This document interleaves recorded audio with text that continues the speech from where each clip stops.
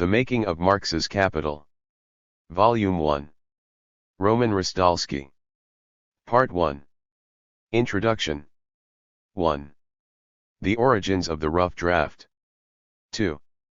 The structure of Marx's work. I. The original outline and its changes. 2.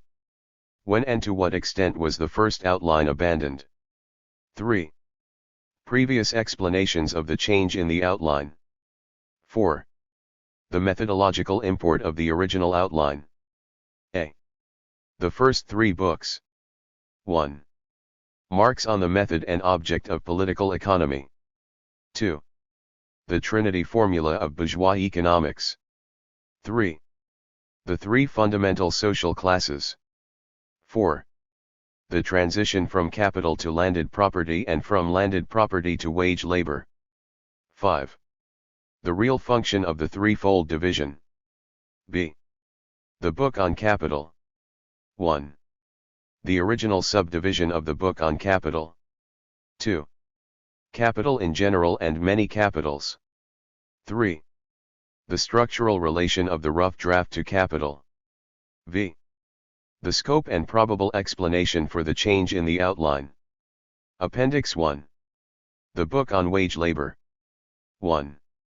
Themes which were to have been included in the book. 2. Why did Marx abandon the separate book on wage labor? Appendix 2. Methodological comments on Rosa Luxemburg's critique of Marx's schemes of reproduction. 3. Karl Marx and the problem of use value in political economy. Part 2. The first formulation of Marx's theory of money. Preliminary note. 4. Critique of the labor-money theory. 5. Transition from value to money. 1. The necessity of the formation of money. 2. The quantitative and qualitative aspects of the problem of value. 3. The formation of money and commodity fetishism. 4. The development of the internal contradictions of the money form. 6. The functions of money. A. Money as measure of value. 1. Preliminary note. 2. Money as measure of value. 7. The functions of money. B. Money as medium of circulation. 8. The functions of money. C. Money as money. 1. General comments. 2. Money as hoard. 3. Money as means of payment. 4. Money as world money. 5. Concluding remarks. Part 3. The section on the production process. 9. Introductory remarks. 10.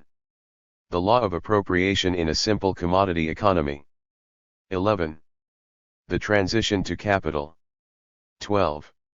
Exchange between capital and labor power. 13. Labor process and valorization process. 14. Creation of value and preservation of value in the production process. 15. The general concept and the 2 basic forms of surplus value. 16. Relative surplus value and productive force. 17. The methods of production of relative surplus value.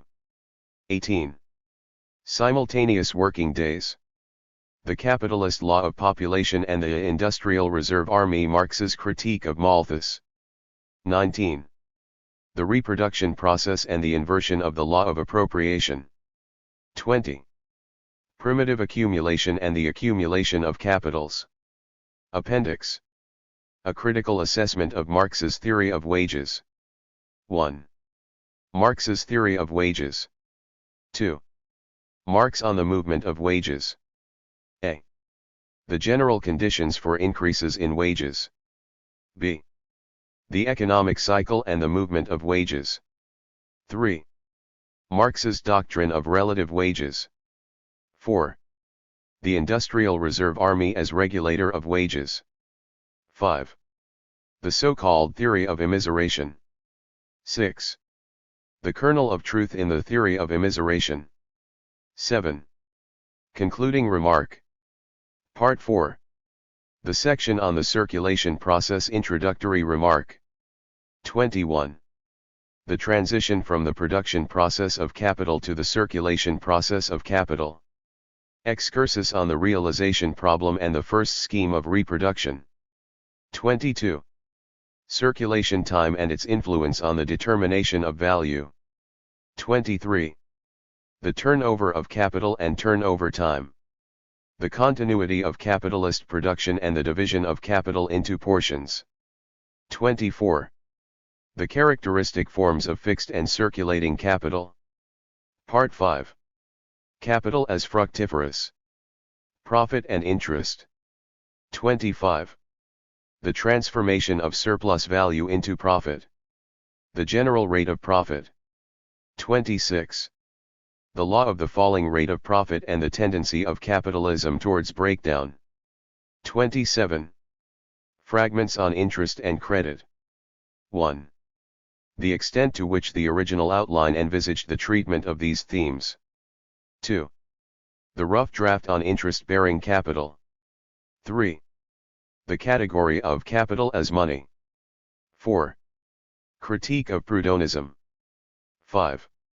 The rough draft on the role of credit in the capitalist economy. 6. The barriers of the credit system. Appendix. On recent criticisms of Marx's law of the falling rate of profit. Part 6. Conclusion. 28. The historical limits of the law of value. Marx on the subject of socialist society. 1. Marx on the development of human individuality under capitalism. 2. The role of machinery as the material precondition of socialist society. 3. The withering away of the law of value under socialism. 29. The reification of the economic categories and the true conception of the process of social production. Part 7. Critical excursus. 30. The dispute surrounding Marx's schemes of reproduction. Introduction. 1. A note on the formal aspect of the schemes of reproduction in Volume 2. 2. The approximation to reality of Marx's schemes of reproduction. 3. The basic presupposition of Marx's schemes of reproduction. 4. The schemes of reproduction and the realization problem. 2. The discussion between the Narodniks and the legal Marxists in Russia. 1. Engels's debate with Danielson. 2. Bulgakov's and Tagan-Baranovsky's interpretation of Marx's analysis of extended reproduction. 3. Lenin's theory of realization. 4. Hilferding's interpretation of Marx's schemes of reproduction. V. Rosa Luxemburg's critique of Marx's theory of accumulation. 1. The historical and methodological background. 2. The schemes of reproduction and technical progress. 3. The neo-harmonist applications of the schemes. 31. The problem of skilled labor. Bohm-Bawerk's critique. 2. Marx's probable solution. 32. A note on the question of false rationalization. 33. Joan Robinson's critique of Marx. Marx's theory of value. 1. Marx as a value fetishist. 2. Marx's rigmarole. 3. Marx's search for a social elixir. The problem of value in a socialist society. 2. Marx's theory of the essence of capitalist exploitation and his concept of capital. 3. Concluding remarks. 34. Neo-Marxist economics. A seemingly dogmatic controversy. 2.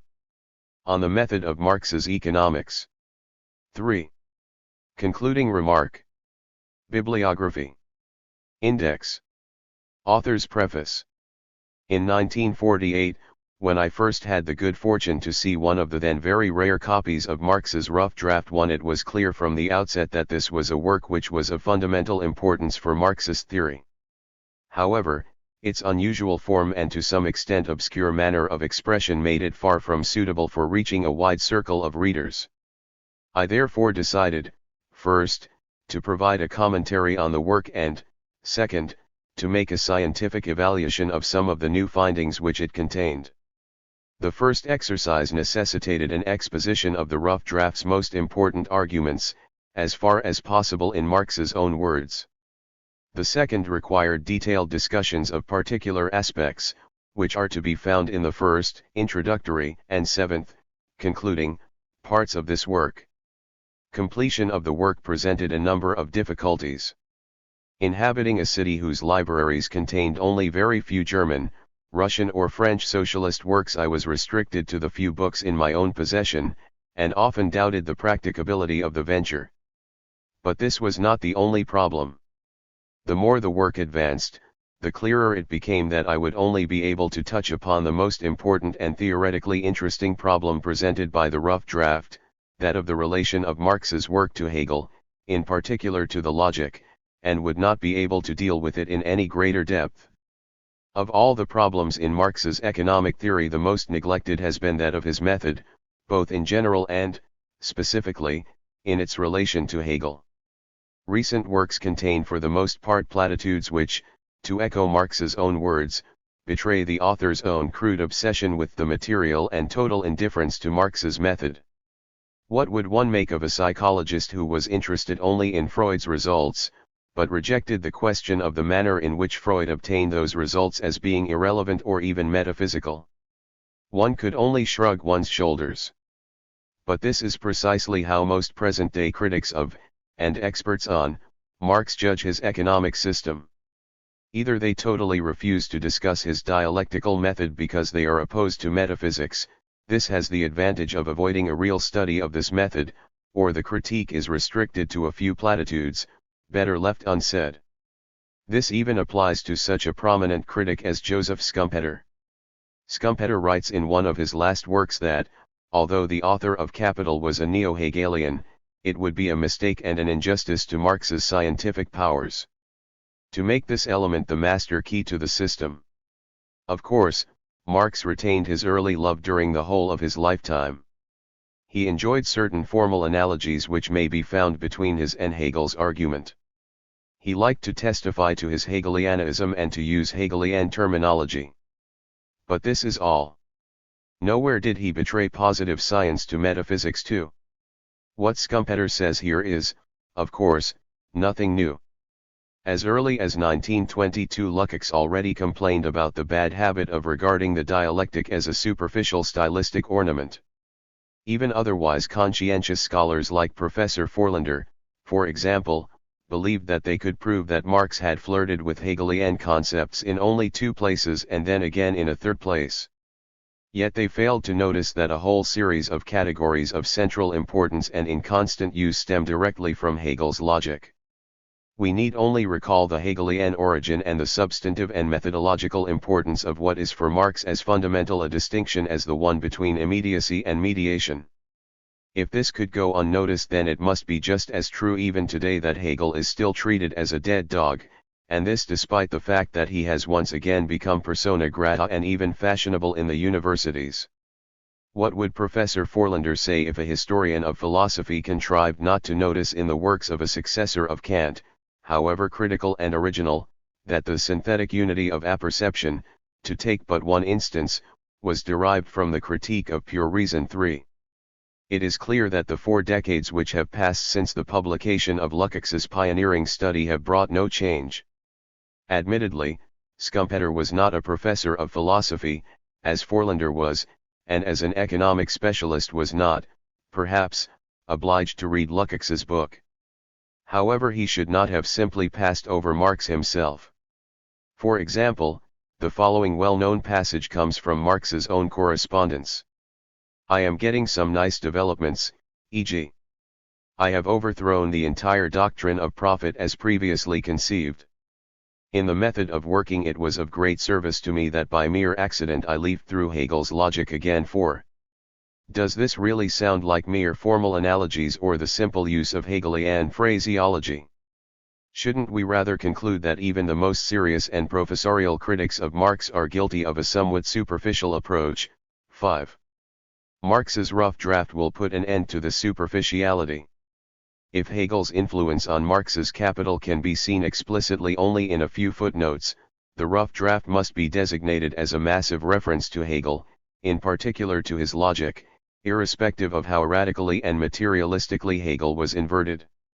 The publication of the Grundrisse means that academic critics of Marx will no longer be able to write without first having studied his method and its relation to Hegel. And whilst the rough draft does present a formidable task for both the opponents and supporters of Marxism, its publication will in the final analysis raise the general level of economic writing on Marx. 6. In conclusion, a few words about the author. I am, by profession, neither an economist nor a philosopher. I would not have dared to write a commentary on the rough draft if a school of Marxist theoreticians still existed today, as it did in the first 30 years of this century, which would have been better equipped to carry out this task.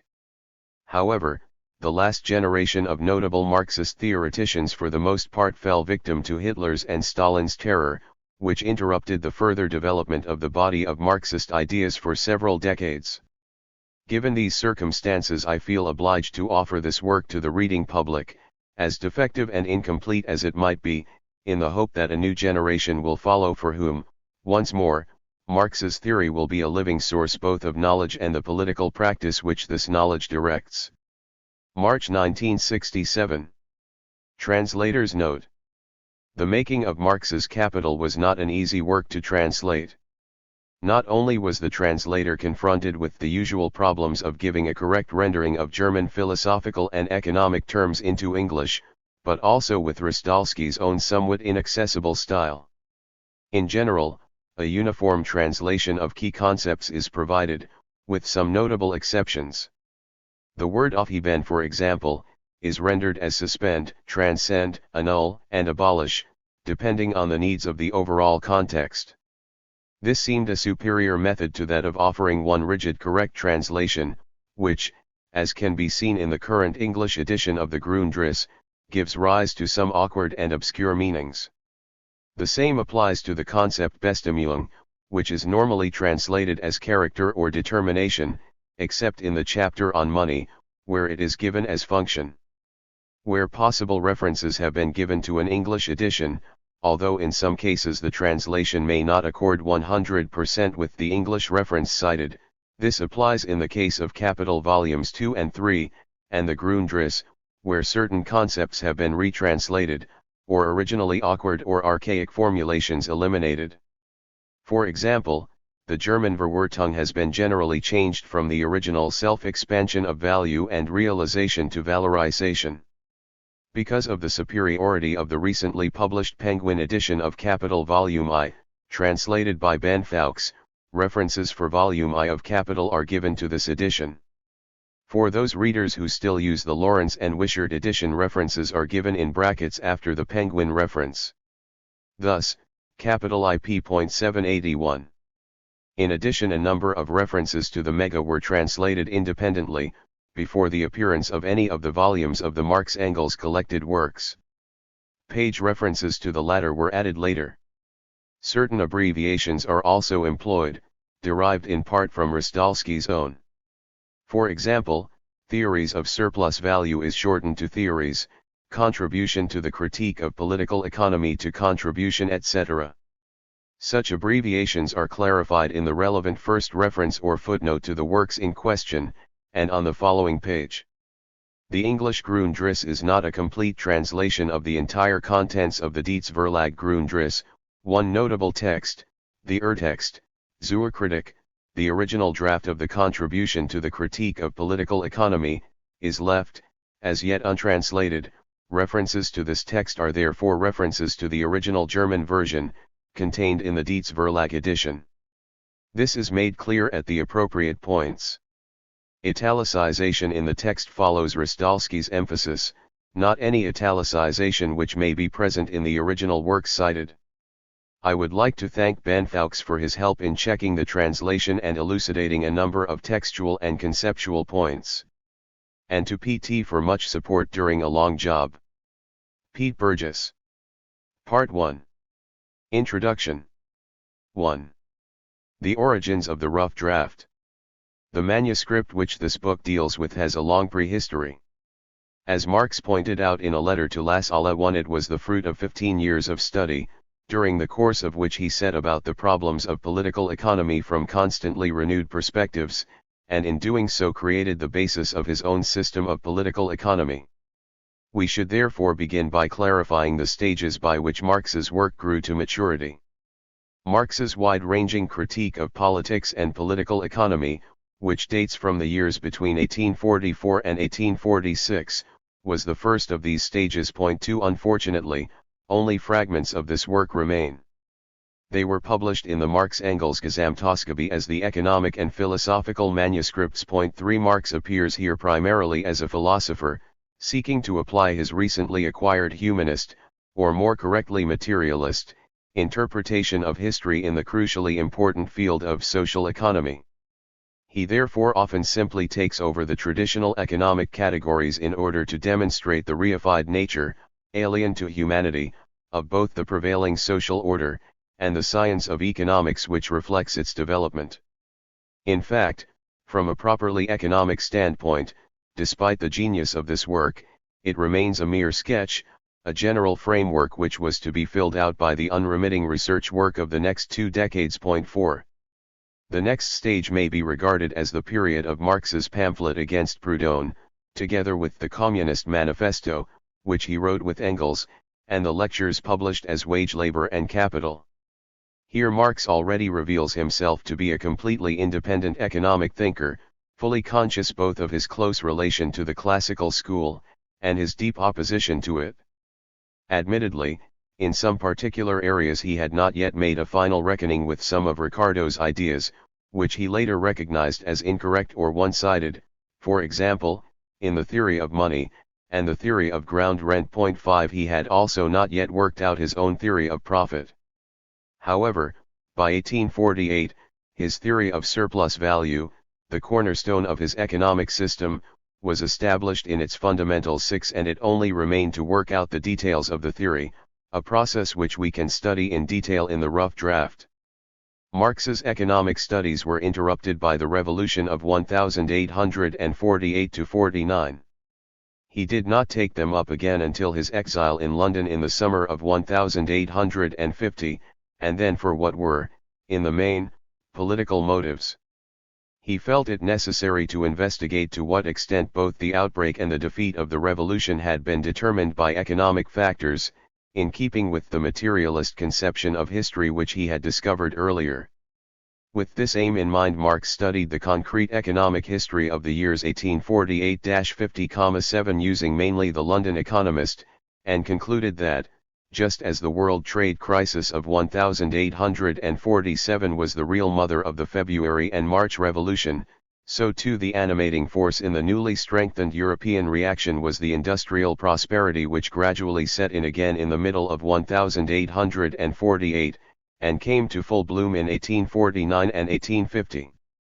However, as early as September 1850, in response to the urgings of his party comrades, Marx restarted work on his economics.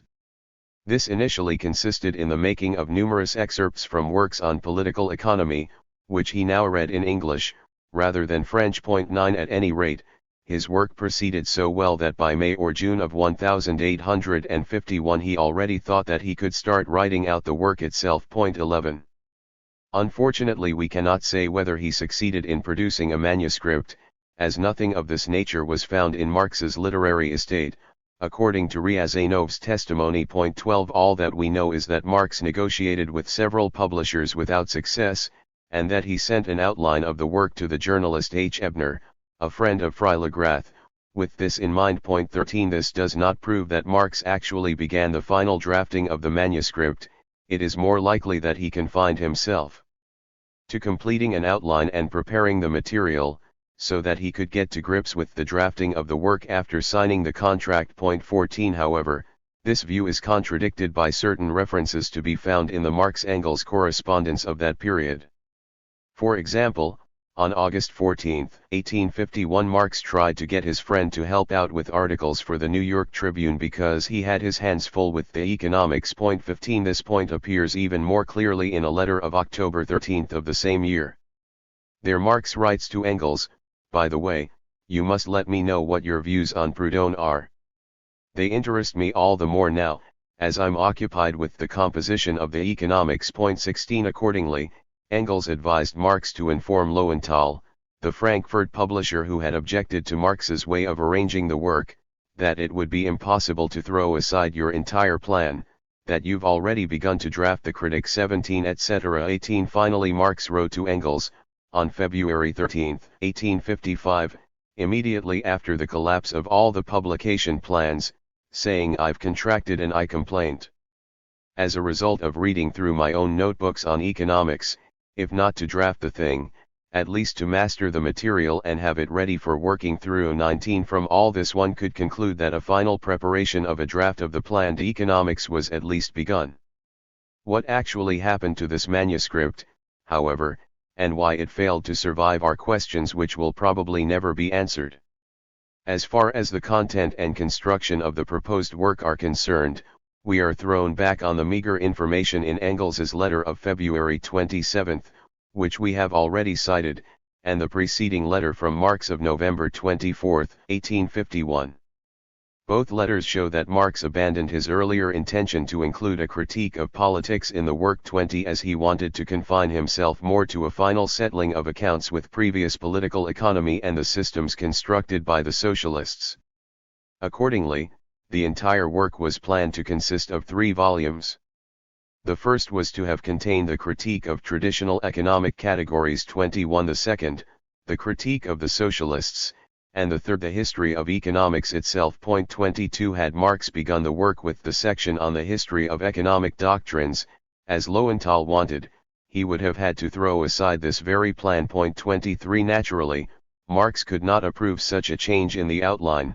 On the other hand, his financial situation was so desperate that he could not break off negotiations for this reason alone. Engels therefore advised him to agree to Lowenthal's suggestion, if it became absolutely necessary, with the proviso that Lowenthal would have to commit himself to 2 volumes of the history of economic doctrines, instead of 1, since in such a situation numerous anticipations of the criticism would be inevitable. After this would come the socialists as the 3rd volume and, as the 4th, that is what would remain from the whole, the renowned positive, What You Really Want. The matter does have its problems in this form, but it has the advantage that the much sought after secret is not revealed until the end, only after the curiosity of the citizen has been pent up for 3 volumes, thus revealing to him that one is not dealing in patent medicines. In addition, it would be best, in the then prevailing political situation, to begin with the most harmless section, the history. 24. Some light is thrown on the studies which Marx pursued in 1850–51, and the progress he had made as an economist since 1847, by letters in which he and Engels discuss questions of political economy, above all, the extremely interesting exchange of opinions in January 1851 on Ricardo's theory of rent. 25 Here Marx already presents his basic objections to Ricardo's explanation of rent, which we later encounter in the theories of surplus value and in Volume 3 of Capital. Engels found these objections so devastating that he jokingly replied, "There is no doubt that your solution is the right one, and that you have acquired a new claim to the title of the economist of ground rent. If there were any right and justice left in the world, the earth's total ground rent should now be yours for at least a year, and even that would be the least to which you are entitled." He added, "If an article by you on ground rent could be published in a translation in an English review, it would attract enormous attention. This is one more reason why you should hasten to complete and publish the economics." 26. Of equal importance in this context is Marx's letter on February 3, 1851, in which he communicates his critique of currency theory to Engels, and where we can see how he also differs from Ricardo on the theory of money. 27. Of particular interest is the detailed discussion in the correspondence over Proudhon's book, published in 1851, as Marx produced a large pamphlet on it, which he offered to several publishers, again without success. 28 Like several of his early works, the manuscript of this pamphlet has been lost. We know only that this text was, for some time, in the hands of a close acquaintance of Marx, Wilhelm Pieper, who promised to offer it to German publishers during his tour there in 1851-29, and further, that Marx wanted to publish the same text in the form of a series of articles under the title Newest Revelations of Socialism, or the General Idea of Revolution in the 19th Century by P.J. Proudhon. A critique by Karl Marx, in Revolution, published by Wedemeyer in New York. 30 However, a previously unpublished manuscript was found among Marx's papers, which is mentioned in the editorial comments to the Grundrisse 31 and bears the title The Completed Money System. This may well be a fragment of the pamphlet against Proudhon. However, whether this is so or not, the detailed discussion in the Correspondence 32 is certainly a substitute for the lost pamphlet. In addition, we see from the Chronic that Marx submitted a treatise, Modern Literature on Political Economy in England from 1830 to 1852, to the publisher Brockhaus in August 1852, in which he proposed to discuss the following subjects: 33-1, the general works, and 2, the special writings on population, colonies, the bank question, protective tariffs, and freedom of trade, etc. Since Brockhaus turned it down, it almost certainly remained as a mere outline. From the summer of 1852 until the autumn of 1856, Marx's work on the critique of political economy was interrupted by his professional work as a journalist. This did not, of course, mean that the research which he engaged in for this purpose had no significance for his work in political economy. On the contrary, Marx had to make himself familiar with practical details, since many of his reports dealt with noteworthy economic events in England and on the continent. Although these lay strictly speaking outside the sphere of political economy, 34, they did prove useful to him later. We need only refer to his numerous articles on economic conditions, on questions of trade policy, on the English working class movement and strikes. Moreover, his reporting on Irish and Scottish agrarian conditions, and on English policy in India, proved to be extremely useful in this respect, as they provided the stimulus for a very thorough study of the Asiatic forms of production and the remnants of agrarian communism in Europe and Asia. As a consequence, the sections on economic history in his work on political economy underwent a significant deepening and enrichment. 35. So much, then, on the actual prehistory of the rough draft of 1857-58.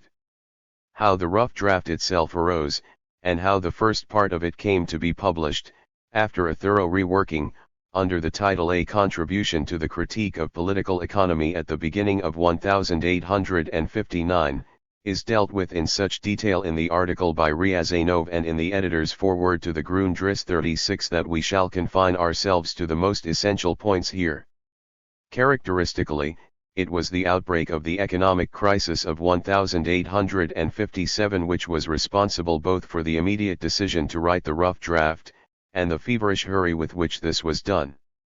37. The economic crisis filled the two-man party, as Engels's biographer, Meyer, named the two friends, with high hopes. 38. And it was therefore only natural that Marx wanted to commit at least the fundamentals of his economic theory to paper before the deluge. 39. That is, before the beginning of the expected European Revolution. Of course, his revolutionary prognosis was based on an illusion, but such illusions have often proved themselves to be fruitful. So too in this case. Marx wrote to Engels on December 18, 1857, "I'm working colossally, usually until 4 a.m. My task is twofold: 1. To work out the fundamentals of the economics. 2. The present crisis.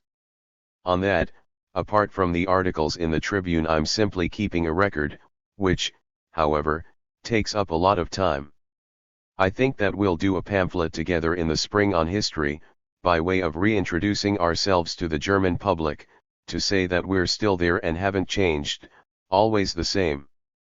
I've sketched out 3 big books, England, Germany, France. All the material on America is in the Tribune.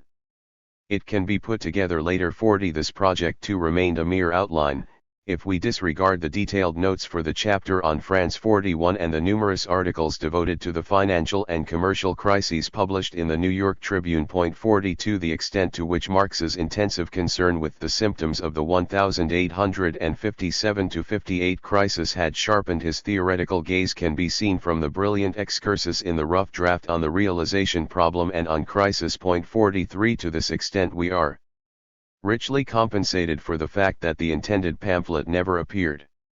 Just as apparent as his hope for a year if disruption in 1858. 44 is the other motive which impelled Marx to work on the rough draft, namely, his desire to deal with the false brothers of the socialist workers' movement, the Proudhonists.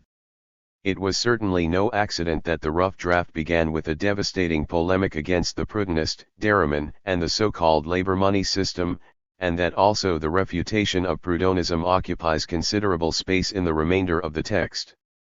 As we know from his correspondence, Marx himself regarded this as one of the most crucial scientific results of the first part of his work. 45 As the specifically Proudhonist variety of socialism is of very little importance today, Marx appears to have placed a disproportionate emphasis on this particular aspect. In our opinion, the theoretical destruction of Proudhonism fades far into the background in the face of the second result stressed by Marx, namely, that his analysis of the commodity and of money exposed the specifically social and in no way absolute character of bourgeois production. However, we should not overlook the fact that, in this case too, theory was fertilized by practice, and that the confrontation with Proudhonism contributed very substantially to the development of Marx's theory of money. But this is a perspective which we shall have to reserve for the section devoted to this theory. 2. The structure of Marx's work. I. The original outline and its changes. It is known that Marx had two outlines which he wanted to use as the basis for his principal work. The first dates from 1857, and the second from 1866.1. Between the two lay a 9-year period of experimentation and continual searching for a form of presentation which would be adequate to the material. At the same time a progressive narrowing down of the original outline occurred, which corresponded, however, with an expansion of the part which remained. In the 1857 outline the complete work was divided into 6 books. The first of these was to have dealt with capital, the second with landed property, the third with wage labor, the fourth with the state, the fifth with foreign trade, and the sixth with the world market and crises. Marx wanted to preface the whole work with an introduction, in which the universal, abstract characteristics, which obtain in more or less all societies would be discussed. Point 4 However, by the turn of 1858 he had already decided to dispense with this introduction, as it seemed to him that any anticipation of yet to be proved results would be a distraction. Point 5. According to the original outline, the last 3 of the 6 books of the work were only to have been sketched out, confined, as Marx said, to the broad outlines. Point 6 Nevertheless, one of these books is the subject of a letter to Kugelmann, written on December 28, 1862, proved that at that time they had not yet been finally excluded from the plan of the complete work. Point 7 However, this must have taken place soon afterwards, as Marx's 1864-65 manuscript makes no mention of these books and merely allots them, or at least one of them, on the world market, to an eventual continuation of the work. Point 8 And so one restriction of the original plan had already been decided by then. The second restriction concerns books 2 and 3, which were to have dealt with landed property and wage labor. It is impossible to say precisely when Marx finally dispensed with these books. Even Marx's proposals for the first and third sections of the book on capital, which date from January 1863 and were published by Koski, provide no conclusive answer. However, the basic themes of the books on landed property and wage labor were incorporated in the manuscripts of volumes I and III of the final work, which took shape between 1864 and 1866. In this way the 6 books which were originally planned were reduced to 1, the book on capital. Let us now turn to the expansion of the book which remained. It is clear that a great deal of material from the deleted books, especially 2 and 3, must have been transferred to the first, insofar as they contain the basic and properly economic development. Point 9. But not only that. According to the original outline, the book on capital was also divided into 4 sections, which were supposed to deal with a. Capital in general, b. Competition, c. Credit, and finally d. Share capital. Accordingly, the first 2 versions of the work, that is, the rough draft and the second manuscript of 1861-63, were also confined in essence to the analysis of capital in general. Point 10. In writing to Kugelmann on the subject of this second manuscript in a letter of December 28, 1862, Marx stated, "It comprises in fact only what was supposed to have formed the 3rd chapter of the first section 11, namely capital in general." Thus, competition between capitals, and the credit system are not included. However, just 1 month later Marx drafted the proposal for section 3, mentioned above, thereby breaking radically with his previous method of subdividing the book on capital. Consequently, in the course of the next 2 years he dropped his intention of presenting competition and share capital separately, but the first section of the first book, dealing with capital in general, was progressively enlarged to take care of this. The essential part of the deleted sections B, C, and D, could now be introduced into the last of the 3 books, which were to have dealt with the production process of capital, circulation process, and the structure of the process of capitalist production as a whole. Point 12. With this, then, capital acquired its final form. To when, and to what extent, was the first outline abandoned? We now want to illustrate what we have said about the development of the various versions of capital. The 2 outlines are cited here again for ease of reference. The 1857 plan envisaged the following structure for the work. I. The book on capital. A. Capital in general. 1. Production process of capital. 2. Circulation process of capital. 3. Profit and interest. B. Section on competition. C. Section on the credit system. D. Section on share capital. 2. The book on landed property. 3. The book on wage labor. 4. The book on the state. V. The book on foreign trade. 6. The book on the world market and crises. On the other hand, the work was divided in the following way in the 1866 outline. Book I. Production process of capital. Book 2. Circulation process of capital. Book 3. Forms of the process as a whole. Book 4. The history of theory. Let us now examine the individual manuscripts for capital. We shall begin with the rough draft. At first glance the structure of this work seems to coincide with that of capital. The production process of capital is examined first. 13. The second section deals with the circulation process, and the third concludes with the analysis of profit, the rate of profit and interest.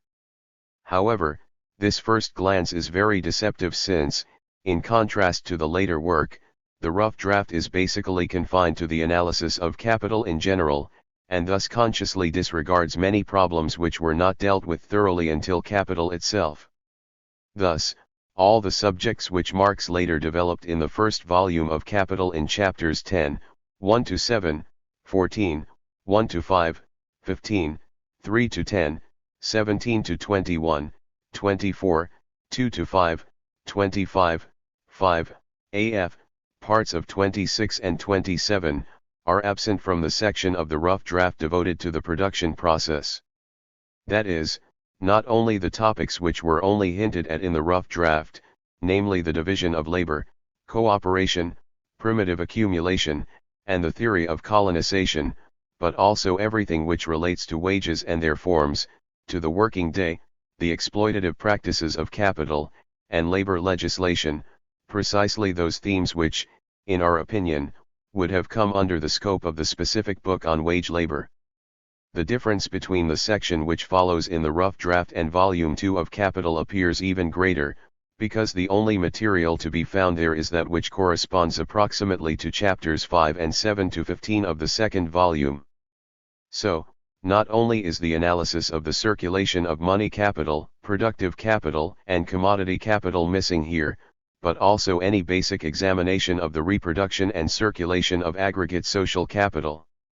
Nevertheless, the presentation in Volume 2 can be regarded as an elaboration of those lines of thought which had already been touched upon and which were present in embryonic form in the rough draft. Point 14. The presentation in Volume 2 does not essentially go beyond the framework which was originally assigned to the analysis of the circulation process.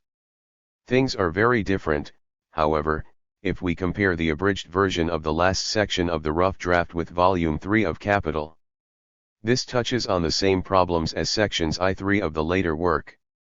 However, they are only looked at, so to speak, on the margin in the rough draft, that is, as they appear from the standpoint of capital in general with competition excluded. In other words, the rough draft should have been ended here if it were to remain faithful to the original outline. This explains why the last section is so short and why those topics which constitute the contents of sections 4v of Volume 3 of Capital were deliberately excluded, i.e. on the one hand merchant capital and the credit system, and on the other, ground rent. For these were problems which, according to the 1857 outline, should first have been dealt with in later sections of the book on capital, and in the second book of the work which was to have dealt with landed property. We can see, then, that the rough draft does not fundamentally go beyond points I.A. 1 to 3 of the plan set out on p12, its structure corresponds exactly to Marx's original outline. However, how does the rough draft compare with the second Capital manuscript of 1861 to 63? As very important parts of this manuscript are still unpublished, 15 we have to turn, in the main, to the proposals for the first and third sections of the book on capital of 1863, which were published by Koski. Point 16. The first section, production process of capital, to be divided as follows. 1. Introduction. Commodity. Money. 2. Transformation of money into capital. 3. Absolute surplus value, A. Labor process and valorization process, B. Constant capital and variable capital, C. Absolute surplus value, D. Struggle for the normal working day, E. Simultaneous working days. Amount of surplus value and the rate of surplus value. 4. Relative surplus value, A. Simple cooperation, B. Division of labor, C. Machinery, etc. 5. Combination of absolute and relative surplus value. Relations between wage labor and surplus value. Formal and real subsumption of labor under capital. Productivity of capital. Productive and unproductive labor. 6. Reconversion of surplus value into capital. Primitive accumulation. Wakefield's theory of colonies. 7. Result of the production process. 8. Theories of surplus value. 9. Theories of productive and unproductive labor. And the second proposal. The third section, capital and profit, to be divided as follows. 1. Transformation of surplus value into profit. The rate of profit as distinct from the rate of surplus value. 2. Transformation of profit into average profit. Establishment of the general rate of profit. Transformation of values into prices of production. 3. A. Smith's and Ricardo's theories on profit and prices of production. 4. Ground rent. 5. History of Ricardo's so-called law of rent. 6. Law of the fall in the rate of profit. A. Smith, Ricardo, Carey. 7. Theories of profit. 8. Division of profit into industrial profit and interest. Mercantile capital. Money capital. 9. Revenue and its sources. Include here the question of the relation of the processes of distribution and production. 10. Reflux movements of money in the process of capitalist production as a whole. 11. Vulgar economics. 12. Conclusion. Capital and wage labor. How does Koski comment on the plans shown above? By all accounts, he says, the proposals for the first and third volume 17 are sufficient to show that at the time of their drafting Marx had already established the outline of capital in its fundamentals.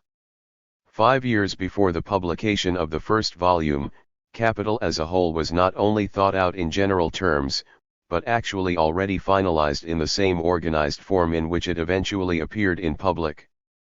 This follows directly from a comparison of the outline with the list of contents of volume I. They coincide almost completely. The line of reasoning which Marx developed in the first volume as historical tendencies of capitalist accumulation, and which leads to the expropriation of the expropriators, is clearly to be understood under change in the appearance of the law of appropriation. There are only two significant differences between the preliminary plan and the final edition of the first volume. In the plan Marx adheres strictly to his intention of providing the history of the theories on particular points of political economy at the end of the exposition of each of them in the form of a summary, as was done in the Critique 18.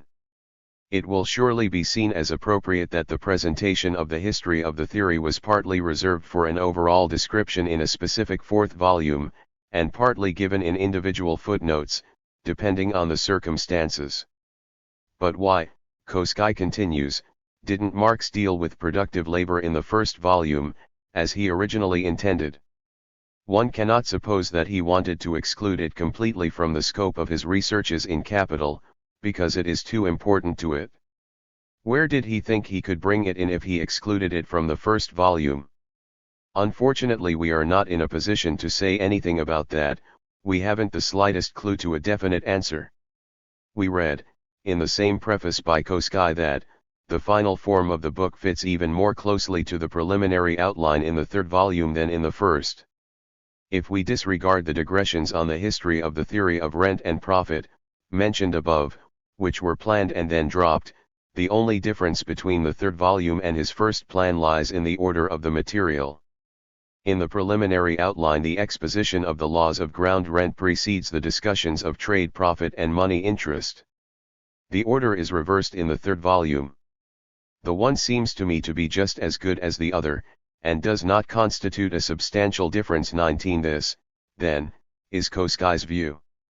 As with his comments on productive labor, his entire commentary is likewise based on a misunderstanding.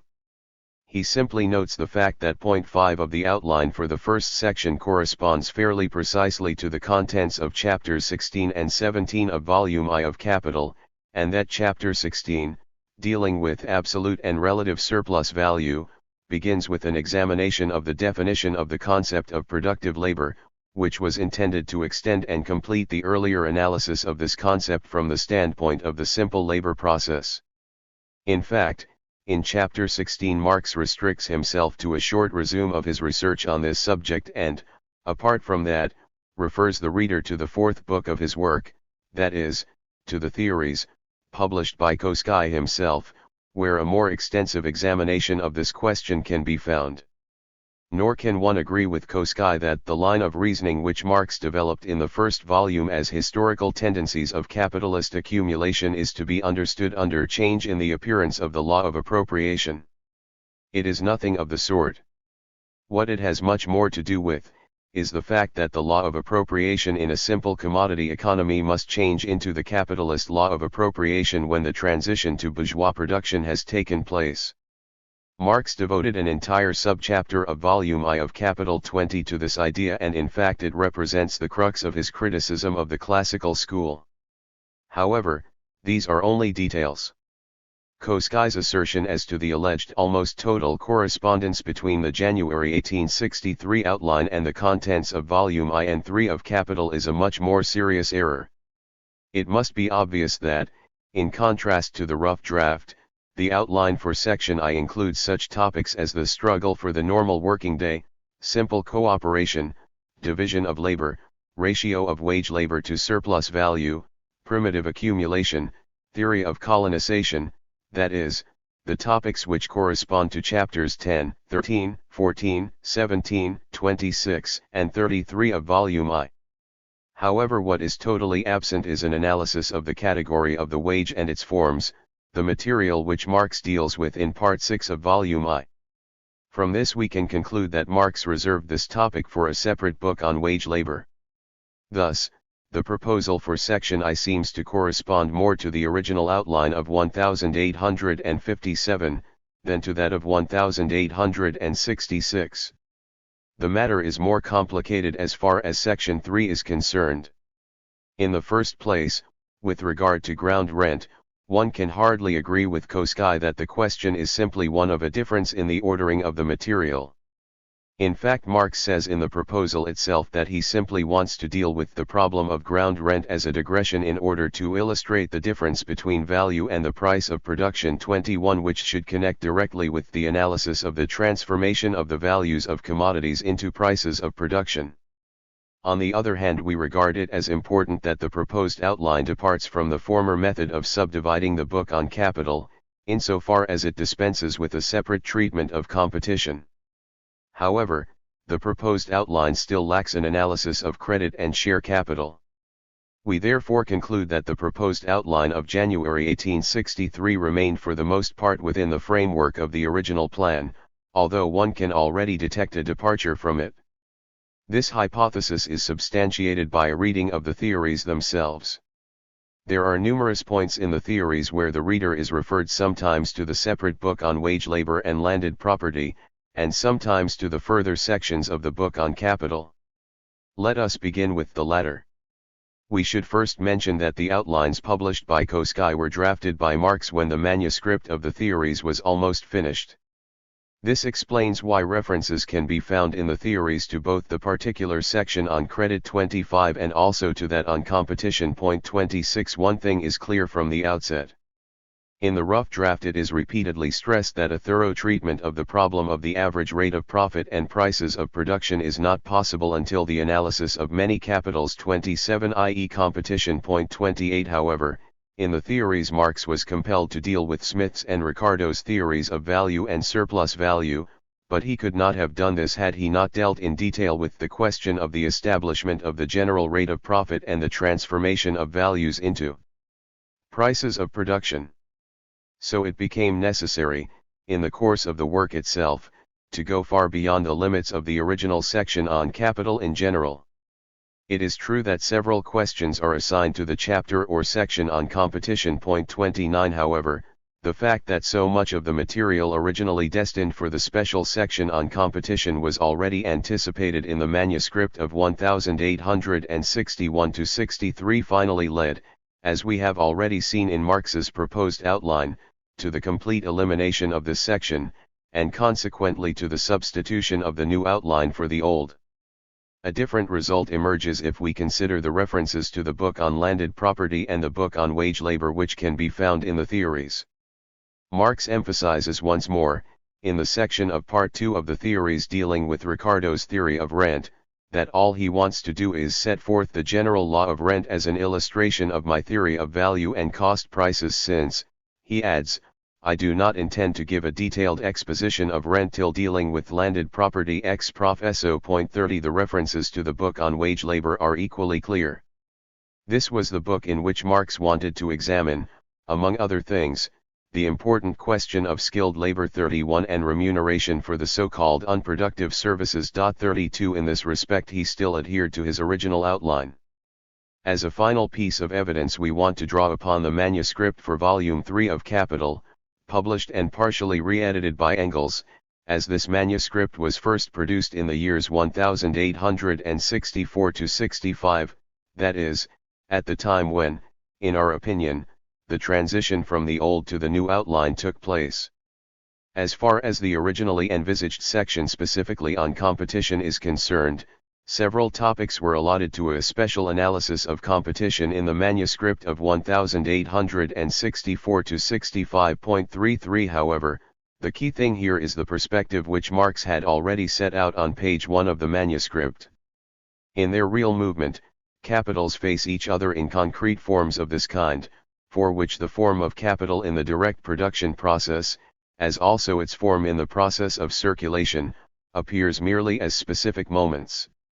The forms of capital, as we develop them in this book, progressively approach the form in which they appear on the surface of society, in the action of the different capitals upon one another, in competition, and in the everyday consciousness of the agents of production. 34 Hence the previous fundamental separation of the analysis of capital in general and that of competition is dropped here, which naturally did not rule out the necessity of assigning certain specific problems to a separate section on competition. 35 The question of the section on credit cannot be resolved so definitively. Marx's own statements indicate that Volume 3 was supposed to contain a thorough analysis of the credit system. 36 Marx therefore also broke with the old outline on this point. However, in the first section of the manuscript of 1864-65 we find the comment that the presentation of the credit system should remain outside the scope of my work. 37 Furthermore, at the beginning of chapter 25 of Capital, Volume 3, Marx says, an exhaustive analysis of the credit system and of the instruments which it creates for its own use lies beyond our plan. 38 These are statements which seem to indicate a certain indecision, which would certainly have been overcome had Marx had the chance to draft the manuscript in a form ready for printing, in particular Part V, which existed mainly in the form of notes. 39 So much on competition and credit. But how does this relate to the material which should have been dealt with in books 2-6 of the work, according to the original outline? As far as the book on landed property is concerned, the work on the theories led Marx to go beyond point 4 of the proposed outline for section 3 of January 1863. He by no means confined himself to an illustration of the difference between values and prices of production in the theories, i.e. to an exposition of the theory of absolute rent, but in addition provided a detailed critique of Ricardo's theory of differential rent. Both problems, absolute and differential rent, were then dealt with in the 1864-65 manuscript, although the examination of differential rent now came first. 40 In the manuscript of Volume 3, published by Engels, there is not only a separate chapter on the rents for building land and mines and on the price of land, but also an exhaustive inquiry into the genesis of capitalist rent, thus fulfilling an intention which had already been stated in Volume 2 of Theories. 41 Part 6 of Volume 3, which was produced as a result, ought to have covered the crucial themes of the book on landed property, as it was originally envisaged, although Marx emphasizes that a systematic treatment of land ownership, which is beyond the scope of our plan, not only involved a consideration of the different historical forms of landed property, but also several of the specific questions which relate to modern landed property itself. 42 On the other hand, we know from Engels's preface to Volume 3 of Capital that in the 70s Marx engaged in entirely new special studies for the part on ground rent. For years he had studied the Russian originals of statistical reports inevitable after the reform of 1861 in Russia and other publications on land ownership and had taken extracts from them. Owing to the variety of forms both of land ownership and of the exploitation of agricultural producers in Russia, this country was to play the same role in the part dealing with ground rent that England played in Book I in connection with industrial wage labor. 43 We cannot say what effect this would have had in changing the manuscript on ground rent. Why the manuscript of 1864-65 contains no references of any kind to a separate book on wage labor can be easily explained. The manuscript was already drafted according to Marx's new outline, and consequently all the themes of the earlier book on wage labor came into the scope of Volume I of the work, which dealt with the production process.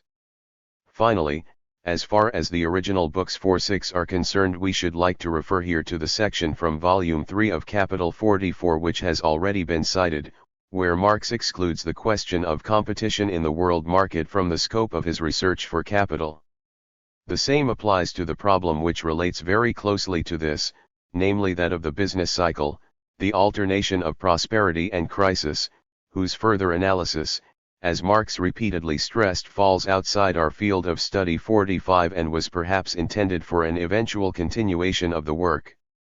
This does show, however, that Marx's theory of crises had gaps, in the sense that he never again had the opportunity of dealing with the problem at its most concrete level. To this extent, Rosa Luxemburg's criticism 46 contains an element of truth. So much for the changes in the outline which can be established by looking at the manuscripts for Capital itself. What conclusions can we draw from our inquiry? First, that the transition from the old outline to the new did not take place before 1864-65. Second, that on the subject of the changes in the outline we must draw a sharp distinction between the original books I3 and books 4-6. As far as these last books are concerned, our inquiry suggests the conclusion that they were never really abandoned. That is to say, their subject matter was never fully assimilated within the second structure of the work, but rather held back for the eventual continuation itself. And since the subjects under consideration are only dealt with intermittently in Capital, the so-called gaps theory does seem to have some justification. The position is quite different in the case of books 2 and 3. These had to be incorporated into the new structure because Capital would have been inconceivable without a treatment of the questions which they deal with. D. Of the book on Capital as in the original plan. So our present problem, that of the change in the outline, only arises in connection with these latter parts of the former structure, namely books 2 and 3 and sections B, C, of the first book. Point 48. 3 previous explanations of the change in the outline. This is sufficient on the outward history of the change in the outline. But what about the reasons for the change, and how do they relate to the methodology of Marx's work? It is indicative that this question, which is so fundamental to an understanding of Marx's system, was not brought up until Grossman, the author of the Accumulationsgesetz, did so in 1929.49. However, like several other post-war authors who dealt with this subject, he did not succeed in answering the question.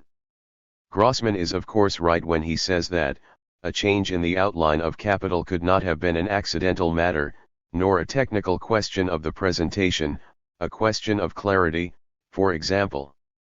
Rather, as he says, it must be traced back to something internal, that is, methodological reasons must be found. However, the reasons Grossman himself gives are so inadequate that we have to regard his attempted explanation as a complete failure. Point 50.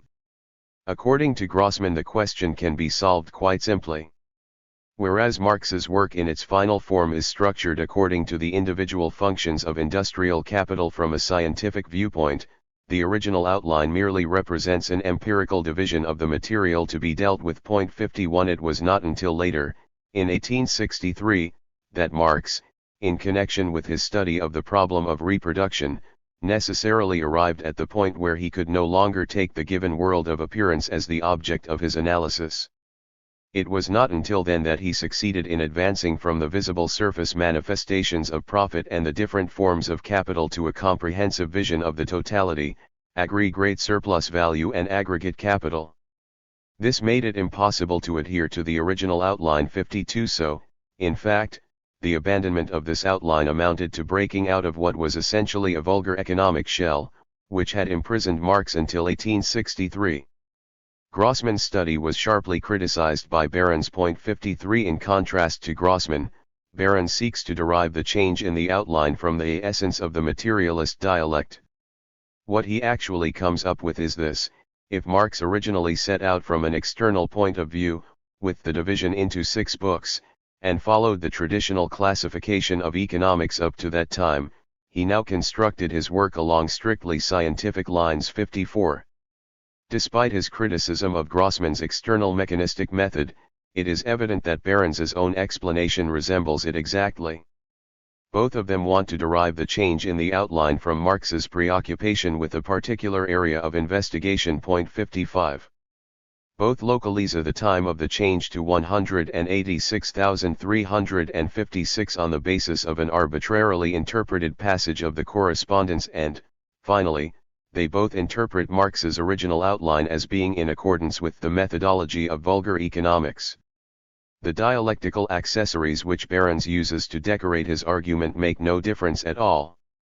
It would be a pure waste of time to look at these superficial attempts at an explanation any more closely. The intention of the original outline must be derived from an analysis of the rough draft, and the later capital manuscripts themselves, if we are to find a solution to the problem of the change in the outline. For the methodological import of the original outline. A. The first 3 books. 1. Marx on the Method and Object of Political Economy. Does not the articulation of the work, which is to be found in the first outline, coincide at least outwardly with the conventional divisions of bourgeois economics? It does, but only outwardly, and the task of Marxist research consists in proceeding to the essence of the matter, to the basic methodological assumptions, which distinguish Marx's classification from the conventional one, and not in allowing itself to be deceived by superficial similarities.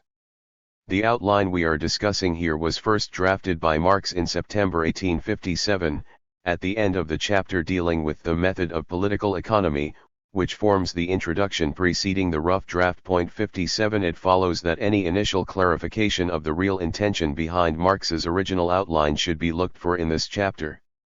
Marx shows here that the method of ascending from the abstract to the concrete is the only scientific way of appropriating the concrete and reproducing it as the concrete in thought. The concrete is concrete, so runs the now famous sentence of the introduction, because it is the synthesis of many determinations, hence the unity of the diverse. Point 58. Therefore it can only be fully understood by means of thought as a process of synthesis, that is, by means of the progressive reconstruction of the concrete from the most simple, abstract definitions of the concrete itself. On the other hand, if scientific analysis begins directly with the real and concrete, with the actual preconditions themselves, for example population or the world market, then it has an indistinct and completely undefined picture of reality to deal with. Because, population is an abstraction if I leave out, for example, the classes of which it is composed. These classes in turn are an empty phrase if I am not familiar with the elements on which they rest. E.g. wage labor, capital etc. These in turn presuppose exchange, division of labor, prices etc. Thus, if I were to begin with population, this would be a chaotic conception of the whole, and I would then, by means of further definition, move analytically towards ever more simple concepts, from the imagined concrete towards ever thinner abstractions until I had arrived at the simplest definitions. From there the journey would have to be retraced until I finally arrived back at population, but this time not as a chaotic conception of the whole, but as a rich totality of many definitions and relations. And it is precisely for this reason that a correct and scientific method of political economy must ascend from the simple, such as labor, division of labor, need, exchange value, to the state, exchange between countries and the world market. 59. In order that the development of the capitalist mode of production can be followed through until it is grasped in its totality. We refer to this section, which has been quoted so often, because it provides us with some explanation of Marx's outline of 1857 and because it demonstrates that this outline follows the path from abstract definitions to the concrete, and was in no way arranged in a form corresponding to the point of view of the raw material. Point 60. This is not all, however. The original outline was clearly drawn up so that the process of synthesis, the ascent from the abstract to the concrete, occurs there several times. This can be seen particularly clearly in the changes to the outline on page 108 of the Grundriss. In this version the inquiry proceeds from general categories, through an analysis of the inner structure of production, the categories of capital, landed property, and wage labor, in order to arrive at the synthesis of bourgeois society in the form of the state. Here bourgeois society is studied in its relation to itself, which naturally offers quite new perspectives. However, this is still not the final stage of concretization. For the domestic economy must be understood in its external relations to other capitalist countries, and ultimately as one element in a totality which embraces all countries. Only then do we arrive at the category world market and the world economy as a rich totality of many definitions and relations. Finally, the same procedure of the ascent from the abstract to the concrete is repeated in the book on capital, where Marx begins with capital in general in order to reach, via an examination of competition and the credit system, capital in its most developed form, share capital. 61. So we see that what distinguishes the original outline is primarily the view of the bourgeois economy as an organic whole, the perspective of a totality, of the all-pervasive, determining supremacy of the whole over the parts. 62. A view far removed from the method of bourgeois economics, which brings outward appearances into a purely external relation with one another. Accordingly, Marx stresses in the same chapter of the introduction that it would be wrong and impractical to deal with the economic categories in the same sequence as that in which they were the determining factors in history. Their sequence is determined, rather, by the relation which they bear to each other in modern bourgeois society, which is precisely the opposite of what seems to be their natural order or the order of their succession in history. Marx states further, this must be kept in mind because it has an immediate and decisive bearing on the arrangement of the categories. For example, nothing seems more natural than to start with rent, with landed property, because it is bound up with land, the source of all production and all existence, and with the first form of production in all reasonably settled societies, namely agriculture. But nothing could be more erroneous. For in all forms of society there is a certain form of production which predominates over all the rest, and whose relations determine the rank and influence of all others. For example, under capitalist production agriculture becomes more and more a branch of industry, and as such, subordinate to capital. And it is precisely for this reason that in the theoretical analysis of the bourgeois social order, capital as the all-prevailing economic power of bourgeois society, must form the starting point as well as the end and be developed before land ownership. 63. 2. The Trinity formula of bourgeois economics. However, if the category of capital constitutes the starting point as well as the end, why did Marx intend to follow the book on capital with separate books on landed property and wage labor? Doesn't this indicate a certain inconsistency or methodological immaturity in the original outline? Not at all. We first have to remember that the threefold division of the material in bourgeois economics did not always serve apologetic ends, and that we should distinguish between classical and vulgar economics in this respect at least. We know that Marx was unmerciful in his demolition of the Trinity formula of vulgar economics, with its theory of three factors of production, capital, land, and labor, understood not simply as three different sources of income, but at the same time as independent sources of value creation, working harmoniously together. He shows that the mystification of the capitalist mode of production, the reification of social relations is accomplished in this formula, because it unthinkingly compounds the historically determined social forms of production with the material aspects of the real labor process, the enchanted, perverted, topsy-turvy world in which Monsieur Le Capital and Madame La Terre do their ghost-walking as social characters and at the same time directly as mere things. 65. However, this characterization only applies to vulgar economics proper, or the elements 66 of it which were undoubtedly to be found in the classical school. 67. Secondly, the Trinity formula does contain a certain germ of truth, because owing to the separation of the real producers from the means of production, the value created by the annual addition of new labor divides into three parts, which take on the shape of three different kinds of revenue, and form the annual income of the three social classes: the capitalists, landowners, and the workers. These, then, are relations or forms of distribution, for they express the relations under which the newly produced total value is distributed among the owners of the various productive agencies. 68. Indeed, if labor were not defined as wage labor, the form in which it takes its share of products would not appear as wages. 69. On the other hand, if the ruling class did not possess a monopoly of the means of production, they could not compel the worker to perform surplus labor, and would therefore not be in a position to appropriate the different parts of the surplus value produced by the worker in the form of manufacturers' profits, interest, and rent.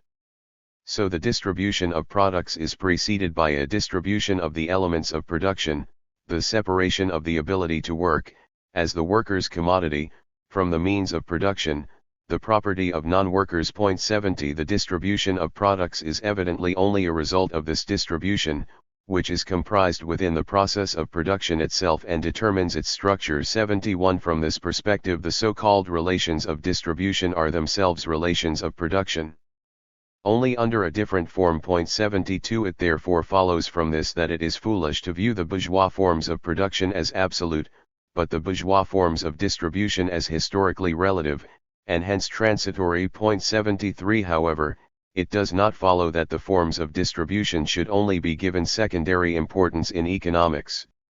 On the contrary, these forms continually react upon the relations of production, the specific features and therefore also the specific limitation.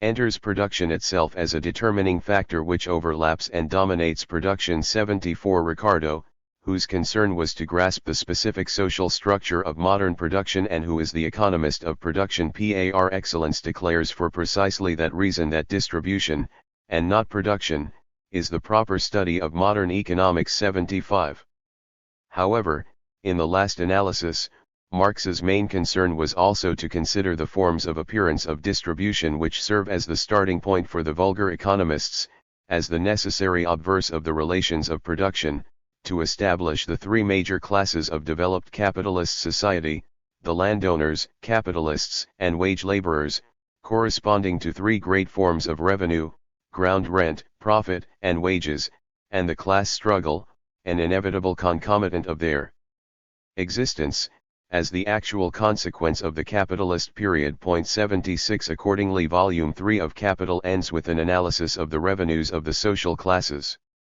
In addition, however, according to the outline of 1857, the analysis of capital, landed property, and wage labor was to have opened out into a study of the three great social classes, and the exchange between them. In other words, Marx expected the analysis of the relations of production to lead on to that of the relations of distribution. 77 And so a considerable correspondence between the original outline and the final one can also be established on this issue. 3. The three fundamental social classes. From what has been said, it is now clear how we should interpret the projected threefold division of the inquiry in the first outline into the three separate books on capital, landed property, and wage labor. It was necessary to investigate the economic conditions of existence of the three main classes into which modern bourgeois society is divided. 78 What determines this class division? 79 As far as workers and capitalists are concerned, there is clearly only one answer: their functions in the production process. 80 This is quite evident in relation to wage labor. The capitalist social order would be inconceivable without the category of wage labor.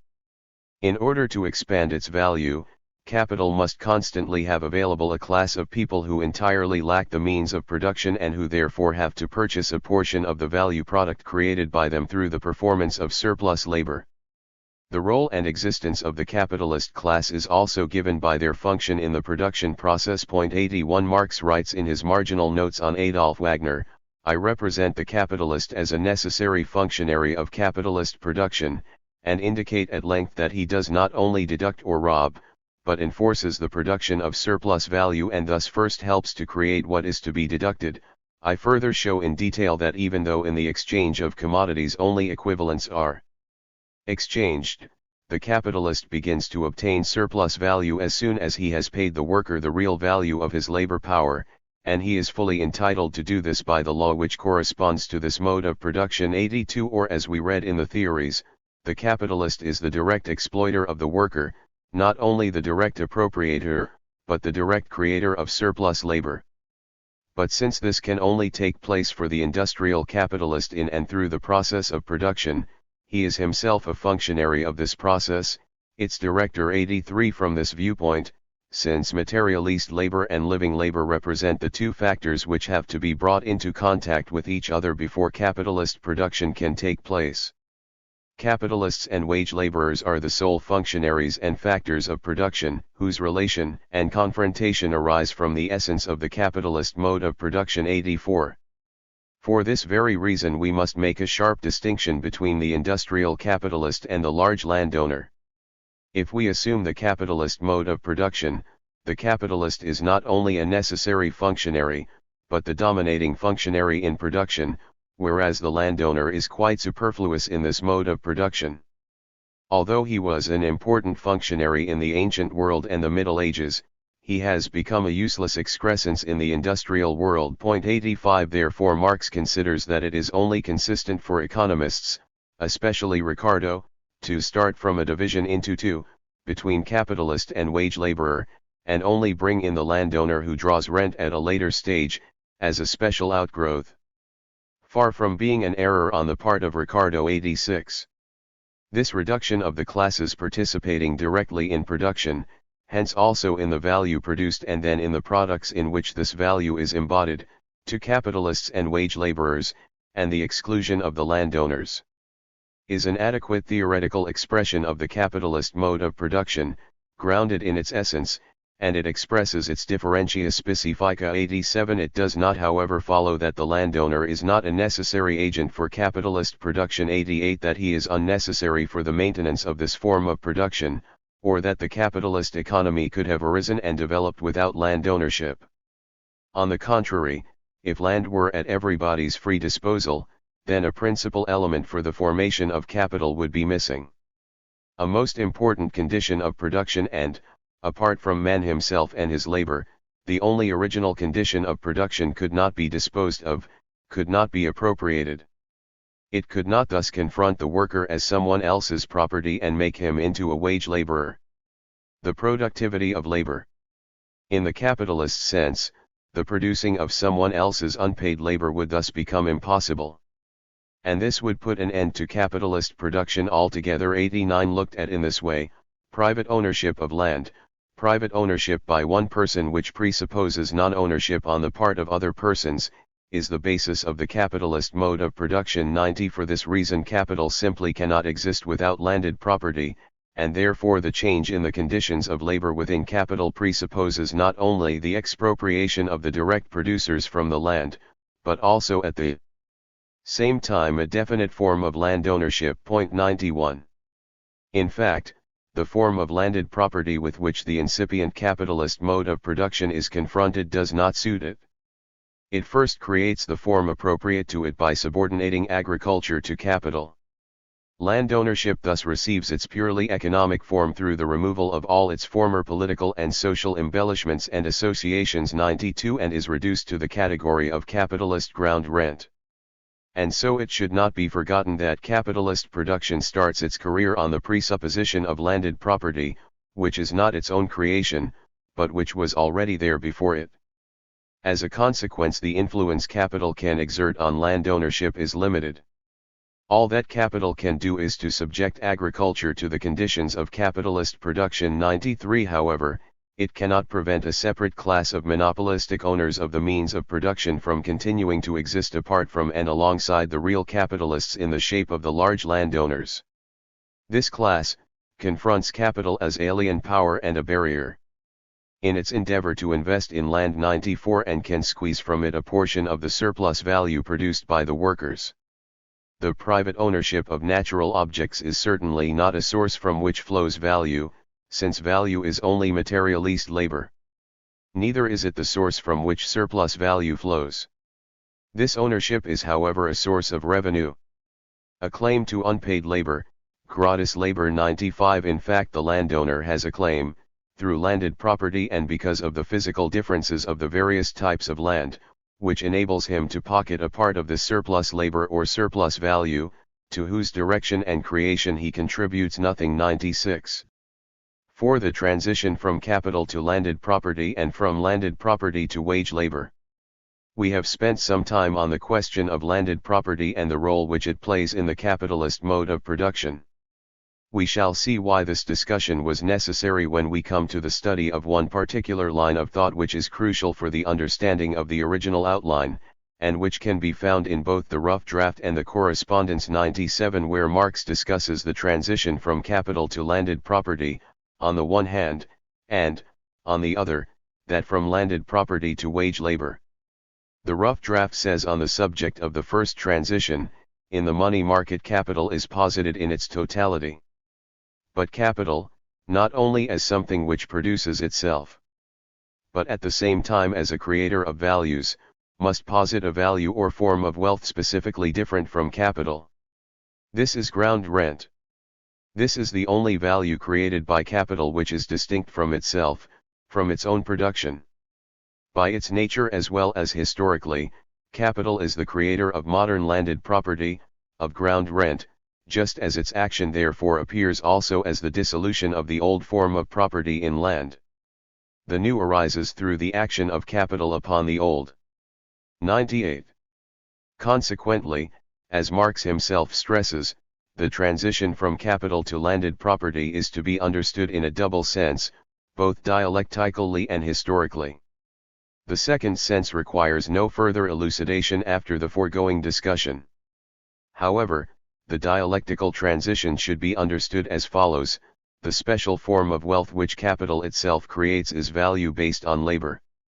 But apart from this there is also the value of natural agents, which as such are not products of labor but which are appropriated, hence possess exchange value and enter as values into the calculation of the cost of production. 99. This value can only be explained by the theory of rent, and modern ground rent represents a particular creation of capital, the only creation of capital as value distinct from itself, from its own production.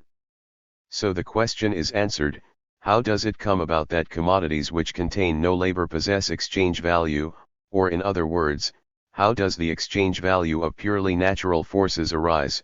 100. Naturally, value here only has a figurative meaning, i.e. it cannot be directly explained by the theory of value as such, but rather, presupposes further developments. 101. However, this is one reason why Marx did not intend to deal with land ownership, i.e. the theory of ground rent, until after the analysis of the category of capital, apart from the historical considerations which suggested this. So much for the conceptual and historical interaction between landed property and capital. Marx continues: now the question arises as to how the transition from land ownership to wage labor came about. Historically, the transition is beyond dispute.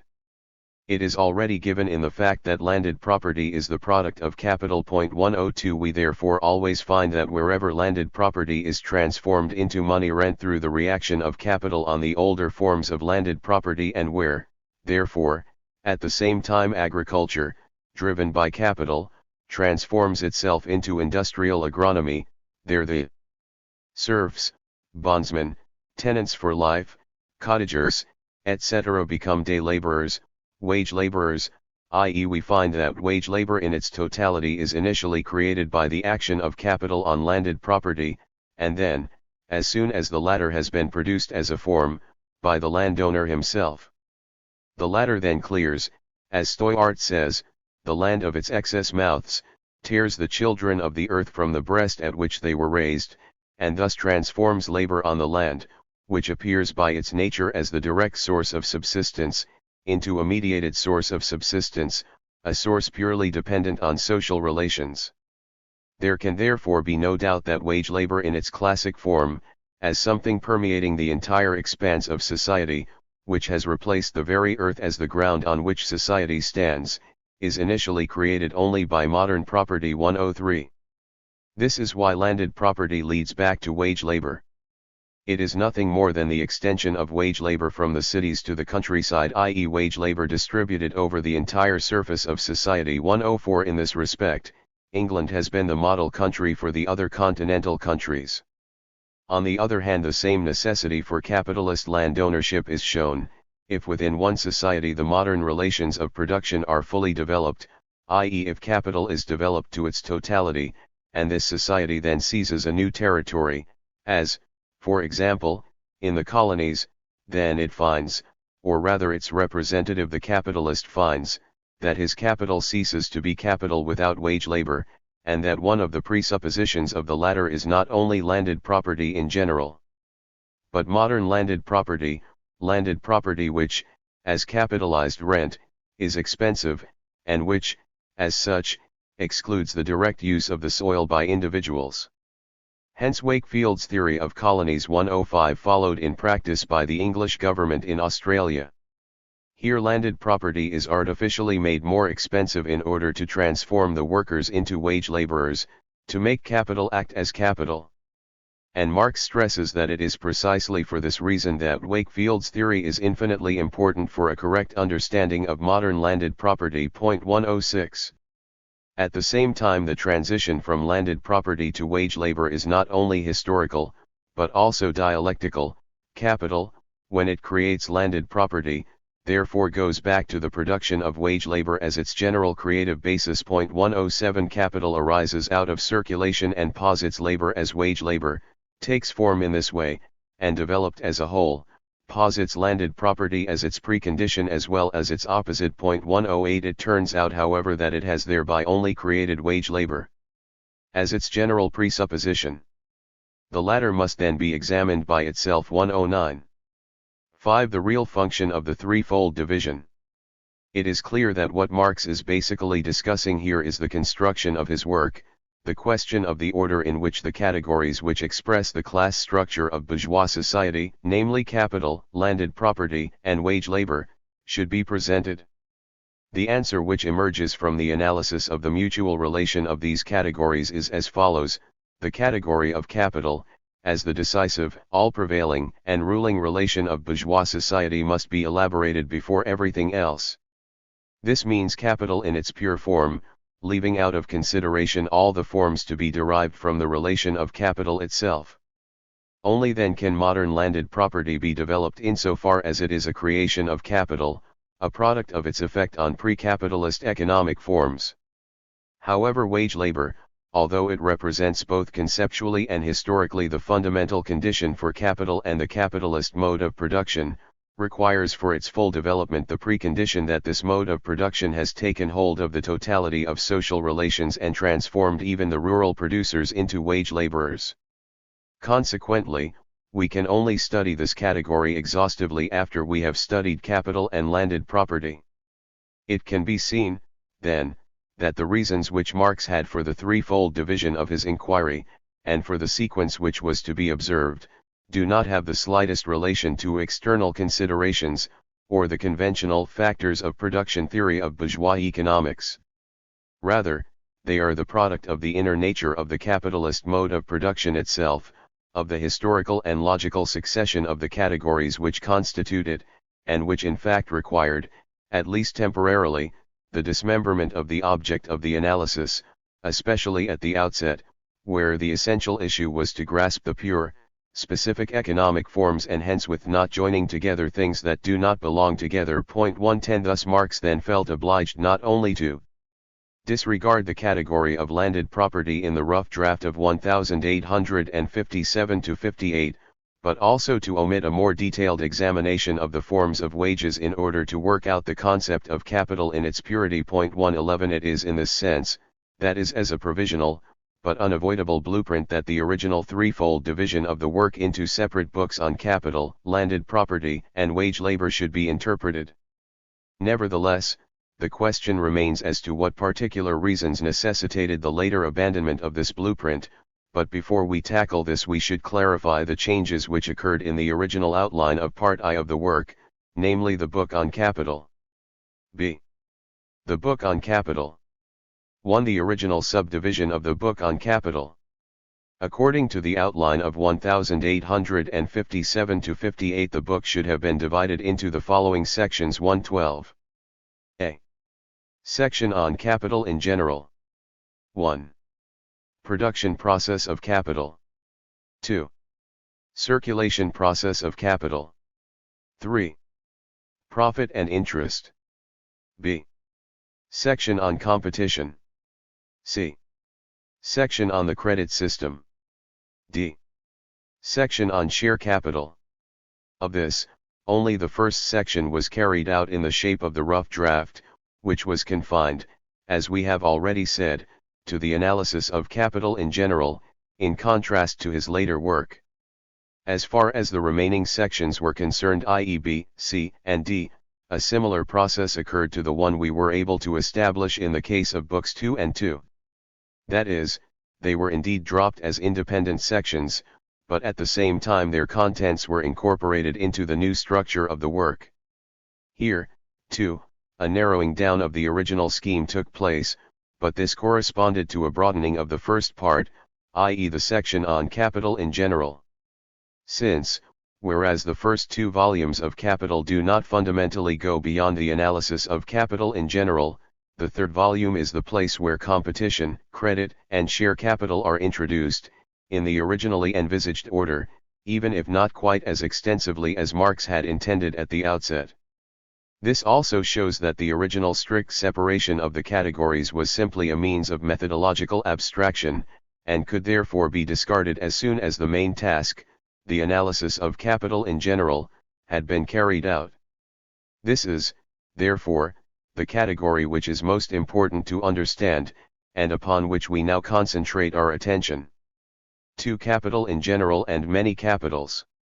As we already know, the rough draft not only excludes, in principle, all the themes which came under the scope of the original books 2-6, but also those which were to have been looked at in sections B, D, of the first book. 113 From the outset Marx wishes to deal with capital in general.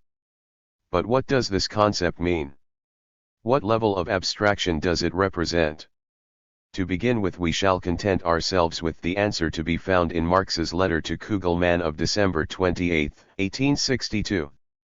It says there that the restriction to capital in general excludes a study of the competition of capitals and the credit system. 114 Competition involves the action of capital upon capital, which presupposes a multiplicity of capitals, whereas with credit, capital appears in relation to the individual capitals as a general element. 115 In both cases the issue is one of the real movement of real capitals, capital in concrete reality, and not in some ideal average. 116 We read in the rough draft that capital exists and can only exist as many capitals, and its self-determination therefore appears as the mutual interaction of these upon one another. It is by its essence, that which repels itself from itself, and must therefore necessarily repel itself from itself. 117 Therefore, production based on capital, posits itself only in its adequate forms, insofar as and to the extent that free competition develops. 118 Of course, as long as capital is weak it still relies on the crutches of past modes of production, or those that pass away with its appearance.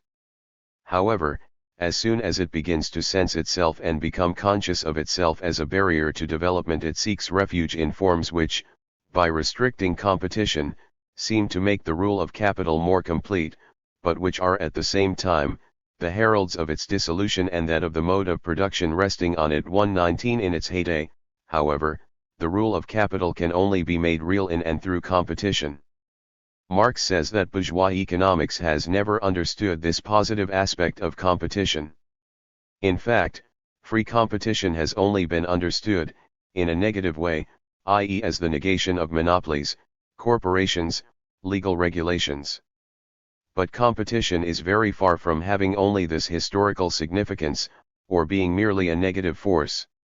It is simultaneously the relation of capital to itself as another capital, i.e. the real behavior of capital as capital, and, through it, what corresponds to the concept of capital is posited as an external necessity for the individual capital. Hence, conceptually, competition is, none other than the inner nature of capital appearing and realized as the interaction of many capitals, which force the inherent determinants of capital upon one another, and upon themselves. 120 As such, competition is the essential locomotive force of the bourgeois economy, even though it does not produce its laws, but only realizes them, even if it cannot explain them, but merely renders them visible. 121 So nothing could be more incorrect than to confuse the analysis of these laws with the analysis of competition, or of the relations of credit which presuppose competition. To understand the forms of appearance we first have to examine what appears in these forms. This is particularly important because everything in competition is presented, and must be presented. 122 In an inverted form, so that in it capital appears to determine price, give work, regulate production, in a word, to be the source of production. 123 Thus in order to be able to inquire directly into the inherent laws of capital we must abstract from competition and its accompanying characteristics, and begin with capital as such, or capital in general. The introduction of many capitals must not interfere with the investigation here. The relation of the many is better explained after we have studied what they all have in common, the quality of being capital 124. However, what are the characteristics which all capitals have in common? Quite clearly, they are those which apply to capital, and not to any other forms of wealth, and in which the particular historical character of the capitalist mode of production is expressed. The classical economists often saw capital as accumulated labor which serves as a means to new labor. However, it is just as impossible to make the transition directly from labor to capital as it is to go from the different human races to the banker, or from nature to the steam engine. To develop the concept 125, it is necessary to begin not with labor, but with value, and precisely, with exchange value already developed in the movement of circulation 126. One such exchange value is money, to the extent that it neither functions simply as a means of exchange nor petrifies into a hoard, but rather maintains and multiplies itself in circulation through the mediation of alien labor. Thus, the first distinguishing feature of capital, as distinct from mere value or money, is that it is a value which breeds surplus value, and that it rests on a particular historically determined relation, the relation of wage labor. Admittedly, many things are subsumed under capital which do not seem to belong with it conceptually. Capital is lent, for example. It is stockpiled, etc. In all these designations it seems to be a mere thing, and to coincide entirely with the material in which it is present. 127. However, we are dealing here neither with a particular form of capital, nor with one individual capital as distinct from other individual capitals, etc. We are witness to the process of its becoming. 128. This dialectical process of its becoming is only the ideal expression of the real movement through which capital comes into being. 129. The later relations are to be regarded as a development from this germ. 130. What all capitals have in common is their capacity for expanding their value, the fact that they appropriate the surplus value created in the capitalist production process. The analysis of capital in general must, therefore, begin with the investigation of the production process. This must show how money goes beyond its simple quality of being money and becomes capital, how it then produces surplus value through the consumption of human labor, and finally how the production of surplus value for its part leads to the reproduction of both capital and the relation of capital itself. All this can be developed without our having to pay attention to the presence of several capitals and the differences between them, for regardless of how the different individual capitals divide the surplus value created in the production process, they cannot distribute more than the total surplus product among themselves. 131. This cannot explain, but only obscure, the emergence of surplus value, because in the form of profit surplus value appears to be produced in equal amounts by all sections of capital, and capital itself appears as the source of wealth, independent of labor. 132. So if the basic presupposition of the capital relation is to be understood, i.e. the relation of capital to labor and the role of surplus value as the driving force of capitalist production, we must begin not with many capitals, but with capital or capital in the whole society. 133. i.e. with capital in general. Only then is the real development of the concept of capital possible. However, the life cycle of capital is not confined to the direct production process. In order for capital to renew itself, the product of capital, including surplus value, must be transformed into money, not as in earlier stages of production where exchange is in no way concerned with production in its totality, but only with superfluous production and superfluous products. 134. The phase of the production process must be complemented by that of the circulation process. And so the movement of capital becomes a circuit in which forms grow, which harden into specific forms of the existence of capital from being temporary determinations of it. In addition, these forms are to be understood as distinctions within the abstraction capital in general, because they characterize every kind of capital. 136. And must therefore be understood without regard to the reciprocal action of many capitals. On the other hand, capital's passage through the different phases of circulation appears as a restriction on production through the specific nature of the barriers posited by capital itself. Circulation takes time, and during this time capital is unable to create any surplus value. The expansion of its value does not depend only on the length of time in which capital creates values, but equally on the period of circulation in which these values are realized. Point 137.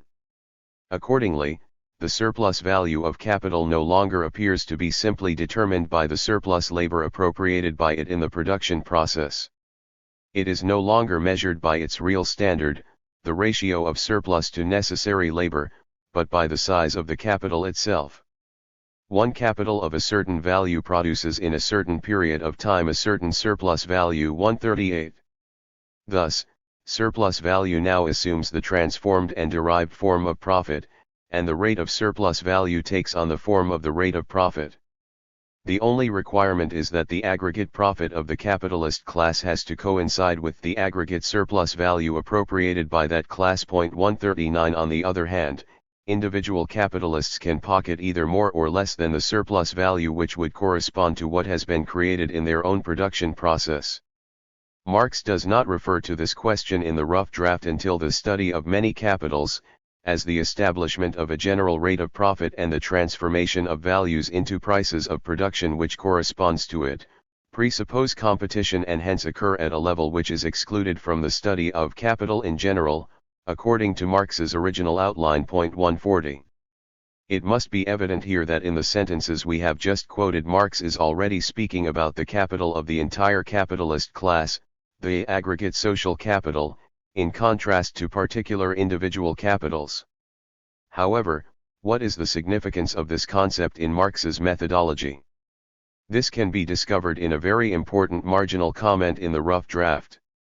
We read there, capital in general, as distinct from particular capitals, does indeed appear only as an abstraction, not an arbitrary abstraction, but one which grasps the specific differences which distinguish capital from other forms of wealth. These are the features common to each capital as such or which make every specific sum of values into capital. And the distinctions within this abstraction are likewise abstract particularities which characterize every kind of capital, in that it is either their position or negation. 2. However, capital in general, as distinct from particular real capitals, is itself a real existence. This is recognized by ordinary economics, even if it is not understood, and constitutes a very important moment in its theory of equilibrations. For example, capital in this general form, although belonging to individual capitalists, forms the capital which accumulates in the banks or is distributed through them, and as Ricardo says 141 distributes itself so admirably in accordance with the needs of production. Similarly, through loans etc. it forms one level between different countries. 142. Therefore while the general is on the one hand only a conceived mark of distinction, it is at the same time a particular real form alongside the form of the particular and individual. And, in another part of the rough draft, Marx says, to examine capital in general is no mere abstraction. If I regard the total capital of, for example, a nation, as distinct from total wage labor, or if I regard capital as the general economic basis of a class as distinct from another class, then I regard it in general. Just as when I look at man physiologically, for example, as distinct from the animals. 144. The extraordinary importance of these marginal notes by Marx is immediately obvious. As an example we can take his treatment of the reproduction and circulation of the aggregate social capital in Volume 2 of Capital.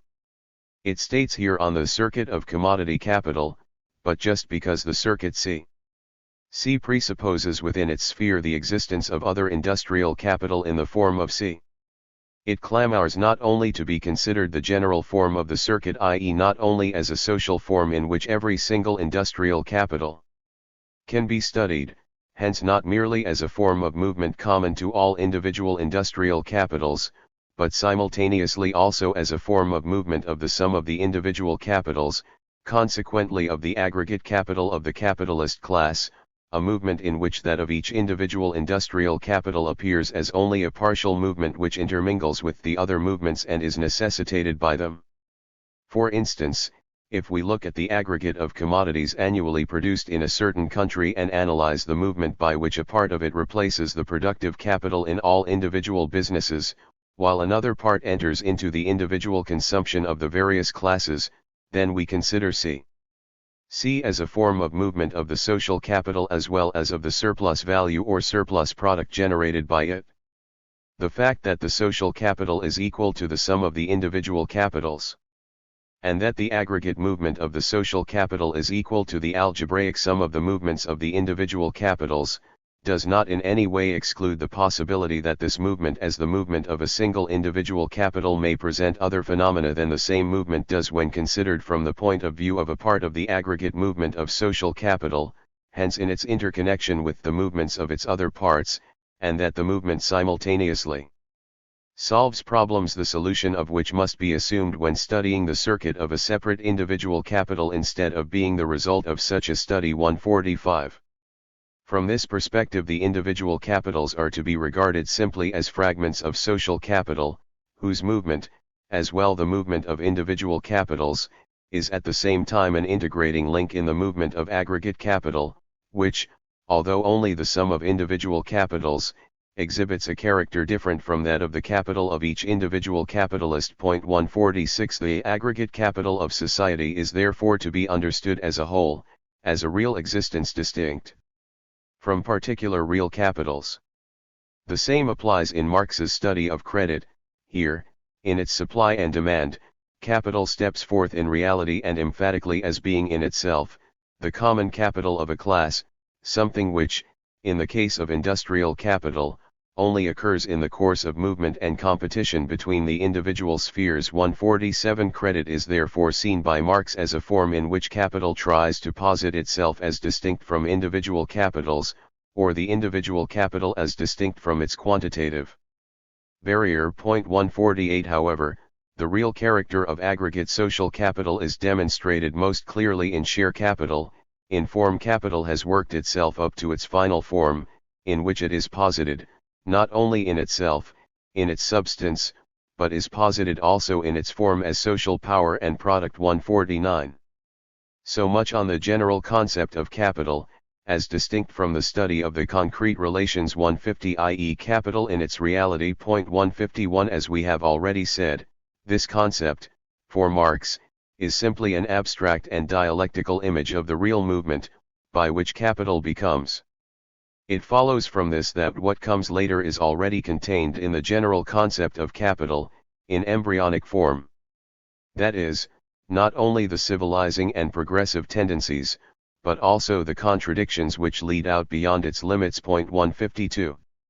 However, on the other hand, all moments of capital, which appear involved in it when it is considered from the point of view of its general concept, obtain an independent reality and further, only show themselves, when it appears as real, as many capitals. The inner living organization, which takes place in this way within and through competition, thus develops all the more extensively. 155. In particular, the simultaneity of the different orbits of capital, like that of its different aspects, becomes clear only after many capitals are presupposed. Similarly, the course of human life consists of passing through different ages. But at the same time all ages exist side by side, distributed among different individuals. 156. 3. The structural relation of the rough draft to capital. Those readers who are acquainted with the contents of Marx's Capital will of course appreciate the importance of these extracts from the rough draft, for what Marx wrote here in 1857-58 in fact also turns out to be the program for the later work. Like the rough draft, volumes I and II of Capital are restricted to the abstract study of the phenomenon of the formation of capital. 157 or the analysis of the process of circulation and reproduction in its fundamental form, where it is reduced to its most abstract expression. 158 that is, to capital in general. The real methodological difference first emerges in volume 3 of Capital. When the rough draft speaks of profit, the general rate of profit, and its tendency to fall, this is still a question of profit in general, the profit of the capitalist class, but not the profit of one individual capital at the expense of another. 160 The study of the latter goes beyond the context of capital in general. However, Volume 3 of Capital progressively approaches the form in which the forms of capital appear on the surface of society, in the action of the different capitals upon one another, in competition, and in the everyday consciousness of the agents of production. 161 At this point the limits of capital in general, as the concept had been elaborated by Marx in the rough draft, are far exceeded. Problems can now be dealt with, which could only be hinted at in the earlier stages of the inquiry. 162, problems whose solution only becomes possible if we proceed from the final pattern of economic relations, as it appears on the surface, to its inner, basic but hidden essential structure, and the conception corresponding to it. 163. We therefore consider that the categories of capital in general and many capitals provide the key to the understanding of not only the rough draft, but also the later work, i.e. capital. One should not of course exaggerate the structural similarity of the two works. It should not be overlooked that the later reorganization of the original book on capital led, and had to lead, to a certain change in the use of the concepts which underlay this book, and that therefore the meaning which these concepts have in capital does not always coincide with the one we have encountered in the rough draft. It is of course true that in capital, as in the rough draft, the real inner movement of capitalist production is constantly contrasted with its apparent movement displayed in competition. And similarly the Hegelian distinction between essence and appearance is consistently employed. 164 We read in Volume I, the general and necessary tendencies of capital are to be distinguished from the forms of their appearance. The way in which the immanent laws of capitalist production manifest themselves in the external movement of the individual capitals, assert themselves as the coercive laws of competition, does not have to be considered here. But this much is clear: a scientific analysis of competition is possible only if we can grasp the inner nature of capital, just as the apparent motions of the heavenly bodies are intelligible only to someone who is acquainted with the real motions, which are not perceptible to the senses. 165 Similarly in Chapter 6 of Volume 3, the phenomena analyzed in this chapter require for their full development the credit system and competition on the world market. These more concrete forms of capitalist production can only be comprehensively presented, however, after the general nature of capital is understood. 166 In fact, all these efforts would not be necessary, if the appearance and the essence of things directly coincided. 167 But then all science would be superfluous. Since this is not the case, scientific investigation must proceed from the surface appearances to the inner essence, the essential structure of the economic process, in order to be able to discover the law of appearances. 168 And to understand that this appearance itself is necessary. 169 As far as this aspect is concerned, the methodological orientation of capital is no different from that of the rough draft. The difference lies elsewhere, namely, that in capital Marx regards that part of his inquiry which progressively approaches the surface forms in competition as also belonging to the general analysis of capital.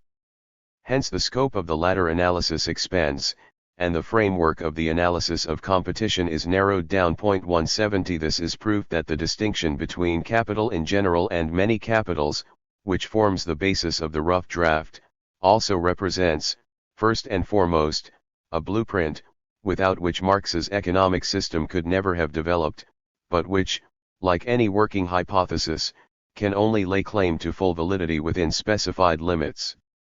V. The scope of and probable explanation for the change in the outline. What, then, are the results of our inquiry? In other words, what does the change consist in, and how can it be explained? The first question is not difficult to answer. We believe that we can conclude from our examination of the capital manuscripts that the last 3 books of the 6 originally planned were never definitely abandoned by Marx, but rather destined for the eventual continuation of the work.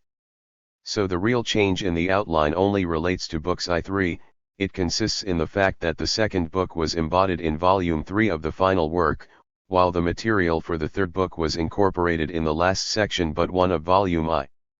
However, in the case of the book on capital, i.e. Part I of the original outline, a regrouping took place in the sense that sections B, D, of this book were absorbed into volume 3 of Capital in the same order, while the first two volumes of the work correspond almost completely to section A, of the original book on Capital. That is, they are confined to the analysis of Capital in general. It is true of course that what has been said here only relates to the outward regrouping of the material dealt with in Marx's system. What motives lay behind it? One thing is certain. They are not the reasons suggested by Grossman and Behrens. Rather, the change in the outline can be explained by reasons already touched upon in the course of this analysis, namely, that once Marx had accomplished the most fundamental part of his task, the analysis of industrial capital, the former structure of the work, which had served as a means of self-clarification, became superfluous. The rough draft itself provides an important pointer here because, although this manuscript was drafted entirely in accordance with the intentions of the original outline, none of the basic lines of thought which Marx later developed in volumes I and II of Capital are missing, with the exception of the chapter on the wage and its forms. This shows that the entire analysis of the production and circulation process of capital could have been carried out without going into any of the topics envisaged for the proposed book on wage labor and landed property. All that this analysis presupposed was the existence of the relation of wage labor, but this coincides, conceptually, with that of capital itself. Everything else could, and had to be disregarded in the first instance so that the category of capital could be elaborated in its pure form. 171 In this respect, the strict separation of the areas of the inquiry, which formed the basis of the original outline, was maintained throughout. However, what was initially useful and necessary eventually had to turn out to be a superfluous and obstructive limitation. The blueprint had served its purpose and could therefore be dropped in the further stages of the analysis, without leading to any fundamental changes in the results which had already been obtained. This meant that the separate books on landed property and wage labor could be given up, with their essential parts incorporated into the new work which only dealt with capital. Both are to be found there, where they properly belong, the book on landed property in Volume 3, because the real theoretical problem of ground rent could only be solved at this stage of the analysis, as a continuation of the already completed analysis of industrial capital, and its secondary and derived 172 forms. 173 In contrast, the book on wage labor goes directly into the analysis of the production process of capital, i.e. into volume I, in order to create one of the necessary links between the value theory in volume I and the theory of prices of production developed in volume 3, by means of an analysis of the category of the wage and its forms. List of draft outlines and outline notes considered by the author, which relate to the structure of Marx's work. Appendix I. The book on wage labor. 1. Themes which were to have been included in the book. One thing which should be noted from the outset is that we cannot say exactly which themes were to have come under the scope of the book on wage labor, as we have no precise information on this subject. We are dependent chiefly on a comparison of the rough draft with the later work. Thus, as already mentioned, there is no analysis of the wage in the rough draft. In addition, it also lacks any material dealing with the length of the working day, the exploitative practices of capital, and factory legislation, which Marx treated in such detail in Volume I of Capital. According to the original outline, all this was to have been analyzed in the book on wage labor. We can find numerous remarks throughout the rough draft and Marx's later manuscripts which prove that this assumption is not an arbitrary one. The task of the theory of wage labor is defined in the contribution in the following way: given labor time as the intrinsic measure of value, how are wages to be determined on this basis? 1. In other words, in general, the amount of value, which the worker receives in exchange with capital, is measured by the objectified labor which is necessary to reproduce the worker's capacity to work, that is to physically maintain himself and his offspring. However, how the more or less which the worker actually receives as wages is determined is of such little relevance to the general relation that it cannot be developed from the latter as such. 2. The real movement of wages depends rather on laws which rule in the labor market, whose analysis has to be reserved for a separate theory of wage labor. 4. But let us proceed further. the basis for the development of capitalist production is in general that labor power, as the commodity belonging to the worker, confronts the conditions of labor as commodities maintained in the form of capital, existing independently of the workers. The determination of the value of labor power, as a commodity, is of vital importance. It is only on this basis that the difference arises between the value of labor power and the value which that labor power creates, a difference which exists with no other commodity, since there is no other commodity whose use value, and therefore also the use of it, can increase its exchange value or the exchange values resulting from it. Therefore the foundation of modern political economy, whose business is the analysis of capitalist production, is the conception of the value of labor power as something fixed, as a given magnitude, as indeed it is in practice in each particular case. 5. Marx also uses this premise as a matter of course when he approaches the analysis of capital and the formation of capital, that is, he initially assumes that the worker is paid the economically just wage, i.e. the wage as determined by the general laws of economics. 6. This was the only way in which the laws of the formation of surplus value could be set out in their pure form, without bringing in accompanying circumstances which were distracting and foreign to the actual course of development. Naturally, these fixed presuppositions had to be dropped as soon as the analysis was transferred from general relations to more concrete ones, likewise the assumption of the economically just wage, i.e. the sale of labor power at its value. In concrete reality, capital strives to increase its valorization, on the one hand by pushing down wages below the value of labor power, and on the other by extending the duration of work beyond its normal limits. Both of these methods 7 were to have first been studied in the book on wage labor. It is beside the point here, it says in the rough draft, that capital, in practice as well as in general tendency, directly employs price as e.g. in the truck system, to defraud necessary labor and reduce it below its measure. The contradictions must follow from the general relations themselves and not from the fraud of individual capitalists. The further forms which this assumes in reality belong to the doctrine of wages. 8. For the same reason, the forcible extension of the working day beyond its natural limits, which belongs together, among other practices, with night work and the inclusion of women and children in the workforce, is assigned in the rough draft to the chapter on wage labor. 9. In contrast to the slave or serf relation, the capacity to work of the free wage laborer appears in its totality as his property, one of his moments, over which he, as subject, exercises domination, and which he maintains by alienating it. 10. Consequently, the share of the worker in his own product assumes the form of the wage. 15. Considered examining the laws of the reduction of so-called qualified labor to simple average labor in the book on wage labor. This appears surprising at first sight, especially if one supposes there to be a gap here in Marx's theory of value. However, Marx had already solved the main problem, namely that of the reduction of different human labors, in their individual and concrete character, to undifferentiated simple average labor. Looked at in this way, the question of the relationship of skilled to unskilled labor simply represents a special case, which is reducible in the final analysis to the question of the different value of labor powers, the study of which, as Marx stressed 16, could proceed in the section on wage labor. 2. Why did Marx abandon the separate book on wage labor? So much then for the themes which Marx initially wanted to include within the scope of a book specifically on wage labor. Most of them were later taken up in Volume I of Capital. 17. As can be seen, they are all questions which were irrelevant for the general development of the capital relation in its pure form, and they could therefore be disregarded in the first instance. However, our concern here is not so much to become acquainted with the outlines of Marx's original plan, but rather to discover the reasons which later prompted him to give it up. The further history of the book on wage labor seems to provide some valuable pointers in this respect.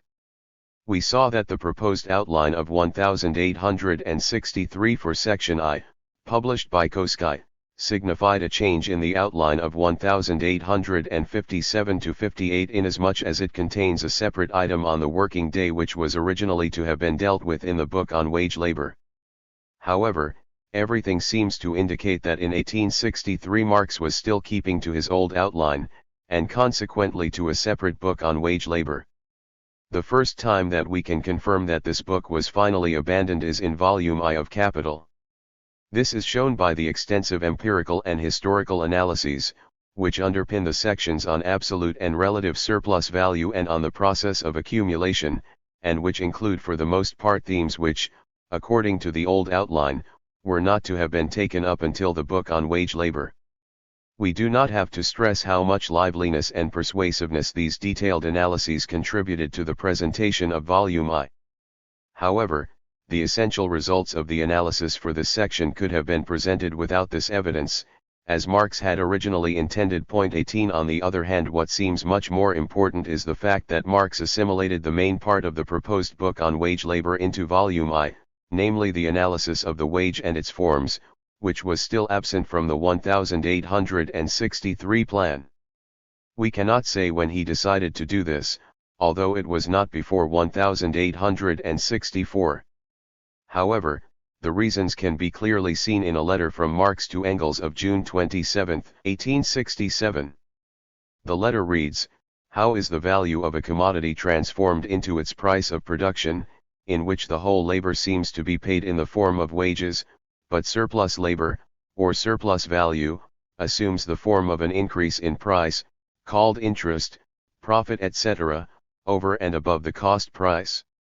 The answer to this question presupposes 1. That the transformation of e.g. the value of a day's labor power into wages, or the price of a day's labor has been explained.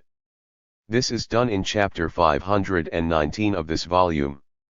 Thus, Marx himself states here why he chose to incorporate the analysis of wages and their forms into Volume I, although this was not in line with his original intentions.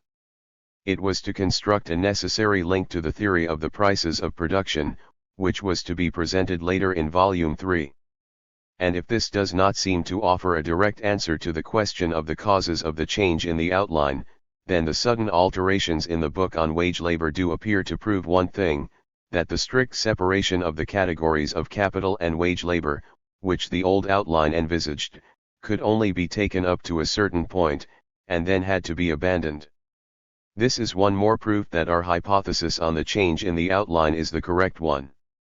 Appendix 2. Methodological comments on Rosa Luxemburg's critique of Marx's schemes of reproduction.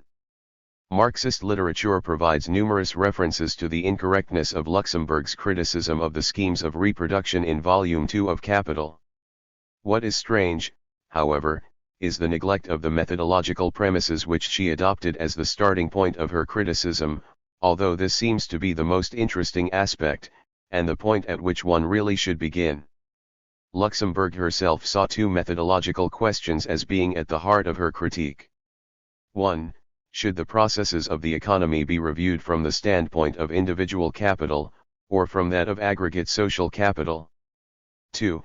Is this latter method consistent with the abstraction of a society composed solely of capitalists and workers? Rosa Luxemburg had no doubts about the answer to the first question. We read in her Anti-Critique 1, the self-sufficient existence of the individual capital is indeed only an external form, the surface of economic life, which only the vulgar economists regard as the essence of things and their sole source of knowledge. Beneath that surface and through all the contradictions of competition there remains the fact that all individual capitals in society form a whole. Their existence and movement are governed by common social laws, which, with the unplanned nature and anarchy of the present system, only assert themselves behind the backs of individual capitalists and in opposition to their consciousness in a roundabout way, and purely through deviations from the norm. For this reason Luxemburg considers that any serious theory in the field of political economy must study economic processes not from the superficial standpoint of the market, i.e. the individual capitalist, the favorite platform of the vulgar economist, but rather from that of aggregate capital, i.e. in the final analysis the only correct and appropriate standpoint. This is precisely the standpoint which Marx systematically developed for the first time in Volume II of Capital, but on which his entire theory is based.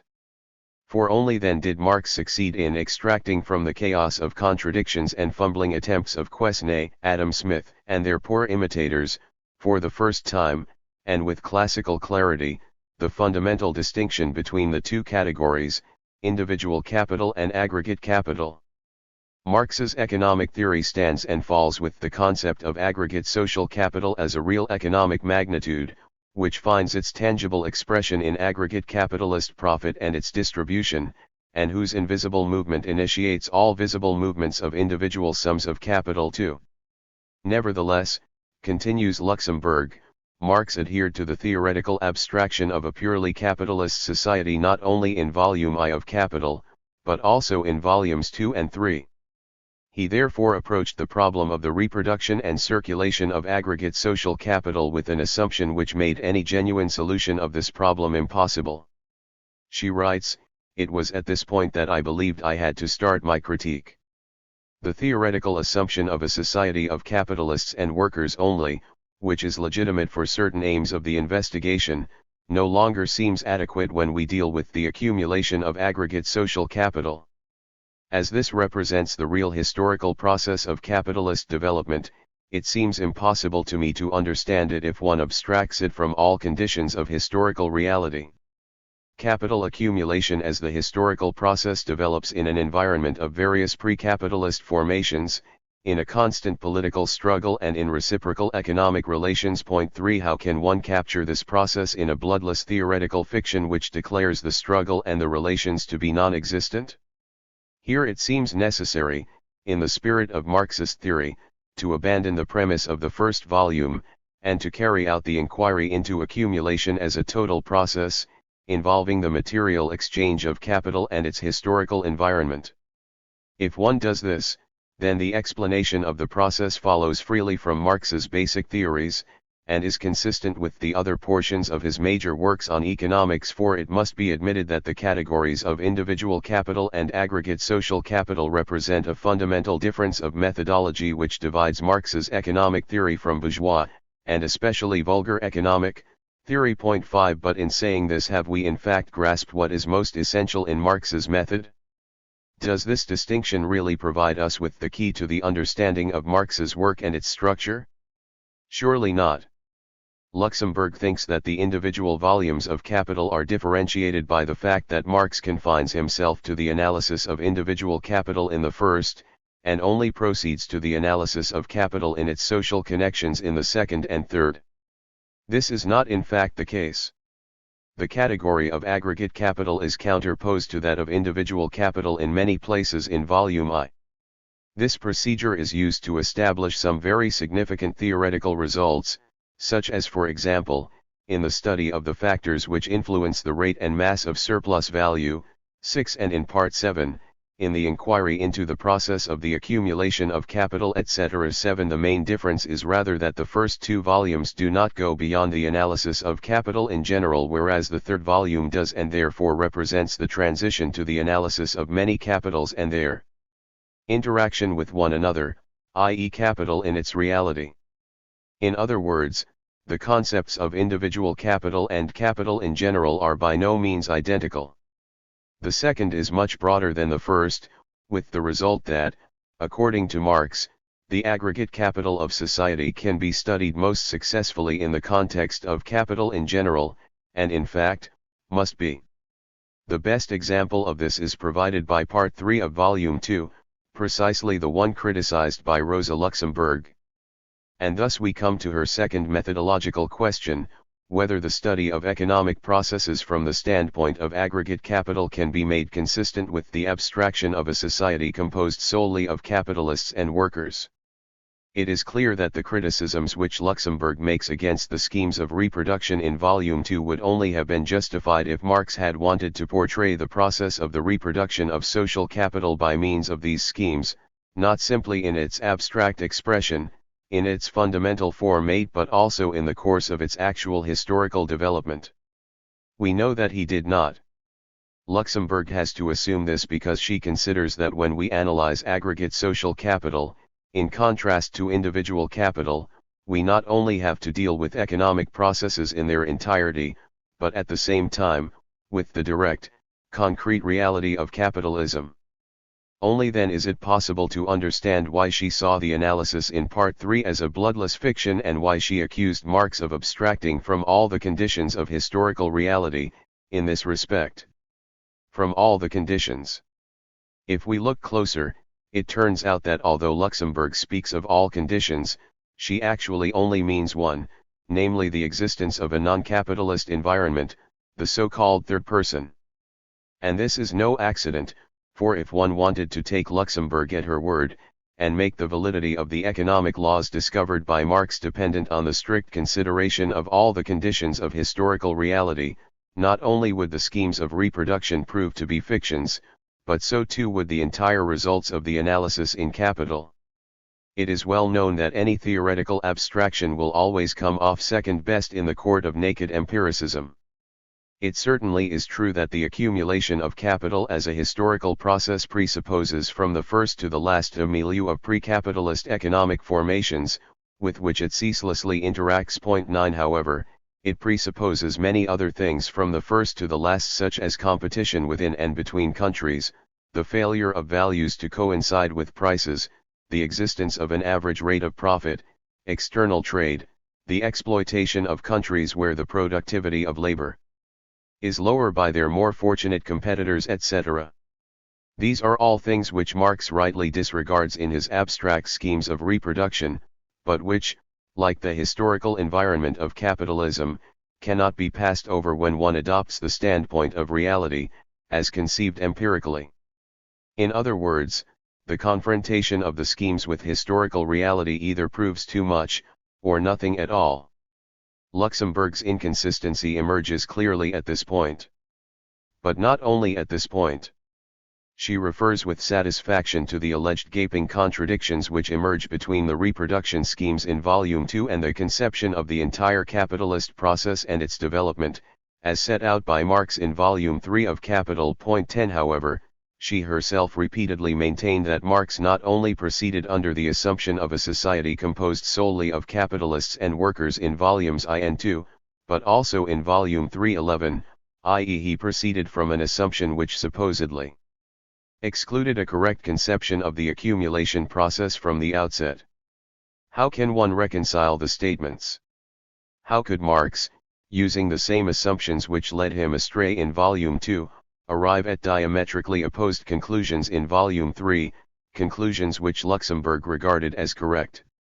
Again, too much is proved here, more than is compatible with the starting point of Luxemburg's critique. It is not difficult to discover the source of all these errors, once one has read the rough draft. It lies in the complete neglect of Marx's category of capital in general, and further in the failure to appreciate the role which is allotted to the abstraction of pure capitalist society in Marxist methodology. Marx himself says on this, in considering the essential relations of capitalist production, it can therefore be assumed that the entire world of commodities, all spheres of material production, are subordinated to the capitalist mode of production.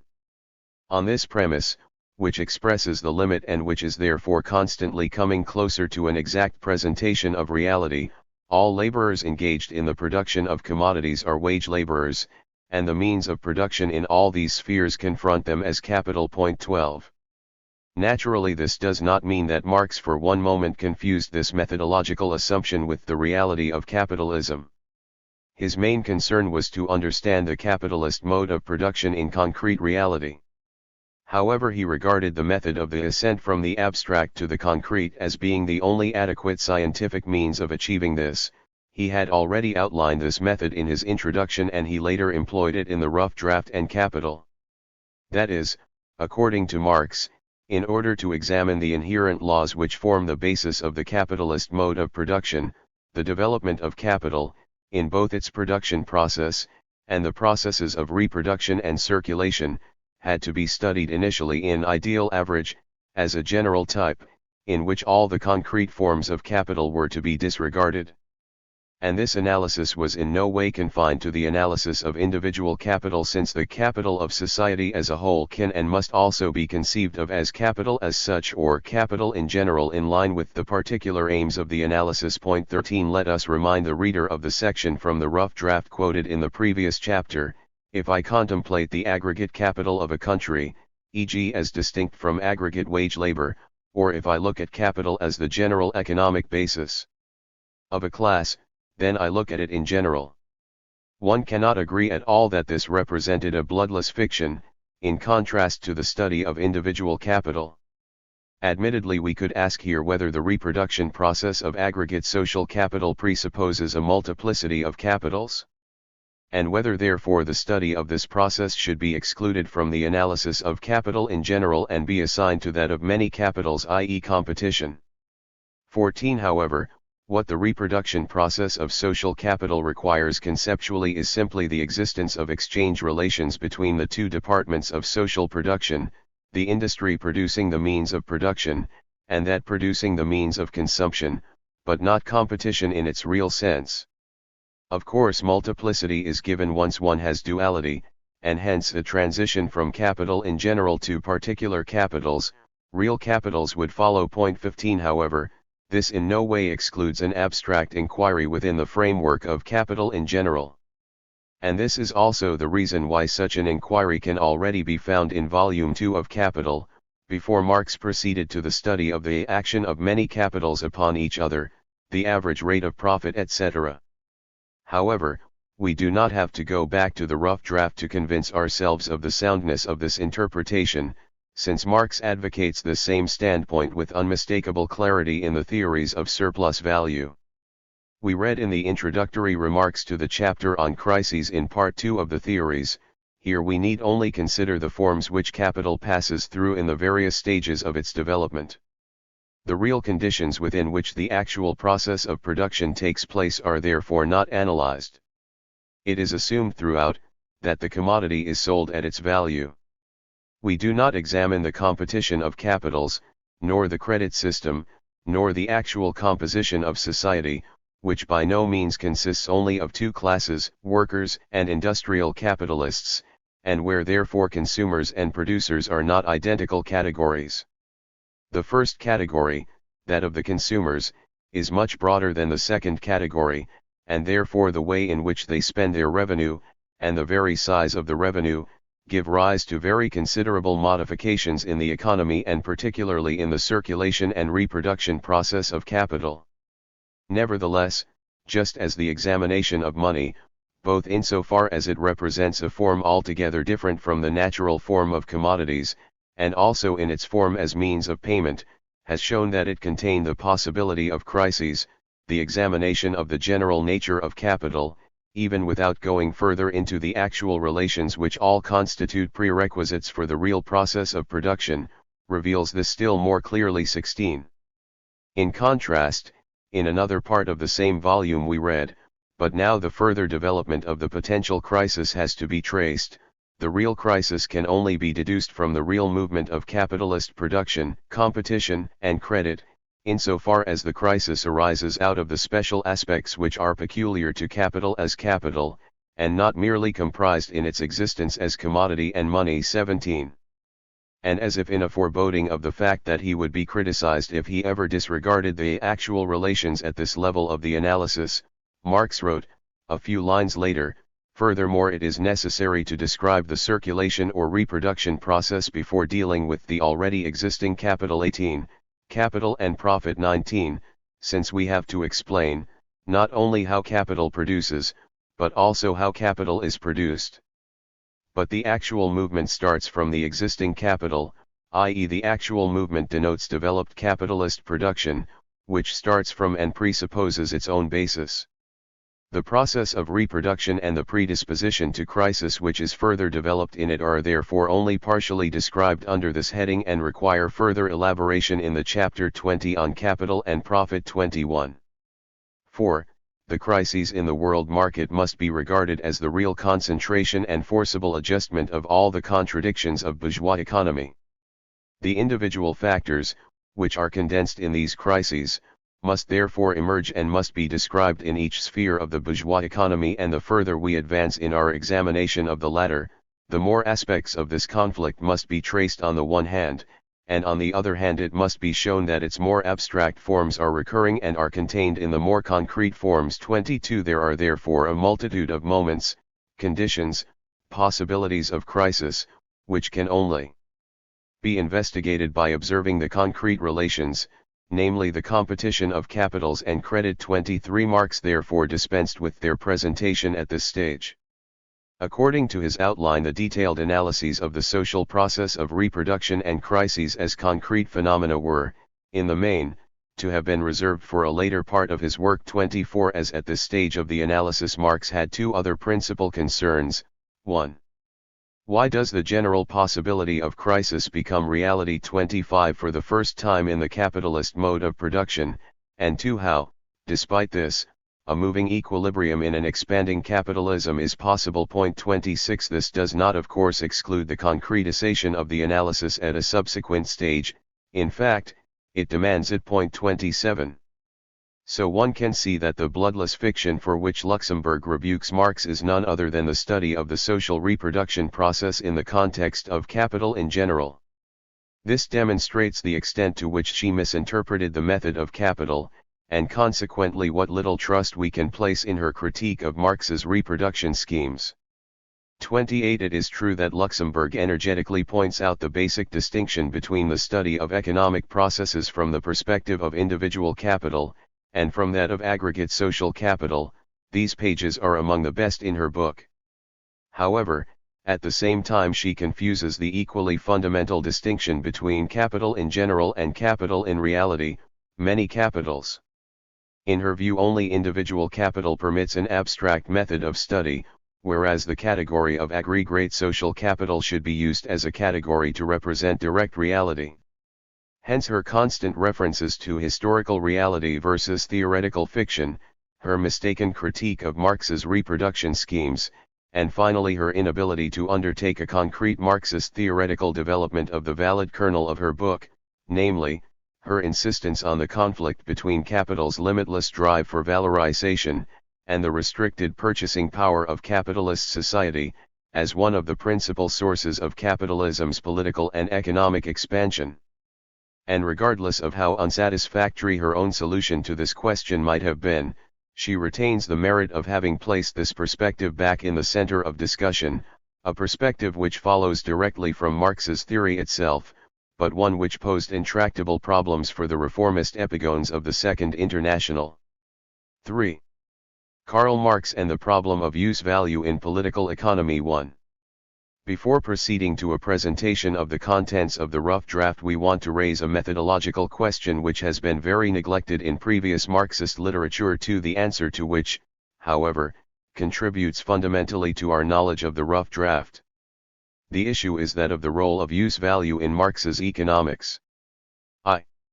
Among Marx's numerous critical comments on Ricardo's system, the most striking can be found only in the rough draft, namely that Ricardo abstracts from use value in his economics 3, that he is only exoterically concerned with this important category, and that consequently for him it remains lying dead as a simple presupposition. 5. We should now examine this criticism more closely. Strangely enough, it concerns not only Ricardo, but also many of Marx's pupils, as it has been a tradition among Marxist economists to disregard use value, and place it under the scope of the knowledge of merchandise. For example, Hilferding in his reply to Bohm-Bawerk, the commodity is the unity of use value and value, but we can regard that unity from two different aspects. As a natural thing it is the object of a natural science, as a social thing, it is an object of a social science, political economy. The object of economics is the social aspect of the commodity, of the good, insofar as it is a symbol of social interconnection. On the other hand, the natural aspect of the commodity, its use value, lies outside the domain of political economy. 6. At first glance this appears to be simply a paraphrase of the well-known section from Marx's contribution. However, how does this passage actually read in Marx? To be a use value is evidently a necessary prerequisite of the commodity, but it is immaterial to the use value whether it is a commodity. Use value as such, since it is independent of the determinate economic form, lies outside the sphere of investigation of political economy. It belongs in this sphere only when it is itself a determinate form. 7. It must be conceded that the original differs considerably from the copy 8 and that Hilferding's arbitrary reproduction of these sentences is tantamount to clumsy distortion of Marx's real view. Or, we can take a more recent Marxist author, P.M. Sweezy. In his work The Theory of Capitalist Development, which is intended to popularize Marx's economics, we read, Marx excluded use value from the field of investigation of political economy on the ground that it does not directly embody a social relation. He enforces a strict requirement that the categories of economics must be social categories, i.e. categories which represent relations between people. It is important to realize that this is in sharp contrast to the attitude of modern economic theory. 9. Sweezy's presentation does not differ substantially from that normally found in popularizations of Marxist economics. Point 10. However, in his case the mistake is even less forgivable, as not only did he have access to the theories of surplus value, but also the marginal notes on A. Wagner 11, where Marx discusses the role of use value in his economic theory in great detail. He says there on Wagner, only a vir obscurus, who has not understood a word of capital could conclude, because Marx dismisses all the German professional twaddle on use value in general in a footnote on use value in the first edition of Capital, and refers the reader who would like to know something about real use value to manuals dealing with merchandise 12. Therefore use value plays no role for him. If one is concerned with analyzing the commodity, the simplest concrete economic entity, all relations which have nothing to do with the object of analysis must be kept at a distance. However, what there is to say about the commodity, as far as use value is concerned, I have said in a few lines, but, on the other hand, I have called attention to the characteristic form in which use value, the product of labor 13, appears in this respect, namely, a thing can be useful and the product of human labor, without being a commodity. Whoever directly satisfies his own needs with the product of his own labor creates, indeed, use values, but not commodities. In order to produce the latter, he must not only produce use values, but use values for others, social use values. 14. Hence use value itself, as the use value of a commodity, possesses a historically specific character. It would therefore be sheer word spinning to use the opportunity provided by the analysis of the commodity, because it presents itself as, on the one hand a use value or good, and on the other a value, to add on all kinds of banal reflections about use values or goods which do not form part of the world of commodities. On the other hand, the vir obscurus has overlooked the fact that I do not stop short in my analysis of the commodity at the double manner in which it presents itself, but immediately go on to say that in the double being of the commodity there is represented the twofold character of labor, whose product the commodity is, useful labor, i.e. the concrete modes of labor which create use values, and abstract labor, labor as the expenditure of labor power, irrespective of whatever useful way it is expended, that in the development of the value form of the commodity, in the last instance of its money form and hence of money, the value of commodity is represented in the use value of the other, i.e. in the natural form of the other commodity, that surplus value itself is derived from a specific and exclusive use value of labor power, etc. etc.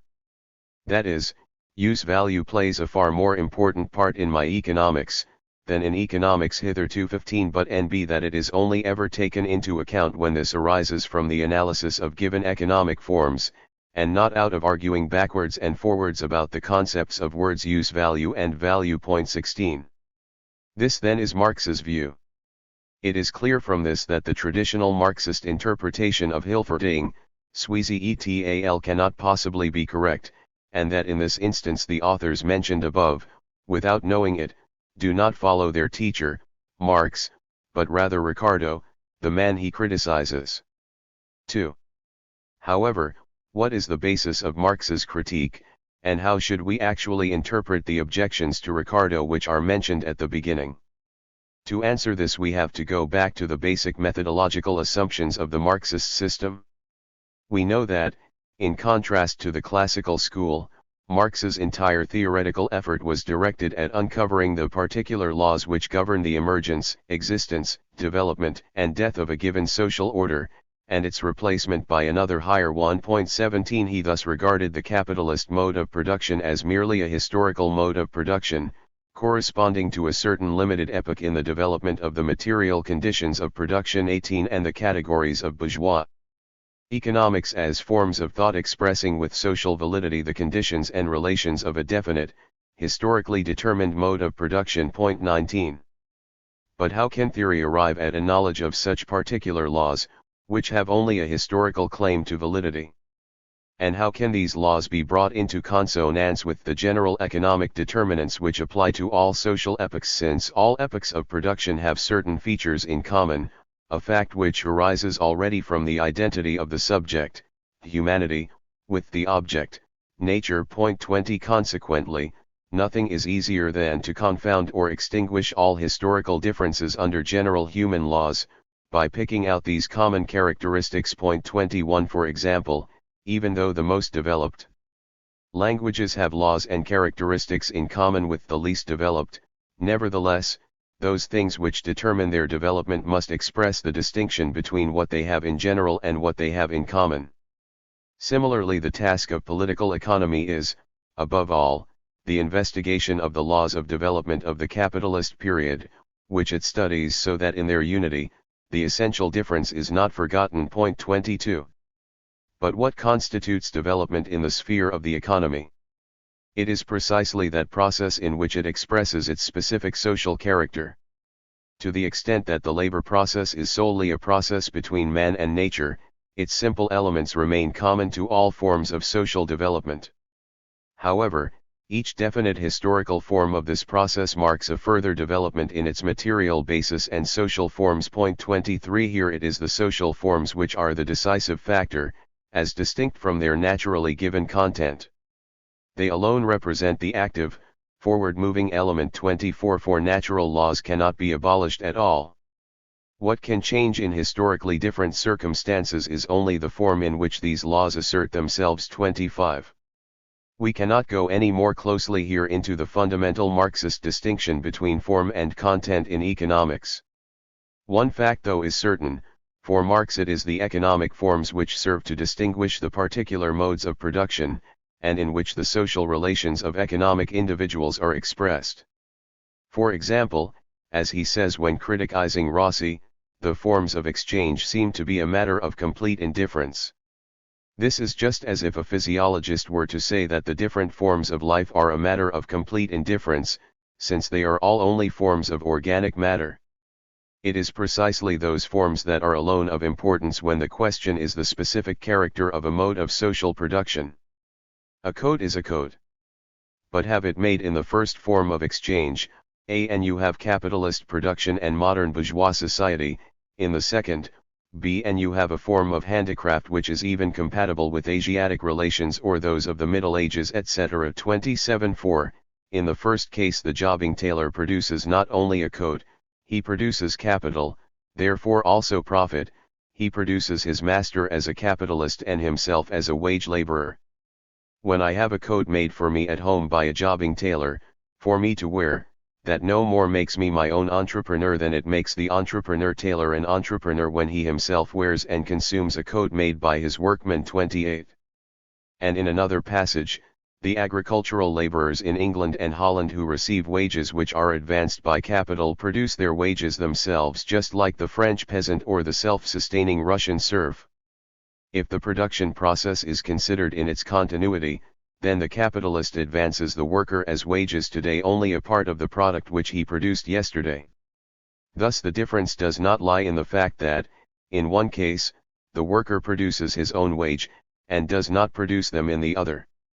The whole difference lies in the change of form, which the labor fund produced by the worker undergoes, before it returns to him in the form of wages. 29. Hence it is the specific social forms of production and distribution which, in Marx's view, constitute the real object of economic analysis, and it is just this lack of the theoretical understanding needed to distinguish the different form of economic relations combined with a crude obsession with the material which characterizes previous economics, even in its best representatives. 30. Only R. Jones and Sismondi are exempt from this criticism. 31. With this we come to the end of our methodological excursus. Meanwhile the reader will have noticed that we have simultaneously answered, in very general terms, the question of the role of use value in Marx's economics. How did that passage run which we quoted at the beginning, from Marx's contribution? In its independence from the determinate economic form, use value lies outside the sphere of investigation of political economy. It belongs in this sphere only when it is a determinate form itself. In other words, whether use value should be granted economic significance or not can only be decided in accordance with its relation to the social relations of production. It is certainly an economic category to the extent that it influences these relations, or is itself influenced by them. However, apart from that, in its raw natural characteristics, it falls outside the scope of political economy. Or, as it says in the Grundriss, political economy has to do with the specific social forms of wealth, or rather the production of wealth. The material of wealth, whether subjective, like labor, or objective, like objects for the satisfaction of natural or historical needs, initially appears as common to all epochs of production. This material therefore appears initially as mere presupposition, lying quite outside the scope of political economy, and falls within its purview only when it is modified by the formal relations or appears as modifying them. 32. 3. Regarded in this way, the question of the difference between Marx and Ricardo on the role of use value in economics no longer presents any difficulties. It cannot be related to their basic theories of value, since both subscribe to the labor theory of value. From the standpoint of the labor theory of value, the utility or use value of the products of labor cannot be granted any influence in the creation of value. Their use value must rather appear as a simple presupposition of their exchangeability. However, it in no way follows from this that use value has no economic significance at all, and that it should simply be excluded from the sphere of economics. In Marx's view, this is only correct in the case of simple commodity circulation. Simple circulation consists at bottom 33 only of the formal process of positing exchange value, sometimes in the role of the commodity, at other times in the role of money. 34 How exactly the commodities to be exchanged were produced, and how they will be consumed after exchange is incidental to the economic study of simple commodity circulation. The protagonists here are simply buyers and sellers, or rather the commodities put up for sale by them, which establish their social connection on their behalf. The real aim of exchange, the mutual satisfaction of the needs of the commodity producers, can only be fulfilled if the commodities simultaneously prove themselves to be values, if they are successfully exchanged for the universal commodity, money. Consequently, the social change of matter takes place in the change of form of the commodities themselves. And in this situation the change of form is the only social relationship between the commodity owners, the indicator of their social function, or their social relation to each other. 35 However, as far as the content outside the act of exchange is concerned, this content can only be 1. The natural particularity of the commodity being exchanged. 2. The particular natural need of the exchangers, or both together, the different use values of the commodities being exchanged. 36 However, the content as such does not determine the character of the exchange relation. In fact, use value simply constitutes the material basis in which a specific economic relation presents itself, and it is only this specific relation which stamps the use value as a commodity. Not only does the exchange value not appear as determined by use value, but rather, furthermore, the commodity only becomes a commodity, insofar as its owner does not relate to it as use value. 37 Hence in this situation, where exchange takes place only for the reciprocal use of the commodity, the use value, the natural peculiarity of the commodity as such, has no standing as an economic form, is not a content of the relation as a social relation. 38 Consequently, only the change of form of the commodity and money has economic significance, and the presentation of simple commodity exchange has to be confined to this change of form alone. 39 However, although this is correct for simple commodity exchange, nothing would be more erroneous, states Marx, than to conclude that the distinction between use value and exchange value, which falls outside the characteristic economic form in simple circulation. Falls outside it in general.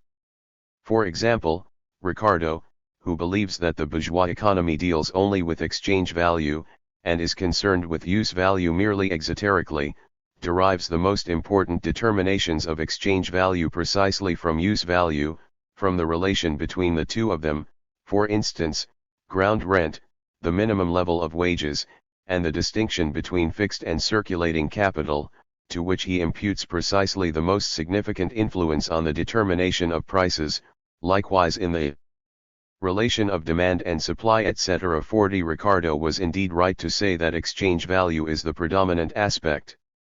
But of course use does not come to a halt because it is determined only by exchange, although of course it obtains its direction thereby. 41 To use is to consume, whether for production or consumption. Exchange is the mediation of this act through a social process.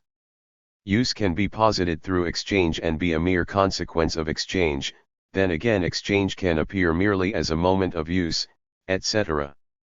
From the standpoint of capital, exchange appears as the positing of use value, while on the other hand its use appears as positing for exchange, as positing its exchange value.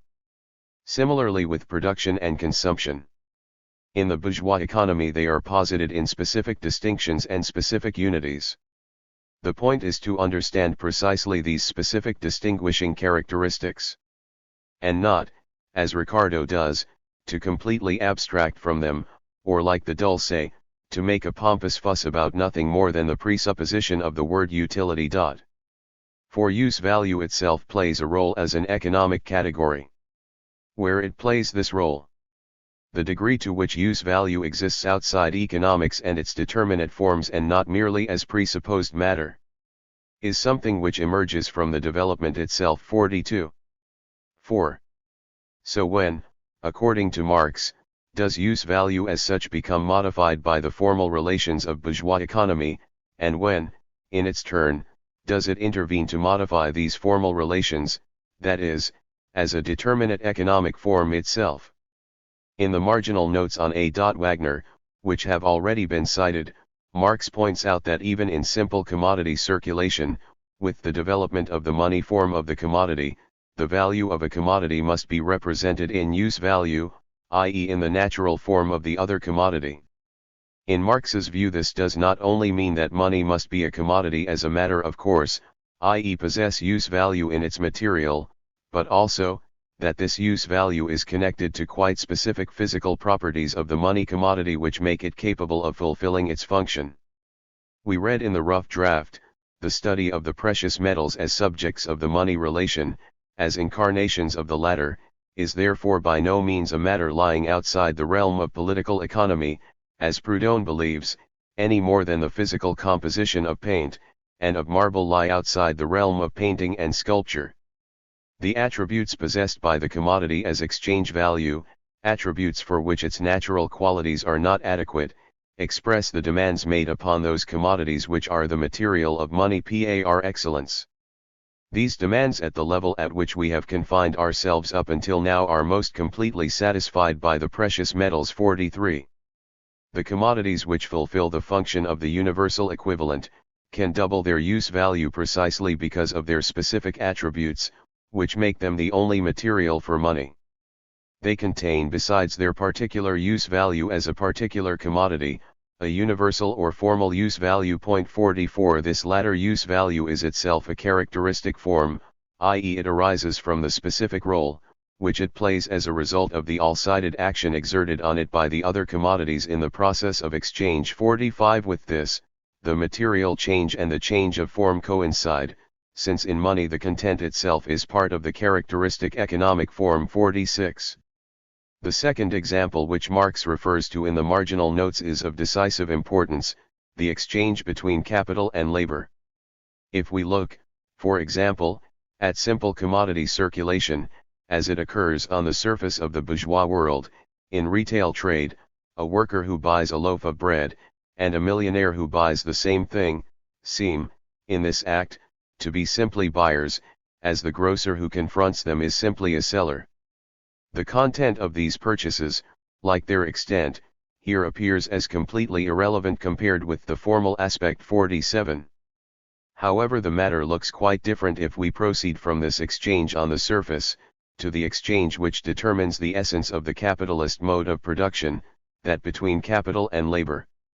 For, if in simple circulation, commodity A is exchanged for money B, and the latter then for the commodity C, which is destined for consumption, the original object of the exchange for A, then the use of commodity C, its consumption, falls entirely outside circulation, is irrelevant to the form of the relation, is of purely physical interest, expressing no more than the relation of the individual in his natural quality to an object of his individual need.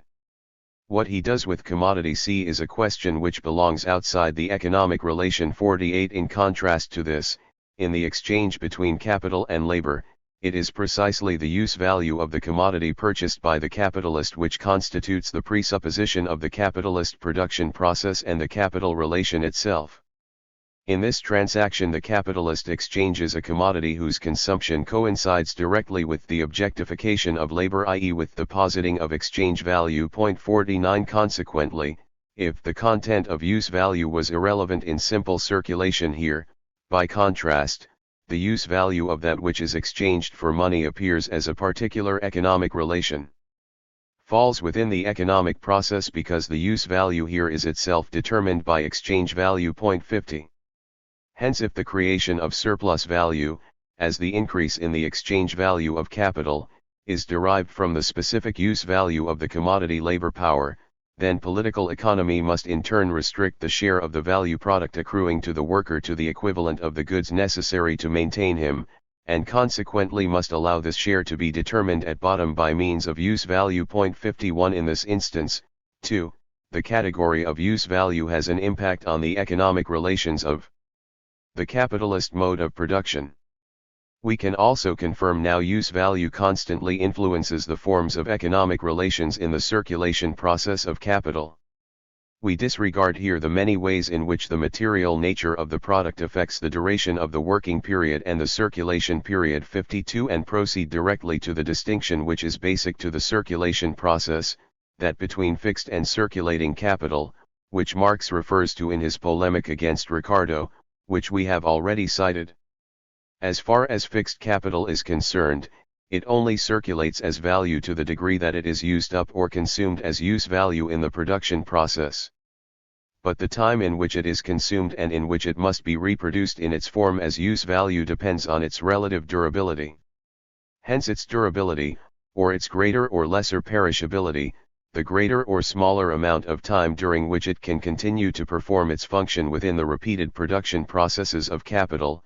This aspect of its use value here becomes a form-determining moment, i.e. a determinant for capital as regards its form, not as regards its substance. The necessary reproduction of fixed capital, together with the proportion of the total capital consisting of it, here modify, therefore, the turnover time of the total capital and thereby its valorization. 53. Thus, in the categories of fixed and circulating capital, the distinction between the elements as use values appears as a qualitative distinction within capital itself, and as the determinant of the complete movement. 54. This therefore represents yet another instance where use value enters into the process of capital as an economic factor. 55. However, the role of use value is seen most clearly in the reproduction process of aggregate social capital, as it is presented in Part 3 of Volume 2 of Capital.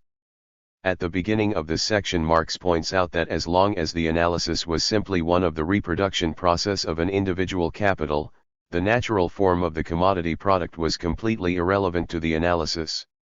Whether it consisted of machines, corn, or mirrors.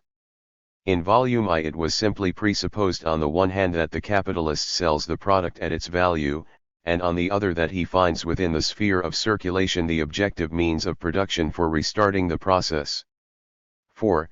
The only act within the sphere of circulation on which we have dwelt was the purchase and sale of labor power as the fundamental condition of capitalist production. 56. However, this merely formal 57 manner of presentation is no longer adequate in the study of the aggregate social capital, in the reproduction of which the problem is not merely the replacement of value, but also the replacement of material, and consequently everything depends on the material shape, on the use value of the value product. Point 58.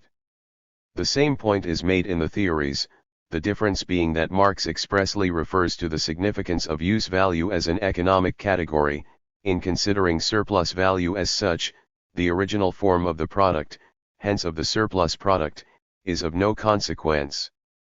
It becomes important when we consider the actual process of reproduction, partly in order to understand its forms, and partly in order to grasp the influence of luxury production etc. on reproduction. 59. Here, Marx stresses, is another example of how use value as such acquires economic significance. 60. We now proceed to those subjects dealt with in Volume 3 of Capital. We can also find numerous examples here of the significance of use value as an economic category. This is obvious in the case of ground rent, which Marx derives ultimately from the relation of exchange value to use value. The importance of use value is also shown in relation to the rate of profit, insofar as this is dependent on fluctuations in the value of raw materials. 4. It is especially agricultural produce proper, i.e. the raw materials taken from organic nature, which is subject to fluctuations of value in consequence of changing yields etc. Owing to uncontrollable natural conditions, favorable or unfavorable seasons etc. the same quantity of labor may be represented in very different quantities of use values, and a definite quantity of these use values may therefore have very different prices. 61. Such variations in price always affect the rate of profit, even if they leave the wage untouched, and hence the rate and amount of surplus value. 2.62 We should also devote special attention to the influence of use value on the accumulation of capital. Grossman writes, in Marxist literature up till now stress has been laid merely on the fact that the mass of the value of the constant capital grows both absolutely, and in relation to the variable capital in the course of capitalist production and the accumulation of capital, with the increase in the productivity of labor, and the transition to a higher organic composition of capital. However, this phenomenon only constitutes one side of the process of accumulation, in that it is regarded from the aspect of value. In fact, it cannot be repeated too often that the reproduction process is not merely a process of valorization but also a labor process. It produces not merely values, but also use values. And, looked at from the aspect of use value, the increase in productive capacity does not only operate in the direction of the devaluation of existing capital, but also in the direction of a quantitative increase in objects of use. 63 The effect that this has on the accumulation of capital can be read in Volume 3 of Capital. 64.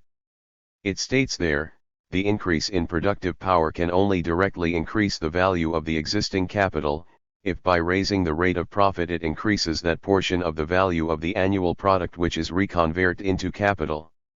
Indirectly, however, the development of the productivity of labor contributes to the increase of the value of existing capital by increasing the mass and variety of use values. 65 In which the same exchange value is represented and which form the material substance, i.e. the material elements of capital, the material objects making up the constant capital directly and the variable capital at least indirectly. More products which may be converted into capital, whatever their exchange value, are created with the same capital and the same labor. These products may serve to absorb additional labor, hence also additional surplus labor, and therefore create additional capital. For the amount of labor which a capital can command does not depend on its value, but on the mass of raw and auxiliary materials, machinery, and elements of fixed capital and necessities of life, all of which it comprises whatever their value may be. As the mass of labor employed and that of surplus labor increases, there is also a growth in the value of the reproduced capital and in the surplus value newly added to it. 66. V. The problem of supply and demand is dealt with in particular detail in Volume 3 of Capital. This problem is closely related to that of the much discussed question of socially necessary labor time, which has already been broached in Chapter 2 above. 67. Right at the beginning of Volume I we read, Socially necessary labor time is the labor time required to produce any use value under the conditions of production normal for a given society and with the average degree of skill and intensity prevalent in that society. And, that which determines the magnitude of the value of any article is therefore the amount of labor socially necessary or the labor time socially necessary for its production. 68. We encounter this technological meaning of the concept of socially necessary labor time again and again in Capital, and in other of Marx's works. However, we also encounter another meaning, according to which labor can only count as socially necessary if it corresponds to the aggregate requirements of society, for a particular use value. In Volume I of Capital we read, "Let us suppose that every piece of linen in the market contains nothing but socially necessary labor time. In spite of all this, all these pieces taken as a whole may contain superfluously expended labor time. If the market cannot stomach the whole quantity at the normal price of 2 shillings a yard, this proves that too great a portion of the total social labor time has been expended in the form of weaving. The effect is the same as if each individual weaver had expended more labor time upon his particular product than was socially necessary. As the German proverb has it, caught together, hanged together.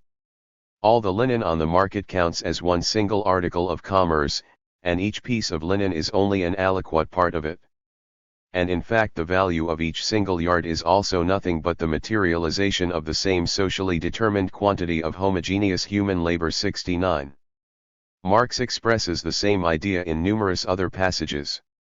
And Engels even combined both meanings in one definition when he stated in the course of an attack on Rodbertus, if he had investigated by what means and how labor creates value and therefore also determines and measures it, he would have arrived at socially necessary labor, necessary for the single product, both in relation to other products of the same kind, and also in relation to society's total demand. 70. The amalgamation of these two meanings of socially necessary labor has been seen as an intolerable contradiction by numerous writers. 71. In reality the contradiction is only apparent, it is in fact a question of different levels of analysis, which require operating with two different, but mutually complementary concepts. Volume 3 of Capital states on this, to say that a commodity has a use value is merely to say that it satisfies some social need. So long as we dealt with individual commodities only, we could assume that there was a need for a particular commodity, its quantity already implied by its price, without inquiring further into the amount of the need which has to be satisfied. This quantity is, however, of essential importance, as soon as the product of an entire branch of production is placed on one side, and the social need for it on the other. It then becomes necessary to consider the extent, i.e. the amount of this social need. 72. In other words, the analysis so far has proceeded from a series of simplifying assumptions. First, it was assumed that commodities are exchanged at their values, and second, that they always find a buyer.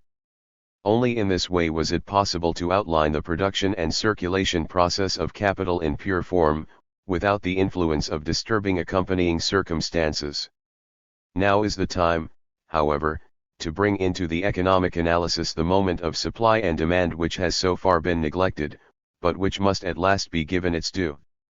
As far as supply is concerned, this means, in the first instance, that instead of one individual commodity, we now have to posit the aggregate product of an entire branch of production. For the individual commodity, the determination of socially necessary labor time proceeds from the fact that the individual value of the commodity should coincide with its social value. 73. However, the matter is quite different when it is a question of the aggregate product of a branch of production. Here the requirement of socially necessary labor time can only apply for the entire mass of commodities, and so consequently the individual value of commodities has to be distinguished from their social value.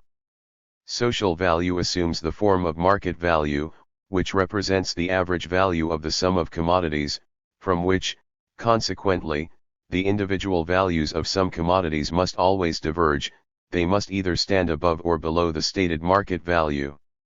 This is because we can generally distinguish three categories of producers in each branch of production: producers who produce under above average, average, or below average conditions. Which of the categories has a decisive effect on the average value, will in particular depend on the numerical ratio or the proportional size of the categories. 74 As a rule, this will be the average category. In this case, that part of the total amount of commodities produced under the poorer conditions will have to be sold off below their individual value, whereas the commodities produced under the above average can secure an extra amount of profit. However, it may be the case that either the class producing under the better conditions, or that under the worse conditions will predominate. In the first instance, the commodities produced under the better conditions will determine the market value, in the second instance, those produced under the poorer conditions. The determination of market value appears in this way if we look exclusively at the mass of commodities thrown onto the market, ignoring the possibility of an imbalance between supply and demand. Hence, provided that the demand is large enough to absorb the whole mass of the commodities at the values which have been fixed, the commodity will still be sold at its market value, no matter which of the three above-mentioned cases regulates that market value. The mass of commodities not only satisfies a need but satisfies it to its full social extent. 75 However, we know that in the capitalist mode of production, there exists an accidental rather than a necessary connection between the total amount of social labor applied to a social article, on the one hand, and the extent of the demands made by the society for the satisfaction of the need gratified by the article in question, on the other. Every individual article, or every definite quantity of a commodity may, indeed, contain no more than the social labor required for its production, and from this point of view the market value of this entire commodity represents only necessary labor, but if this commodity has been produced in excess of the existing social needs, then so much of the social labor time is squandered and the mass of the commodity comes to represent a much smaller quantity of social labor in the market than is actually incorporated in it. The reverse applies if the quantity of social labor employed in the production of a certain kind of commodity is too small to meet the social need for that commodity. 76. In both cases the determination of market value which we outlined abstractly is modified, in the sense that if the supply is too small, the market value is always regulated by the commodities produced under the least favorable circumstances, and if the supply is too large, always by the commodities produced under the most favorable conditions, that therefore it is one of the extremes which determines the market value, in spite of the fact that if we proceed only from the relation between the amounts of the commodity produced under different conditions, a different result should obtain. 77. So it can be seen that which of the categories determines market value depends not only on their proportional strength, but also, in a certain sense, on the relation of supply and demand. But doesn't this completely invalidate Marx's theory of value? Not at all. This would only be true if each time demand outweighed supply, or vice versa, this led to a proportional increase or fall in market value itself. However, in this case the market value would be identical with market price, or it would, as Marx expressed it, have to stand higher than itself. 78 4. According to Marx's conception, market value can only move within the limits set by the conditions of production of one of the three categories. We read in the section of the theories devoted to ground rent that, a difference between market value and individual value arises in general not because products are sold absolutely above their value, but only because the value of the individual product may be different from the value of the product of a whole sphere. The difference between the market value and the individual value of a product can therefore only be due to the fact that the definite quantities of labor with which different parts of the total product are manufactured have different degrees of productivity. It can never be due to the value being determined irrespective of the quantity of labor altogether employed in the sphere. 79. Thus, if as a consequence of the market situation, the mass of commodities is sold above the individual value of the commodities produced under the worst conditions, or alternatively below the individual value of those produced under the best conditions, the market price would indeed diverge from the market value. 80 This regulation of the occasional fluctuations of market price is, of course, the main function allotted to the relation of supply and demand in the system of bourgeois economics. It is evident that our interpretation of Marx's theory of market value diverges very considerably from that normally presented in Marxist literature. The following passage by Grigorovsky could serve as an example. If the demand is large enough to absorb commodities at their market value, says Marx, this commodity will be sold at its market value, no matter which of the three aforementioned cases regulates it. This mass of commodities does not merely satisfy a need, but satisfies it to its full social extent. Should their quantity be smaller or greater, however, than the demand for them, the market price will diverge from the market value, i.e. the market price will exceed or fall below the market value. Market price and market value will not coincide. The author concludes, thus, what affects the relation of supply and demand, or in other words the demand moment is not a change in market value, but simply a divergence of market price from the market value of the commodity, although in both the first and second cases it seems as if the market value itself has changed, as a result of the change in the relation of supply and demand, because in the first case the commodity produced under the poorer conditions seems to regulate market value, and in the second the commodity produced under the better 81.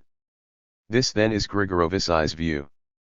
However, what does the passage from Volume 3, which we have already cited in part, actually say on this point? Should demand for this mass now also remain the same, this commodity will be sold at its market value, no matter which of the three aforementioned cases regulates this market value. Should their quantity be smaller or greater, however, than the demand for them, there will be divergencies between the market price and the market value.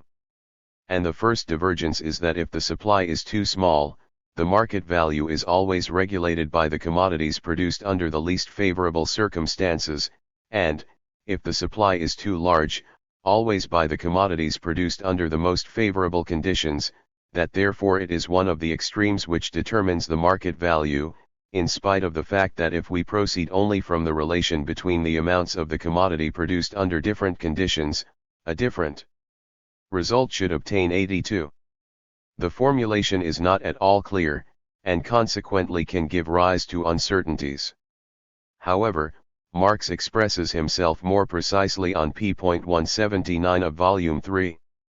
He writes, at a certain price, a commodity occupies just so much place on the market. This place remains the same in case of a price change only if the higher price is accompanied by a drop in the supply of the commodity, and a lower price by an increase of supply. And if the demand is so great that it does not contract when the price is regulated by the value of commodities produced under the least favorable conditions, then these determine the market value. This is only possible if demand is greater than usual, or if supply drops below the usual level. Finally, if the mass of the commodities produced exceeds the quantity disposed of at average market values, the commodities produced under the most favorable conditions regulate the market value. We in no way want to deny that there are passages in Marx which seem to prove the opposite of what has just been said. 83 What is important, however, is not to explain these unclarities away on the basis of a falsely conceived Marxist orthodoxy, but rather to understand and interpret the true meaning of Marx's explanations in terms of their inner logic. And we consider that our interpretation of the passages on market value corresponds better with Marx's theory as a whole, in particular with his theory of ground rent, than the interpretations which are to be found in Grigorovsky and others. However, this is not the place to go into this special problem in detail. Our point was only to show that Marx, in strictly logical fashion, deals with the problem of socially necessary labor time on two different levels, and that his aim in doing this was to place the moment of social demand, i.e. use value, in its true light. In another passage in Volume 3 we read, it continues to be a necessary requirement that the commodity represent use value. But if the use value of individual commodities depends on whether they themselves satisfy a particular need, then the use value of the mass of the social product depends on whether it satisfies the quantitatively determined social need for each particular kind of product in an adequate manner, and whether the labor is therefore proportionately distributed among the different spheres in keeping with these social needs, which are quantitatively circumscribed. The social need, that is the use value on a social scale, appears here as a determining factor for the amount of total social labor time which is expended in various specific spheres of production. But it is merely the same law which is already applied in the case of single commodities, namely that the use value of a commodity is the basis of its exchange value and thus of its value. This quantitative limit to the quota of social labor time available for the various spheres of production is but a more developed expression of the law of value in general, although the necessary labor time assumes a different meaning here. Only just so much of it is necessary for the satisfaction of social needs. It is use value which brings about this limitation 84. And so we can see again how use value operates as such in the relations of the bourgeois economy, which is based on exchange value, and consequently how it becomes an economic category itself. With this last example, we come to the end of our analysis. Future research into Marx will decide whether the extracts which we have cited from the rough draft prove us correct, and actually lead to a partial revision of previous interpretations of Marx's economic theory, as we believe they must. We can, however, allow ourselves one final remark, that it was clearly Marx's own unique method of analysis which enabled him to elaborate his opposition to Ricardo in such an original and logical fashion. Engels was surely right when he perceived in Marx's treatment of use value, and its role in political economy, a classic example of the use of the German dialectical method. 85. Part 2.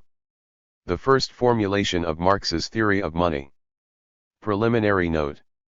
As we have already remarked, Marx himself only managed to publish a relatively small part of the 1857-58 manuscript, in fact, only the chapter on money, which was published, after a fundamental reworking, in the contribution. The remainder was left on his writing desk and was used only sporadically in Capital and in the Theories. 1. From the point of view of the subject matter, therefore, the first part of the rough draft coincides both with the text of the contribution, and with Part I of Volume I of Capital. It should therefore be regarded as the first draft of these texts. However, this is not to be taken literally, since, firstly, there is no presentation of the theory of value in the rough draft, 2, and secondly, the chapter on money in the rough draft diverges so clearly from later presentations of the theory of money that Marx considered it necessary to rewrite it completely, and take the reworked text as the basis for his 1859 work. 3. As a result, we possess 4 versions of Marx's chapter on money. These differ in many details, and a comparison between them can therefore contribute vitally to the understanding of this fundamental, but also difficult, section of his work. 1. We shall refer to examples of this at appropriate points in the present work. 2. It is of course present in an implicit sense, as the whole of the presentation of the rough draft is based on Marx's theory of value. One can see how right Marx was to write to Kugelmann on July 11, 1868 in the following terms: "The unfortunate fellow does not see that even if there were no chapter on value at all in my book, the analysis of the real relations which I give would contain the proof and demonstration of the real value relation." 3. See the fragment of the original text for the contribution, which in our opinion should also include pages 666-69, 675-701, 745-62, as well as pages 871-901 of the Grundriss. This excludes the beginning of the chapter on money. 4. Critique of the labor money theory. In contrast to the later versions of Marx's theory of money, the theory as it appears in the rough draft does not confront us in its finished form. We are able to observe it rather in the process of its formation, as Marx, initially, develops his own conception by means of a critique of the Proudhonist Derriman, and Proudhon's own version of the so-called labor money theory. As a result, this critique requires 40 pages in the rough draft, whereas in his 1859 work 1 Marx confined himself to a short resume, and in Capital 2 to a few footnotes. From a formal standpoint, this separation of the actual theory of money from the critique of the labor money utopia was completely justified, since this utopia still haunts us even today in the form of the doctrine of free credit. The pages from the rough draft, which were later eliminated, are particularly interesting for us. The Proudhonists declared that the principal evil of our social organization sprang from the privilege of money, from the hegemony which the precious metals enjoyed in the circulation of commodities and economic life as a whole. Here lay the real source of the unequal exchange between capital and labor, of usury and of general economic crises. Consequently, the main task was to break the mastery usurped by gold and silver, bring them down to the level of the rabble, the ordinary commodities, and thus restore the natural equality and proportionality of exchange. Of course, the Proudhonists were far from suggesting a return to direct barter. They knew that present-day commodity production requires a general means of exchange. However, couldn't money be robbed of its privileges, they asked, or rather, couldn't all commodities be made directly exchangeable, that is, be made into money? The dethroning of money could be conceived of in many ways. First, gold and silver could be retained as money, but in such a way that they directly represent the labor time embodied in them. Suppose for example that the sovereign were not only called a sovereign, which is a mere honorific for the xth fraction of an ounce of gold, in the same way that a meter is the name for a certain length, but were called say x hours of labor time. 1/x ounce of gold is in fact nothing more than 1/x hours of labor time, materialist, objectified. But gold is labor time accumulated in the past, labor time defined. Its title would make a given quantity of labor as such into its standard. The pound of gold would have to be convertible into x hours of labor time, would have to be able to purchase it at any given moment. As soon as it could buy a greater or lesser amount it would be appreciated or depreciated, in the latter case its convertibility would have ceased. What determines value is not the amount of labor time incorporated in products, but rather the amount of labor time necessary at a given moment. Take the pound of gold itself, let it be the product of 20 hours labor time. Suppose that for some reason it later requires only 10 hours to produce a pound of gold. The pound of gold whose title advises it that it equals 20 hours labor time would now merely equal 10 hours labor time, since 20 hours labor time are equal to 2 pounds of gold. 10 hours of labor are in practice exchanged for 1 pound of gold, hence 1 pound of gold cannot any longer be exchanged for 20 hours labor time. Gold money with the plebeian title X hours of labor would be exposed to greater fluctuations than any other sort of money and particularly more than the present gold money, because gold cannot rise or fall in relation to gold, while the labor time accumulated in a given quantity of gold, in contrast, must constantly rise or fall in relation to present living labor time. In order to maintain its convertibility, the productivity of labor time would have to be kept stationary. Moreover, in view of the general economic law that the costs of production constantly decline, that living labor constantly becomes more productive, hence that the labor time objectified in products constantly depreciates, the inevitable fate of this golden labor money would be constant depreciation. 3. However, Marx continues, in order to control this evil, paper labor money could be introduced instead of gold. The labor time incorporated in the paper itself would then have as little relevance as the paper value of banknotes. If the hour of labor becomes more productive than the chit of paper which represents it would rise in purchasing power and vice versa, exactly as a £5 note at present buys more or less depending on whether the relative value of gold in comparison to other commodities rises or falls. According to the same law which would subject golden labor money to a constant depreciation, paper labor money would enjoy constant appreciation. But that does not matter, exclaim the Proudhonists, that is exactly what we are after. The worker would reap the joys of the rising productivity of his labor, instead of creating proportionately more alien wealth and devaluing himself as at present. Unfortunately there arise some small scruples. First of all, if we once presuppose money, even if it is only time chits, then we must also presuppose the accumulation of this money, as well as contracts, obligations, fixed burdens etc. which are entered into in the form of this money.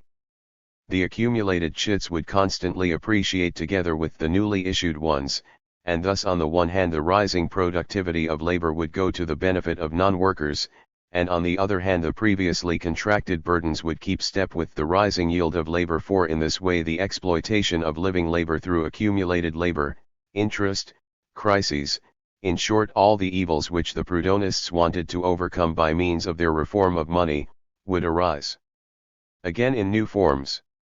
Thus, the substitute money of the Proudhonists, considered as a social panacea, would come to grief on the law of the increasing productivity of labor. 5. It is of course true that the appreciation of the time chits would be quite irrelevant, if the world could be restarted from the beginning every instant, and therefore, if the obligations which had been entered into never survived the changing value of the labor money. But since this isn't the case, the labor money is purely utopian. What its advocates want is to eliminate the overvaluation of money which occurs in crises. 6. And secure for each small commodity producer and commodity seller a just price for his commodity. It should be possible not only to convert money into commodities at any time, but also commodities into money, which is naturally only possible if prices coincide exactly with values, that is, with the amounts of labor embodied in the commodities. We come here to the second fundamental error of the advocates of the labor money theory, or, as Marx named them, the time chitters, namely, that they lump together value and price, and fail to understand the necessary antagonism of these two forms. In fact, the value of all commodities is determined by their cost of production, in other words by the labor time required to produce them. Their price is this exchange value of theirs, expressed in money. So, in the first instance, the distinction between value and price appears purely nominal. But such is by no means the case. The value of commodities as determined by labor time is only their average value. This average appears as an external abstraction if it is calculated out as the average figure of an epoch, e.g. 1 pound of coffee equals is. If the real average price of coffee is taken over 25 years, but it is very real if it is at the same time recognized as the driving force and the moving principle of the oscillations which commodity prices run through in a given epoch. 7. The market value 8 is always different, is always below or above this average value of a commodity. Market value equates itself with real value by means of its constant oscillations, never by means of an equation with real value as if the latter were a third party, but rather by means of a constant non-equation of itself. 9. Price therefore is distinguished from value not only as the nominal from the real, not only by way of the denomination in gold and silver, but because the latter appears as the law of the motions which the former runs through. But the two are constantly different and never balance out, or balance only coincidentally and exceptionally. The price of a commodity constantly stands above or below the value of a commodity, and the value of the commodity itself exists only in this up and down movement of commodity prices. Supply and demand constantly determine the prices of commodities, never balance, or only coincidentally, but the cost of production, for its part, determines the oscillations of supply and demand. On the assumption that the production costs of a commodity and the production costs of gold and silver remain constant, the rise or fall of its market price means nothing more than that a commodity equals X labor time, constantly commands more or less than X labor time on the market, that it stands above or beneath its average value as determined by labor time. And it is precisely for this reason that the time chit representing average labor time would never correspond to or be convertible into actual labor time. 10. Thus, whereas the previous objection to the labor money theory proceeded from the fact that the law of rising productivity has to lead to the continual depreciation of commodities against time chits, and as a consequence must result in the inconvertibility of the time chits, this same inconvertibility, about which Marx is now talking, is nothing more than another expression for the inconvertibility between real value and market value, between exchange value and price. In contrast to all other commodities, the time chit would represent an ideal labor time which would be exchanged sometimes against more and sometimes against less of the actual variety, and which would achieve a separate existence of its own in the time chit, an existence corresponding to this non-equivalence. The general equivalent, medium of circulation and measure of commodities would again confront the commodities in an individual 11 form, following its own laws, alienated 12 i.e. equipped with all the properties of money as it exists at present but unable to perform the same services. The medium with which commodities, these objectified quantities of labor time, are compared would not be a third commodity but would rather be their own measure of value, labor time itself. As a result, the confusion would reach new heights altogether. For it is precisely the difference between price and value, between the commodity measured by labor time whose product it is, and the product of the labor time against which it is exchanged, calls for a third commodity to act as a measure in which the real exchange value of commodities is expressed. Because price is not equal to value, the value-determining element, labor time, cannot be the element in which prices are expressed, as labor time would then have to express itself simultaneously as the determining and the non-determining element, as the equivalent and non-equivalent of itself. The time cheaters naturally imagine that by annulling the nominal difference between real value and market value, between exchange value and price, that is, by expressing value in units of labor time itself instead of in a given objectification of labor time, say gold and silver, that in doing so they also remove the real difference and contradiction between price and value. Given this illusory assumption, it is self-evident that the mere introduction of the time chit does away with all crises, all faults of bourgeois production. The money price of commodities equals their real value, demand equals supply, production equals consumption, money is simultaneously abolished and preserved, the labor time of which the commodity is the product, which is materialist in the commodity, would need only to be measured in order to create a corresponding mirror image in the form of a value symbol, money, time chits. In this way every commodity would be directly transformed into money, and gold and silver, for their part, would be demoted to the rank of all other commodities. 14. We can now see how much of the degradation of money and the exaltation of the commodity propagated by Proudhon and others, was based on an elementary misunderstanding of the inevitable correlation existing between commodity and money. 15. They failed to understand that any circulation of commodities is bound to lead to the development of money, and therefore that it is impossible to abolish money itself as long as exchange value remains the social form of products. 16. Perhaps it is possible, however, to overcome the drawbacks of labor money, which have already been described, by means of the establishment of a central exchange bank, so that an element of social planning steps into the place of the anarchic forces of the market? Indeed, Marx answers, if the preconditions under which the price of commodities equals their exchange value are fulfilled, and if we assume the following: balance of supply and demand, balance of production and consumption, and, what this amounts to in the last instance, proportionate production, then the money question becomes entirely secondary, in particular the question whether the tickets should be blue or green, paper or tin, or whatever other form social accounting should take. In that case it is totally meaningless to keep up the pretense that an investigation is being made of the real relations of money. 17. Let us then imagine a bank which issues time chits, which at the same time buys, at their cost of production, the commodities of individual producers. The bank would then be the general buyer, the buyer not only of this or that commodity but of all commodities, because only in this way could labor money gain general acceptance. But if it is the general buyer, then it also has to be the general seller, not only the dock where all the wares are deposited, not only the general warehouse, but also the owner of the commodities, in the same sense as every merchant. Accordingly, a second attribute of the bank would be necessary. It would need the power to establish the exchange value of all commodities, i.e. the labor time materialist in them, in an authentic manner. 18. However, its functions could not end here. It would have to determine the labor time in which commodities could be produced, with the average means of production available in a given industry. But even that would not be sufficient. It would not only have to determine the time in which a certain quantity of goods had to be produced, and place the producers in conditions which made their labor equally productive, but it would also have to determine the amounts of labor time to be employed in the different branches of production. However, this is not all. The biggest exchange process is not that between commodities, but between commodities and labor.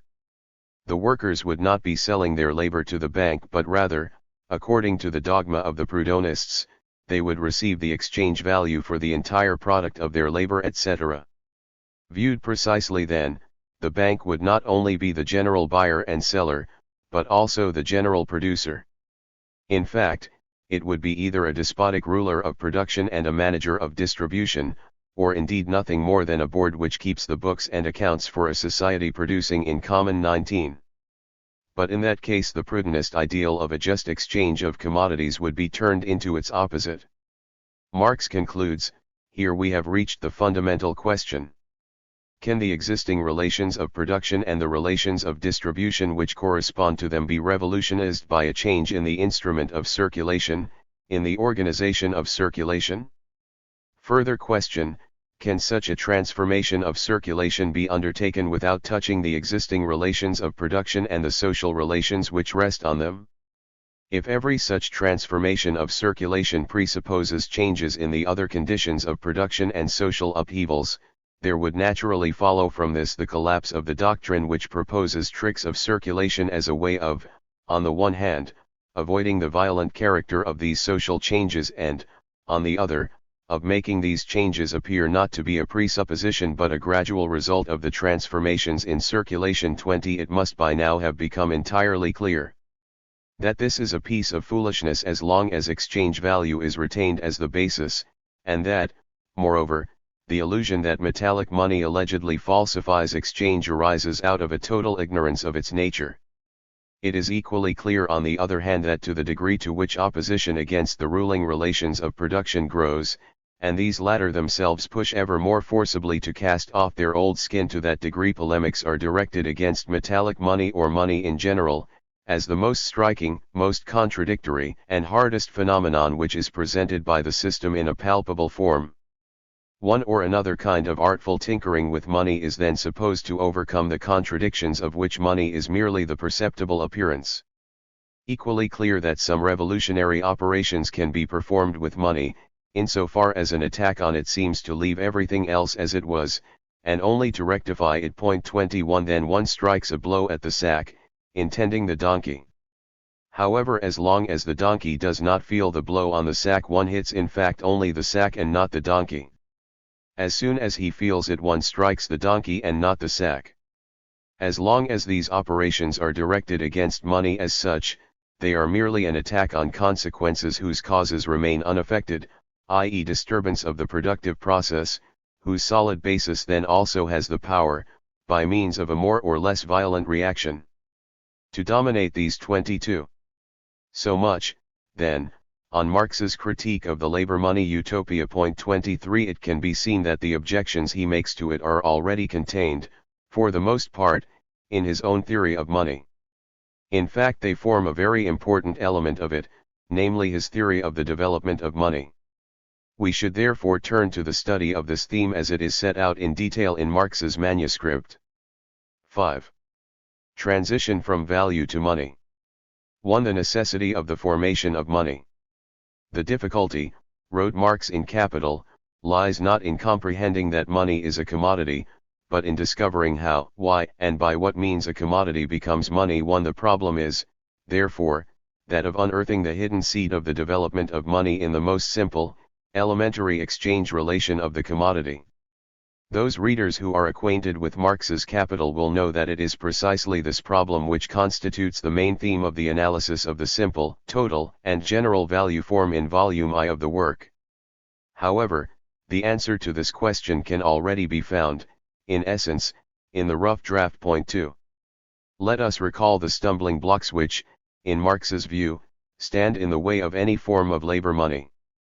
First, the law of the rising productivity of labor, which would lead to a constant depreciation of all commodities in relation to the time chits. Second, the necessary incongruence of real value and market value, of value and price, i.e. the fact that the actual labor time objectified in the individual commodity cannot directly coincide with general or average labor time, which is inherent in the concept of value. At this point we have to pick up the thread of Marx's argument once again. We know that the products of labor are only values insofar as they count as embodiments of the same social substance, general human labor. However, labor does not exist in the form of a general object of exchange which is independent of and separate from the particular natural characteristics of commodities. 3. It is the labor of individuals, exhibiting different degrees of intensity and skill, definite concrete labor, which assimilates particular natural materials to particular human requirements. 4. As such it is objectified in a definite particular commodity, with particular characteristics, and particular relations to needs, whereas as general human labor, as value, it should be embodied in a commodity which expresses no more than its quota or quantity, which is indifferent to its own natural properties, and which can therefore be metamorphosed into, i.e. exchanged for, every other commodity which objectifies the same labor time. 5. In other words, the commodity, as it comes into being, is only objectified individual labor time of a specific kind, and not universal labor time. The commodity is thus not immediately exchange value, but has still to become exchange value. However, how is it possible to present a particular commodity directly as objectified universal labor time, or, which amounts to the same thing, how can the individual labor time objectified in a particular commodity directly assume a universal character? 6. And what applies to living labor also applies to objectified labor, i.e. to the commodity itself. Two commodities, e.g. a yard of cotton and a measure of oil, are different by nature, have different properties, are measured by different measures, are incommensurable. On the other hand, as values all commodities are qualitatively equal and differ only quantitatively, hence can be measured against each other and substituted for one another in certain quantitative relations. Value is their social relation. 7. Their economic quality. It presupposes social labor as the substance of all products, disregarding their natural qualities. A book which possesses a certain value and a loaf of bread possessing the same value are exchanged for one another, are the same value but in a different material. Hence, as value, the commodity is an equivalent. The general measure, as well as the general representative, the general medium of exchange of all other commodities. As value it is money. However, precisely because commodities as values are different from one another only quantitatively, the natural distinctness of commodities must come into contradiction with their economic equivalents, and so their value has to achieve an existence which is qualitatively distinguishable from them. 4. As a value every commodity is divisible, in its natural existence this is not the case. As a value it remains the same no matter how many metamorphoses and forms of existence it goes through. In reality, commodities are exchanged only because they are not the same and correspond to different systems of needs. As a value the commodity is general, as a real commodity it is particular. As a value it is always exchangeable, in real exchange it is exchangeable only if it fulfills particular conditions. As a value, the measure of its exchangeability is determined by itself. Exchange value expresses precisely the relation in which it replaces other commodities. In real exchange it is exchangeable only in quantities which are linked with its natural properties and which correspond to the needs of the participants in exchange. 9. Hence, what originally appeared as a contradiction between general and individual labor time, now confronts us as a contradiction between the general character of the commodity as value, and its particular character as use value. And Marx goes on to say that this open contradiction can only be solved through itself becoming objectified, by the commodity doubling itself in the course of real exchange, i.e. by obtaining in money, a form of social existence separated from its natural existence. 10. Note well, however, this only happens in real exchange. 4. As long as all that is required is the determination of value, the only problem is to discover the general value substance of commodities, the immanent measure of value, which forms the basis of the exchange relation. 11. When I exchange two commodities with each other I equate each of the commodities with a third, i.e. not with themselves. This third which differs from them both, since it expresses a relation, is their value. The commodity has first to be converted into labor time, as something qualitatively different from it before it can be compared at all with other commodities. On paper, in the head, This metamorphosis proceeds by means of mere abstraction, but in the real process of exchange a real mediation 12 is required. This abstraction has in its turn to be objectified 13. However, this can only occur in the relation of commodity to commodity, since the owners of commodities do not stand in some form of communal association as producers, but can only relate to one another through the medium of their products. Consequently, the only thing which can become the expression of the value of a commodity is another commodity. Hence, it is not sufficient for the commodity to possess a double existence in the head. This doubling in the idea proceeds to the point where the commodity appears as double in real exchange, as a natural product on one side, as exchange value on the other. That is, the commodity's exchange value obtains a material existence separate from the commodity, i.e. it achieves independence in the shape of money. 15. As consistent as this derivation of money may seem, it involved, initially, certain hesitations which are evident in the rough draft. For Marx, as also for Lassalle, who had learned from Hegel, it was an obvious step to take to view money as the embodiment of value in the sense of the ideal, the universal, the one, in contrast to commodities, which in Hegelian terms represented the real, particularity, the many. 16. And, like Lassalle, Marx too was at first inclined, for just this reason, to regard money as a mere sign of value, simply the ideal unity or expression of value of all the real products in circulation. 17. Hence, we can find numerous passages in the rough draft, especially notebooks I and II, which treat money in general, as a mere sign of value or a symbol. We can read there, for example, the product becomes a commodity, i.e. a mere moment of exchange. The commodity is transformed into exchange value. In order to equate it with itself as an exchange value, it is exchanged for a symbol which represents it as exchange value as such. As such a symbol is exchange value, it can then in turn be exchanged in definite proportions for every other commodity. 18. Of course, even in this part of the text Marx repeatedly emphasizes that even if only a sign money must consist of a particular commodity, and that consequently paper money can in no way directly express the value of commodities, but must rather function constantly as the representative of gold currency. 19. However, the way he expressed himself in Notebook I of the rough draft, saying that money not only represents, but also symbolizes 20 the value of commodities, stands in glaring contrast to the real meaning of Marx's theory of money, and as a consequence had to be dropped later. This took place in the contribution 21, and after that we can find no trace of this symbol theory in Marx's work. So much then on the dialectical derivation of money from value as it exists in the rough draft.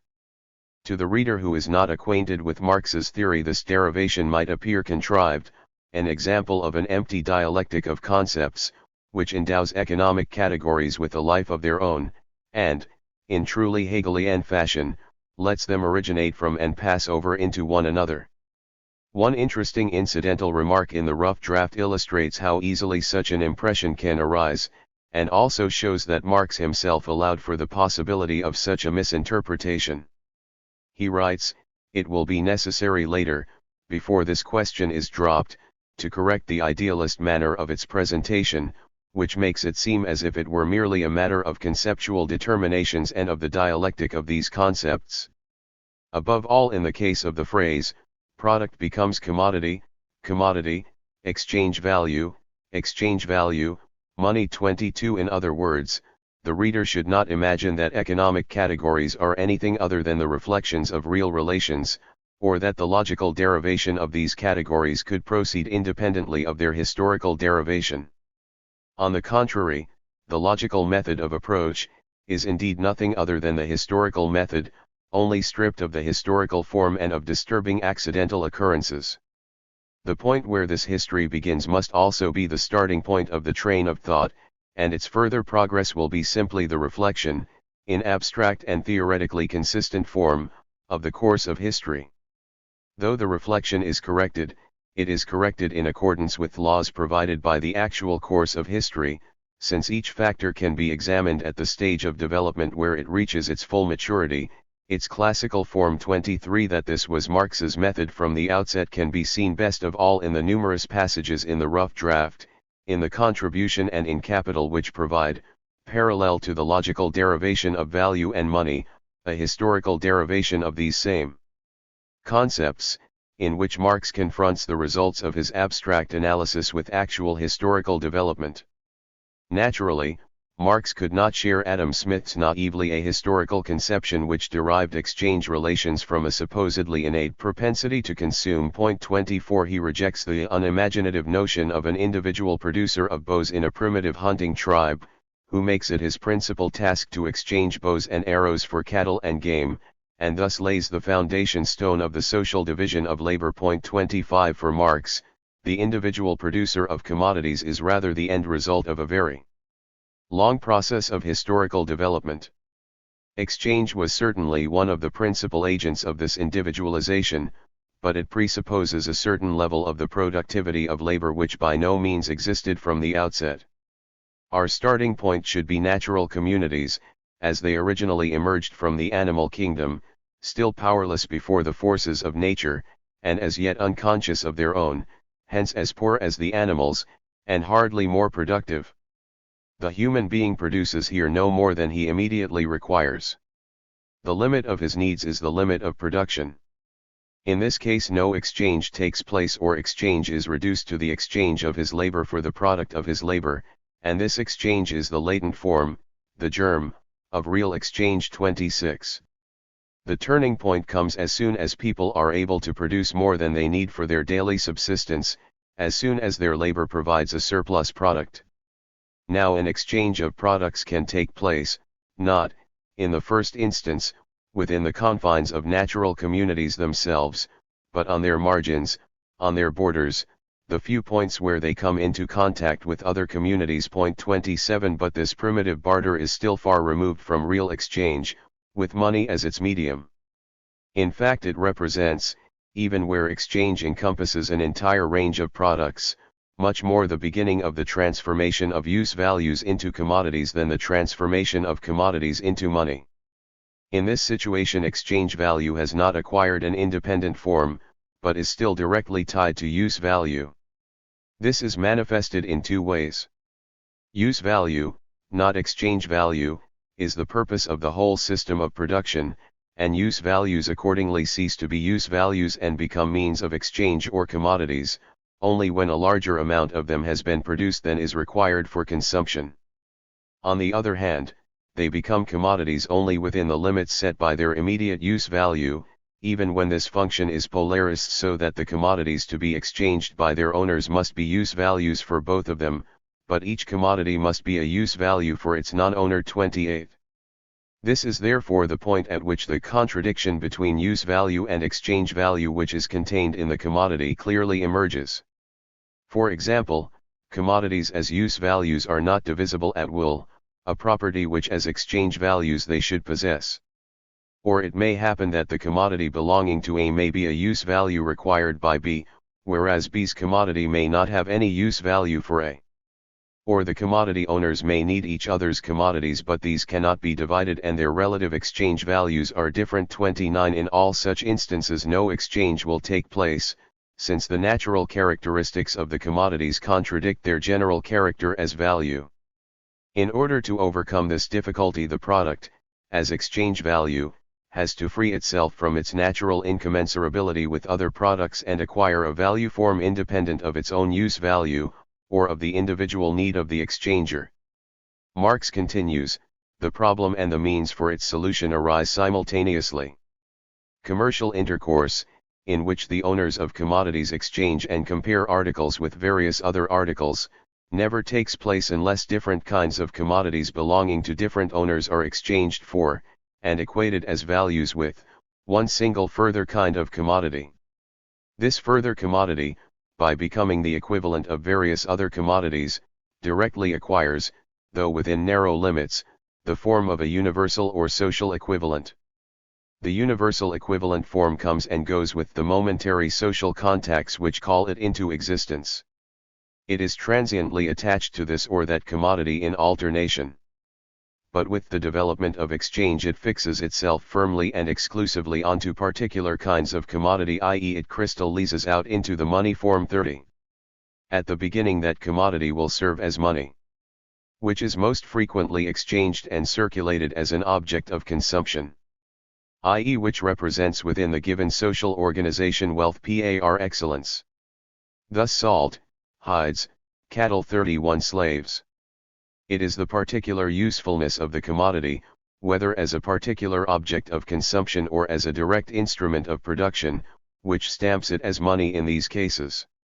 In the case of further development precisely the opposite will occur, i.e. that commodity which has the least utility as an object of consumption or instrument of production will best serve the needs of exchange as such.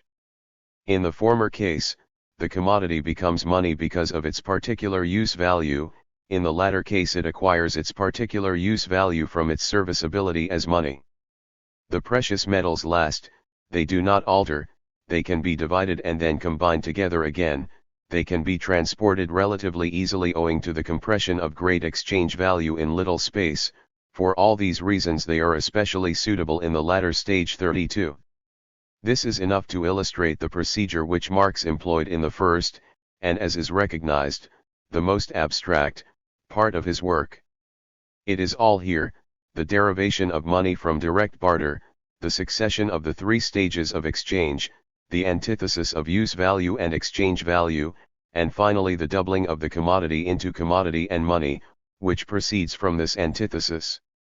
Control by the facts takes place at every step of the analysis, which proceeds simultaneously, both deductively, and inductively, logically, and historically.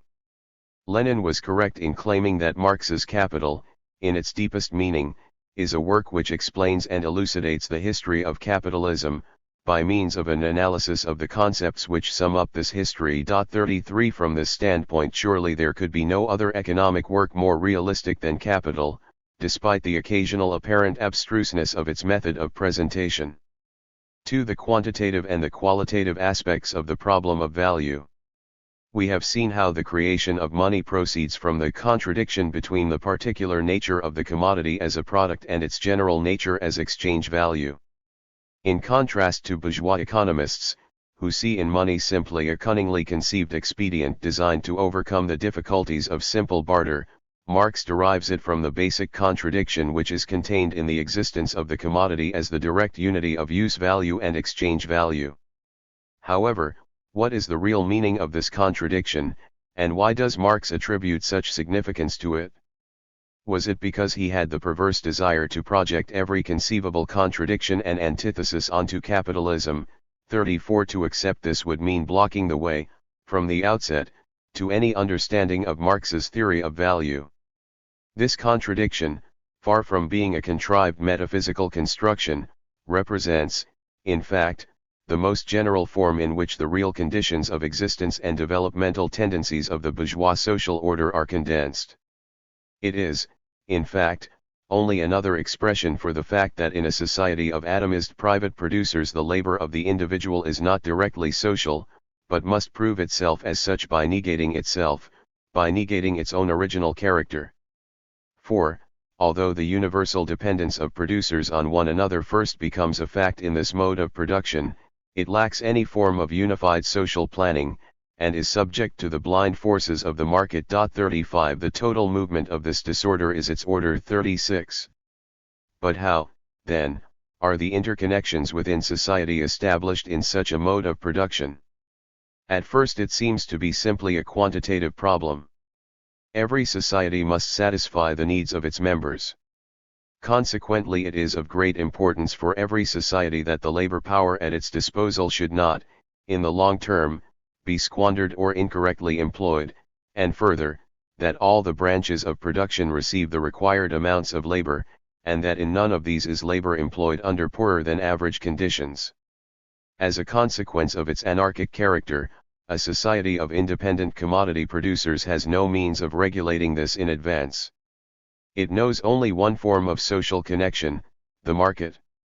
The producer in this society only finds out, post festum, after exchange is completed. whether his commodity actually satisfies a social need and whether his labor time has been properly employed. 37.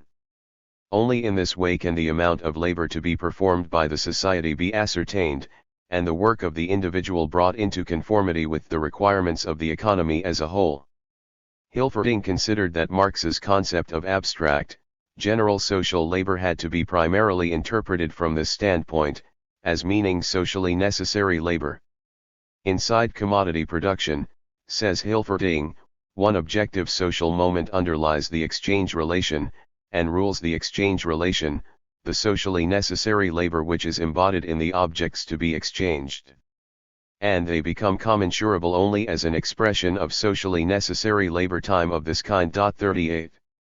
From Marx's polemic against Bailey and Ricardo in Part 3 of Theories of Surplus Value, we can see just how one-sided this interpretation of Marx's concept of value is. In order that the commodities may be measured according to the quantity of labor embodied in them, the different kinds of labor contained in the different commodities must be reduced to uniform simple labor. This reduction to simple average labor is not, however, the only determinant of the quality of this labor to which as a unity the values of the commodities are reduced.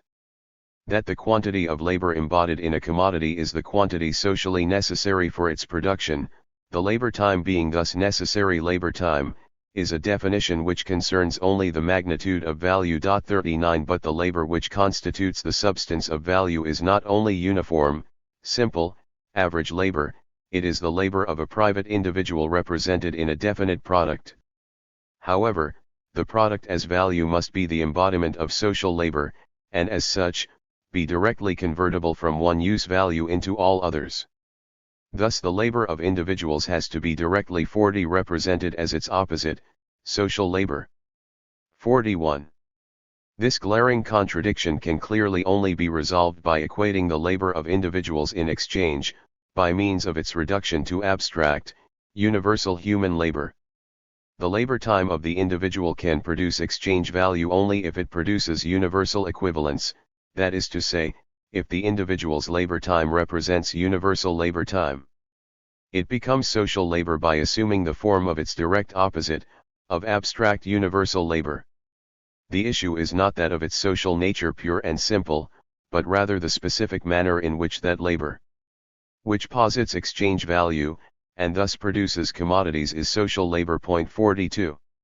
This becomes clear as soon as we turn to pre-capitalist conditions, where production for exchange either played no role or only a minimal one.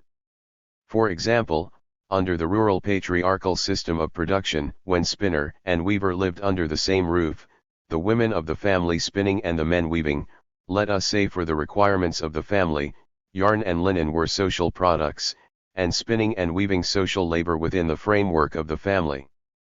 But their social character did not appear in the form of yarn becoming a universal equivalent exchanged for linen as a universal equivalent, i.e. of the two products exchanging for each other as equal and equally valid expressions of the same universal labor time. On the contrary, the product of labor bore the characteristic social imprint of the family relationship with its naturally evolved division of labor. Or let us take the services and dues in kind of the Middle Ages, continues Marx. It was the distinct labor of the individual in its original form, the particular features of his labor and not its universal aspect that formed the social ties at that time. Or finally let us take communal labor in its spontaneously evolved form as we find it among all civilized nations at the dawn of their history. In this case the social character of labor is evidently not mediated by the labor of the individual assuming the abstract form of universal labor or his product assuming the form of a universal equivalent. The communal system on which this mode of production is based prevents the labor of an individual from becoming private labor and his product the private product of a separate individual.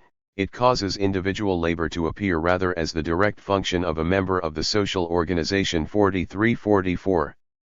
In contrast to this, the labors of individuals in a society of isolated individuals, i.e. of private producers, only operate as an element of the total labor of society through the relations which the act of exchange establishes between the products, and through their mediation, between the producers. 45 The labor of different persons is equated and treated as universal labor only by bringing one use value into relation with another one in the guise of exchange value. 46 Hence it appears that the specific social character of private labors carried on independently of each other consists in their equality as human labor.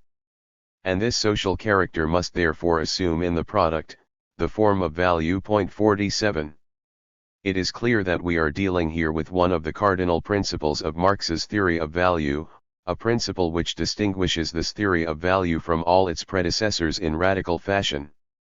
Ricardo too was naturally aware of the fact that the labor of the individual has to be reduced to socially necessary labor in order to serve as the basis of value. However, this only concerns the quantitative, not the qualitative side of the problem. But the point is, not only that the different magnitudes of commodity values are measured by expressing the values in the use value of one exclusive commodity, but at the same time that they are all expressed in a form in which they exist as the embodiment of social labor and are therefore exchangeable for every other commodity, that they are translatable at will into any use value desired. The labor contained in the commodities must be represented as social labor, as alienated individual labor. 48 However, this is only necessary in a commodity-producing society. Only in such a society does the labor of the individual have to represent itself as its opposite, impersonal, abstract, general, and only in this form social labor. 49 Of course even a socialist society would have to keep accounts of the labor power at its disposal, and would therefore have to reduce individual labor to simple average labor.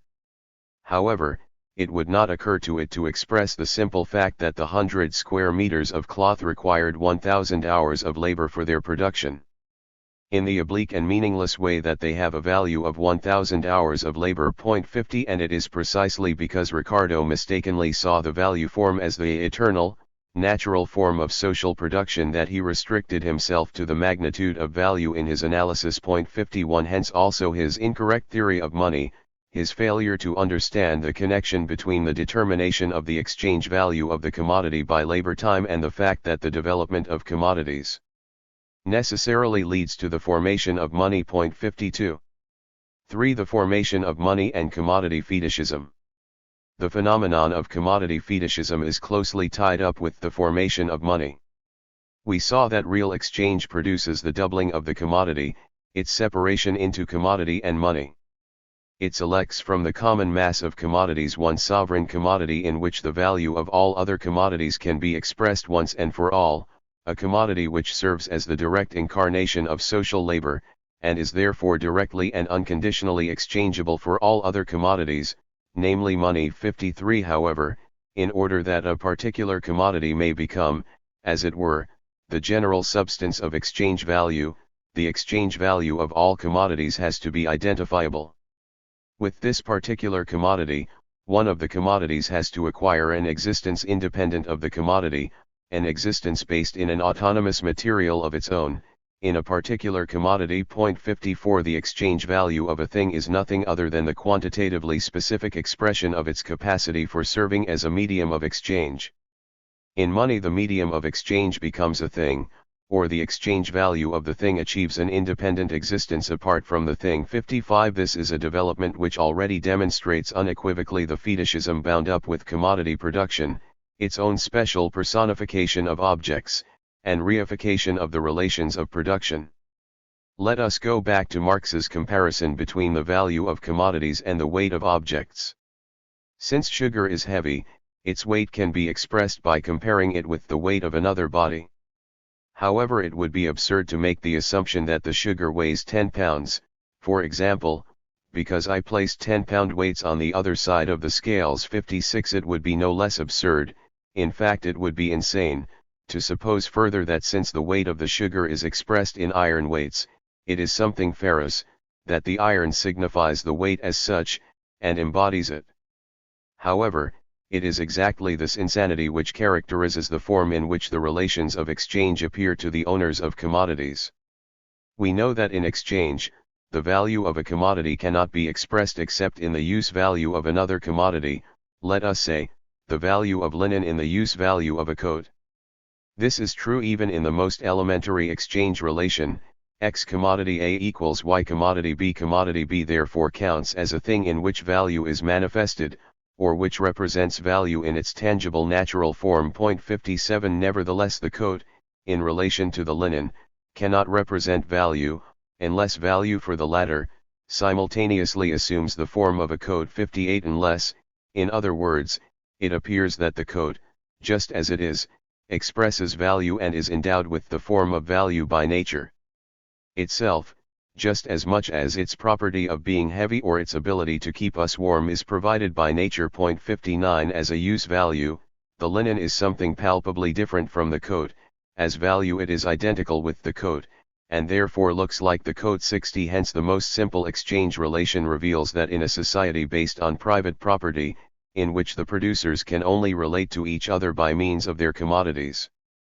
the social characteristics of their own labor must appear as objective characteristics of the products of labor themselves. 61 However, the value form X commodity A equals Y commodity B only applies to a sporadic and hence transient exchange relation, that solely between two particular commodities. In such a situation it is still very difficult to grasp the reification of the social relations of production. It does not take on a distinct and tangible shape until the money form. Then, all commodities express their value in the same equivalent, in the same money commodity. The false semblance consequently becomes firmly established, i.e. that the thing in which the magnitude of the value of another thing is represented.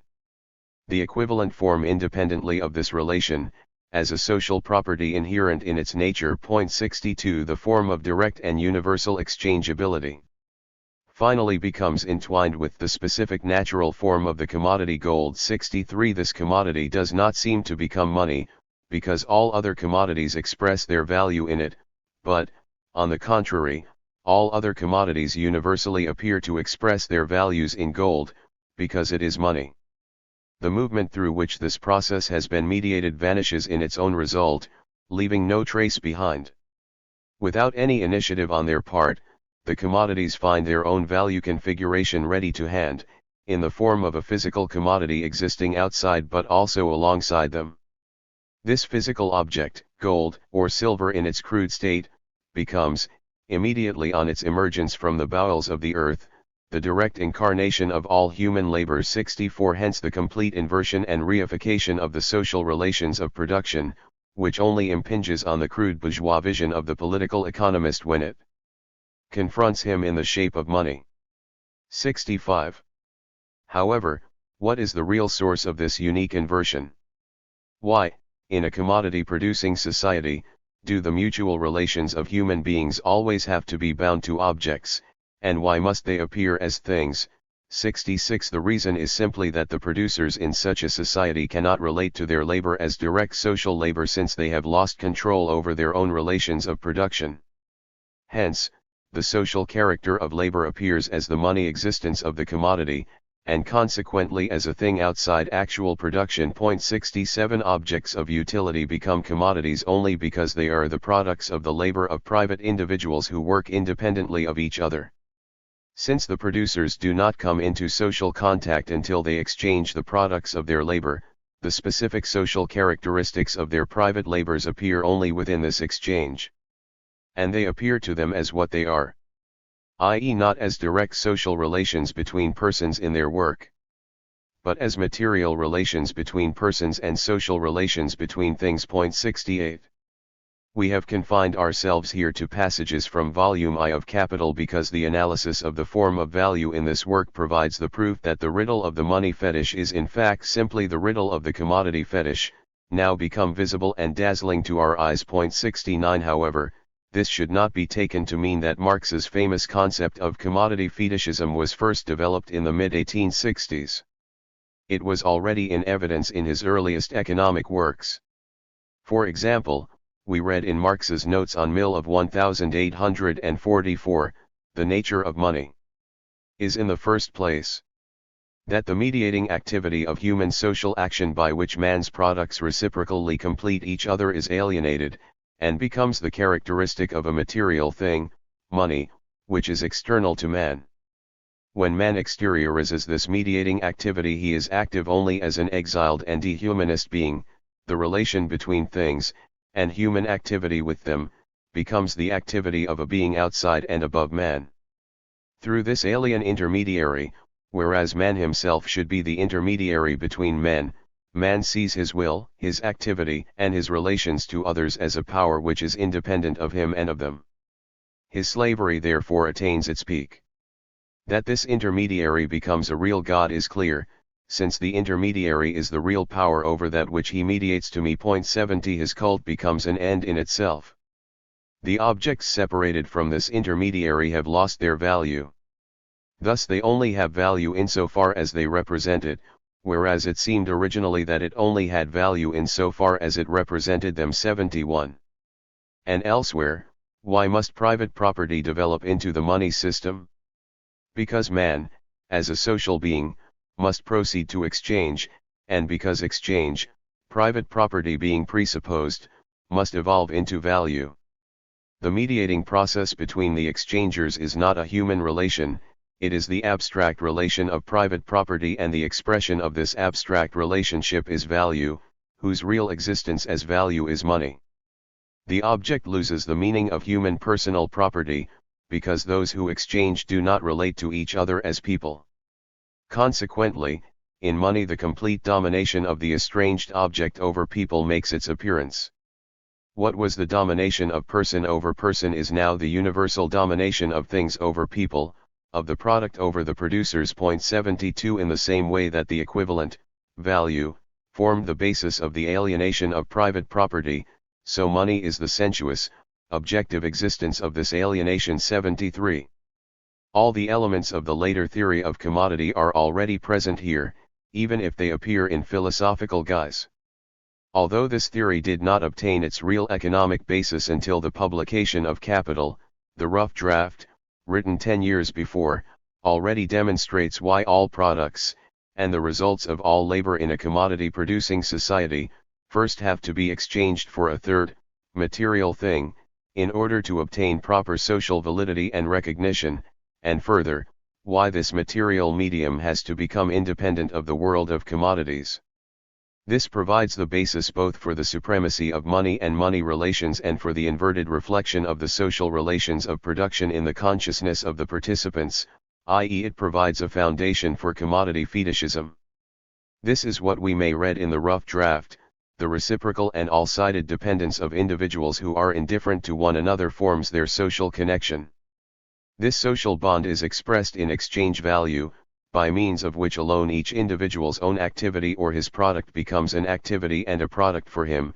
He must produce a general product, exchange value or money, in order to be able to transform his product into a means of life for himself. 74 On the other side, the power which each individual exercises over the activity of others or over social wealth exists in him as the owner of exchange values, of money.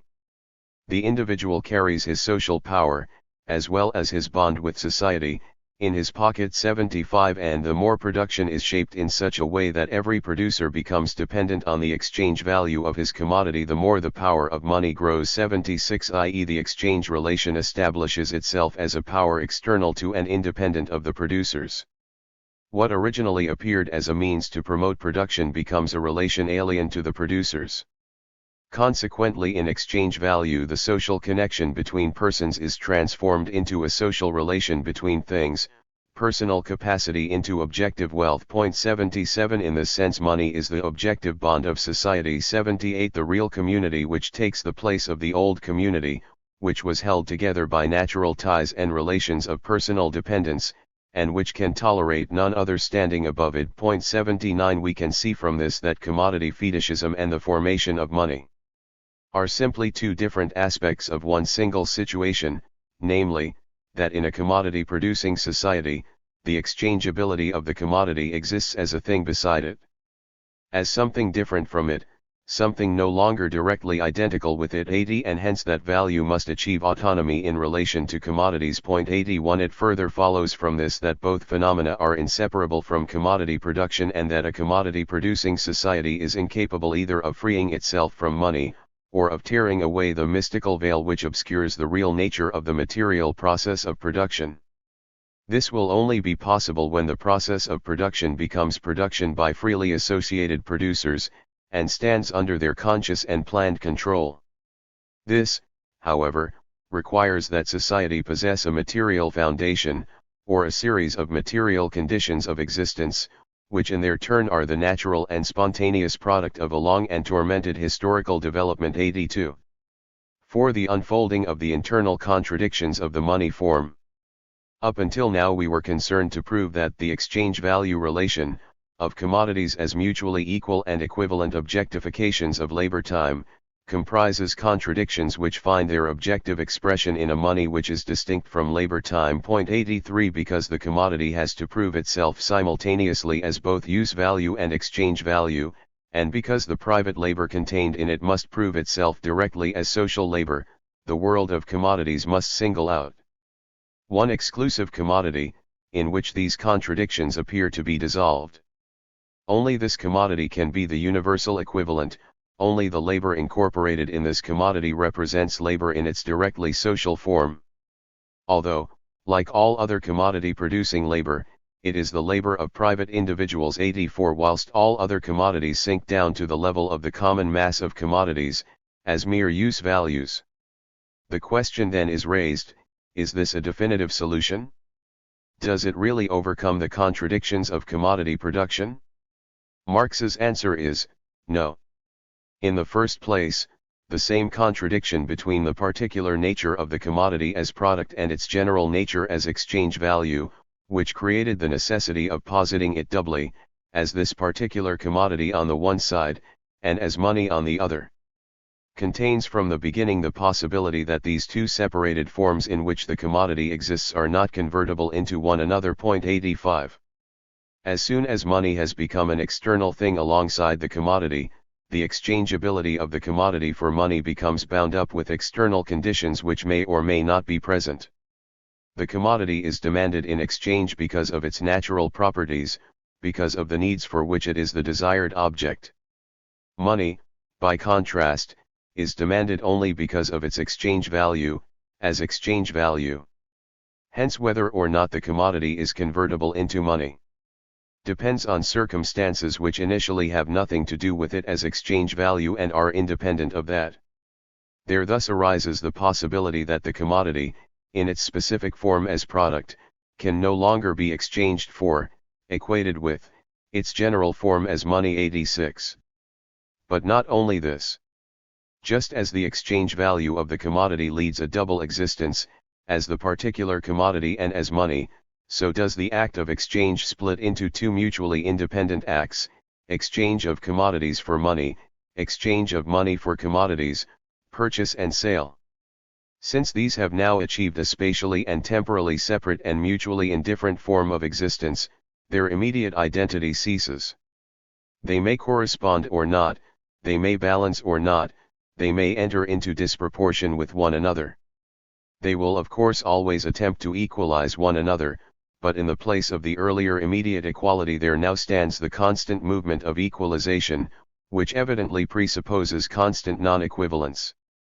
It is now entirely possible that consonance may be reached only by passing through the most extreme dissonance. 87 For the commodity is exchanged for a commodity, at the same time, and equally, it is not exchanged for a commodity, inasmuch as it is exchanged for money.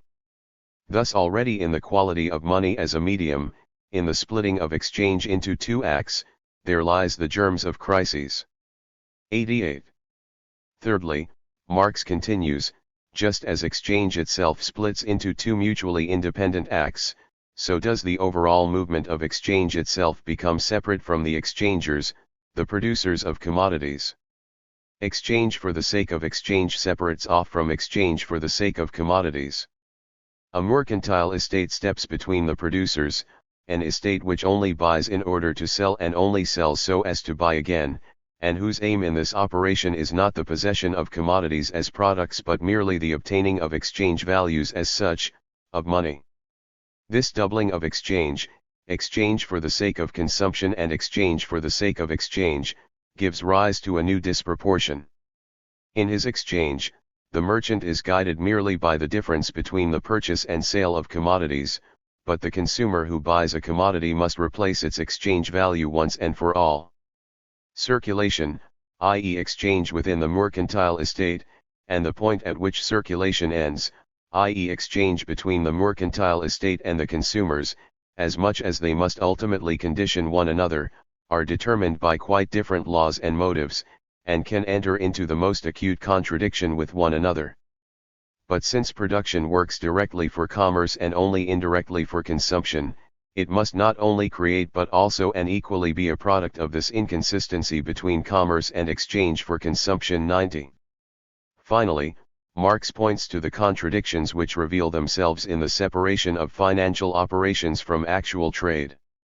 Money comes into contradiction with itself and with its characteristic by virtue of being itself a particular commodity, and of being subject, therefore, to particular conditions of exchange in its exchange with other commodities, conditions which contradict its universal unconditional exchangeability. It is determinable by demand and supply, splits into different kinds of money, etc. Despite its universal character, it is one exchangeable entity among other exchangeable entities. It is not only the universal exchange value, but at the same time a particular exchange value alongside other particular exchange values. Here is a new source of contradictions which make themselves felt in practice. 91. We see then, Marx concludes, how it is an inherent property of money to fulfill its purposes by simultaneously negating them, to achieve independence from commodities, to be a means which becomes an end, to realize the exchange value of commodities by separating them from it, to facilitate exchange by splitting it, to overcome the difficulties of the direct exchange of commodities by generalizing them, to make exchange independent of the producers in the same measure as the producers become dependent on exchange. 92. The contradiction hidden away in the commodity, between private and social labor, between use value and exchange value, between money and commodity is overcome, only to be reproduced simultaneously on another level. Or, as we read in Capital, the further development of the commodity into commodity and money does not abolish these contradictions, but rather provides the form within which they have room to move. This is, in general, the way in which real contradictions are resolved. For instance, it is a contradiction to depict one body as constantly falling towards another, and at the same time constantly flying away from it. The ellipse is a form of motion within which this contradiction is both realized and resolved. 93. With this we have arrived at one of the most important, but at the same time most neglected and misunderstood, aspects of Marx's economics. How often has the thesis of the contradiction between use value and exchange value been repeated? On the other hand, how often has anyone really taken the trouble to develop this thesis or regard it as something more than a survival of the time when Marx coquetted with the Hegelian manner of expression? In reality, we are dealing here with one of the most fundamental discoveries of Marx's economics, the neglect of which makes his conclusions in the theory of value and money appear utterly distorted. But not only that. As Lenin wrote, in his Capital, Marx first analyzes the simplest, most ordinary and fundamental, most common and everyday relation of bourgeois society, a relation encountered billions of times, viz. The exchange of commodities. In this very simple phenomenon, analysis reveals all the contradictions of modern society. The subsequent exposition shows us the development of these contradictions and of this society in the sum of the individual parts, from its beginning to its end. 94. Our investigation of Marx's analysis of the transition from value to money has illustrated how accurately these sentences capture the real meaning of Marxist economics. We must now test the validity of this analysis as we proceed further in our investigation. 6. The functions of money. A. Money as measure of value. 1 preliminary note. Before we proceed with our investigation, it will be necessary to look briefly at Marx's concept of the functional form of existence. We have seen that Marx's major concern was to grasp the characteristic forms of economic relations. From this standpoint, the entire science of political economy can be characterized as a history of the forms of social production and intercourse. Each form of production and intercourse has a definite function to fulfill, only after an economic relation has performed the function corresponding to each particular form. Does it acquire the form in which it may enter a new transformation phase? Point 1. Therefore, what an economic form actually represents can only be derived from the function which is allotted to it, and which underlies it. In this context, Marx speaks repeatedly of functional forms of existence, which money and capital continually assume and shed, and in which the dialectical development of these categories finds its expression. Point 2. As far as the functions of money in particular are concerned, it is sufficient to cite here the words of H. Bloch, a bourgeois critic with some insight into Marx. The strict division of these functions from the substance of money, and likewise the separation of the functions from one another, is a striking feature of Marx's theory of money. Other theoreticians define money as a means of commerce, a unit of account, a means of exchange, or a means of payment, i.e. they elevate one particular function to the position of being the defining feature of money, and then somehow derive all the remaining functions from the main one. In contrast to this, Marx strictly separates the essence of money from the services which it is able to perform, owing to its particular character. The individual functions, on the other hand, stand separately and equally beside each other. 3. 2. Money as measure of value. Marx writes in the Contribution, the principal difficulty in the analysis of money is surmounted as soon as it is understood that the commodity is the origin of money. After that, it is only a question of clearly comprehending the specific form peculiar to it. This is not so easy because all bourgeois relations appear to be gilded, i.e. they appear to be money relations, and the money form therefore seems to possess an infinitely varied content, which is quite alien to this form. 4. The first of these specific forms of money, the first because it emerges directly from the process of the formation of money itself, is its function as a measure of value. Money necessarily crystallizes out of the process of exchange, in which different products of labor are in fact equated with each other, and thus converted into commodities. The historical broadening and deepening of the phenomenon of exchange develops the opposition between use value and value which is latent in the nature of the commodity. The need to give an external expression to this opposition for the purposes of commercial intercourse produces the drive towards an independent form of value, which finds neither rest nor peace until an independent form has been achieved by the differentiation of commodities into commodities and money. 5. It is no longer necessary for the value of each commodity to be expressed in an infinite series of value equations, as in the direct exchange of products, one single equation, X commodity A equals Y. Money commodity, is sufficient to represent this value in a socially valid form. After money has been posited as independent exchange value, the commodities themselves are posited in their particularity in relation to their subject, money. By being equated to money, they again become related to one another as they were, conceptually, as exchange values. They balance and equate themselves with one another in given proportions. Money is the universal material into which they must be dipped, in which they become gilded and silver-plated, in order to win their independent existence as exchange values.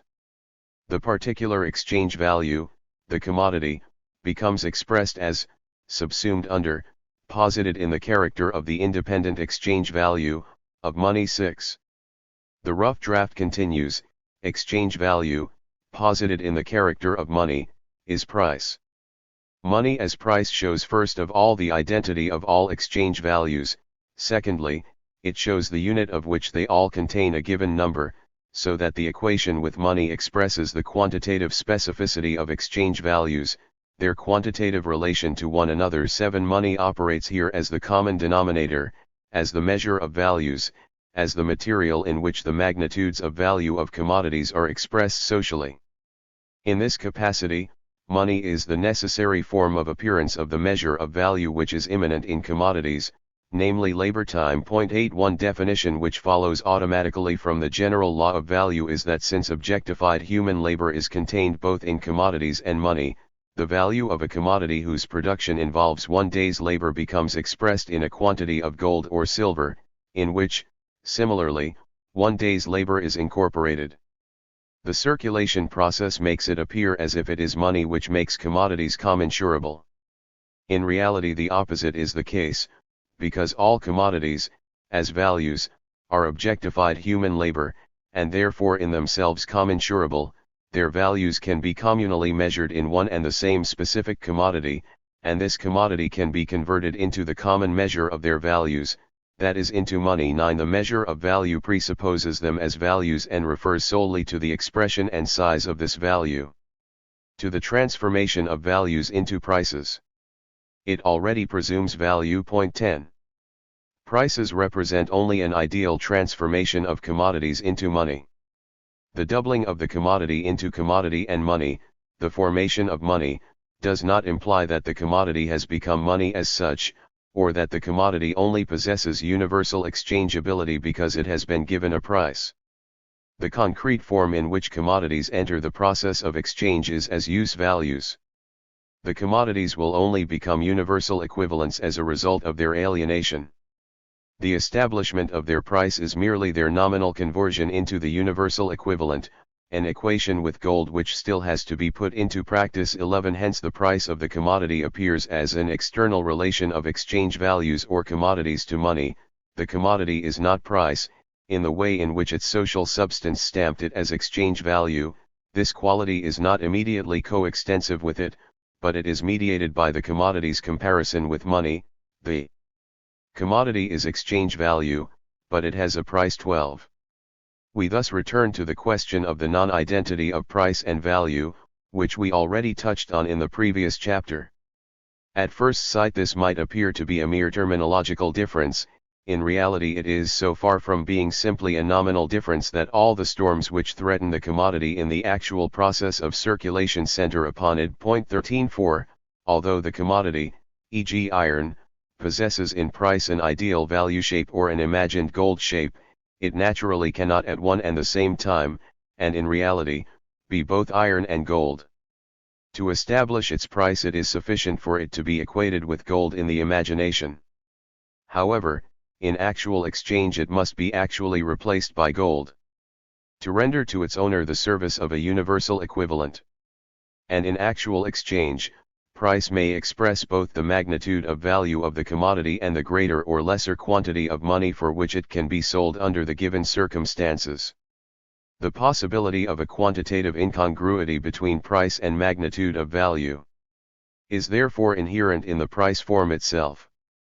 This is not a defect but, on the contrary, it makes this form the adequate form for a mode of production whose laws can only assert themselves as blindly operating averages between constant irregularities. 14. Since prices only represent ideal sums of money, no real money is necessary for establishing a price. That is, the ideal transformation of commodities into money is prima facie independent of, and unrestricted by the mass of real money. Not a single piece of money is required in this process, just as little as a measuring rod really needs to be employed before, for example, the ideal quantity of yards can be expressed. If, for example, the entire national wealth of England is appraised in terms of money, i.e. expressed as a price, everyone knows that there is not enough money in the world to realize this price. Money is needed here only as a category, as a mental relation. 15. Nevertheless, it cannot become an imaginary measure of value, with no connection with the determination of value by means of labor time. For this reason, if say a pound of cotton is worth 8d, then I am saying that 1 pound of cotton equals 1/116 ounce of gold.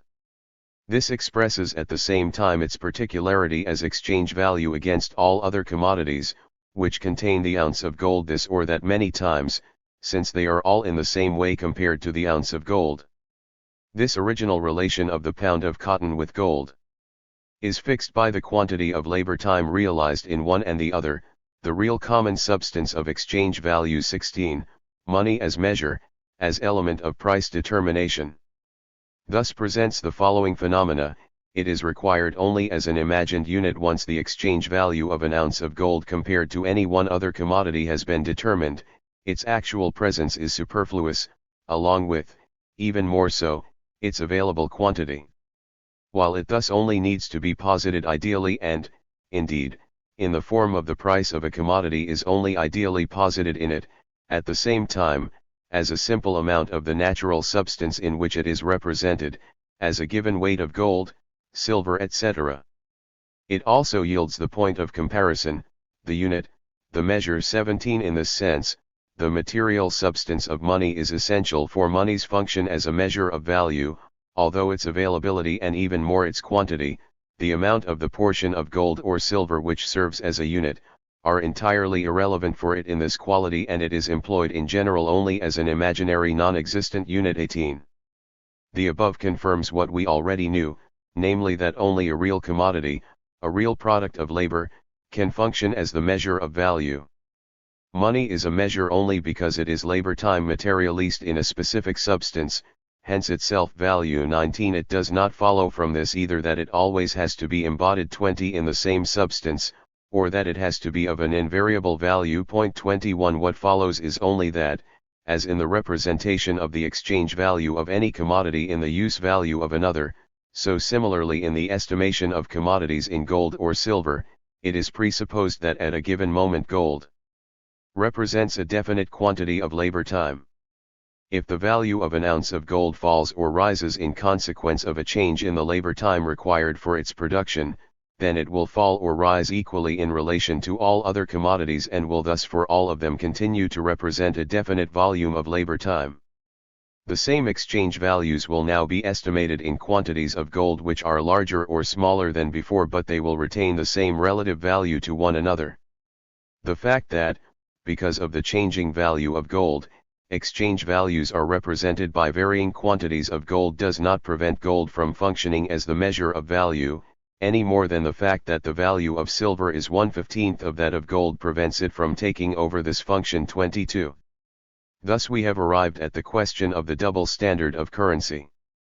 We read in Capital, if therefore two different commodities, such as gold and silver, serve simultaneously as measures of value, all commodities will have two separate price expressions, the price in gold and the price in silver, which will quietly coexist as long as the ratio of the value of silver to that of gold remains unchanged. However, every alteration in this ratio disturbs the ratio between the gold prices and the silver prices of commodities, and thus proves in fact that a duplication of the measure of value contradicts the function of that measure. 23. One thing which is only intimated in the rough draft is the function of money as measure of prices. 24. As prices, the values of all commodities are transformed into imaginary quantities of different magnitudes. They are now capable of being compared with each other and measured, and the course of development produces the need to compare them, for technical reasons, with some fixed quantity of gold. 25 as their unit of measurement. This unit, by subsequent division into aliquot parts, becomes itself the standard of measurement. Before they become money, gold, silver, and copper already possess such standards in their weights. 26. The money commodity is thus transformed from the measure of values into the standard of prices. These are two entirely different functions, since it is the measure of value as the social incarnation of human labor, and it is the standard of price as a quantity of metal with a fixed weight. As the measure of value it serves to convert the values of all the manifold commodities into prices, into imaginary quantities of gold, as the standard of price it measures those quantities of gold. For the standard of price, a certain weight of gold must be fixed as the unit of measurement. In this case, as in all cases where quantities of the same denomination are to be measured, the stability of the measurement is of decisive importance. On the other hand, gold can only serve as a measure of value because it is itself a product of labor, and therefore potentially variable in value. 27-28. So much then on the process of the formation of prices, which precedes 29 the circulation of commodities. 30 In the course of this process money acquires certain specific forms, which characterize it only in its function as the measure of value. Let us now look at how money behaves in the actual exchange of commodities, and whether the characteristics which it acquires there contradict those with which we are already acquainted. 7. The functions of money. b. Money as medium of circulation. Like every economic relation, commodity circulation also presents two different aspects. Insofar as it transfers commodities from hands in which they are non-use values to hands in which they are use values, circulation is simply the appropriation of natural objects for human needs, and hence a process of social metabolism.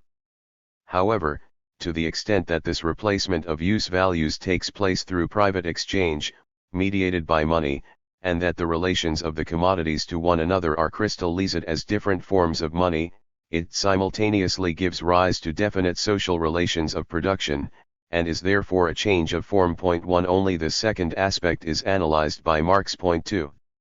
At first sight, the circulation of commodities simply appears as an enormous number of ongoing exchanges of commodity and money, from hand to hand and from place to place. It begins from an infinite number of points and returns to an infinite number, without the actual beginning also being the point of return. The commodity is exchanged for money, money is exchanged for the commodity, and this constant renewal of the same process is repeated endlessly. Point 3. However, looked at more precisely, commodity circulation reveals other phenomena as well, the phenomena of completion, or the return of the point of departure into itself. Circulation can therefore be conceived of equally well as either a movement of money, or a movement of commodities. If I sell in order to buy, then I can also buy in order to sell. Looking at it as mere circulation, the point at which I intervene in order to declare it the point of departure has to be a matter of indifference. However, in both instances, two different circuits take place, CMC and MCM. In the former case, money only a means to obtain the commodity, and the commodity the aim; in the second case, the commodity only a means to obtain money, and money the aim. For at the same time, the second circuit, where the extremes are only quantitatively different, presupposes the exchange of non-equivalents, hence money and commodity in the circuit MCM imply more advanced relations of production, and within simple circulation the circuit is merely a reflection of a movement of a more complex character. Point 5. So for the present we shall confine ourselves to the form of circulation CMC. What role does money play in the circuit CMC? If, a short while ago, money served to provide the world of commodities with the material for expressing price, it is clear that in actual exchange its primary task must be to realize the price of commodities, i.e. act as the realizer of prices. We should, however, remember that not every exchange of commodities amounts to a circulation of commodities. This circulation of commodities not only requires a circuit of exchanges, and a totality of them, in constant motion, and more or less present throughout society. 6. It also presupposes, as we already know, that commodities enter into the process of exchange with definite prices, and that consequently the equivalent commodity already possesses its money character. Point 7. Indeed, at the place where gold is produced, it is a commodity like any other commodity. Its relative value, and that of any other commodity, is reflected there in the quantities in which they are exchanged for one another. But this transaction is presupposed in the process of circulation. The value of gold is already given in the prices of commodities. It would therefore be entirely wrong to assume that within the framework of circulation the relation of gold and commodities is that of direct barter, and that consequently their relative value is determined by their exchange as simple commodities. 8. If we cling to this conception, we overlook the very thing we ought to observe, namely what has happened to the form of the commodity. We do not see that gold, as a mere commodity, is not money, and that the other commodities, through their prices, themselves relate to gold as the medium for expressing their own shape in money. 9. In other words, in circulation commodities are not only actually transformed into money, and exchanged for real money, they are also realized as prices. Hence, the establishment of price is the precondition of commodity circulation, and not its result. From the fact that money can only circulate commodities with definite prices, it follows that the quantity of gold and silver required for circulation is determined in the first instance by the sum total of the prices of the commodities which are to be realized. However, this sum total of prices is itself determined, firstly, by the prices of the individual commodities, secondly by the quantity of commodities at given prices which enter into circulation. Thirdly, however, the quantity of money required for circulation depends not only on the sum total of prices to be realized, but on the rapidity with which money circulates. If one thaler in 1 hour makes 10 purchases at 1 thaler each, if it is exchanged 10 times, then it performs quite the same task that 10 thalers would do if they made only 1 purchase per hour. Velocity is the negative moment, it replaces quantity, by its means a single coin is multiplied 10. In fact, the circulation of money does not begin from a single center, nor does it return to a single center from all points of the periphery, 11, but it begins from an infinite number of points and returns to an infinite number. The velocity of the circulating medium can therefore replace the quantity of the circulating medium only up to a certain point. For this reason a certain mass of payments must be made simultaneously. A definite quantity of money is therefore necessary for circulation, a sum which will always be engaged in circulation, and which is determined by the sum total which starts from the simultaneous points of departure in circulation, and by the velocity with which it runs its course. No matter how many ebbs and flows this quantity of the circulating material is exposed to, an average level nevertheless comes into existence, since the permanent changes are always very gradual, take place over longer periods and are constantly paralysed by a mass of secondary circumstances. 12. Presupposing a certain velocity of circulation, it follows from the fact that the mass of the circulating medium is determined by price, and not the other way around, not that prices are high or low because much or little money circulates, but rather that much or little money circulates because prices are high or low. 13. Marx adds, this is one of the principal economic laws, and the detailed substantiation of it based on the history of prices is perhaps the only achievement of the post-Ricardian English economists. 14. So much on the role which money plays as the medium for the realization of prices. It should not be overlooked that in the circuit CMC the realization of the price of the commodity primarily serves to facilitate the exchange of this commodity for another commodity. If the result of the entire circuit is looked at, and not merely the isolated CM or MC, this result breaks down into the interchange of matter, CC. The commodity is exchanged for money, money is exchanged for the commodity. In this way commodity is exchanged for commodity, except that this exchange is a mediated one. Therefore basically money has simply served to exchange the first commodity for the second one. 15. Consequently, if the entire circuit CMC is considered, money appears as a mere medium of exchange of commodities, not however as a medium of exchange adapted to the process of circulation, i.e. a medium of circulation. 16. If this new function of money is to be clearly understood, it must be set against its previous functions. Insofar as it realizes the price of commodities, the commodity is exchanged for its real equivalent in gold and silver. But insofar as this process takes place only in order to transform this money back into a commodity, i.e. in order to exchange the first commodity for the second, then money appears only fleetingly, or its substance consists only in this constant appearance as disappearance, as this vehicle of mediation. Money as medium of circulation is only medium of circulation. The only attribute which is essential to it in order to serve in this capacity is the attribute of quantity, of amount, in which it circulates. 17. From this standpoint, Marx continues, it is only a semblance, as if the point were to exchange the commodity for gold or silver as particular commodities, a semblance which disappears as soon as the process is ended, as soon as gold and silver have again been exchanged for a commodity, and the commodity, hence, exchanged for another.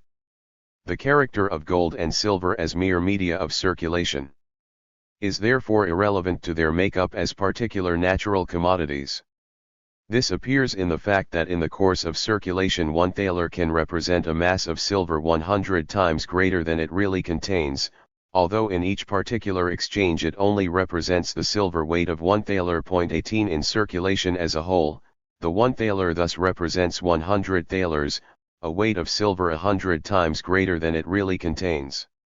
It is in truth only a symbol for the weight of silver contained in 100 thalers.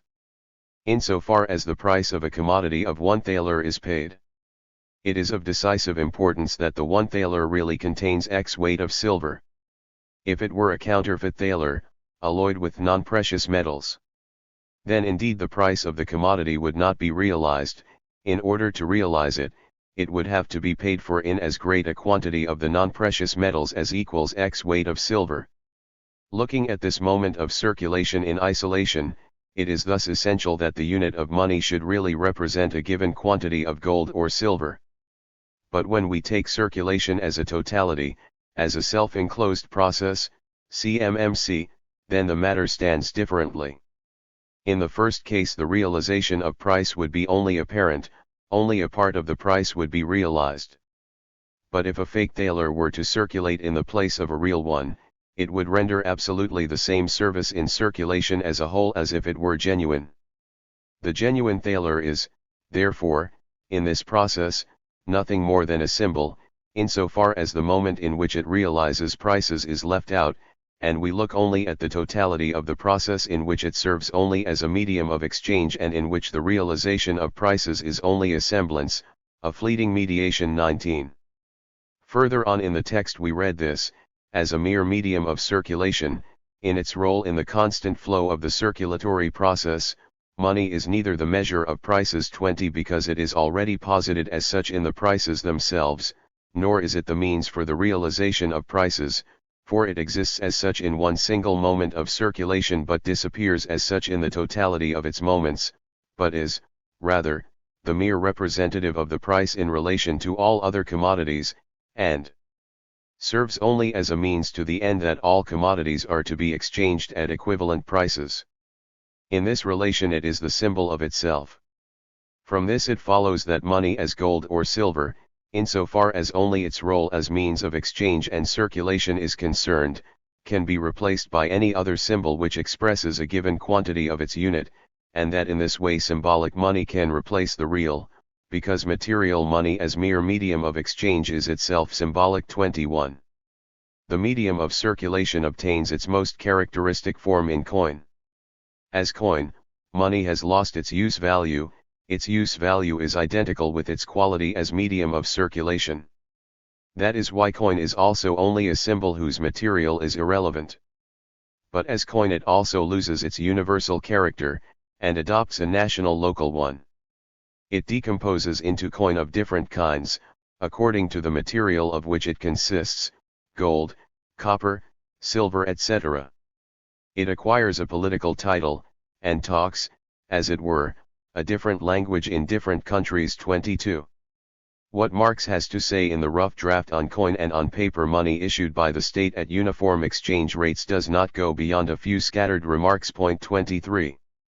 He does, however, stress that, in this matter too, his conclusions are deduced in just the opposite way to the usual doctrine. Money can be replaced because its quantity is determined by the prices which it circulates. Insofar as it itself has value, as in the subsidiary medium of circulation, its quantity must be so determined that it can never accumulate as an equivalent, and in fact always figures as an auxiliary cog of the medium of circulation proper. Insofar, however, as it is to replace the latter, paper money issued by the state, it must have no value whatsoever, i.e. its value must exist apart from itself. 24. Therefore the value of money can exist separately from its matter, its substance.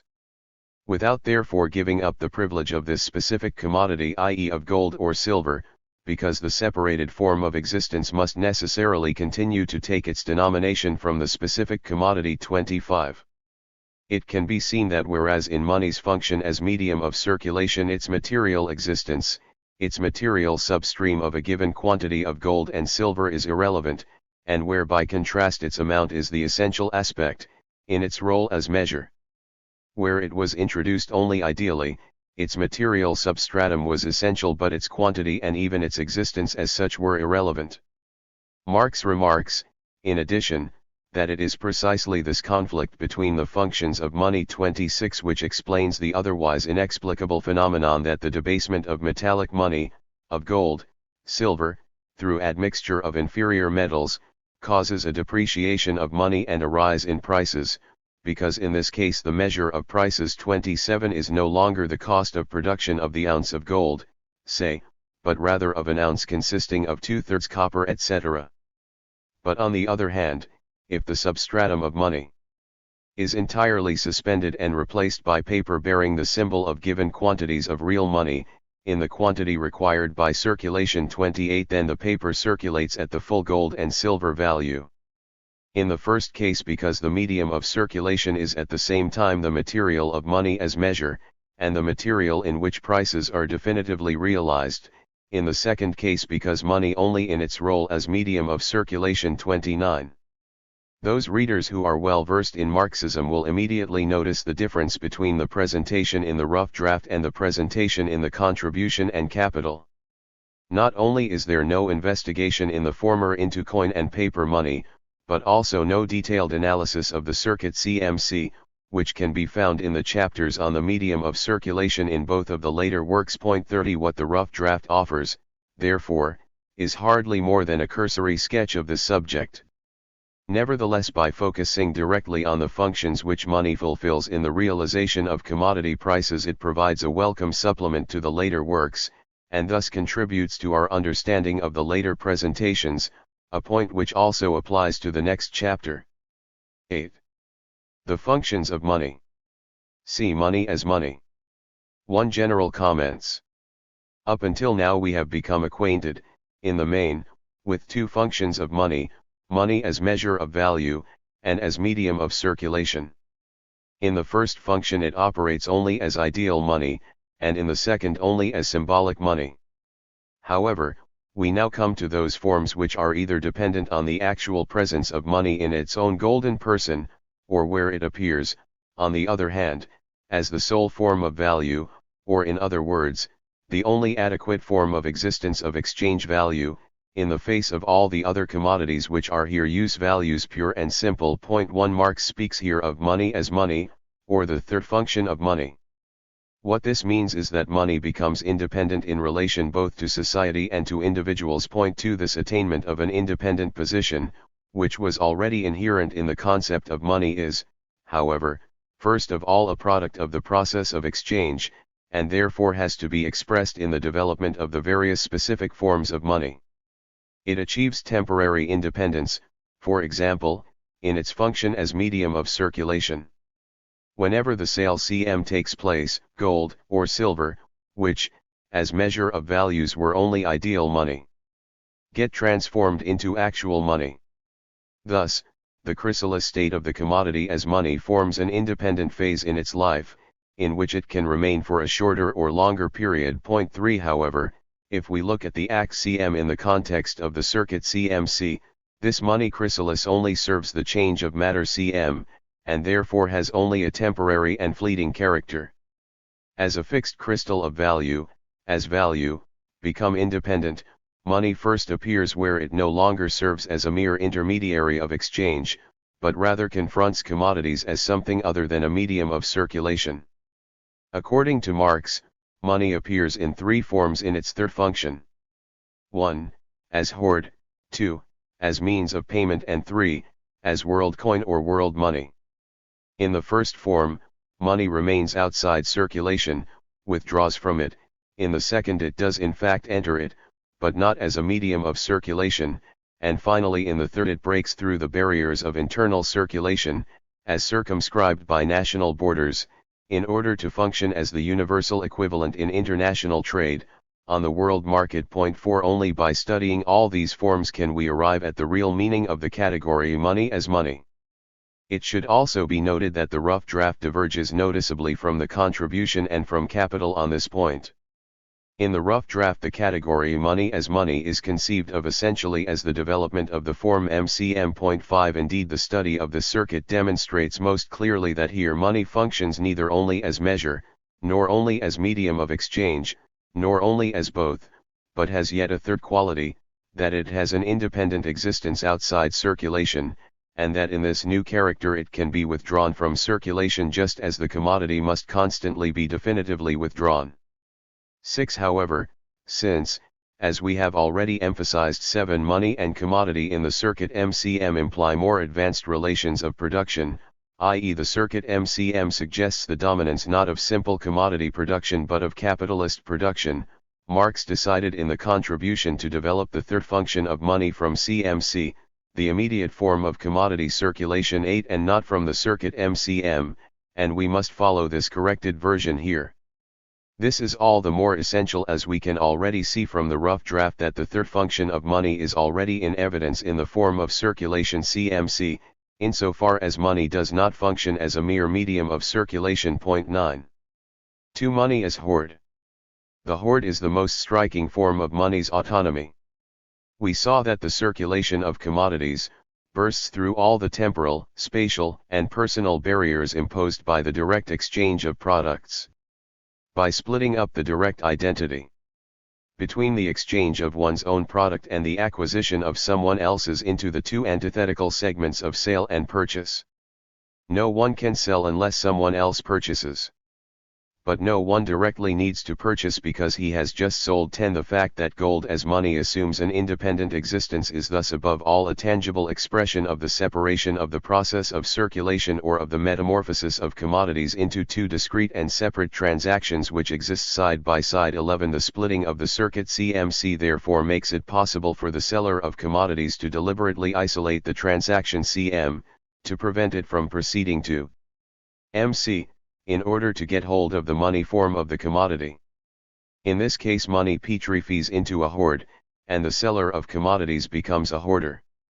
We should preface this by saying that, although the process of hoarding is common to all commodity production, it figures as an end in itself only in the undeveloped, pre-capitalist forms of commodity production. 12. This is because the less products assume the character of commodities, and the less intensively and extensively exchange value has taken hold of production, the more does money appear as actual wealth as such, as wealth in general, in contrast to its restricted manner of presentation in use values. 13. Hence the great significance of hoarding in primitive societies, where it is only the surplus use values which are transformed into commodities and where the traditional mode of production is aimed at satisfying the individual's own requirements, and corresponds to a fixed and limited range of needs. 14. Gold and silver are the adequate form of existence of the surplus in such societies, and at the same time the first form in which wealth, as abstract social wealth,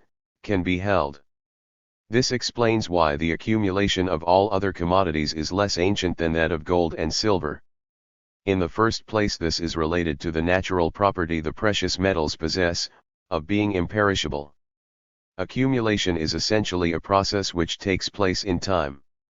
Every use value, as such, is of service in that it is consumed, i.e. destroyed, and this at the same time signifies the destruction of its exchange value. With money on the other hand, its substance, its materiality, is itself its form, in which it represents wealth. Consequently, if money appears as the general commodity in all places, so also does it in all times. It maintains itself as wealth at all times. It is the treasure which neither moth nor rust doth corrupt. All commodities are only transitory. Money is the permanent commodity. 15. Secondly, the commodity, as a use value, satisfies a particular need and forms a particular element of material wealth. But the value of a commodity measures the degree of its attractiveness for all other elements of material wealth, and therefore measures the social wealth of its owner. To the simple owner of commodities among the barbarians, value is inseparable from the value form, and therefore to him the increase in his hoard of gold and silver is an increase in value. It is true that the value of money varies, either as a result of a change in its own value, or of a change in the values of commodities.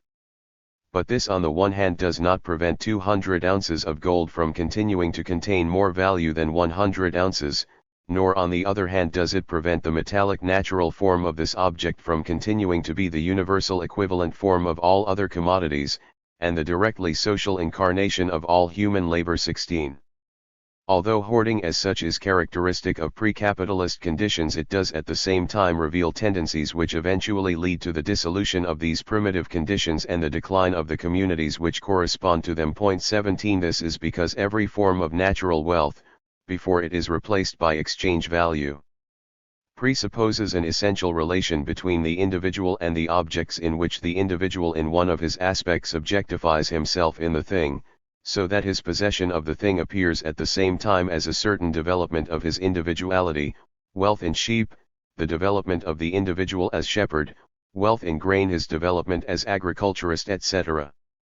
Money, however, as the individual of general wealth 18. As a merely social result, does not at all presuppose an individual relation to its owner, possession of it is not the development of any particular essential aspect of his individuality. Since this social relation exists at the same time as a sensuous, external object which can be mechanically seized, and lost in the same manner. Its relation to the individual thus appears as a purely accidental one, while this relation to a thing having no connection with his individuality gives him, at the same time, by virtue of this thing's character, general power over society, over the whole world of gratifications, labors etc. 19.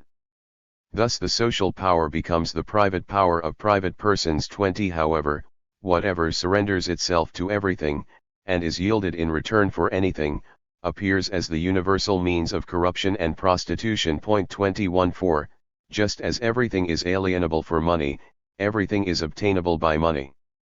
And it depends on chance what the individual can appropriate and what not, since it depends on the money in his possession. There is nothing inalienable, since everything is alienable for money. There is no higher or holier, since everything is appropriable by money. The res sacrae and religiosi, which may be in nullius bonus, nec estimationem recipera nec obligare alienare qui posse, which are exempt from the commercio hominum, do not exist for money, just as all men are equal before God. 22. And it is precisely for this reason that money, in its third quality, must lead to the disintegration of the ancient communities, which are based on use values, insofar as it is not itself the community, as in bourgeois society. 23. This is all the more so as the drive to accumulate hoards is, by its nature, limitless. In gold and silver I possess general wealth in its pure form, the more of it that I pile up, the more general wealth I appropriate. If gold and silver are general wealth, then as particular quantities they only represent it to a particular extent, i.e. inadequately. The whole is impelled constantly to push out beyond itself. 24. Marx continues, in the rough draft, money is therefore not only an object, but the object of greed. It is essentially ori sacra fames.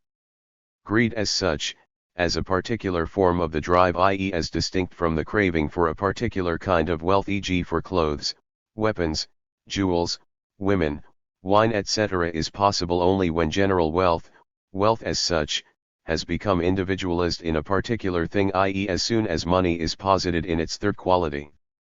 Money is therefore not only the object but also the fountainhead of greed.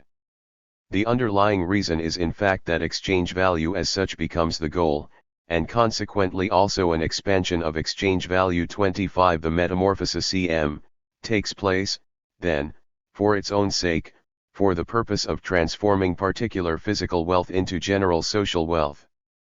Change of form, instead of exchange of matter, becomes an end in itself. Exchange value, which was merely a form, is turned into the content of the movement. 26. Therefore the cult of money has its asceticism, its self-denial, its self-sacrifice, economy and frugality, contempt for mundane temporal and fleeting pleasures, the chase after the eternal treasure. Hence the connection between English Puritanism, or also Dutch Protestantism, and money-making. 27. If one gets down to the root of the matter, the comically appealing figure of the hoarder 28 appears in a different light, for the accumulation of money for the sake of money is in fact the barbaric form of production for the sake of production, i.e. the development of the productive powers of social labor beyond the limits of customary requirements. 29. And therefore, the less advanced is the production of commodities, the more important is hoarding, the first form in which exchange value assumes an independent existence as money. 30. So much for hoarding proper, which seeks to preserve and maintain money as abstract wealth, independently of the social framework, and in which the independence, the appropriate form of existence of exchange value, is still only perceived in its directly material form as gold. 31. As Marx repeatedly stressed, This form disappears more and more in bourgeois society, to make room for other forms of the accumulation of money, which proceed from the mechanism of circulation itself and which are really mere resting places in it. 32. For example, the simple fact of the division of labor and the separation of sales from purchases leads to the temporary piling up of the means of circulation. Everybody sells the particular commodity he produces, but he buys all other commodities he needs for his social existence. How often he appears on the market as a seller depends on the labor time required to produce his commodity, whereas his appearance as a buyer is determined by the constant renewal of his vital requirements. In order to be able to buy without selling, he must have sold something without buying. From this it follows that MC, the second member of the circuit CMC, splits up into a series of purchases, which are not effected all at once but successively over a period of time, so that one part of M circulates as coin, while the other part remains at rest as money. In this case, the money is in fact only coin in suspension, and the various component parts of the coinage in circulation constantly change, appearing now in one form, now in another. 33. Thus reserve funds of coin arise at all points in commerce, and their formation, distribution, dissolution, and reformation constantly changes. At the same time they serve as channels for adding to or subtracting from the constantly expanding and contracting mass of money in circulation. 34. In addition to this, reserve funds develop out of the functions of money as means of payment. 35. And world currency. 36, which will be dealt with later. The necessity for all these funds is already a product of the mechanism of simple commodity circulation, although they first acquire a significant magnitude within capitalist production. What is specific to this form of production is the accumulation of money, which is conditioned by the turnover of capital, i.e. the stockpiling of ideal, temporarily unemployed capital, in the shape of money, including newly accumulated and not yet invested money capital. 37. Apart from this, in countries with developed capitalist production, hoards strikingly above their average level indicate stagnation in the circulation of commodities, i.e. an interruption in the flow of their metamorphoses. 38. 3. Money as means of payment. The second function in which money appears as the absolute form of value, is as means of payment. This function is discussed in two different sections of the Grundriss, first, very briefly, at the end of the chapter on money of the rough draft proper, and then in the so-called Urtext, zur Kritik. Both passages admittedly offer no more than fragments of an examination of the problem, but we shall mention here those points which are essential to our present theme. Previously we proceeded from the assumption that when money circulates it continues to act at the same time as a real means of purchase, that, hence both poles of exchange, the commodity and money, have to be present at one and the same time. But a difference of time may appear between the existence of the commodities to be exchanged. It may lie in the nature of reciprocal services, that a service is performed today, but the service in return can be performed only after a year, etc. 39. In such cases the original character of the metamorphosis of commodities is changed, the relation of debtor and creditor 40 replaces that of buyer and seller, and the money itself takes on the new quality of being a means of payment. Money can only appear in this function insofar as it represents the only appropriate existence of exchange value, or the absolute form of the commodity, i.e. has already developed into its third quality. Hard money also lurks in the function of means of payment. 41. However, this does appear to be contradicted by the fact that with the development of the credit system, capitalist production continually strives to overcome this metallic barrier, which is simultaneously a material and imaginative barrier to wealth and its movement. 42. For, as Marx says in the rough draft, insofar as payments are equalized, money appears as a disappearing form, a merely ideal, imagined measure of the magnitudes of value which have been exchanged. Its physical intervention is confined to the settlement of relatively insignificant balances. And further in the text, the development of money as universal means of payment goes hand in hand with the development of a higher circulation, mediated, bent back into itself. 43. And already taken under social control, in which the exclusive importance which it possessed on the basis of simple metallic circulation is annulled. 44. However, if the flow of the equalization of payments is interrupted by sudden upheavals in credit. Money is suddenly required as a universal means of payment, and the demand is made that wealth in its entirety should exist doubly, first as commodity, and second as money, so that both these forms of existence cover one another. In such moments of crisis, money appears as the exclusive form of wealth, which manifests itself in the active devaluation of all real physical wealth, and not in purely imaginary devaluation as in the monetary system. Value exists in relation to the world of commodities only in its adequate, exclusive form as money. Thus the inherent contradictions of the development of money as universal means of payment become evident here. Money is not demanded as measure in such circles, since its physical presence as such is irrelevant, nor as coin, since it does not figure as coin in payments. It is rather required as independent exchange value, as the physically existing universal equivalent, the materialization of abstract wealth, in short, precisely in the form in which it is the object of hoarding, as money.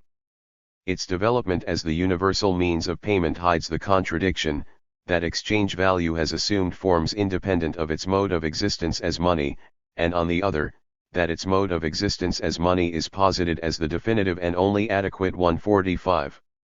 The same contradiction is revealed in yet another respect, as means of payment, money for itself, money should represent value as such, however it is in fact only an identical quantity of variable value. 46 We have seen that changes in the value of gold and silver do not affect their functions as measure of value and money of account. However, these changes are of decisive importance with regard to hoarded money, since with the rise or fall in the value of gold and silver the value of the hoard of gold or silver will rise or fall. Such changes are of even greater importance for money as means of payment. 47 For what is to be paid is a definite quantity of gold or silver, in which a definite value, i.e. a definite amount of labor time, was objectified at the time when the contract was concluded. However, gold and silver, like all commodities, change the magnitude of their value with the labor time required for their production, falling or rising in value as labor time falls or rises. Consequently, it is possible that the realization of the sale from the side of the buyer follows some time after the alienation of the commodity which was sold, that the same quantities of gold or silver contain different, larger, or smaller, amounts of value than at the time when the contract was made. Gold and silver retain their specific quality, as money, of being the constantly realized and realizable universal equivalent, of being constantly exchangeable against all commodities in proportion to their own value, independently of any change in the magnitude of their value. However, this magnitude is potentially subject to the same fluctuations as that of every other commodity. Hence, whether the payment is made in a real equivalent, i.e. at the magnitude of value originally intended, depends on whether or not the labor time required for the production of a given amount of gold or silver has stayed the same. The nature of money, as incarnated in a particular commodity, here comes into collision with its function as exchange value become independent. 48 The total objectification, exteriorization of the social change of matter on the basis of exchange value appears strikingly in the dependence of all social relations on the production costs of metallic natural objects, which are completely without significance as instruments of production, or agents in the creation of wealth. 49. The development of the function of money as means of payment is clearly illustrated in the way in which the forms of commerce, for their part, react upon the relations of production. Originally, we read in the contribution, the conversion of products into money in the sphere of circulation appears simply as an individual necessity for the commodity owner when his own product does not constitute use value for himself, but has still to become a use value through alienation. In order to make payment on the contractual settlement day, however, he must already have sold commodities. The evolution of the circulation process thus turns selling into a social necessity for him, quite irrespective of his individual needs. As a former buyer of commodities, he is forced to become a seller of other commodities so as to obtain money, not as a means of purchase, but as a means of payment. The conversion of commodities into money, or the first metamorphosis of commodities as the ultimate goal, which in hoarding appeared to be the whim of the commodity owner, has now become an economic function. The motive and the content of selling for the sake of payment constitutes the content of the circulation process, a content arising from its very form. 50. For money as world money. Finally, we come to the role which money plays as the international means of payment and purchase, as world money. The reader should remember that according to Marx's first outline, this subject was to have been analyzed in the 5th book of the work, the book on foreign trade. However, a section of a chapter devoted to this subject can already be found in the fragment of the original text to the contribution, the text. 51. It is clear that the category of money as money could not be fully elaborated, without at the same time investigating the role of money in international trade. Marx was therefore already obliged to diverge from his original outline as early as 1859. A reading of the section on world money, which is to be found in the text, the contribution, and in capital, shows how logical this was. The role which money is required to play in international exchange is not a new quality, which comes in addition to that of being money generally, universal equivalent, and therefore both hoard and means of payment. 52. In fact, money, when it leaves the domestic sphere of circulation, loses the local functions it has acquired there as the standard of prices, coin, and small change, and as a symbol of value, and falls back into its original form as precious metal in the shape of bullion. 53. It does not assume any special functions on the world market which might distinguish it from those which we already know. Rather, as world money, it regains its original natural form in which it played a role in barter originally. 54. In other words, in the sphere of international commodity circulation, gold and silver appear not as means of circulation but as universal means of exchange. 55. However, money can only function as the universal means of exchange in the form of means of purchase and means of payment. 56. Nevertheless, on the world market the relation of these two forms is reversed. In the sphere of internal circulation, money operated exclusively as means of purchase. On the world market, in contrast to this, the function as a means of payment in the settling of international balances is the chief one.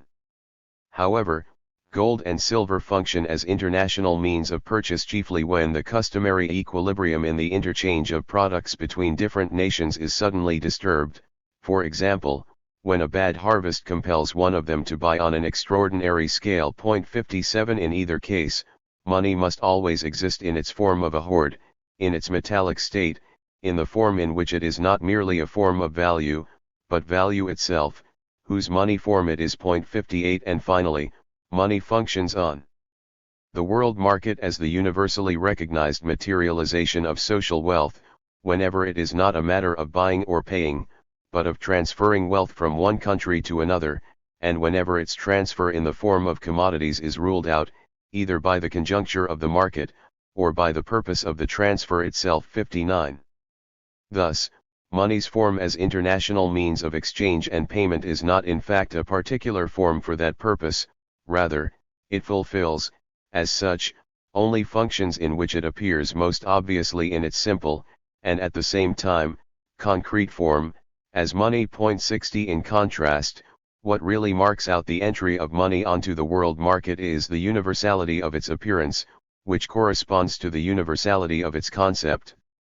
For it is on the world market that money first becomes the universal commodity, not only according to its concept, but also its mode of existence, and is posited as the commodity as such, the universal commodity, which retains its character as wealth in all places. 61. It is there that money first functions to its full extent as the commodity whose natural form is also the directly social form of realization of human labor in the abstract. 62. In this sense money first becomes realized in its third function as world money, the universal world market commodity. 63. 5. Concluding remarks. Our analysis of the role of money in the circuit CMC has shown that the process of exchange is simultaneously the process of the formation of money, and that the independence of the universal means of exchange itself represents the product of the process of exchange, of the development of the contradictions contained in the commodity. But note how far removed the final form of money is from its original state. It unexpectedly developed from a modest mediator in the process of exchange into a factor standing outside it, and independent of it. Whereas originally it simply represented commodities, now the situation is the reverse, and the commodities themselves have become representatives of money. Every particular commodity, insofar as it is exchange value, has a price, expresses a certain quantity of money in a merely imperfect form, since it has to be thrown into circulation in order to be realized, and since it remains a matter of chance, owing to its particularity, whether or not it is realized. To the extent that we regard it not as value, but in its natural property, it is only a moment of wealth by way of its relation to a particular need which it satisfies, and expresses in this relation 1 only the wealth of uses, 2 only a quite particular facet of this wealth. By contrast, money is on the one hand the adequate reality of exchange value. As general wealth itself, concentrated in a particular substance. Individualized. As an individuated, tangible object, 64 on the other hand, it satisfies every need, insofar as it can be exchanged for the desired object of every need. Consequently, money is not only the universal form of social wealth in contrast to all the substances of which it consists, but at the same time also its material representative, which in its unalloyed metallic shape, contains all the physical wealth evolved in the world of commodities in a latent state. 65 Functioning as a medium of circulation, gold suffered all manner of injuries, it was clipped and even reduced to a purely symbolic scrap of paper. Its golden splendor is restored when it serves as money. The servant becomes the master. The mere underling becomes the god of commodities. 66. In another passage Marx writes, the special difficulty in grasping money in its fully developed character as money is that a social relation, a definite relation between individuals, here appears as a metal, a stone, as a purely physical, external thing which can be found, as such, in nature, and which is indistinguishable in form from its natural existence. It is not at all apparent on its face that its character of being money is merely the result of social processes, it is money. This is all the more difficult since its immediate use value for the living individual stands in no relation whatsoever to this role, and because, in general, the memory of use value, as distinct from exchange value, has become entirely extinguished in this incarnation of pure exchange value. Thus the fundamental contradiction contained in exchange value, and in the social mode of production corresponding to it, here emerges in all its purity. 67. However, money in its final, completed character now appears in all directions as a contradiction which dissolves itself, drives towards its own dissolution. As the general form of wealth, the whole world of real riches stands opposite it. But where wealth as such seems to appear in an entirely material, tangible form, its existence is only in my head, a pure fantasy.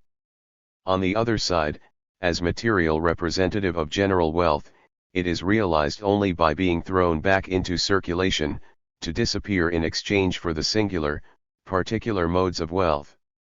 If one wants to cling to it, it evaporates in the hand to become a mere phantom of real wealth, but if one dissolves it into individual gratifications, it becomes lost to the accumulating individual.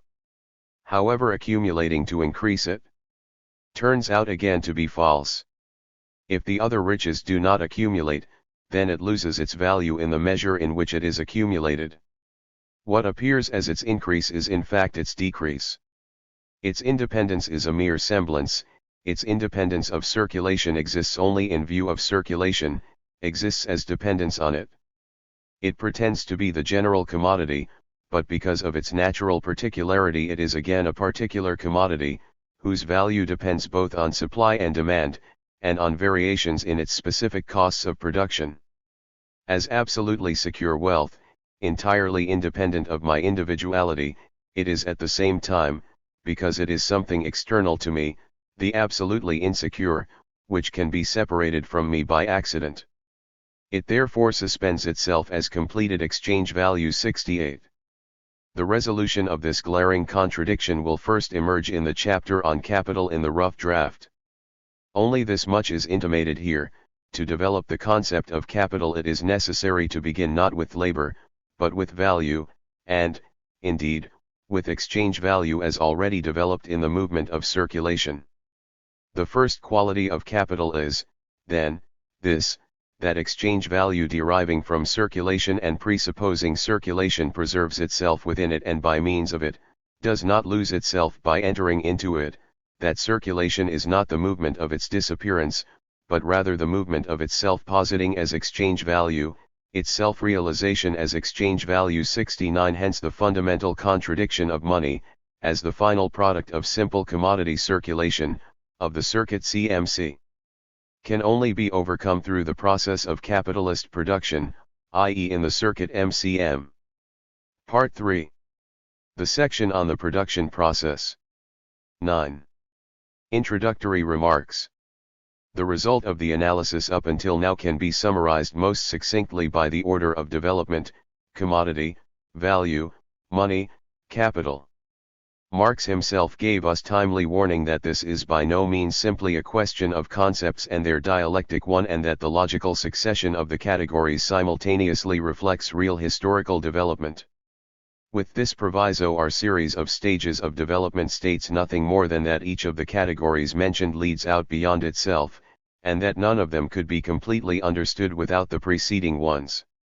However, the converse also seems to be true, namely, each of the categories presupposes the succeeding ones, and could only fully develop on their basis. It is clear, for example, that the category of capital cannot be elaborated without those of the commodity, value, and money, but it is equally true that these most general categories can only become fully developed on the basis of capital and the capitalist mode of production. How can this contradiction be solved, and which of the two interpretations of the order of development is the correct one? Here we come to an old, but continually reappearing objection to Marx's conception of the capitalist mode of production. Point 2. The object of the attack is the close connection between Marx's theory of value and his theory of capital, the fact that, in order to arrive at the laws of the capitalist mode of production, Marx proceeds from the analysis of simple commodity production 3, which presupposes the social equality of the participants in exchange, and therefore disregards the inequality which characterizes capitalist production. Or, as we read in one of the most recent of Marx's critics, Rudolf Schlesinger, the fact that even great men occasionally make logical mistakes is not important for us, but it is important that Marx derived laws valid for a certain model from those valid in the model which was simpler in structure and earlier in historical succession, i.e. from the model of the simple commodity economy. Point 4. As in many other instances, it was Marx himself who first formulated these misgivings. Thus, writing in the rough draft against Adam Smith and the economists who followed him, Marx stated, "All the modern economists declare that the individual's own labor is the original title to property, be this in a more economic or a more juristic manner, and that property in the result of the individual's own labor is the basic presupposition of bourgeois society. This presupposition is itself based on the assumption that exchange value is the economic relation governing the entire relations of production and commerce, and is therefore itself a historical product of bourgeois society, the society of developed exchange value. On the other hand, since contradictory laws seem to emerge in the study of more concrete economic relations than are presented by simple circulation, all classical economists, up to Ricardo, prefer to allow that conception which springs from bourgeois society itself to count as a general law, but to banish its actual reality to a golden age, where no property yet existed. To the age before the economic fall of man, as it were, like Bois-Guilbert for example.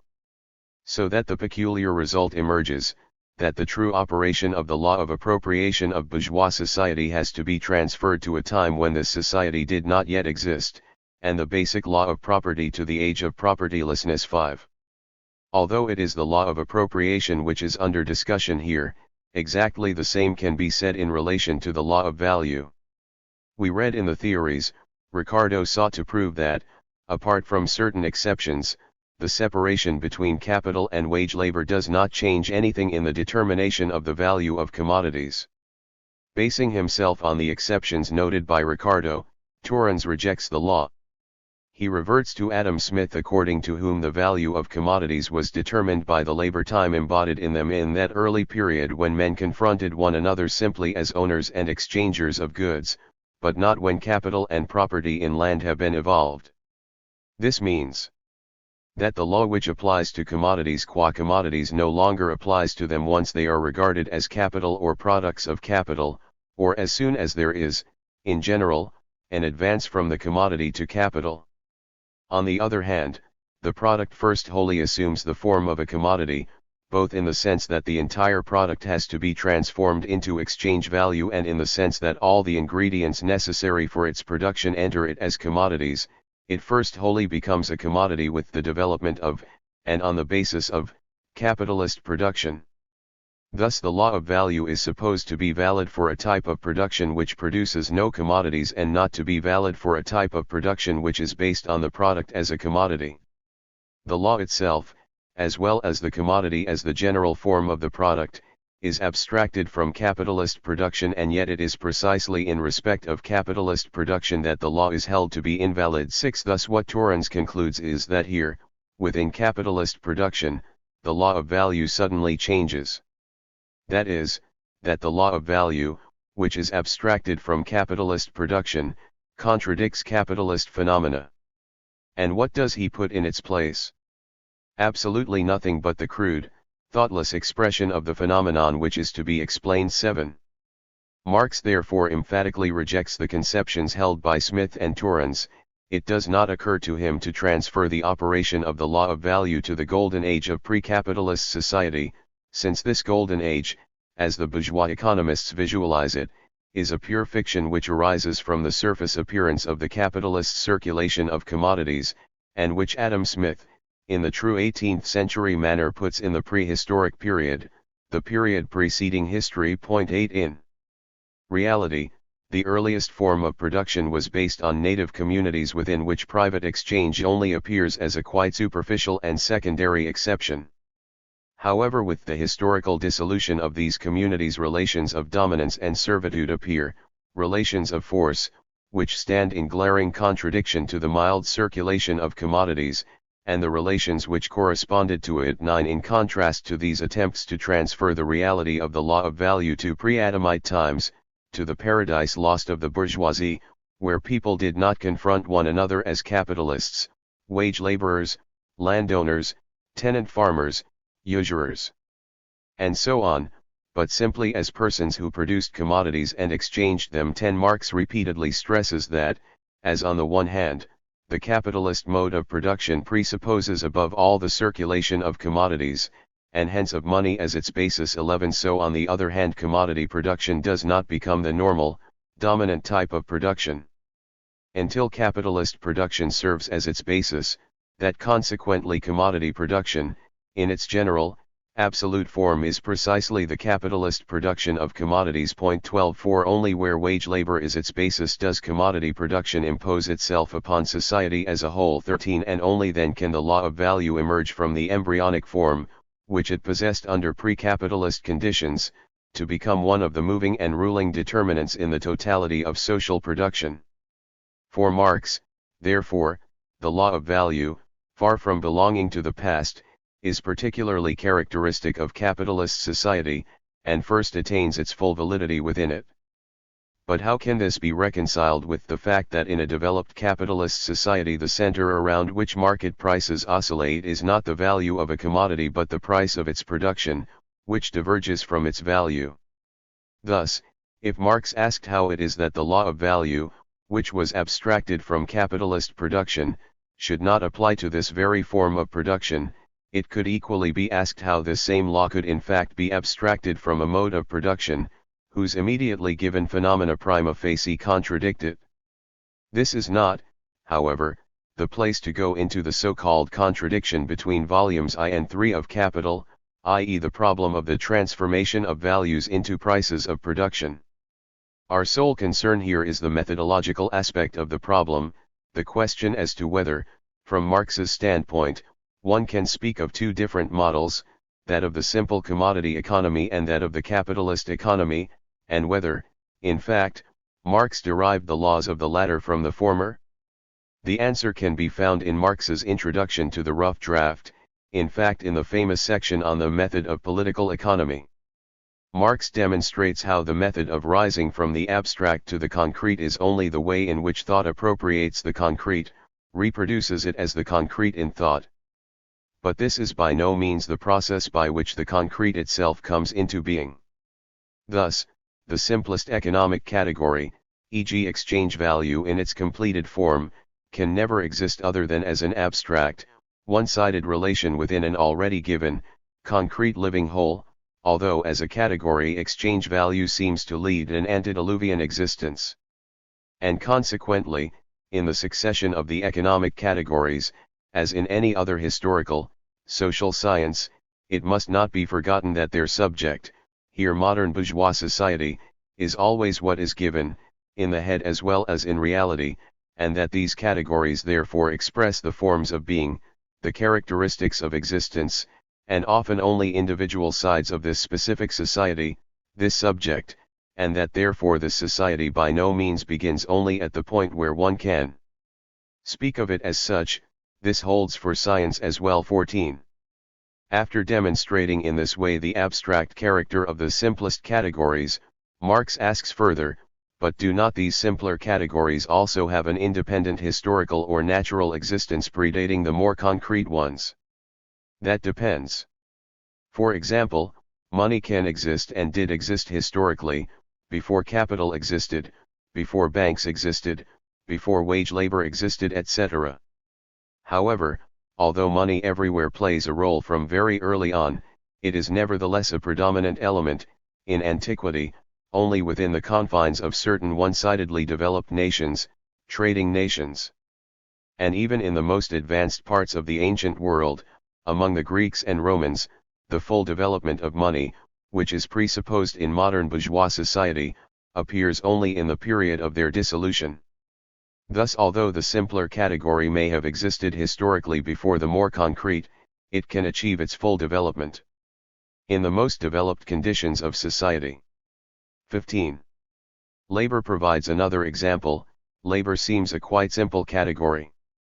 The conception of labor in this general form, as labor as such, is also immeasurably old. Nevertheless, when it is economically conceived in this simplicity, labor is as modern a category as are the relations which create this simple abstraction. This is because, indifference towards any specific kind of labor presupposes a very developed totality of real kinds of labor, of which no single one is any longer predominant. On the other side, this abstraction of labor as such is not merely the mental product of a concrete totality of labors. Indifference towards specific labors corresponds to a form of society in which individuals can with ease transfer from one labor to another, and where the specific kind is a matter of chance for them, hence of indifference. However, such a situation is encountered for the first time in a developed capitalist society. 16 Marx concludes, this example of labor shows strikingly how even the most abstract categories, despite their validity, precisely because of their abstractness, for all epochs, are nevertheless, in the specific character of this abstraction, themselves likewise a product of historical relations, and possess their full validity only for, and within these relations. 17. What Marx says here on the category of labor also applies of course to the category of value as determined by labor. This category also had an antediluvian existence. It too existed historically long before capitalist production, although only in an immature and embryonic form, and by no means penetrated all economic relations. To this extent, it is quite appropriate to regard the values of commodities as not only theoretically, but also historically prior to the prices of production. 18 However, the category of value only appears in its developed form in capitalist society, since only in this society does commodity production become the general form of production. 19. In fact, products become commodities in a capitalist society, to the same degree that all commodities also become the products of capital. For this reason a modification of the law of value must take place. Hence the law of value only operates as an abstract determinant here, expressing only one aspect of capitalist society, although a fundamental one, namely the fact that all economic subjects have to relate to one another as exchangers of commodities. Point 20. However, abstract determinants cannot be applied directly to further developed concrete relations, they have first to be mediated. And this mediation is established by the category of prices of production. Consequently, the inversion of the law of value, the dialectical transition from labor value to prices of production, is not a historical deduction, but a method of comprehending the concrete, i.e., capitalist society itself. In other words, it is not a question of two different models, but of one and the same model, that of the modern capitalist mode of production, which can only be apprehended by uncovering the internal laws of its movement, hence by means of the ascent from the abstract to the concrete. In order to understand the prices of production, which appear on the surface, we must go back to their hidden cause, value. And those who do not agree to this must confine themselves to mere empiricism, and therefore abandon any attempt to give a real explanation of the processes of the capitalist economy. So much then on the way in which Marx solved the question of the actuality of the law of value. This chapter was included to make it easier to understand what comes later. The reader should realize in advance why Marx begins with the analysis of simple commodity circulation, and the role allotted to this analysis in his theory. And he should not overlook the fact that this is a question of the most abstract sphere of capitalist production, of a sphere behind which yet another world conceals itself, the world of the interconnections of capital. 21, in which a radical inversion of both the law of value and the law of appropriation becomes unavoidable. 10. The law of appropriation in a simple commodity economy. The chapter on Capital 1, which follows the chapter on money, opens with an illuminating study of the law of appropriation, as it appears in Simple Circulation. Point 2. This is a welcome complement to Volume I of Capital, where this theme is only touched on incidentally. Point 3. Up until now, Marx's presentation has not gone beyond the sphere of simple circulation. In simple commodity circulation, the exchangers initially confront each other as persons who can only acquire each other's commodities on the basis of a voluntary agreement to exchange, and who must therefore acknowledge each other as the owners of private property. The exchange relation itself does not tell us how they became commodity owners, and how the original appropriation of the commodities came about. However, since the commodity as value simply represents objectified labor, and since from the standpoint of circulation alien commodities, i.e. other people's labor, can only be appropriated through the alienation of one's own, it follows that the property in the commodity which precedes exchange appears arising directly from the labor of its owner, and labor appears as the original mode of appropriation, as the legal title to property. It was in this sense that the classical economists pronounced property in the result of the individual's own labor to be the basic presupposition of bourgeois society. Point 4. The law of appropriation through one's own labor, which characterizes the simple commodity economy, gives rise to a realm of bourgeois freedom and equality based on this law spreads out, on its own accord, in circulation. The principle of reciprocity, the pre-established harmony between the owners of commodities, is also a consequence of this law. Point 5. In fact, although individual A feels a need for the commodity of individual B, he does not appropriate it by force, and neither does the commodity owner B, but rather, they recognize one another reciprocally as proprietors, as persons whose will penetrates their commodities. In this way, the juridical moment of the person and of freedom, insofar as it is contained in the former, enters the relation of the commodity owners. Admittedly, a certain element of compulsion is contained in the fact that the partners in exchange are driven to exchange by their needs. Looked at in this way, however, it is only my own nature, this totality of needs and drives, which exerts a force on me, it is nothing alien. But it is, after all, precisely in this way that I exercise compulsion over the other person and drive him into the system of exchange. Point 6. In this way the circulation of commodities reveals itself directly as the realization of the freedom and independence of the owners of commodities. In exchange, individuals confront each other merely as the owners of commodities, and each of these individuals has the same social relation towards the other as the other has to him. As subjects of exchange, their relation is that of equality. It is impossible to detect any trace of distinction, not to speak of contradiction, between them. 7. Of course the exchangers represent different needs and different use values. This situation, far from endangering the social equality of the individuals, rather makes their natural difference into the basis of their social equality. If individual A had the same need as individual B, and if both had realized their labor in the same object, then no relation whatever would be present between them. Considering only their production, they would not be different individuals at all. Both have the need to breathe, for both the air exists as atmosphere. This brings them into no social contact. As breathing individuals they relate to one another only as natural bodies, not as persons. Only the differences between their needs and between their production give rise to exchange and to their social equation in exchange. These natural differences are therefore the precondition of their social equality in the act of exchange, and of this relation in general, in which they relate to one another as productive aid.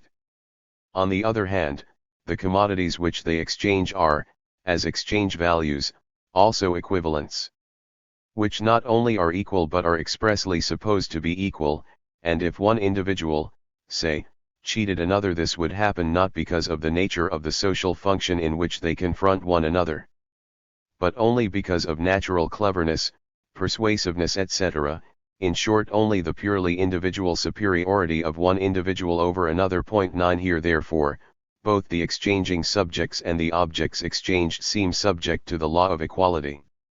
Finally, in exchange, in addition to the quality of freedom and equality comes that of reciprocity. Individual A serves the needs of individual B by means of the commodity A only insofar as and because individual B serves the needs of individual A by means of the commodity B, and vice versa. Each serves the other in order to serve himself, each makes use of the other, reciprocally, as his means.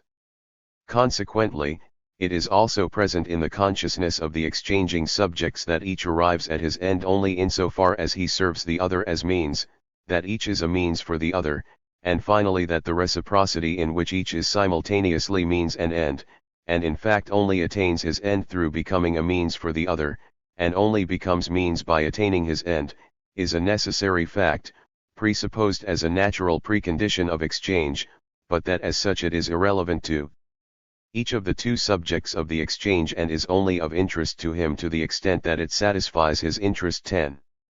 Marx says in another passage that the economists express this as follows: each pursues his private interest and only his private interest, and thereby serves the private interests of all, the general interest, without willing or knowing it. However, the real point is not that each individual's pursuit of his private interest promotes the totality of private interests, the general interest. One could just as well deduce from this abstract phrase that each individual reciprocally blocks the assertion of the other's interests, so that, instead of a general affirmation, this war of all against all produces a general negation. The point is rather that private interest is itself already a socially determined interest, which can be achieved only within the conditions laid down by society, and with the means provided by society. It is the interest of private persons, but its content, as well as the form and means of its realization, is given by social conditions independent of all of them. 11. Marx further examines how the commodity owners' conceptions of equality, freedom, and reciprocity, which arise from commodity exchange, are consolidated and perfected through the money system. This is related primarily to money's role as equalizer. As a radical leveler. 12. It extinguishes all natural differences and makes a worker who buys commodities for 3 seconds appear in the same function, in the same equality as the king who does the same. 13. And even accumulation, the petrification of money into a hoard, only abolishes the equality of the commodity owners in appearance. For if one individual accumulates and the other does not, then none does it at the expense of the other. He can only take in the form of money what is there in the form of the commodity. One enjoys the content of wealth, the other takes possession of wealth in its general form. If one grows impoverished and the other grows wealthier, this is a question of their own discretion, their thrift, industry. 14. Morality, etc., and by no means emerges of itself from the economic relations. in which the individuals in circulation confront one another. Furthermore, even inheritance, and similar legal relations, which might prolong any such inequalities, do not detract from this social equality. If individual A's relation was not in contradiction with equality originally, then such a contradiction can surely not arise from the fact that individual B steps into the place of individual A, thus perpetuating him. Inheritance is rather an assertion of the social law beyond the natural lifespan, and a reinforcement of it against the chance influences of nature. The intervention of the latter tends rather to do away with the freedom of the individual. Moreover, since the individual in this relation is merely the individuation of money, he is therefore as such as immortal as money itself. 15. So much then for the harmonies of freedom and equality which necessarily arise from the real conditions of commodity exchange, and which make it appear as a very Eden of the innate rights of man. 16. It is not at all surprising that the apologists of capitalism, right up to the present day, prefer to retreat to the realm of simple commodity exchange, when they wish to conjure away the contradictions of the capitalist economic order. Because of the fact that capitalist relations are also relations of exchange, they are now regarded merely as such. Marx remarks, what all this wisdom comes down to is the attempt to stick fast at the simplest economic relations, which, conceived by themselves, are pure abstractions, but these relations are in reality mediated by the deepest antitheses, and represent only one side, in which the full expression of the antitheses is obscured. 17. Consequently, if bourgeois economists hold up the relations of simple commodity exchange as a refutation of the more developed economic relations in which individuals relate to one another no longer merely as buyers or sellers but in specific relations, then it is the same as if it were asserted that there is no difference, to say nothing of antithesis and contradiction, between natural bodies, because all of them, when looked at from e.g. the point of view of their weight, have weight and are therefore equal, or are equal because all of them occupy three dimensions.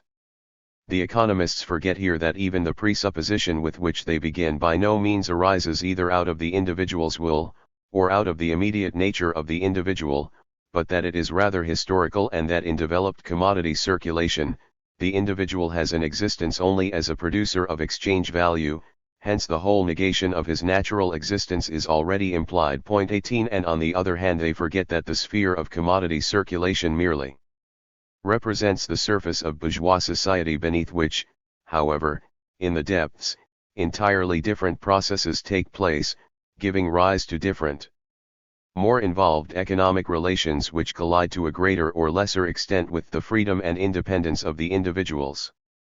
In order to demonstrate the completely unhistorical character of this infantile abstraction of bourgeois apologetics, Marx turns to the social division of labor, which constitutes the precondition of commodity production. The classical economists understood the division of labor as being correlative with exchange value, since the products which assume the form of commodities and values are in fact nothing other than labor realized in different ways and in different use values, nothing other than the objective existence of the division of labor. This division simply expresses, in active form, as the particularization of labor, what the different use values express in material form. In commodity exchange the division of labor only appears in the result, it merely expresses the fact that the subjects of exchange produce different commodities, which correspond to different needs, that if each individual depends on the production of all depend on his production in that they mutually complement each other, and that in this way the product of each individual, through the circulation process and to the extent of the amount of value he possesses, is a means of participating in social production as a whole. 19. However, this obscures the more complex economic relations which are comprised in the social division of labor. It is clear, though, that commodity production does not merely presuppose the division of labor in a general sense, but a specifically developed form of it. 20. Which is manifested in the isolation of the individual, the assertion of the individual's independence at each particular point. 21. And the private character of the commodity producers. 22. And it is this specific form of the division of labor which is the crucial issue. 4. If we look only at the exchange relation as such, an English tenant farmer and a French peasant stand in the same economic relation. but the French peasant only sells the small amount of surplus left over from the production of his family. He consumes most of the product himself, and hence does not relate to the bulk of it as exchange value, but as use value, a direct means of subsistence. In contrast, the English tenant farmer is completely dependent on the sale of his product, thus on its sale as a commodity, and hence on the social use value of his product. His entire production is therefore determined and seized on by exchange value.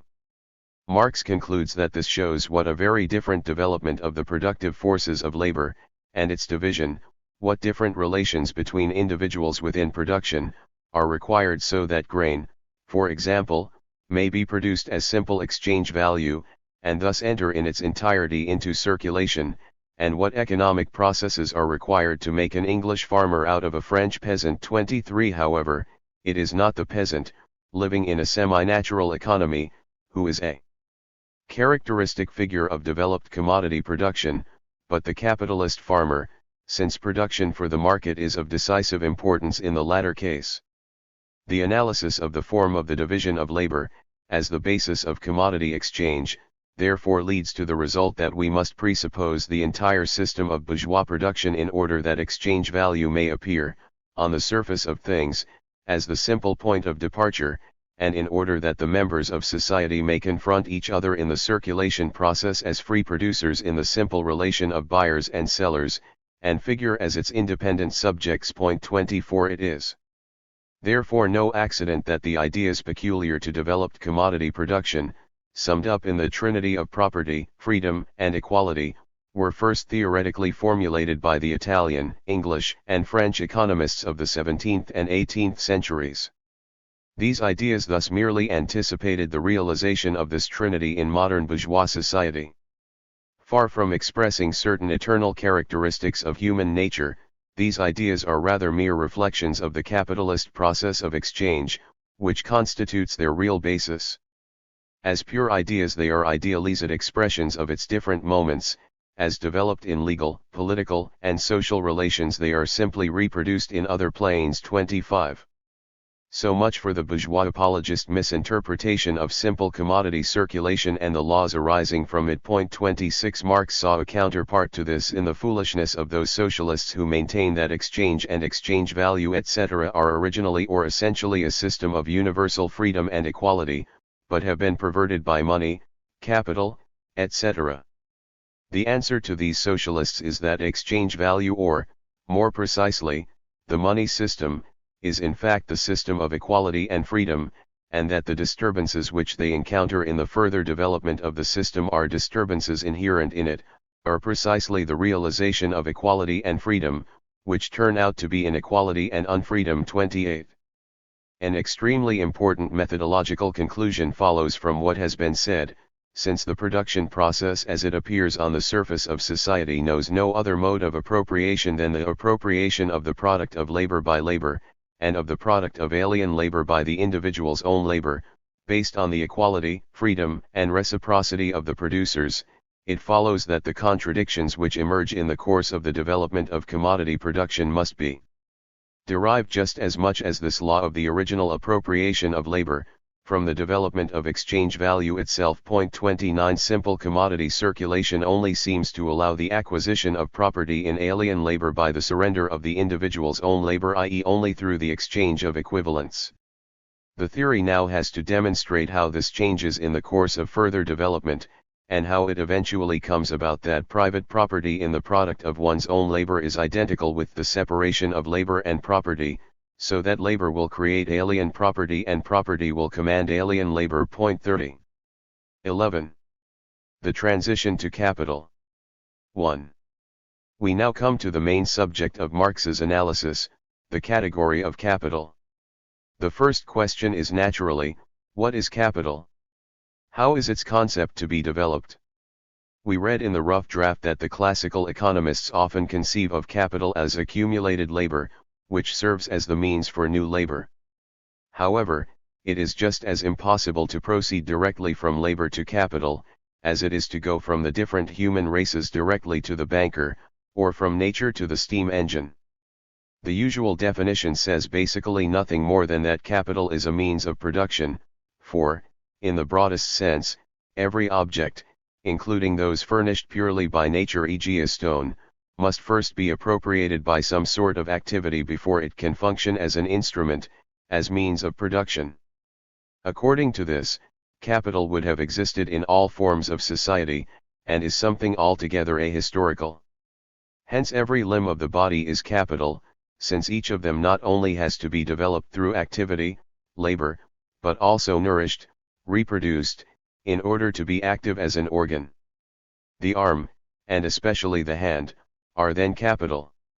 Capital would be only a new name for a thing as old as the human race, since every form of labor, including the least developed, hunting, fishing etc. presupposes that the product of prior labor is used as means for direct, living labor.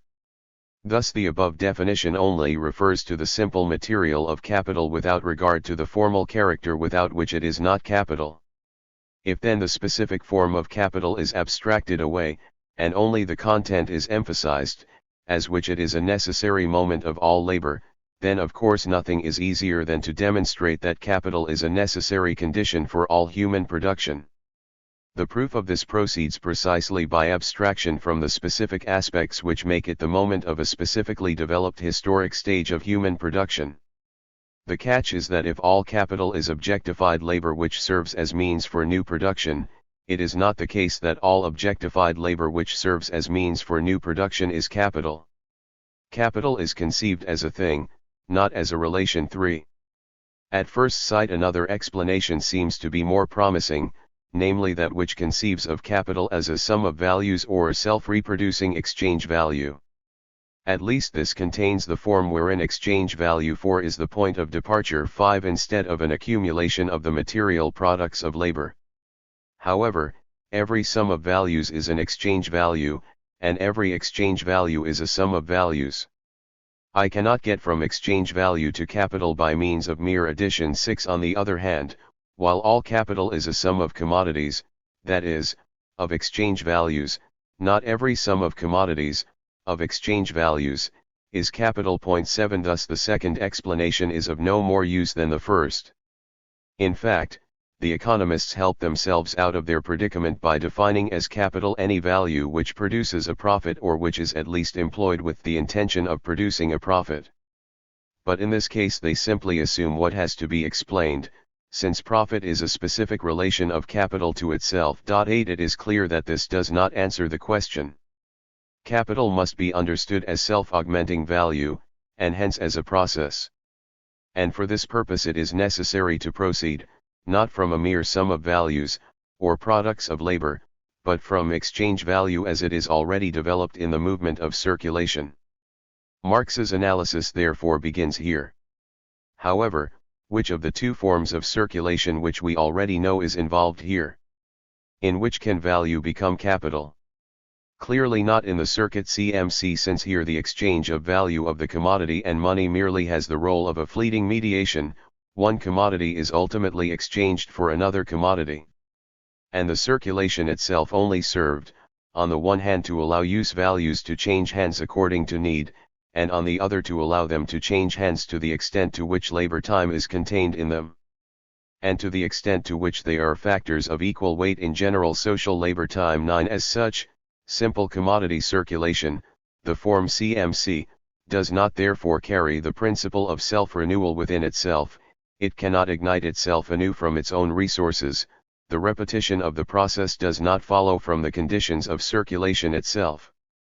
Commodities constantly have to be thrown into it anew from the outside, like fuel into a fire.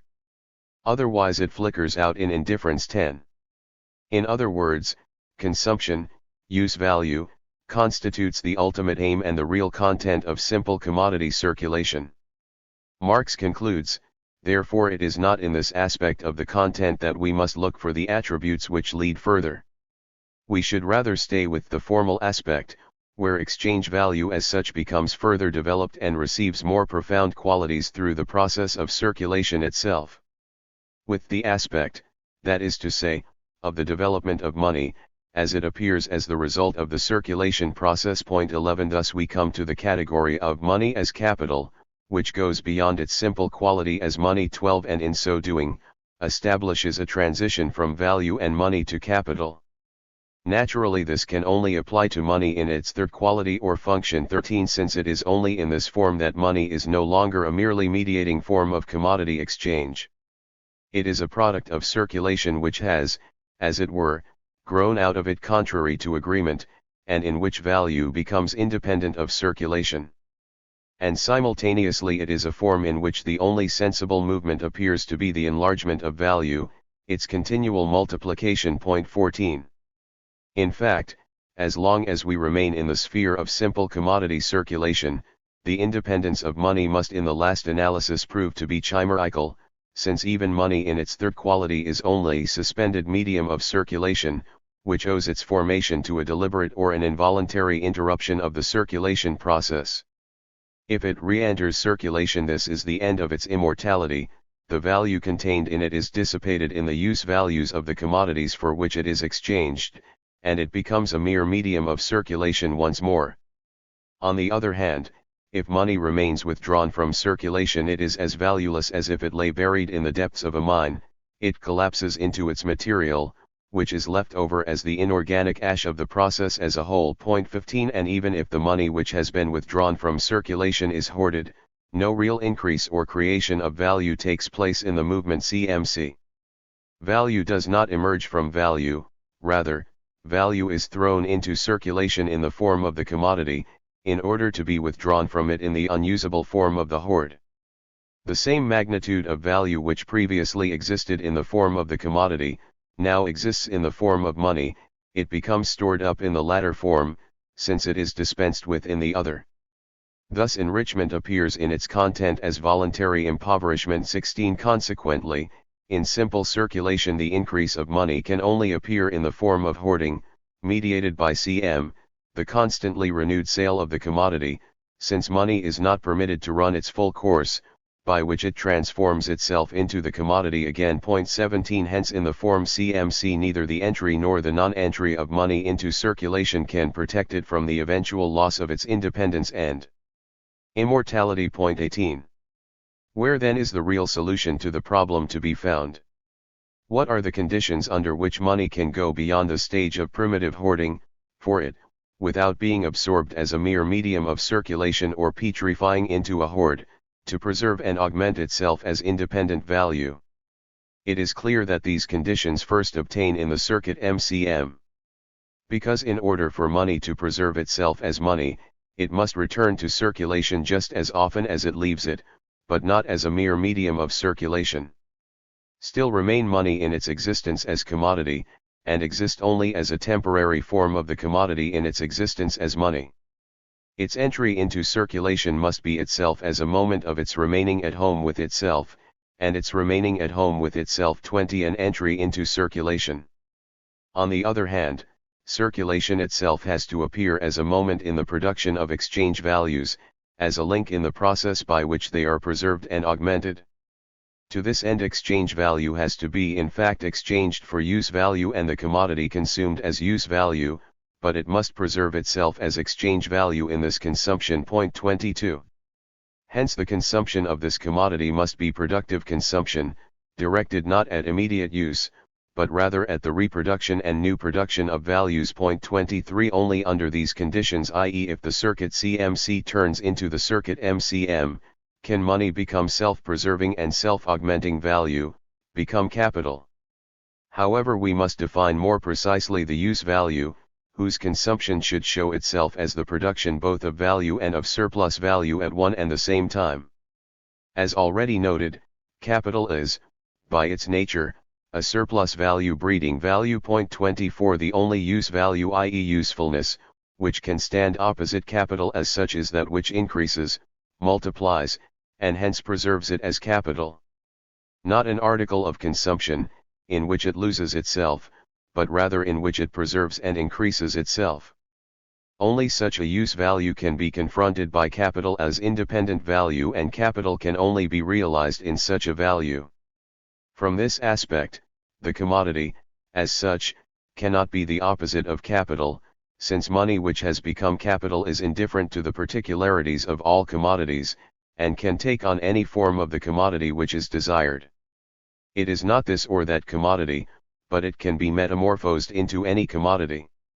Instead of excluding it, the entire range of commodities, all commodities, appear as an equal number of incarnations of money, since they, just like money, only count in exchange as objectified labor.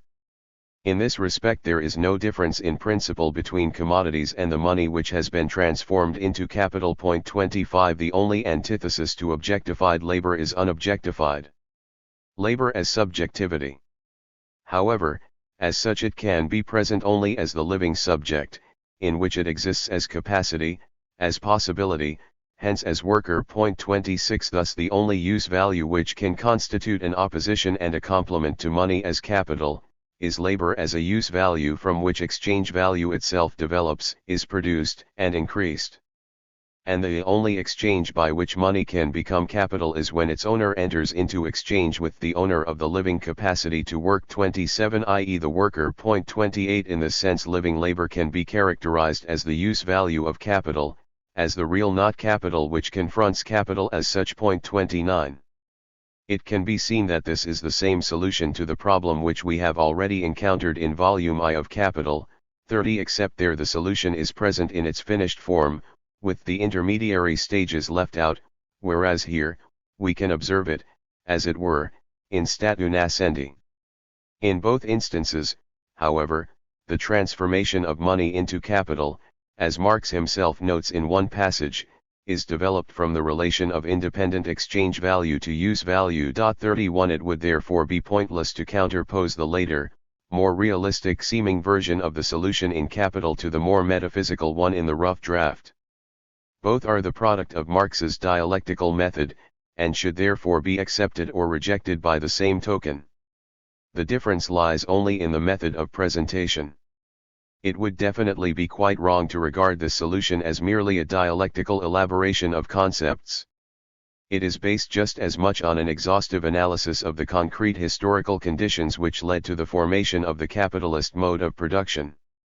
In both Capital and the rough draft, the first presupposition of the capital relation is the fact that the owner of money, the capitalist, can exchange his money for another's ability to work, as a commodity, hence that firstly the worker disposes as a free proprietor of his ability to work, and secondly, that he can no longer exchange his labor in the form of another commodity, as objectified labor, but rather the only commodity which he has to offer, to sell, is his living capacity to work, present in his living bodily existence. However, the fact that the capitalist finds the ability to work as a commodity on the market, within the boundaries of circulation, the presupposition from which we set out and which forms the starting point of the production process of bourgeois society, is clearly the result of a long historical development, the resume of numerous economic changes, and presupposes the decline of other modes of production, and a particular development of the productive powers of social labor. 32. Marx takes this opportunity to note, this point definitely shows how the dialectical form of presentation is only correct when it knows its own limits. But these limits are determined by the actual course of historical development. The general concept of capital can be derived from the study of simple circulation, because within the bourgeois mode of production simple circulation itself exists only as a presupposition of capital and presupposing it. The emergence of its general concept does not make capital into the incarnation of an eternal idea, it shows rather the way in which in reality and only as a necessary form, it must first issue into exchange value positing labor, onto production based on exchange value. 33 Thus, what at first sight might appear to be a mere dialectic of concepts is in reality only the reflection of the fact that simple commodity circulation, which only becomes the general form which penetrates the entire economic organism under the rule of capital, represents no more than an abstract sphere within this mode of production, which establishes itself as a moment, a mere form of appearance of a deeper process, that of industrial capital which lies behind it, and which both produces it and results from it. 34. Marx stresses that it is vitally important to keep this point in mind, that the exchange relation between the capitalist and the wage laborer is, at first, simply a relation of money and commodity, a relation of simple circulation. For what takes place within circulation is not the exchange between money and labor, but the exchange between money and the living capacity to work. 35 However, what drives this exchange beyond the limits of simple circulation in the course of further development is the specific use value of what has been exchanged, the use value of the capacity to work. As we already know, in simple circulation the content of use value is economically irrelevant and is no concern of the form of the relation. In the exchange between capital and labor, however, the use value of that which is exchanged for money appears as a particular economic relation, as an essential economic moment of the exchange. 36 Consequently, in reality, there take place two processes, which are different and opposed to each other not only formally but also qualitatively, namely 1. The exchange of the capacity to work for wages, and 2. The use of the capacity to work by the capitalists. Since the capacity to work exists in the life of the subject himself and is only manifested as his life expression, the appropriation of the title to its use during the act of its use naturally puts buyer and seller in a different relation from that which prevails in the case of objectified labor, which is present as an object external to the producer. 37 For this reason, the difference between the second act and the first, note that the particular process of the appropriation of labor by capital is the second act, is exactly the difference between the exchange of capital and labor, and exchange between commodities as it is mediated by money. In the exchange between capital and labor, the first act is an exchange, falls entirely within circulation, the second is a process qualitatively different from exchange, and only by misuse could it have been called any sort of exchange at all. It stands directly opposite the exchange of commodities. It is an essentially different category. 38 In the course of the transformation from CMC to MCM, money has become capital. The immortality which money strove for, in positing itself negatively against circulation, in withdrawing from it, is attained by capital, in that it is preserved precisely by being abandoned to circulation. Capital, as the exchange value which presupposes circulation, is in turn presupposed by it, and preserves itself in it, alternately takes on both the aspects which are contained in simple circulation, namely C and M, and indeed, not in the manner characteristic of simple circulation, where one form passes over into the other, but rather in this way, in each of its aspects it is simultaneously the relation to its contrary aspect. 39 Just as simple circulation itself, money and commodity as such exist for capital as only particular abstract moments of its existence, in which it just as often appears, passes over from one moment into the other, as it disappears. Thus, in capital money has lost its fixedness and from a tangible thing it has become a process. 40 Hand in hand with this a profound change occurs in the mode of production as a whole, whereas previously, at the stage of simple commodity circulation, value-creating production was only of significance to the extent that the commodities which entered circulation were embodiments of social labor time, and therefore, as such, had to be values. Now circulation itself returns back into the activity which posits or produces exchange value as into its ground. 41 And whereas previously all that was required for circulation was a form of production which only created exchange value as a surplus, the production of value now becomes the decisive social form which rules the entire system of production. A historical process, which is theoretically expressed in the category money as capital. 12. Exchange between capital and labor power. In the previous chapter we pointed to two different processes in the exchange between capital and labor.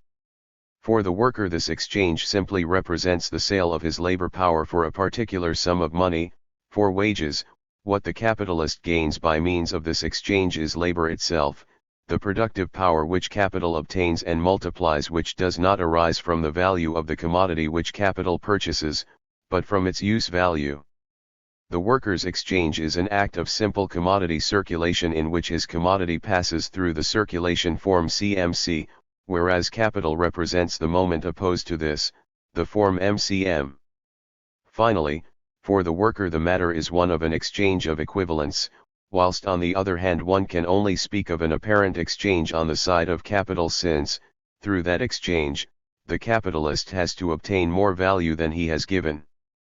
We want to start by looking at the first of these processes, the exchange between capital and labor power. As in any exchange, the worker appears here as the owner of his commodity, labor power, which does not however exist as a thing external to him, but as part of his living body.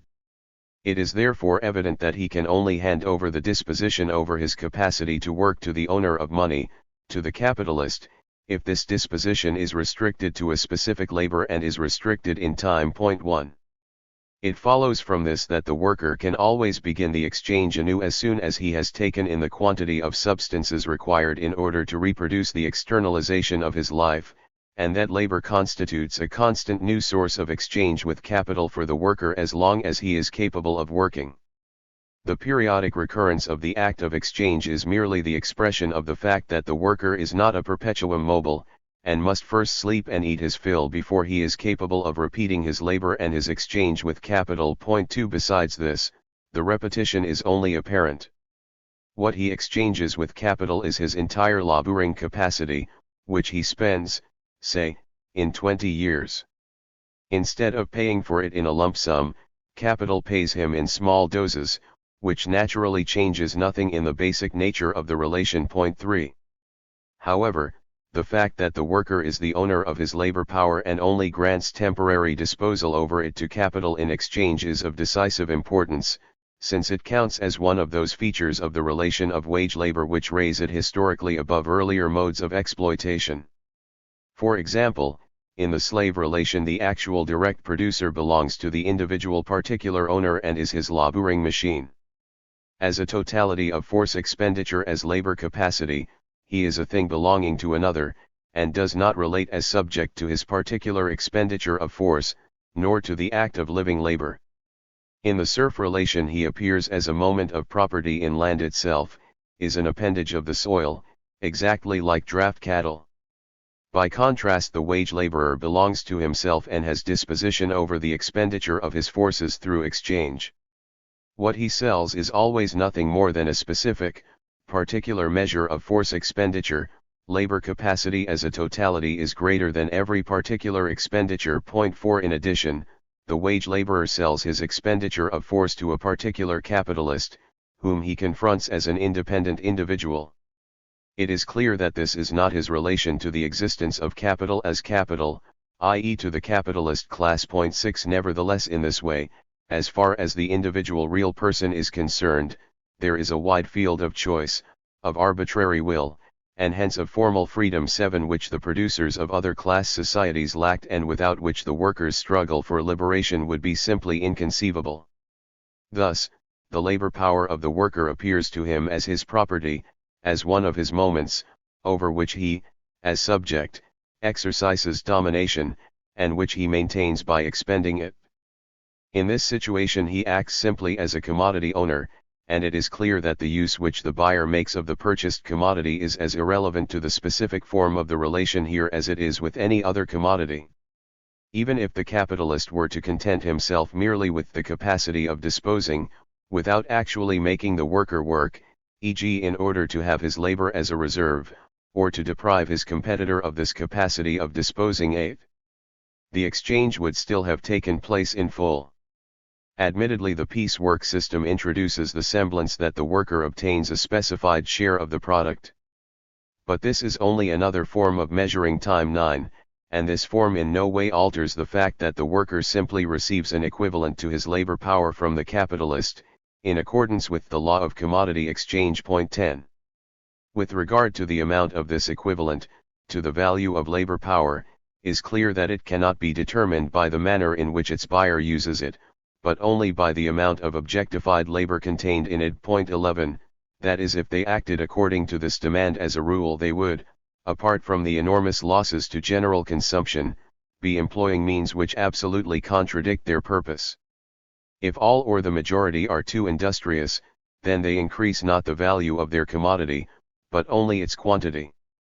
A general reduction of wages will bring them back to earth again. 21. Consequently, the best that the workers can achieve through saving is a more expedient distribution of their expenditure, so that in their old age, or in the case of illness, crises etc. they do not become a burden on the poor houses, the state, or on the proceeds of begging, and on the capitalists, vegetating out of the latter's pockets. And this is also what the capitalists actually demand. The workers should save enough at the times when business is good to be able more or less to live in the bad times, to endure a short time or the lowering of wages etc. They should make it easier for capital to overcome crises, and on the other hand ensure that the capitalists can extract high interest rates out of their savings, or the state eat them up. That is, save in every way for capital and not for himself. 22. The fact that the average worker cannot enrich himself by saving, cannot lift himself out of his class position, is simply the result of the fact that he finds himself in a relation of simple circulation in his exchange with capital, and thus as equivalent for his labor power obtains not wealth, but only subsistence, use values for immediate consumption. If the point of departure in circulation is the commodity, use value as the principle of exchange, then we necessarily arrive back at the commodity, which after having described its circle is consumed as the direct object of need. In this process money simply has the role of the means of exchange, vanishing mediation. Point 23. However, if the money saved by the worker does not remain merely the product of circulation, then sooner or later it would itself have to become capital, i.e. by labor. The consequence of this would be the establishment at another point of the contradiction it is supposed to overcome. Therefore, if the product of exchange from the worker's side were not use value, subsistence, satisfaction of direct needs, then labor would confront capital not as labor, not as not capital, but as capital. But capital, too, cannot confront capital if capital does not confront labor, since capital is only capital as not labor, in this contradictory relation.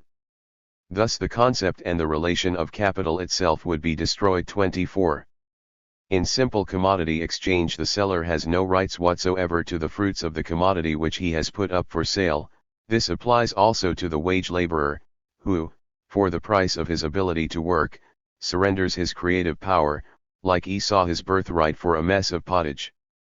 His exchange with capital is, for him, the same as the renunciation of all fruits of labor. 25. What appears paradoxical as result is already contained in this presupposition. Since in the capitalist mode of production the worker only disposes of his ability to work, which coincides with his own personal existence, whereas on the other hand all the means for the objectification of his labor belong to capital, the benefits of his productive power can accrue only to capital, and not to him. The worker therefore sells labor as a simple, predetermined exchange value, determined by a previous process. He sells labor itself as objectified labor. Capital buys it as living labor, as the general productive force of wealth, activity which increases wealth. It is clear therefore that the worker cannot become rich in this exchange. Rather he necessarily impoverishes himself. Because the creative power of his labor establishes itself as the power of capital, as an alien power confronting him. He divests himself of labor as the force productive of wealth, capital appropriates it as such. 26. The separation between labor and property in the product of labor, between labor and wealth, is thus posited in this act of exchange itself. 27. The last point Marx goes into in his representation of the exchange between labor power and capital is that of the abstract character of the labor which confronts capital. Since capital as such is indifferent to every particularity of its substance, the labor which confronts it is also absolutely indifferent to its particular specificity, but capable of all specificities. That is to say that labor is of course in each single instance a specific labor, but capital can come into relation with every specific labor. Potentially it confronts the totality of all labors, and the particular one it confronts at a given time is an accidental matter. Correspondingly the worker, too, is absolutely indifferent to the specificity of his labor. It has no interest for him as such, but only in as much as it is in fact labor, and as such a use value for capital. It is therefore his economic character that he is the carrier of labor as such, i.e. of labor as use value for capital, he is a worker, in opposition to the capitalist. It is precisely this which distinguishes him from craftsmen and guild members etc., whose economic character lies precisely in the specificity of their labor and in their relation to a specific master. Point 28. The wage relation therefore develops more purely and adequately in proportion as labor loses all the characteristics of art, as its particular skill becomes something more and more abstract and irrelevant, and as it becomes more and more a purely abstract activity, a purely mechanical activity, hence indifferent to its particular form. Here it can be seen once again, Marx concludes, that the particular specificity of the relation of production, of the category, here capital and labor, becomes real only with the development of a particular material mode of production and of a particular stage in the development of the industrial productive forces, i.e. of capitalism. Point 29. So much then on the first aspect of the process which takes place between capital and labor, the exchange of labor power, which belongs in the realm of simple commodity circulation. The transformation of labor into capital is, in itself, the result of the exchange between capital and labor, insofar as it gives the capitalist the title of ownership of the product of labor.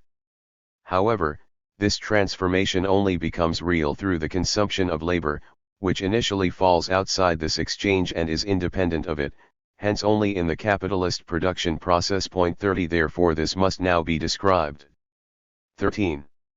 Labor process and valorization process.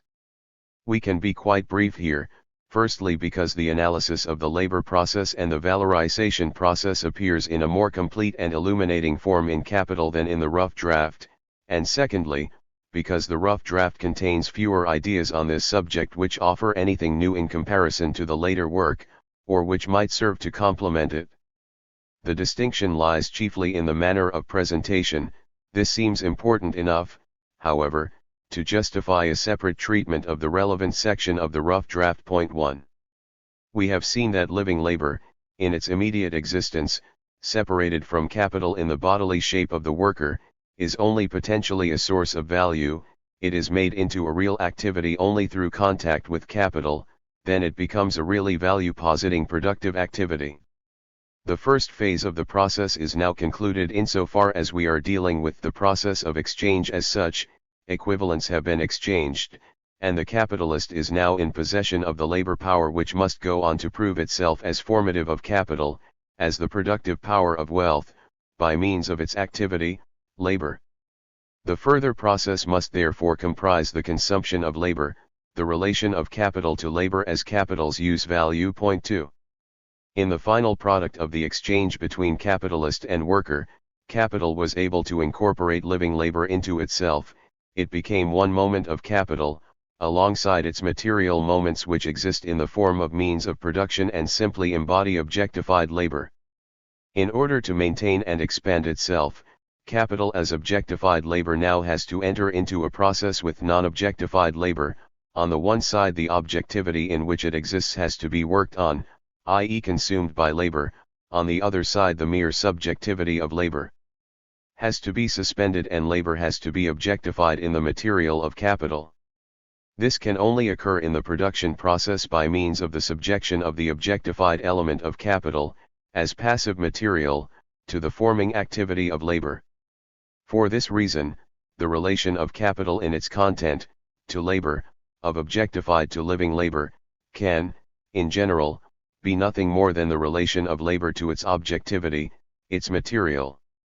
However, as mere material of labor, the substance of capital can only appear in two qualities, that of raw material i.e. of the formless matter, the mere material for the form-positing, purposive activity of labor, and that of the instrument of labor, the objective means which subjective activity inserts between itself as an object, as its conductor. Point 3. By consuming the raw material and the instruments of labor, labor changes its own form and undergoes a transformation, from the form of unrest into that of being, from the form of motion into that of objectivity. Point 4. The outcome of the process is the product, in which the elements of capital consumed in production reappear as in a neutral result. Point 5. The entire process can therefore be designated as productive consumption, that is, Consumption, which is not simply consumption of the material, but rather consumes the given form of the object in order to posit it in a new objective form. It consumes the objective character of the object, the indifference towards the form, and the subjective character of the activity, forms the one, materializes the other. But as product, the result of the production process is use value 6. Note that the analysis up until now has been confined to the material aspect of the production process. However, this material aspect not only seems to conceal the specific movement of capital but also the quality of value. Cotton which becomes cotton yarn, or cotton yarn which becomes cloth, or cloth which becomes the material for printing and dyeing, exist for labor only as available cotton, yarn, cloth. As products of labor. They themselves do not enter any process but rather as material existences with certain natural properties. How these were posited in them makes no difference to the relation of living labor towards them, they exist for it only insofar as they exist as distinct from it, i.e. as material for labor. 7. This means, therefore, to the extent that we have examined the process so far, capital in its being for itself, i.e. the capitalist 8, does not enter at all. It is not the capitalist who is consumed by labor as raw material and instrument of labor. And it is not the capitalist who does this consuming, but rather labor. The production process does not appear as the production process of capital, but as the production process in general, and capital's distinction from labor appears only in the material character of raw material and instrument of labor, in which all relation to labor itself as the use value of capital is extinguished. 9. We read further on in the text, nothing can emerge at the end of the process which did not appear as a presupposition and precondition at the beginning. But on the other hand, everything also has to come out. Thus, if the analysis up until now has not led any further than to the concept of the simple production process posited in no particular economic form, then this must be due to the fact that it was confined to the material aspect of the process, without this being conceived of as the process of the preservation and multiplication of values, i.e. according to its particular form. Seen as such, this process is the process of the self-preservation of capital. Point 10. Capital as form consists not of objects of labor and labor, but rather of values, and still more precisely of prices. The fact that the constituent parts of capital undergo material changes in the course of the labor process, that out of the form of unrest, of the process, they again condense themselves into a resting, objective form, in the product, does not affect their character as values. Earlier, they appeared as elemental, in different preconditions of the product. Now they are the product. The value of the product can therefore only equals the sum of the values which were materialized in the specific material elements of the process. The value of the product is equal to the value of the raw material plus the value of the part of the instrument of labor which has been destroyed, plus the value of labor. 11. Looked at in this way, the value of capital would not have changed at all and would have merely assumed another physical shape. The material transformation is of course an absolute necessity, since without it the self-preservation of capital would not be possible. However, the fact that the material process of production proceeds to an end product is already contained in the first precondition, that capital really becomes use value, is the presupposition of the capitalist mode of production. The statement that the necessary price equals the sum of the prices of the costs of production, is therefore purely analytical. It simply states that the original value of the capital decomposes in the production process into particular quantitative elements, in order to reappear in the product as the simple sum of values. But the sum is equal to the original unity.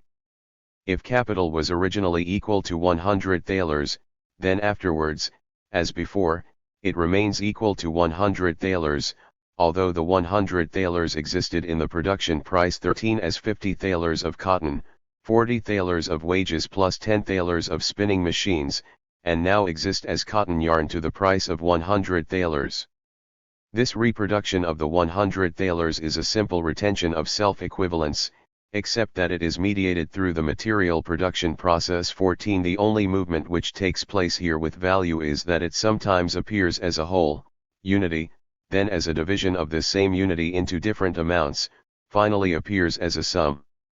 The character of being a sum, a being added up, arose only out of the subdivision which took place in the act of production, but does not exist in the product as such. The statement thus says nothing more than that the price of the product equals the price of the costs of production, or that the value of capital equals the value of the product, that the value of the capital has preserved itself in the act of production. With this mere identity of capital, or reproduction of its value throughout the production process, we would have come no further than we were at the beginning. 15. Marx adds, it is clear that it is not in fact this to which the economists refer when they speak of the determination of price by the cost of production.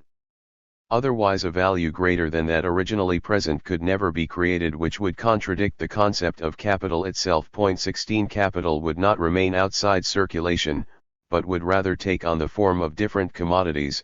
However, it would do so for nothing. This would be a purposeless process, since it would ultimately represent only the same sum of money, and would have run the risk of suffering some damage in the act of production. As a consequence, the participation of the capitalist in the production process would be confined to advancing the worker his wages, paying him the price of the product in advance of its realization. He would have given him credit and free of charge at that, pour l'eroi de plus. However, the capitalist has to eat and drink too. He cannot live from this change in the form of money. He has no option but to continually employ a part of the original capital for his own personal requirements, and eventually his capital will have disappeared. 17. On the other hand, it is equally clear that capital, even as conventionally defined, would not retain its value if it could retain nothing but its value. The risks of production have to be compensated. Capital has to preserve itself through the fluctuations of prices. The constantly ongoing devaluation of capital, resulting from the increase in the force of production, has to be compensated, etc. The economists therefore state flatly that if no gain, no profit were to be made, everybody would eat up his money instead of throwing it into production and employing it as capital.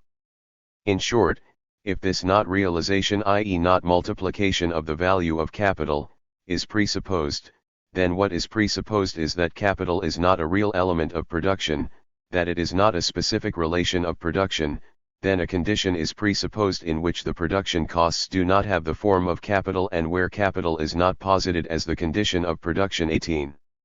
Consequently, what political economists understand by production costs is in fact something quite different.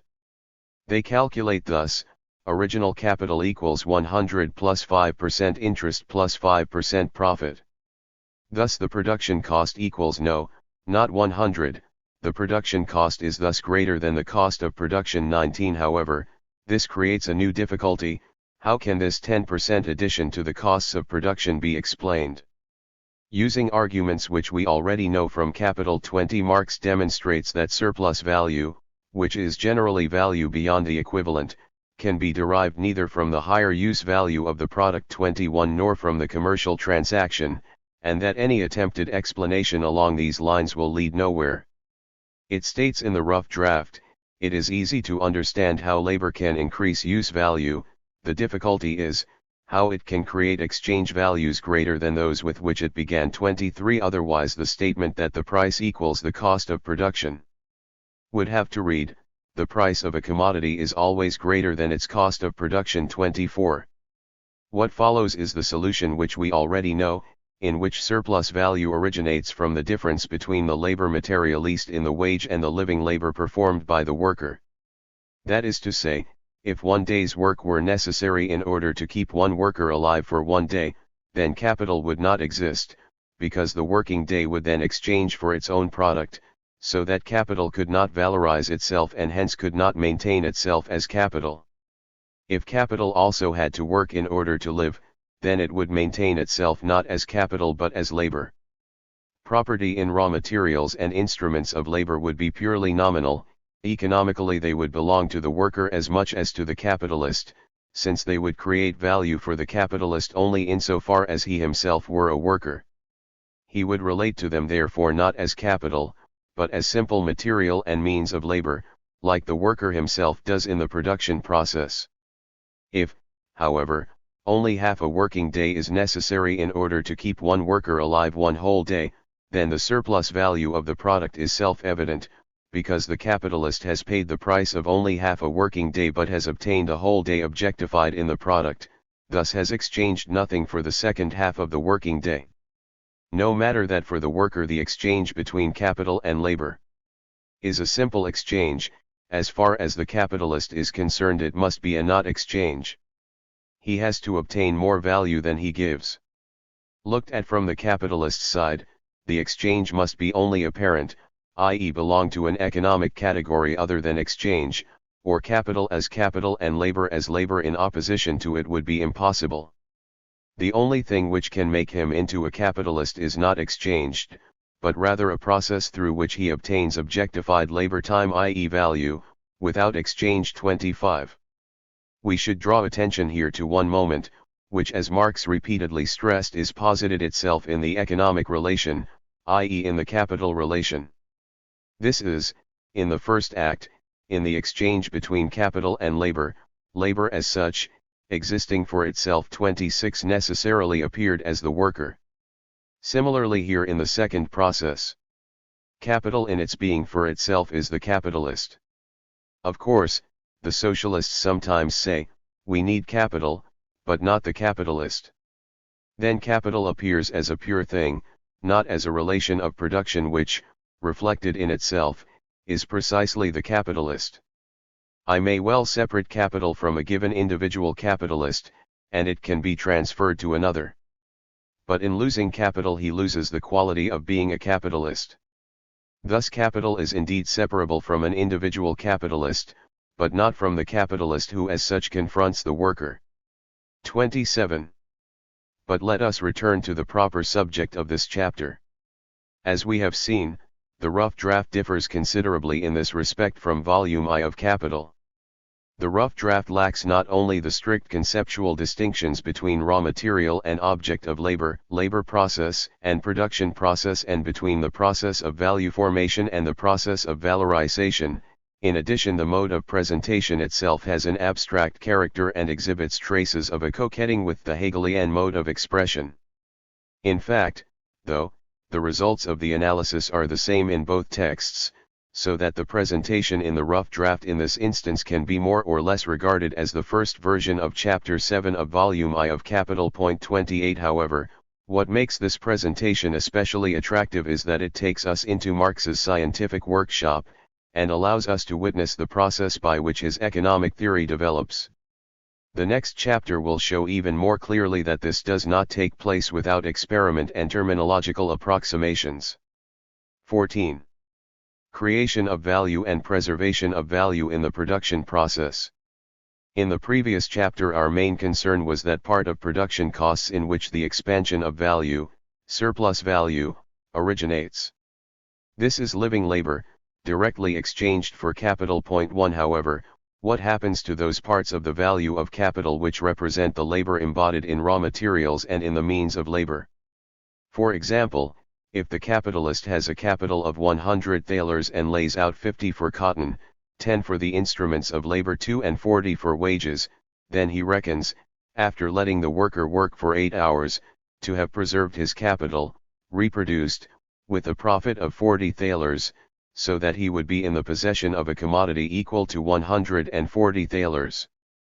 But how is the worker supposed to accomplish this, since one half of his working day, as his wages show, creates only 40 thalers out of the instrument and material, the other half only the same, and he disposes of only one working day, cannot work 2 days in one.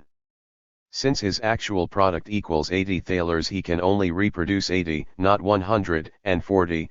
The capitalist would therefore suffer a loss of 20 on his original capital, instead of making a profit of 40 thalers. 3. If this is so, how can labor be regarded as the sole source of value, as value creating? 4. Once more we have to distinguish between value and use value. If we look at the production process from the standpoint of the simple labor process, the above question presents no difficulties. In the labor process, labor presupposes the existence of an instrument which facilitates the work, and of a material in which it presents itself, which it forms. It is clear that, if the cotton did not already have the form of yarn and wood and iron the form of the spindle, the worker could produce no fabric, no higher use value. For him himself, the 50 thalers and the 10 thalers in the production process are nothing but yarn and spindle, not exchange values. 5 In the course of production, the transitoriness of the form of things is used to posit their usefulness. When cotton becomes yarn, yarn becomes fabric, fabric becomes printed etc., or dyed etc. fabric, and this becomes, say, a garment, then the substance of cotton has preserved itself in all these forms. In each of these subsequent processes, the material has obtained a more useful form, a form making it more appropriate to consumption, until it has obtained at the end the form in which it can directly become an object of consumption, when, therefore, the consumption of the material and the suspension of its form satisfies a human need, and its transformation is the same as its use. 6. Thus it is inherent in the simple labor process, that the earlier stage of production is preserved through to the later, that the material of labor and the means of labor can only be protected from uselessness and decay, by becoming the object of new living labor. As regards use value, labor has the property of preserving the existing use value by raising it, and it raises it by making it into the object of new labor as defined by an ultimate aim, by changing it in turn from the form of its indifferent consistency into that of objective material, the body of labor. 7 But this preservation of the old use value is not a process taking place separately from the increase or the completion of the use value by new labor, and the fact that the worker preserves it by using the instrument as instrument and by giving the raw material a higher use value, lies in the nature of work itself. 8. So much on the preservation and increase of the use value of the means of production effected by the labor process. As elements of capital, however, these means of production are simultaneously values, definite amounts of objectified labor time. As such, they reappear in the value of the product. But, how does this occur? We saw that the worker added nothing in value to the product apart from his working day. Hence, if the values of the means of production reappear in the product, this is only because they already existed previously, before the process of production. They are not reproduced or newly created in this process, but simply preserved in that their quality is preserved as use value for further labor, through the contact with living labor. The use value of cotton, as well as its use value as yarn, are preserved by being woven, by existing as one of the objective moments in the weaving process. The quantity of labor time contained in the cotton and the cotton yarn are therefore also preserved thereby. The preservation of the quality of previous labor in the simple production process, hence of its material as well, becomes, in the realization process, the preservation of the quantity of labor already objectified. 10 However, this preservation does not require any additional effort by the worker. Assuming that the means of production come from nature, without any human assistance, then the value of the product is reduced to the value added by the worker, and will equal one objectified working day. Insofar as the means of production are products of previous labor, the product contains, in addition to its new value, the old as well. 11 The worker, therefore, replaces the old labor time by the act of working itself, not by the addition of special labor time for this purpose. He replaces it simply by the addition of the new, by means of which the old is preserved in the product and becomes an element of a new product. 12. It can be seen that it is not the quantity of living labor but rather its quality which preserves the labor time already present in the raw material and instrument of labor. Here we come to a point where the presentation in the rough draft diverges from that of capital. Thus we read in the rough draft, that the labor time contained in the raw material and instrument is preserved at the same time is a result not of the quantity of labor, but of its quality of being labor as such, and there is no special payment for this, its general quality, for the fact that labor, as labor is labor, leaving aside all special qualifications, all specific kinds of labor, because capital has bought this quality as part of its exchange with the worker. 13. In capital, in contrast to this, the twofold nature of the results of labor is derived from the twofold nature of labor itself, from its double character as concrete useful labor which creates use values, and abstract human, value-creating labor. We read there, we saw, when we were considering the process of creating value, that if a use value is effectively consumed in the production of a new use value, the quantity of labor expended to produce the article which has been consumed, forms a part of the quantity of labor necessary to produce the new use value. This portion is therefore labor transferred from the means of production to the new product.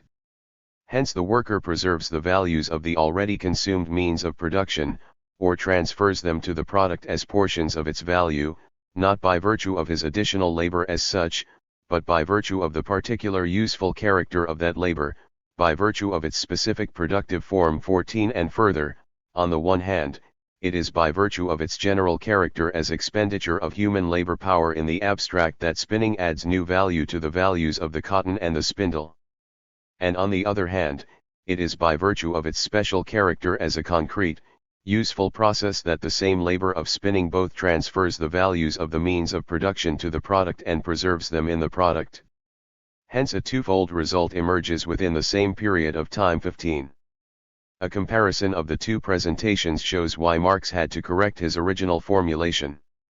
Labor, in its abstract character as labor in general, represents value-creating labor and is capable of merely quantitative distinction only. Consequently, it cannot be used to explain the preservation of value. 16. We pointed out previously that the value-preserving capacity of labor costs the worker nothing. The same applies to the capitalist who pockets it for nothing, as surplus labor. But he obtains it free of charge because the material and the instrument of labor are already in his hands as presupposition, and the worker cannot work, therefore, without making this already objectified labor, now in the hands of capital, into the material of his own labor, thereby also preserving the labor objectified in this material. 17. Like every other natural or social power of labor, or of such previous labor as does not need to be repeated, this natural animating power of labor, namely that, by using the material and instrument, it preserves them in one or another form, including the labor objectified in them, their exchange value becomes a power of capital, not of labor. Hence not paid for by capital. As little as the worker is paid for the fact that he can think, etc. 18. Therefore, if this natural gift of active labor power brings benefits only to the capitalist, this is already posited in the relation of capital and labor, which in itself is already the former's profit and the latter's wage. 19. Or, expressed in another way, within the production process the separation of labor from its objective moments of existence, instruments and material, is suspended. The existence of capital and labor rests on this separation. Capital does not pay for the suspension of this separation which proceeds in the real production process, for otherwise work would not go on at all. If it had to pay for this quality also, then it would just cease to be capital. 20. In contrast to the means of production, whose value is merely preserved and transferred to the product, the subjective factor of the production process, labor power, is itself a source of new value, since its activity represents the objectification of new labor time in a use value. It is important to distinguish between necessary and surplus labor at this point. As long as the worker merely produces an equivalent for the value of his own labor power, he only replaces the money advanced by the capitalist in purchasing labor power, and spent by the worker on the means of subsistence. With regard to the amount of wages spent, this part of the newly created value appears merely as reproduction. Nevertheless, it is a real reproduction, not, as in the case of the value of the means of production, simply an apparent one. The replacement of one value by another is here brought about by the creation of new value. 21. By contrast, what the worker produces beyond this is not reproduction, but the addition of value, surplus value, hence a creation of value which represents a fundamentally different category and which alone gives capitalist production the reason for its existence. The consequences of this are as follows: as far as their value is concerned, the different factors of the production process behave completely differently. The objectified factors cannot add more value to the product than they possess themselves, their value is simply preserved, and therefore remains unchanged. Point 22. The situation is quite different with the subjective factor, labor power, which not only reproduces its own value, but adds new value, surplus value, to the product. It is the only element of production which undergoes an alteration in value in the course of the valorization process. We thus come to the concepts of constant and variable capital, which correspond to the different functions of the means of production and labor power in the valorization process. Point 23. This is a conceptual distinction whose importance for Marx's theoretical system is immediately obvious, but which he only came to in the course of his work on the rough draft. Point 24. What later turned out to be constant capital is initially characterized as unchanged, unchangeable, or invariable value, and is counterposed to the changed, changeable or reproduced value. Point 25. It is not until later, towards the end of his analysis of the production process, that he begins to use the denotations constant and variable capital. Marx used this distinction between value-creating and value-preserving labor to put a stop to those theories expounded by bourgeois apologists which sought to derive the profit of capital from the productive services, which the means of production perform in the labor process by means of their use value. Point 26. The individual capitalist may imagine that, if he owns a capital of 100 thalers, 50 thalers in cotton, 40 thalers to buy labor with, 10 thalers in instrument, plus a profit of 10% counted as part of his production costs, then labor has to replace his 50 thalers of cotton, 40 thalers subsistence, 10 thalers instrument plus 10% of 50, of 40, and of 10, so that in his imagination, labor creates 55 thalers of raw material, 44 thalers subsistence and 11 thalers instrument for him, together equals no. But, Marx adds, this is a peculiar notion for economists. If the worker's working day equals 10 hours, and if he can create 40 thalers in 8 hours, i.e. can create his wage, or what is the same, can maintain and replace his labor capacity, then he needs 4/5 of a day in order to replace his wages for capital, and he gives capital 1/5 in surplus labor, or 10 thalers. This surplus of 10 thalers then constitutes the total profit of the capitalist. The total objectified labor which the worker has created, then, is 50 thalers, and regardless of the costs of the instrument and of the raw materials, more he cannot add, for his day cannot objectify itself in more labor than that. 27. The illusion of the ordinary economist and the even more ordinary capitalist.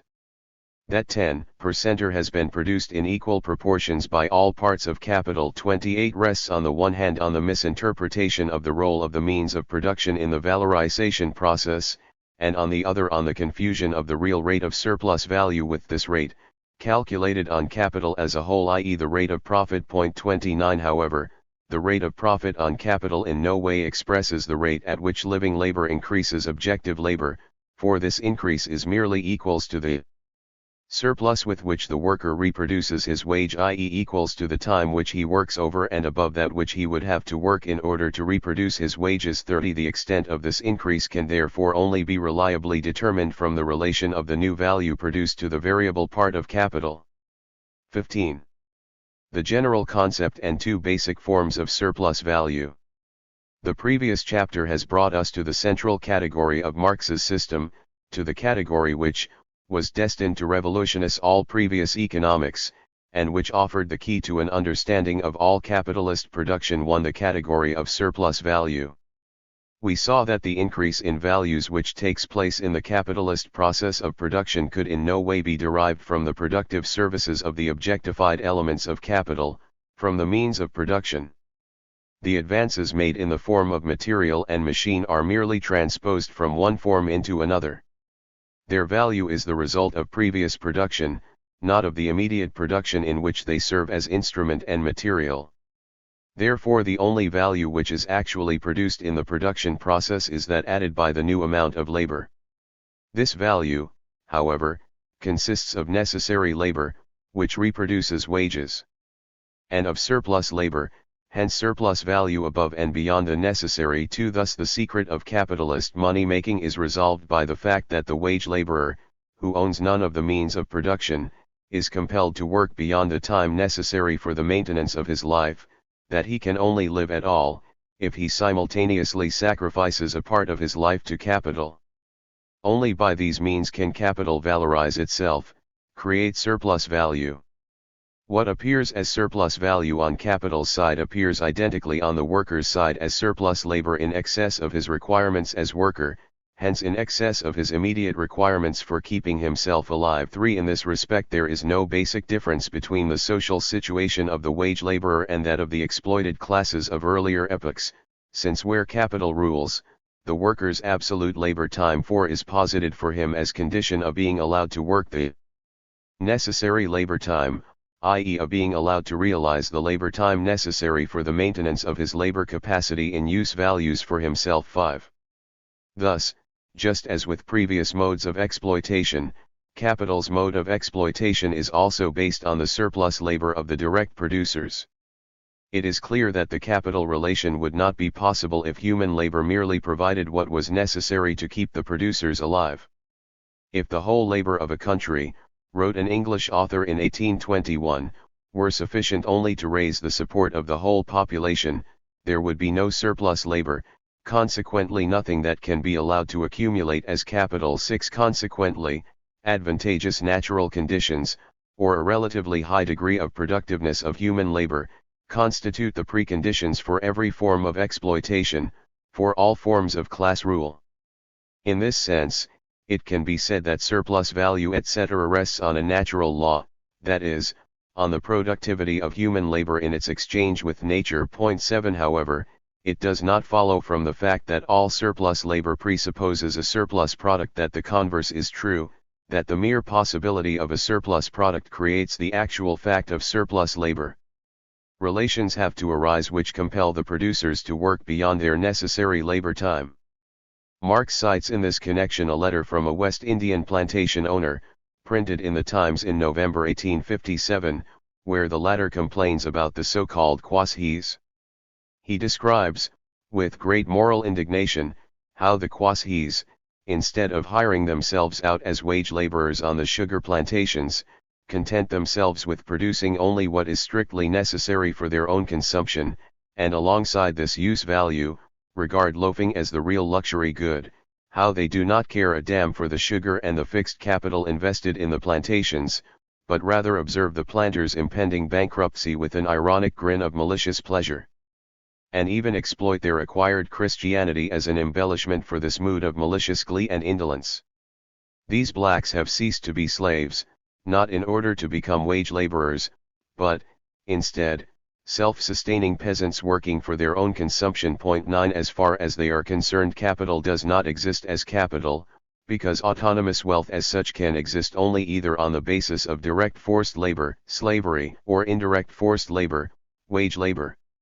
Marx adds, wealth confronts direct forced labor not as capital, but rather as relation of domination, for which wealth itself has value only as gratification, not as wealth itself, and which can therefore never create general industriousness and universal application in the same way that the capital relation can. 10. In the last sentence we referred to the special role which capital plays as an agent in producing diligent labor on the part of others, as an extractor of surplus labor and an exploiter of labor power. 11. The ruling classes of earlier epochs also managed to squeeze considerable amounts of surplus labor from their subjects. But where the development of the productive forces is still slight, the surplus product must also remain relatively small, and the masters themselves do not live much better than the servants. 12. On the other hand, it is clear that in any economic formation of society, where the use value rather than the exchange value of the product predominates, surplus labor will be restricted by a more or less confined set of needs, and that no boundless thirst for surplus labor will arise from the character of production itself. 13. Only under capitalism does the appropriation of surplus labor become an end in itself, and its continuous expansion become an indispensable condition of the production process. Capital has means and powers 14 at its disposal which far exceed the direct enforced labor of previous societies in terms of energy, limitlessness, and efficacy, and which therefore make the capitalist mode of production appear as an epoch-making mode of exploitation. Point 15. In this context, Marx is thinking, above all, of the production of so-called relative surplus value. There are two basic methods of expanding surplus labor. Firstly, by the simple prolongation of the labor process. Secondly, with a given length of the working day, by an increase in the productivity of labor, or its intensification. Point 16. In the first case, surplus labor is obtained by the extension of the total amount of time worked by the producers, and in the second by shortening their necessary labor time. Marx therefore calls the first absolute, and the second relative surplus labor. The foundation of the first is the natural fertility of the land, of nature, 17, whereas the second is based on the development of the social productive forces of labor. Point 18. Correspondingly, the first form of surplus labor is not only the general basis of the second, but also much older than it. In fact, it is as old as human exploitation in general, and is therefore a form of exploitation which can be said to be common to all class societies. Point 19. Absolute surplus labor is also indispensable for capital, especially during the infancy of the capitalist mode of production, when it first takes over the labor process in its given or historically transmitted shape, and simply prolongs its duration. Point 20. Absolute surplus labor thus plays the decisive role here, and consequently the distinction between production under capital and earlier stages of production is only formal at this particular level of development. Use values grow here in the same simple relation as exchange values, and for that reason this form of surplus labor appears in the slave and serf modes of production etc., where use value is the chief and predominant concern, as well as in the mode of production of capital, which is directly oriented towards exchange value, and only indirectly towards use value. 21. However, regardless of how important and indispensable the appropriation of absolute surplus labor was, and still is, it does not characterize the essence of the capitalist mode of production. The essence of the capitalist mode of production consists rather in the continuous revolutionizing of the technical and social conditions of the labor process in order to push back the original natural limits of necessary labor time and thus progressively to extend the domain of surplus labor. It is not therefore in absolute but in relative surplus labor that the industrial and distinguishing historic character of the mode of production founded on capital appears. Point 22. This is the primary sense in which capital is productive, insofar as it is a coercive force on wage labor, spurring on the productive power of labor to produce relative surplus value. Point 23. In this respect the difference between the mode of production of capital and that of any previous epoch goes much deeper. We stress that the capitalist mode of production is oriented to exchange value from the outset, and that the production of use values is not an end, but only a means to an end, the valorization of capital. But this means that capital not only has to enforce surplus labor, but also realize it as surplus value. Two things result from this. Firstly, the surplus value created at one point requires the creation of surplus value at another point for which it can be exchanged. A precondition of production based on capital is therefore the production of a constantly widening sphere of circulation, whether the sphere itself is directly expanded or whether more points within it are created as points of production. Hence, just as capital has the tendency on one side to create ever more surplus labor, so it has the complementary tendency to create more points of exchange, i.e., here, seen from the standpoint of absolute surplus value or surplus labor, to summon up more surplus labor as complement to itself, i.e. at bottom, to propagate production based on capital, or the mode of production corresponding to it. 24. Thus every limit appears to capital as a barrier to be overcome, in that it seeks to subjugate every moment of production itself to exchange and to suspend the production of direct use values not entering into exchange, i.e. precisely to posit production based on capital in place of earlier modes of production.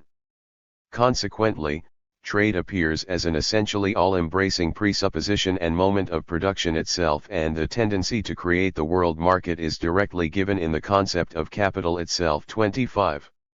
On the other hand, we read in the rough draft that, in order to advance the production of relative surplus value based on the increase and development of the productive forces, capital must seek to ensure that the consuming circle within circulation expands as did the productive circle previously.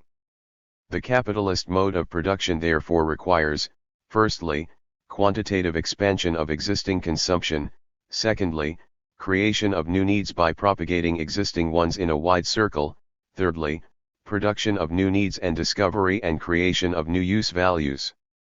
In other words, the main issue is that the surplus labor gain does not remain a merely quantitative surplus, but rather constantly increases the circle of qualitative differences within labor. Makes it more diverse, more internally differentiated. For example, if, through a doubling of productive force, a capital of 50 can now do what a capital of 100 did before, so that a capital of 50 and the necessary labor corresponding to it become free, then, for the capital and labor which have been set free, a new, qualitatively different branch of production must be created, which satisfies and brings forth a new need. 26 The value of the old industry is preserved by the creation of the fund for a new one in which the relation of capital and labor posits itself in a new form. Hence exploration of all of nature in order to discover new, useful qualities in things, universal exchange of the products of all alien climates and lands, new preparation of natural objects, by which they are given new use values. The development, hence, of the natural sciences to their highest point, likewise the discovery, creation, and satisfaction of new needs arising from society itself, the cultivation of all the qualities of the social human being, production of the same in a form as rich as possible in needs, because rich in qualities and relations, production of this being as the most total and universal possible social product, for, in order to take gratification in a many-sided way, he must be capable of many pleasures, hence culture to a high degree, is likewise a condition of production founded on capital. 27. Marx goes on to say that, just as capitalist production creates universal industriousness on one side, so does it create on the other side a system of general exploitation of the natural and human qualities, a system of general utility. 28 Utilizing science itself just as much as all the physical and mental qualities, while there appears nothing higher in itself, nothing legitimate for itself, outside the circle of social production and exchange. Thus capital creates the bourgeois society, and the universal appropriation of nature as well as of the social bond itself by the members of society. Hence the great civilizing influence of capital, its production of a stage of society in comparison to which all earlier ones appear as mere local developments of humanity and as nature idolatry.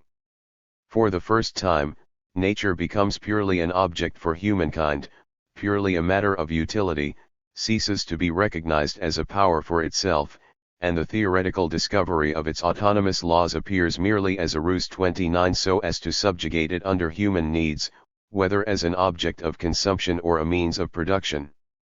In accord with this tendency, capital drives beyond national barriers and prejudices as much as beyond nature worship, as well as all traditional, confined, complacent, encrusted satisfactions of present needs, and reproductions of old ways of life.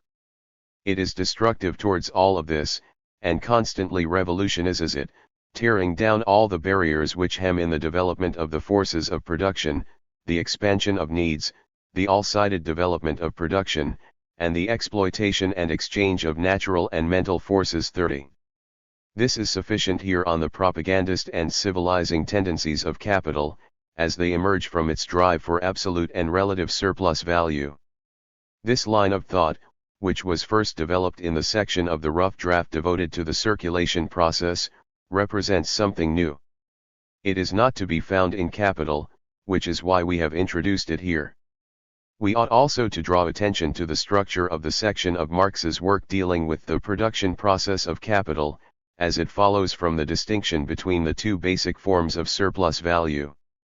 As long as his concern was simply one of explaining the valorization of capital in general, Marx was able to disregard, and had to disregard, relative surplus value and confine himself to the analysis of the absolute form.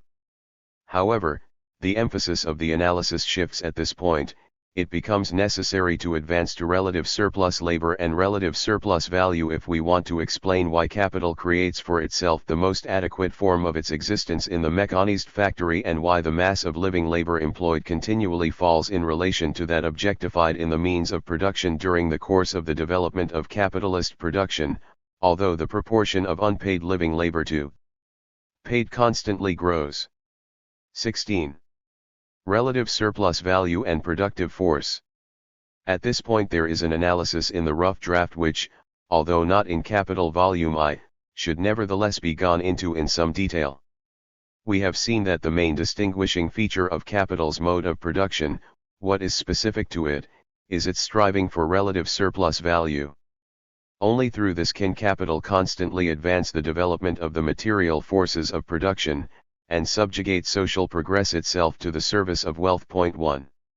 However, in doing this capital encounters barriers which are inherent in it and make its mode of production appear as merely a transitory, although necessary, period of development. 2. Capital can develop the productive forces of society only in as much as it valorizes itself in doing so, insofar as it creates a surplus value. However, the expansion of its value is bounded by the limits of the relation between necessary and surplus labor. It follows from this that the valorization of capital must become more and more difficult as the productive forces are developed and necessary labor approaches its lowest limit. Let us assume that the proportion of necessary to surplus labor is 1:1. That is, the worker works just as long for the capitalist as he works for himself. By appropriating the entire day's work and then consuming it in the production process with the materials of which his capital consists, but by giving in exchange only the labor objectified in the worker, i.e. half a day's work, the capitalist creates the surplus value of his capital, in this case half a day of objectified labor. Now suppose that the productive powers of labor double, i.e. the same labor creates double the use value in the same time. 3 Then the worker would only have to work for a quarter of a day in order to live for a whole day. If his labor time were to be cut by a quarter, the capitalist could still appropriate the same amount of surplus labor. Of course he would not be inclined to agree to such a shortening of the working day, since as a capitalist he must aim for a constantly growing valorization of his capital, even if he is not compelled to do so through competition with other capitalists. He would therefore simply let the worker work the full day. The increase in productive force which allows the worker to work for a day and live a whole day now expresses itself simply in that he now has to work for capital, whereas before he worked for it for only day. The increased productive force of his labor, to the extent that it is a shortening of the time required to replace the labor objectified in him, appears as a lengthening of the time he labors for the valorization of capital. 4. But, Marx continues, something striking now takes place. The productivity of labor has doubled, but the surplus labor has only grown by a half, from 2/4 of the day to 3/4. This shows then that surplus labor or surplus value does not grow in the same numerical proportion as productive force. By contrast, if the worker had originally to work for 2/3 of a day, in order to live for a whole day, the necessary labor would have fallen from 2/3 to 1/3 through the doubling of the productive force, and correspondingly surplus labor would have doubled. The extent to which the increase in the productive force of labor increases the value of capital thus depends on the original relation between the portion of labor objectified in the worker and his living labor. Naturally, the capitalist can never annex the entire working day, since a definite portion of it always has to be exchanged for the labor objectified in the worker. Surplus value in general is only the relation of living labor to that objectified in the worker. One member of the relation must therefore always remain. A certain relation between increase in productive force and increase of value is already given in the fact that the relation is constant as a relation, although its factors vary. Because of this, relative surplus value cannot grow in the same numerical proportion as the productive force. 5 Rather, its growth must slow down, as the following example shows. We assume that the doubling of productivity has reduced necessary labor from a half to a quarter of a day, by which the capitalist has gained 1/4 of a day's relative surplus value. Suppose now that productivity doubles again, necessary labor will fall from a quarter to an eighth of a day and surplus labor will merely increase by 1/8 of a day. Thus with every further increase in productivity the relative growth in surplus value becomes smaller. If necessary labor had already been reduced to 1/1000, then the total surplus value would be equals 999/1000. Now if the productive force increased 1,000-fold, then necessary labor would decline to 1/1,000,000 working day and the total surplus value would amount to 999,999/1,000,000 of a working day. It would have thus grown by 999/1,000,000, i.e. the 1,000-fold increase in productive force would have increased the total surplus by only 1,000th. 6. Marx summarizes the result of his examination of the relation of the growth of relative surplus value to the growth of the productivity of labor in the following 3 points.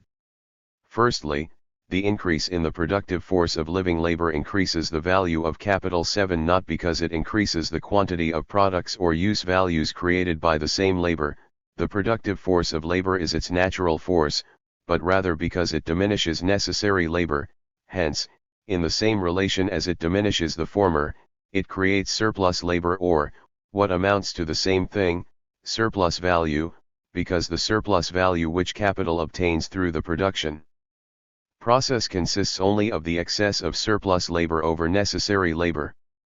The increase in productive force can increase surplus labor, i.e. the excess of labor objectified in the exchange value of the working day, only to the extent that it diminishes the relation of necessary labor to surplus labor, and only in the proportion in which it diminishes this relation. Secondly, the surplus value of capital does not increase as does the multiplier of the productive force, i.e. the amount to which the productive force increases, but by the surplus of the fraction of the living workday which originally represents necessary labor, in excess over this same fraction divided by the multiplier of the productive force. Thus the absolute sum by which capital increases its value through a given increase of the productive force depends on the given fractional part of the working day, on the fractional part of the working day which represents necessary labor, and which therefore expresses the original relation of necessary labor to the living workday. The increase in productive force in a given relation can therefore increase the value of capital differently, e.g. in different countries. A general increase of productive force in a given relation can increase the value of capital 8 differently in the different branches of industry, and will do so, depending on the different relation of necessary labor to the living workday in these branches. 9. Thirdly, the larger the surplus value of capital before the increase of productive force, the larger the amount of presupposed surplus labor or surplus value of capital, or the smaller the fractional part of the working day which forms the equivalent of the worker, which expresses necessary labor, the smaller is the increase in surplus value which capital obtains from the increase of productive force. Its surplus value rises, but in an ever smaller relation to the development of the productive force. Thus the more developed capital already is, the more surplus labor it has created, the more terribly must it develop the productive force in order to valorize itself in only smaller proportions, i.e. to add surplus value, because its barrier always remains the relation between the fractional part of the day which expresses necessary labor, and the entire working day. It can move only within these boundaries. The smaller already the fractional part falling to necessary labor, the greater the surplus labor, the less can any increase in productive force perceptibly diminish necessary labor, since the denominator has grown enormously. 10 The self-valorization of capital becomes more difficult to the extent that it has already been valorized. In fact, at a certain point the increase in productive forces, valorization itself, would become irrelevant to capital, because its proportions have become minimal and it would have ceased to be capital. 11. Marx stresses that these theses are only correct in this abstraction for the relation from the present standpoint. Additional relations will enter which modify them significantly. The whole, to the extent that it proceeds entirely in generalities, actually already belongs in the doctrine of profit. 12 And this is also the reason why these theses, despite their importance, only exist fragmentarily in volume I of the later work. Point 13. However, they will be drawn upon later for the solution of the fundamental problem of the falling rate of profit, and we will have the opportunity to come back to them there. Point 14. 17. The methods of production of relative surplus value. 1. In contrast to absolute surplus value, relative surplus value is not obtained by prolonging the period of work, but by cheapening the labor power of the worker. Capital, therefore, has an immanent drive and a constant tendency to revolutionize the technical and social conditions of the process and consequently the mode of production itself. In order to increase the productivity of labor, to lower the value of labor power by increasing the productivity of labor and so to shorten the portion of the working day necessary for the reproduction of that value too. What then are the particular methods of production which capital develops in its drive for relative surplus value? The principal methods referred to are the capitalist application of cooperation, the division of labor according to manufacture, and, above all, the development of modern machinery. These occupy the whole of Part 4 of Volume I of Capital, but are only dealt with sketchily in the rough draft, and then intermingled with other questions. What first characterizes these methods of production is that they subordinate the social productive powers of labor to the service of capital. As already pointed out, 3. It is inherent in the concept of wage labor itself that the worker relinquishes the use value of his commodity and consequently the fruits of his labor. The separation between labor and property in the product of labor is therefore already given by the fact of the exchange between capital and labor. Point 4. However, what the worker sells to the capitalist, and what he is paid for is his individual, isolated labor power. But in the process of production he is not employed as an individual but as a member of a working organism, through which his capacity to work acquires new, social powers. 5. The reason for this is that even simple cooperation between labor powers in no way signifies their mere addition. An addition to the productive force comes about, which arises from the very fact of the collective, combined character of labor. However, since the combination of the workers in the production process is not posited by them but by capital, it is not their being but the being of capital. Vis-a-vis the individual worker, the combination appears accidental. 6. Therefore, the increase in productivity which arises from the cooperation of the workers benefits not them, but rather capital. Thus all the progress of civilization, or in other words every increase in the powers of social production, enriches not the worker but rather capital, becomes monopolized by the capitalist class. But all this progress operates to extend the domain of relative surplus labor, owing to the increase in productivity, and, since capital is the antithesis of the worker, also to increase the objective power standing over labor, i.e. the power of capital. 89. Thus the development of the specifically capitalist mode of production rests primarily on the social powers of labor. But capital can only place these powers at its service because it is, from the outset, a collective force and as such does not have isolated, but combined labor to deal with. Point 10. The aim of capitalist production is not the creation of use value, but exchange value.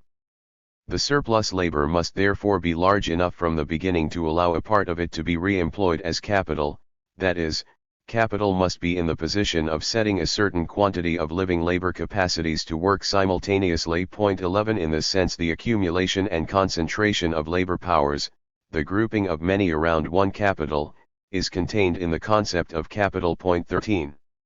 In fact, at the beginnings of capitalist production the combination of workers by capital is merely formal, and concerns only the product of labor, not labor itself. This combination simply consists in the fact that capital employs different hand weavers, spinners etc. who live independently and are dispersed over the land. Here, then, the mode of production is not yet determined by capital, but rather found on hand by it. The point of unity of all these scattered workers lies only in their mutual relation to capital. Instead of exchanging with many they exchange only with the one capitalist. The coordination of their work exists only in itself. Insofar as each of them works for capital, hence possesses a center in it, without working together. 14. Here, concentration is confined to the concentration of exchange through capital. But this stage is rapidly superseded. A situation soon comes about in which capital no longer employs the workers as it finds them, but sets them to work together in one undertaking. Now capital appears as the collective force of the workers, as well as that which ties them together, and hence as the unity which creates this force, which at the same time brings about the complete severance of the workers from the conditions of production, and their total dependence on capital. 15. Initially this will merely involve the simple cooperation of a large number of workers working together, at the same time, in one place, in order to produce the same sort of commodity under the command of the same capitalist. Such a factory can hardly be distinguished from the mode of production of the guild handicraft industries, except by the greater number of workers simultaneously employed by the same individual capital. 16 But capital cannot confine itself to the mere coordination of workers, it must go beyond this stage. Of course, any production on a larger scale presupposes such coordination, and in this sense simple cooperation remains the basic form of capitalist production. However, it would be historically incorrect to see it as a particular fixed epoch in the development of the capitalist mode of production. 17. This is because almost from its very beginning the factory of the early period of capitalism is compelled to use the concentration of workers in one place and the simultaneity of their labor in a different way, so that the entire plant is divided into definite partial operations, and each of these operations is allotted to a particular group of workers. This creates the typical form of capitalist manufacture as an industrial mode of production, whose principle becomes the division of labor within the workshop, and where, from the outset, what matters is not the quality of the product, as in handicraft, but mass production, because the objective is exchange value and surplus value. Consequently, manufacture, as the first historical form of capitalist production, initially appears where mass quantities are produced for export, for the external market, that is in commercial centers and coastal towns whose industrial production is, so to speak, naturally oriented towards exchange value.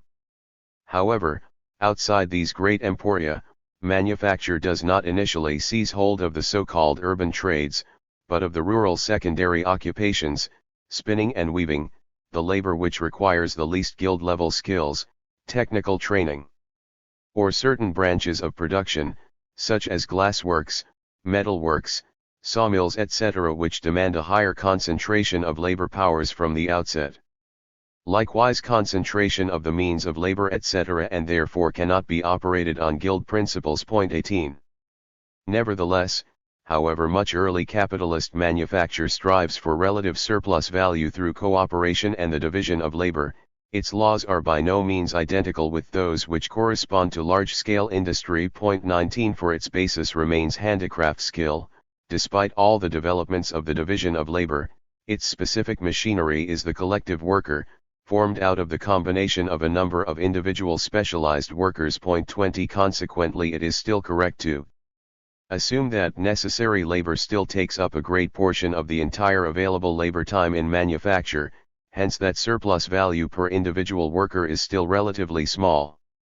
This is compensated for by the fact that in manufacture the rate of profit is higher, hence that capital accumulates more rapidly in relation to its already existing amount, than it does in big industry. However, on the other hand, manufacture obtains this higher profit only through the employment of many workers at once. And therefore it is absolute surplus value which still predominates in manufacture, and gives it its characteristic stamp. 21. This barrier is not overcome until modern industry, based on the use of machinery. In contrast to manufacture, the revolutionizing of the mode of production in large-scale industry does not proceed from labor power but from the means of labor. 22 This creates a situation in which the original relation between the worker and the means of labor becomes fundamentally changed.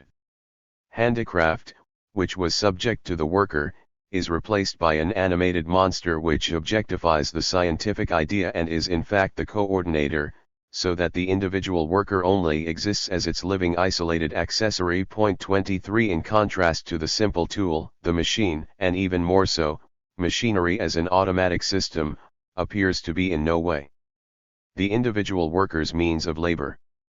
Its distinguishing characteristic is not in the least, as with the means of labor, that it transmits the worker's activity to the object. This activity, rather, is posited in such a way that it merely transmits the machine's work, the machine's action, onto the raw material, supervises it and guards against interruptions.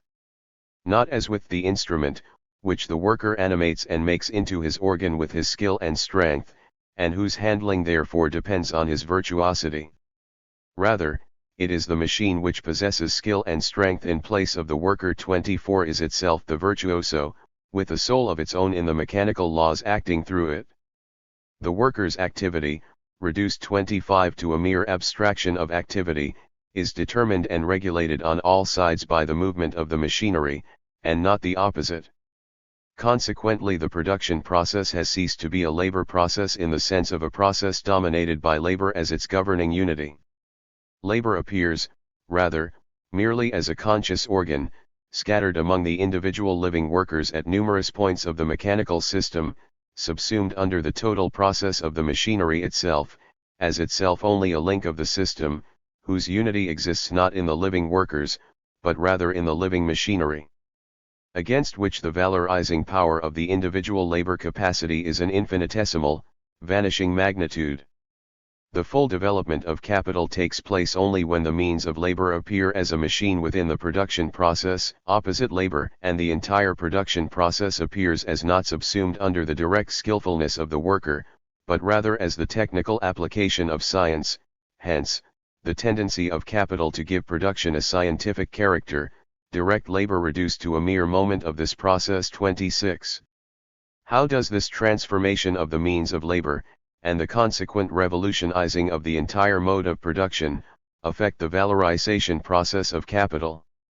In another passage, Marx comments that political economists often claim that machinery saves labor and that with its help human labor performs actions and creates things it would be absolutely incapable of creating without it. Both points are correct, but only refer to the use value of machinery. 27 and to the labor process as such, not to machinery's role in the valorization process of capital.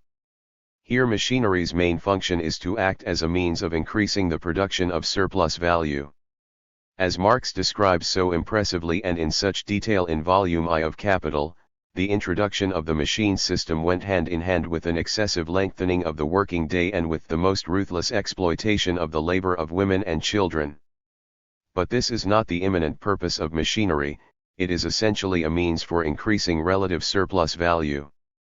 It is inherent in the concept of relative surplus value that necessary labor is saved by increasing productivity, in order to extend surplus labor. 28 The transformation of the means of labor into machinery is the realization of this tendency. 29 Therefore only in the imagination of economists does leap to the aid of the individual worker, by reducing and facilitating his labor.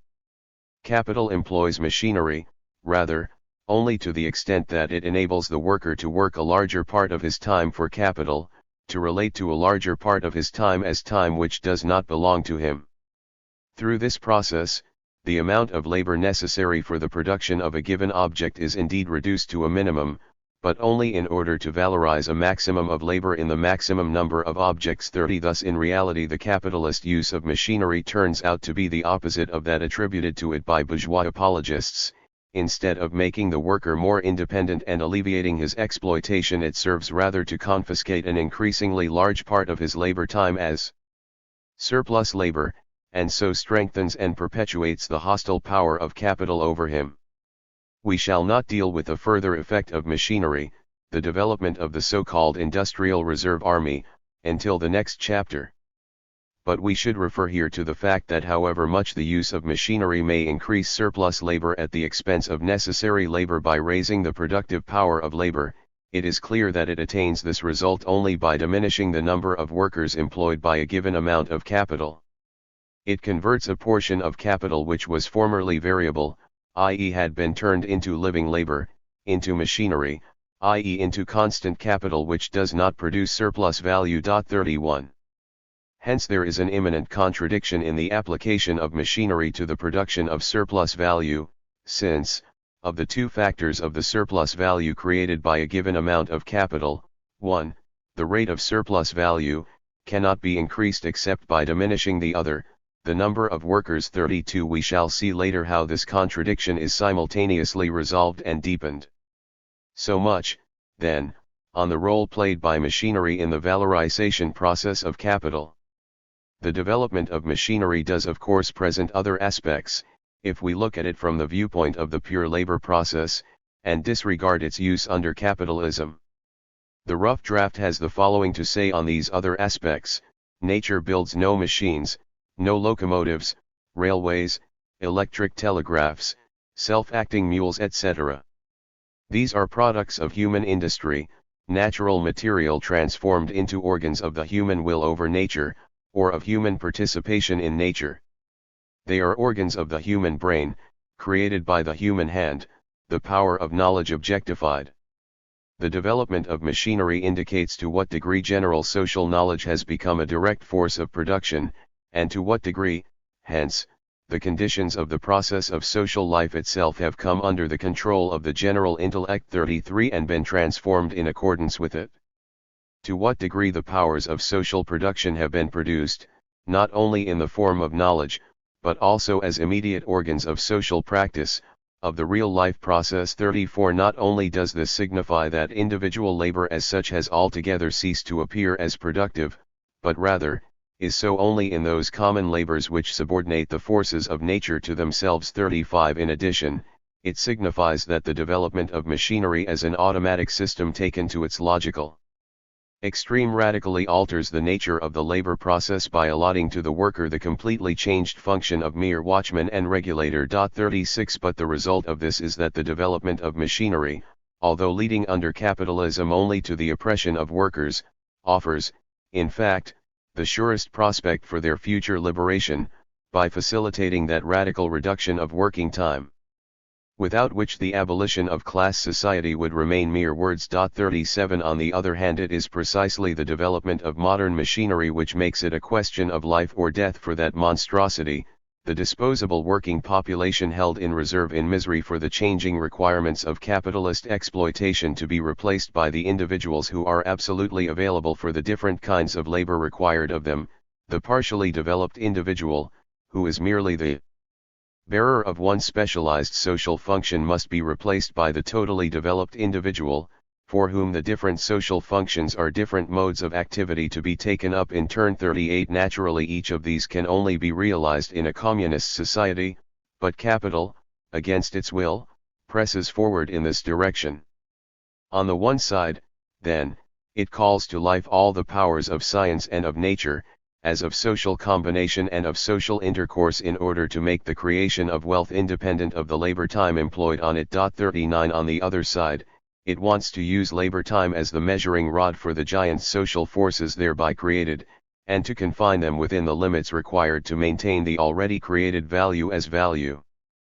Forces of production and social relations, two different sides of the development of the social individual, appear to capital as mere means, and are merely means for it to produce on its limited foundation. In fact, however, they are the material conditions to blow this foundation sky high. 40. However, this is a question which goes far beyond the scope of this chapter, and which we will first deal with in more detail in the chapter on socialist society. 18. Simultaneous working days. The capitalist law of population and the industrial reserve army. Until this point in the analysis, Marx's primary concern was to investigate the nature of surplus value, to develop it as the embodiment of the absolute or relative labor time mobilized by capital over and above necessary labor time. 1. The number of workers employed by capital was irrelevant to the understanding of this process, since in every case surplus value was gained either by prolonging the total labor time of the worker or by reducing necessary labor time, whether this applied to 110 or only one working day. In each case the degree of valorization of capital or the rate of surplus value simply depended on the division of the working day into necessary and surplus labor. It was possible, therefore, to disregard the number of workers exploited by capital, or, as this is called throughout the rough draft, the sum of simultaneous working days. Point 2. However, As already pointed out in the previous chapter, capital is from the outset a collective power, which is based on overcoming the individualization of the worker, and concentrating many workers under one capitalist. There cannot be one capitalist for every worker, but rather there has to be a certain quantity of workers per capitalist, not like 1 or 2 journeymen per master. For, if the capitalist employed only one worker in order to live from that one surplus time, then he would obviously gain doubly if he himself also worked, with his own funds, for then he would gain, in addition to the surplus time, the wage paid the worker 3 by restricting himself to one worker he would rather lose in the process. Or the worker would only be his helper, and thus he would not stand in relation to him as capital. Therefore, in order for capital to exist as capital, in order that the capitalist can both live from profit as well as accumulate, he must be able to set a certain quantity of living labor capacities to work simultaneously. His profit must be equal to the sum of the surplus time of many simultaneous living work days. 4. How does the number of workers employed by capital affect the valorization of capital, the production of surplus value?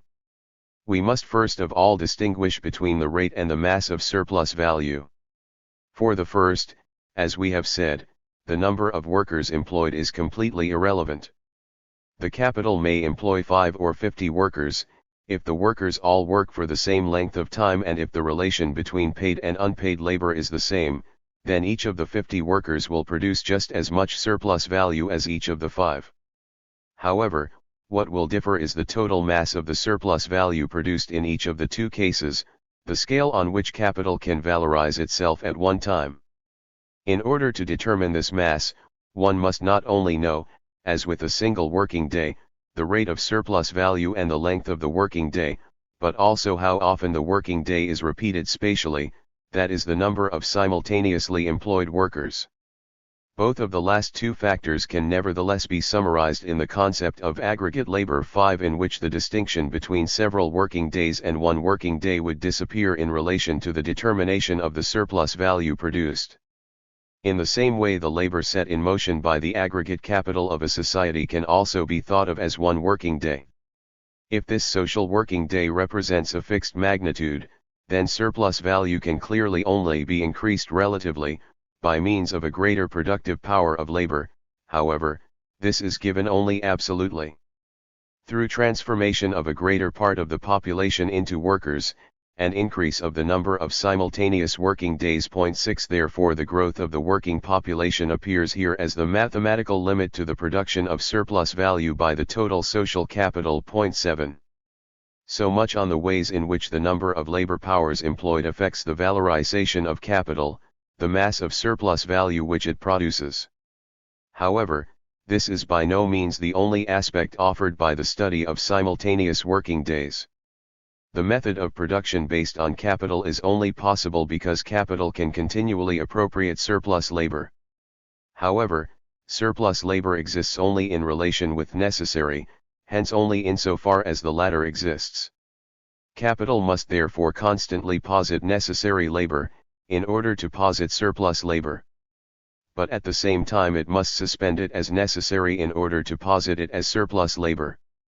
It is its tendency, therefore, to create as much labor as possible, just as it is equally its tendency to reduce necessary labor to a minimum. Marx says, as long as we regard the single working day, the process is naturally simple, to lengthen it up to the limits of natural possibility, to shorten the necessary part of it more and more. However, the matter is different if the question is not part of one working day, but of many working days alongside one another. The tendencies which have been mentioned appear here in modified form. On the one hand, it is inherent in the nature of capital to strive for limitless valorization.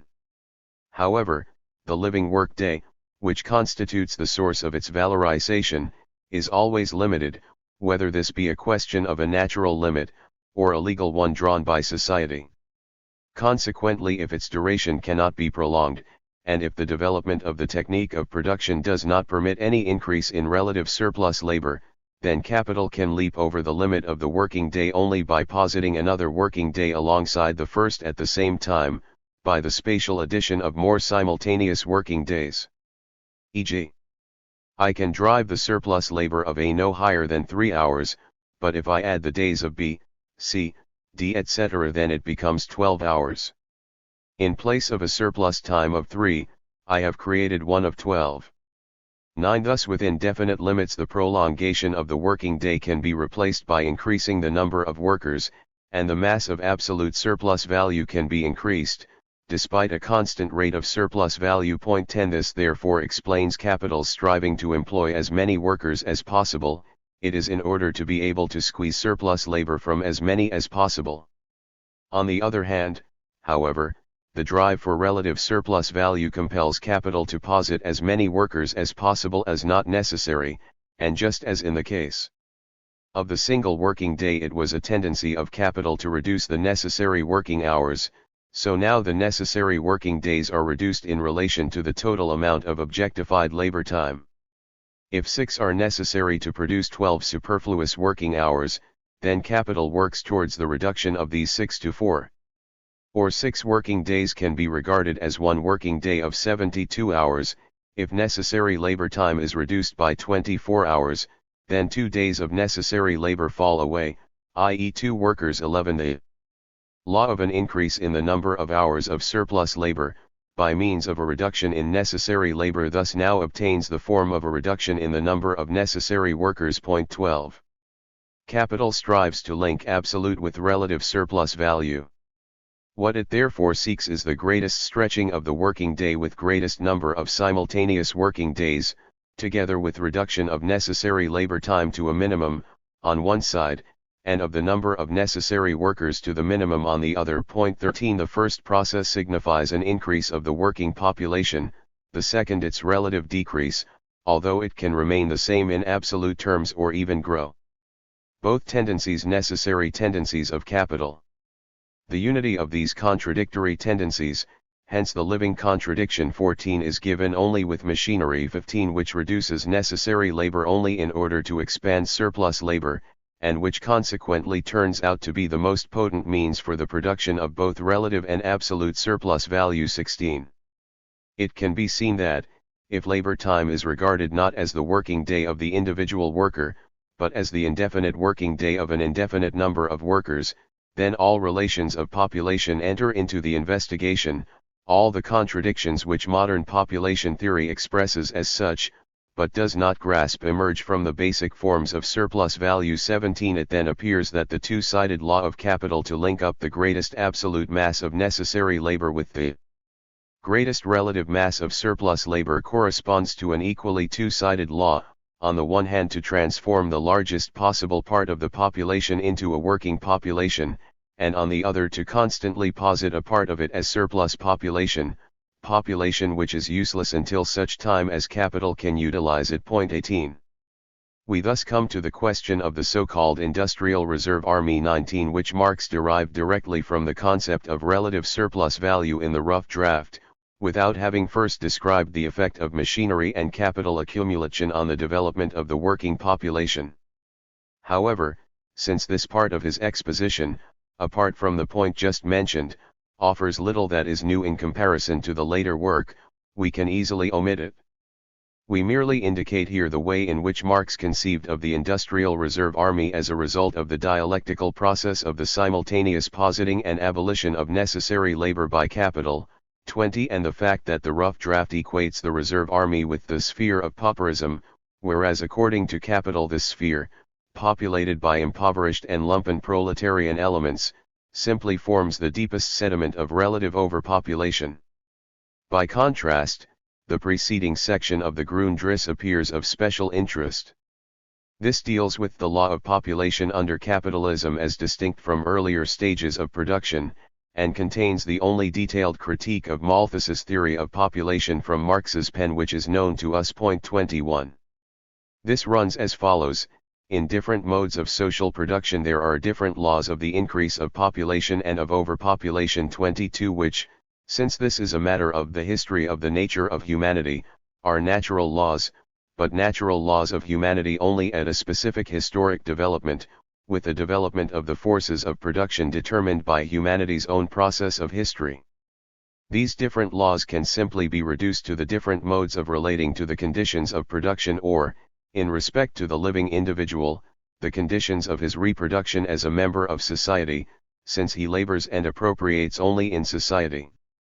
The dissolution of these relations in regard to the single individual, or to part of the population, places them outside the reproductive conditions of this specific basis, and hence posits them as overpopulation. However, it is only in the mode of production based on capital that overpopulation appears as the result of labor itself, of the development of the productive power of labor. Consequently, nothing is more false than to lump together the different historical laws of population increase, as the followers of Malthus do. For overpopulation at one level of social production can be different from what it is at another, and its effect can be different. Thus, for example, overpopulation among hunting peoples was different from that among the Athenians, in turn different among the latter from that among the Germanic tribes. An overpopulation of free Athenians who become transformed into colonists is significantly different from an overpopulation of workers who become transformed into workhouse inmates. Similarly, the begging overpopulation which consumes the surplus product of a monastery is different from that which forms in a factory. Marx says further, that since in all pre-capitalist social formations, the development of the forces of production is not the basis of appropriation, but a specific relation to the conditions of production appears as a presupposed harrier to the forces of production 23 and is merely to be reproduced, it follows that the development of population, in which the development of all productive forces is summarized 24, must even more strongly encounter an external barrier and thus appear as something to be restricted. That is, in order for such a society to exist in the old mode requires the reproduction of its members in the presupposed objective conditions, but this is only reconcilable with a specific amount of population. At all levels of society, however, overpopulation posited on the basis of a specific population appears just as determinate as the adequate population. Overpopulation and population taken together are the population which a specific production basis can create. The extent to which it goes beyond its barrier is given by the barrier itself, or rather by the same base which posits the barrier. Just as necessary labor and surplus labor together the whole of labor on a given base 25. Thus Malthus is certainly not to be reproached for asserting the fact of overpopulation in all forms of society. The chief defect in his doctrine of population is that he regards overpopulation as being of the same kind in all the different historical phases of economic development, that he does not understand their specific difference, and hence stupidly reduces these very complicated and varying relations to a single relation, two equations, in which the natural reproduction of humanity appears on the one side, and the natural reproduction of edible plants on the other, as two natural series, the former geometric and the latter arithmetic in progression. In this way he transforms the historically distinct relations into an abstract numerical relation, which he has fished purely out of thin air, and which rests neither on natural nor on historical laws 26. Marx continues that according to Malthus there should be a natural difference between the reproduction of mankind and e.g. grain. This baboon thereby implies that the increase of humanity is a purely natural process which requires external restraints, checks, to prevent it from proceeding in geometric progression. This geometric reproduction is the natural reproduction process of mankind. In fact, in actual history one finds that population proceeds in very different relations and that overpopulation is likewise a historically determined relation, in no way determined by abstract number or by the absolute limit of the productivity of the necessaries of life, but by limits posited rather by specific conditions of production. However, Malthus simply brushes aside these specific historical laws of the movement of population. Malthusian man, abstracted from historically determined man, exists only in his brain, hence also the geometric method of reproduction corresponding to this natural Malthusian man. Real history thus appears to him in such a way that the reproduction of his natural humanity is not an abstraction from the historic process of real reproduction, but just the contrary, that real reproduction is an application of the Malthusian theory. Hence the inherent conditions of population as well as of overpopulation at every stage of history appear to him as a series of external checks which have prevented the population from developing in the Malthusian form. On the other hand, the production of the necessaries of life, as it is checked, determined by human action, appears to Malthus as a check which it posits to itself. The ferns would cover the entire earth. Their reproduction would stop only where space for them ceased. They would obey no arithmetic proportion. It is hard to say where Malthus has discovered that the reproduction of voluntary natural products would stop for intrinsic reasons, without external checks. He transforms the immanent, historically changing limits of the human reproduction process into outer barriers, and the outer barriers to natural reproduction into immanent limits or natural laws of reproduction. 27. Secondly, Malthus foolishly relates a specific quantity of people to a specific quantity of necessaries.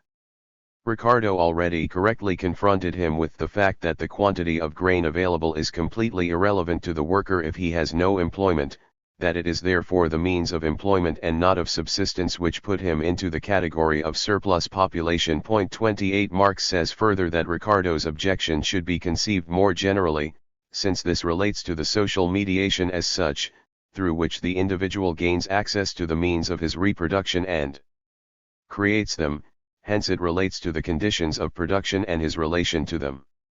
There was no barrier to the reproduction of the Athenian slave other than the producible necessaries. And we never hear that there were surplus slaves in antiquity. The call for them increased rather. There was however a surplus population of non-workers, who were not too many in relation to the necessaries available, but had lost the conditions under which they could appropriate them. The surplus population of the feudal period can be just as little deduced from some relation between the number of people and quantity of necessaries. The beggars who fastened themselves to the monasteries and helped them eat up their surplus product are in the same class as the feudal retainers, and this shows that the surplus produce could not be eaten up by the small number of its owners.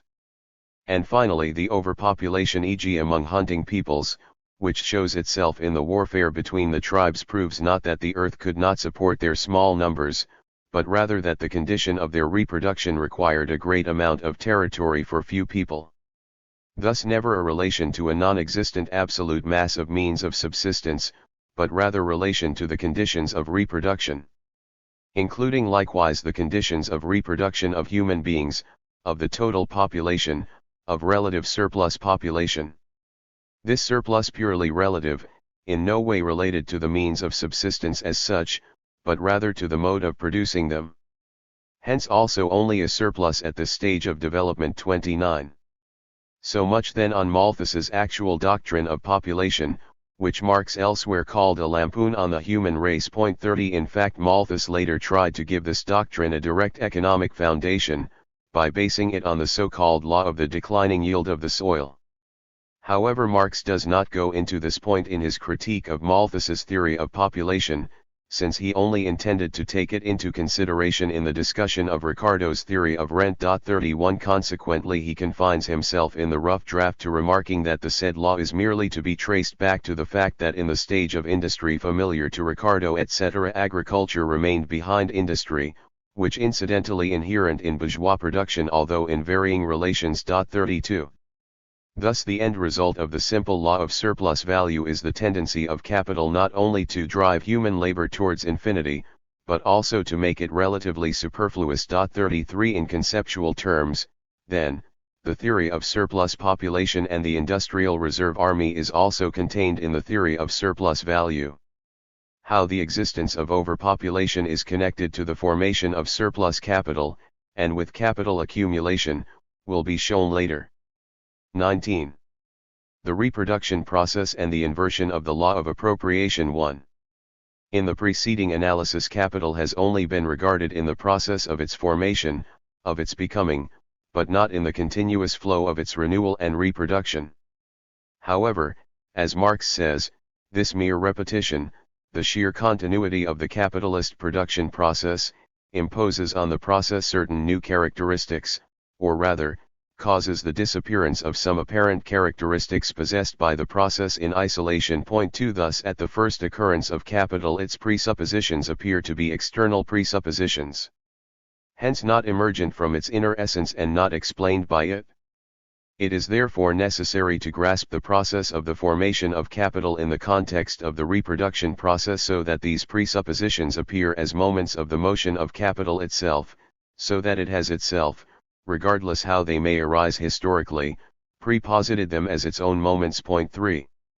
In other words, from the point of view of the analysis up until now it could be, and had to be, assumed that the capitalist, once upon a time, became possessed of money by some form of primitive accumulation that took place independently of the unpaid labor of other people before he could frequent the market as a buyer of labor power and means of production, that consequently the appropriation of alien labor by the capitalist presupposed the exchange of commodities which are his property, and which are thrown into circulation by him, of values which do not arise from his exchange with living labor, or not from his relation as capital to labor. Point 4. This is the primitive accumulation, which the bourgeois economists favor so much in order to bring the fact that the valorization of capital consists in the appropriation of unpaid labor into harmony with the general laws of property, as they are proclaimed by capitalist society itself. Regardless of how matters may stand today, they say, the capitalists originally worked for their capital, and so nothing is more natural than that they should receive a reward for their productive services. But there are numerous difficulties in this argument. In the first place, we are only too well acquainted with the role played by robbery, cheating, enslavement, in brief, force, in the actual historical development of capital. 5. These bear no relation to the peaceful accumulation of what has been worked for. And secondly, the bourgeois economists are guilty of a confusion here in that they pronounce the conditions of the becoming of capital as the conditions of its contemporary realization, i.e. presenting the moments in which the capitalist still appropriates as the non-capitalist, because he is still becoming, as the very conditions in which he appropriates as capitalist. They forget that the accumulation of capital which precedes labor and which does not spring from it belongs to those conditions which lie behind it as historical preludes, just as the processes by means of which the earth made the transition from a liquid sea of fire and vapor to its present form now lie beyond its life as finished earth. Admittedly, individual capitals can continue to arise, e.g. by means of hoarding. But the hoard is transformed into capital only by means of the exploitation of labor. 6. These apologetic attempts to derive the eternal right of capital to the fruits of alien labor from the property by labor and from the simple and just laws of the exchange of equivalents should, as Marx says in Capital, be banished to the realm of children's primers. We can see how correct this is as soon as we direct our attention to the process of the reproduction of capital instead of one isolated process of production. We saw that the outcome of the original process of production was the surplus labor appropriated by the capitalist. This initially exists in the form of a surplus product and must then be transformed into money.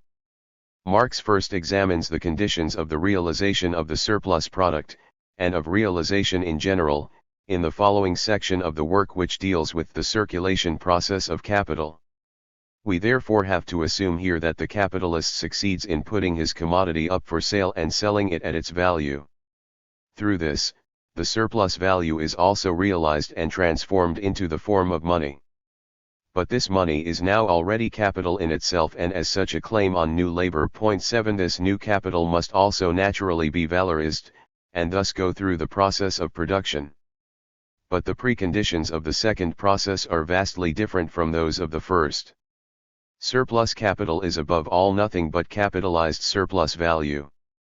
There is not one single atom of its value that does not owe its existence to unpaid labor. 8. As a consequence, the particular forms which it must assume in order to valorize itself anew, namely those of constant and variable capital, are simply forms of surplus labor itself. Previously, insofar as the original act of production was considered, it appeared as an act of capital, that the material conditions of production, raw material, instrument, and the means of subsistence for the workers, were on hand in the amounts which made it possible for living labor to realize itself not only as necessary, but also as surplus labor. Point 9. But now it no longer seems, as it still did in the first examination of the production process, as if capital, for its part, brought with it any value whatsoever from circulation. All moments which confronted living labor capacity and employed it as alien, external powers, and which consumed it under certain conditions independent of itself, are now posited as its own product and result 10. But not just that. The absolute separation between property and labor, which is inherent in the capital relation 11 but only represented a historical precondition of it from the previous standpoint, now also appears as the product of labor itself, as objectification, materialization of its own moments. Up until now it could be assumed that capital became a power ruling over labor, precisely by means of the primitive accumulation of its owners. However, this illusion disappears as soon as we look at the circuit of surplus capital, i.e. the process of reproduction. It now becomes clear that it is a result of the action of labor capacity itself, that the material conditions for production which have been created by it confront it as capital, and that the realization process of labor is simultaneously its derealization process. 12.4 By its entry into the production process, labor capacity has not only produced the conditions of necessary labor as conditions belonging to capital, but also the value-creating possibility, the valorization which lies as possibility within it, now likewise exists as surplus value, surplus product, in a word as capital. The worker has produced not only the alien wealth and his own poverty, but also the relation of this wealth to himself as this poverty, thus the capital relation itself. 13 And this social relation, production relation, appears in fact as an even more important result of the process than its material results. 14 The result of the previous inquiry was that we have above all to distinguish between the conditions of capital in its becoming, and those of capital as it has become, as finished capital. 15 Once capital has developed historically, it goes on to produce the conditions of its existence, not as conditions of its arising, but as results of its presence.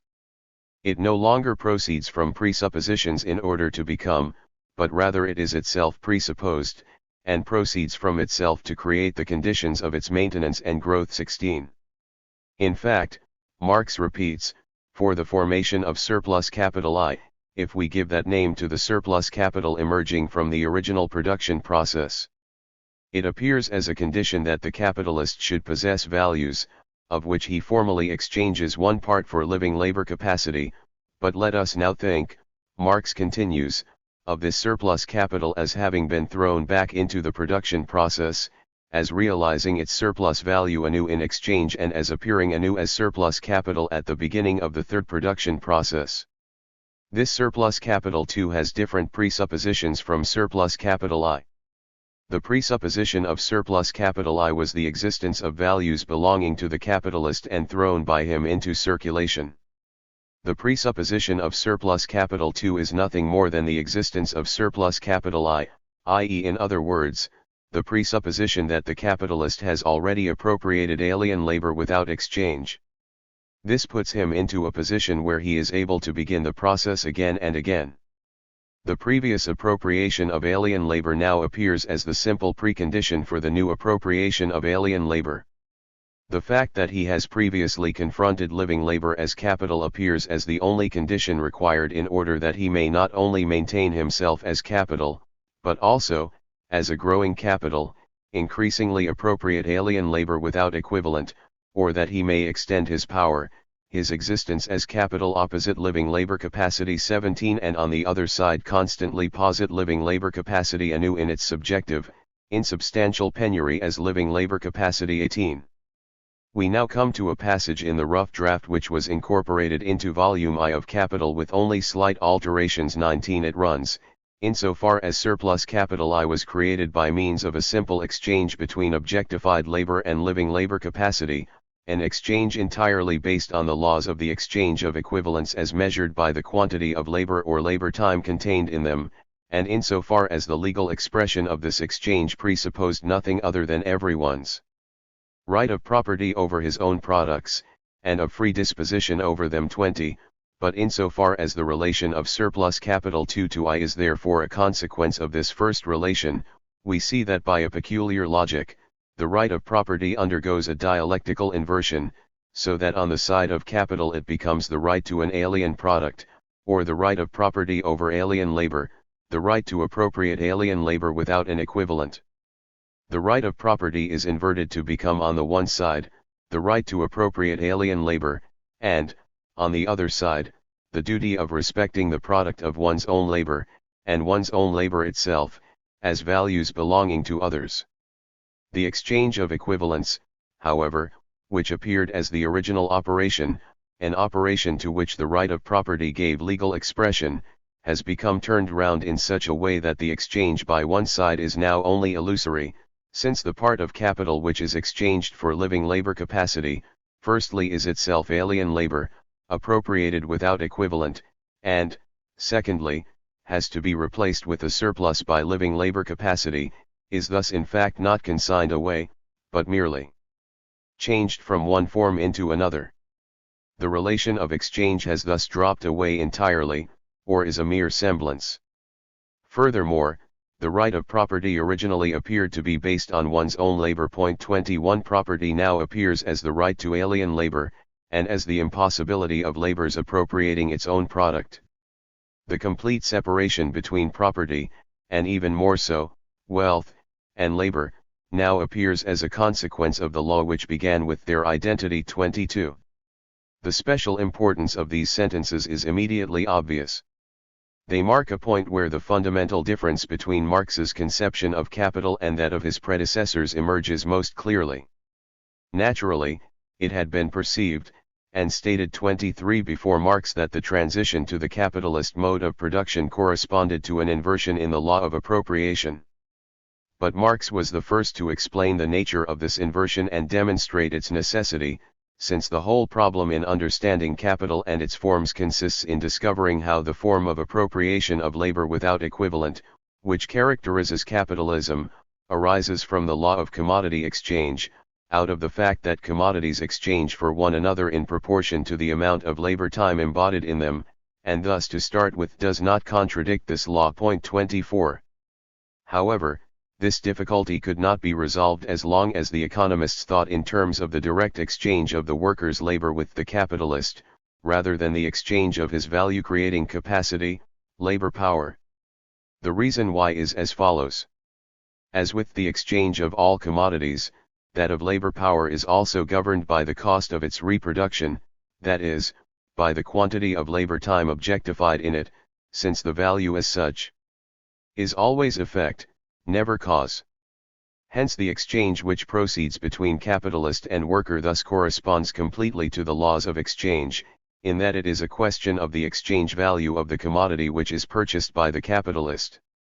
But the use value of the value the capitalist has acquired through exchange is itself the element of valorization and its measure, living labor and labor time, and, specifically, more labor time than the reproduction of the living worker costs.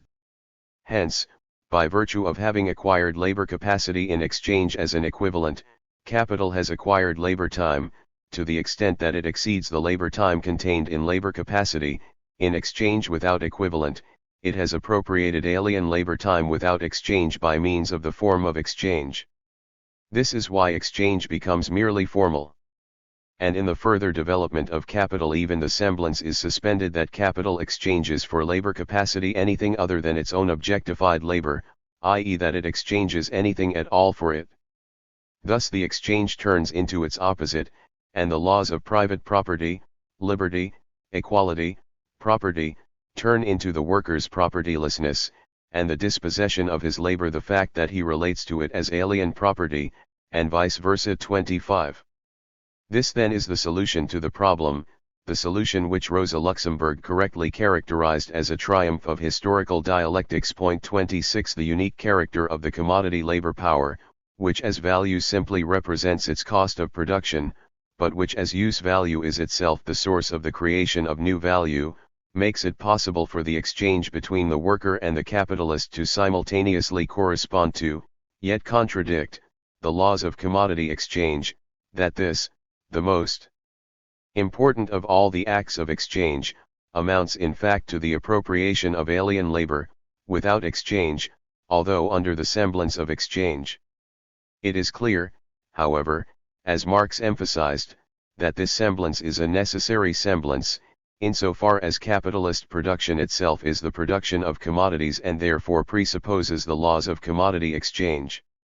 It is of course true that this inversion of the law of appropriation only becomes visible if we consider capitalist production in the uninterrupted flow of its renewal, and if, in place of the individual capitalist and the individual worker, we view them in their totality, as the capitalist class and the working class confronting each other. 27.4, looked at in isolation, the transaction between the capitalist and the worker must appear as completely just, that is corresponding to the general laws of commodity exchange, and there would be no reason to suppose that it should turn round into its opposite.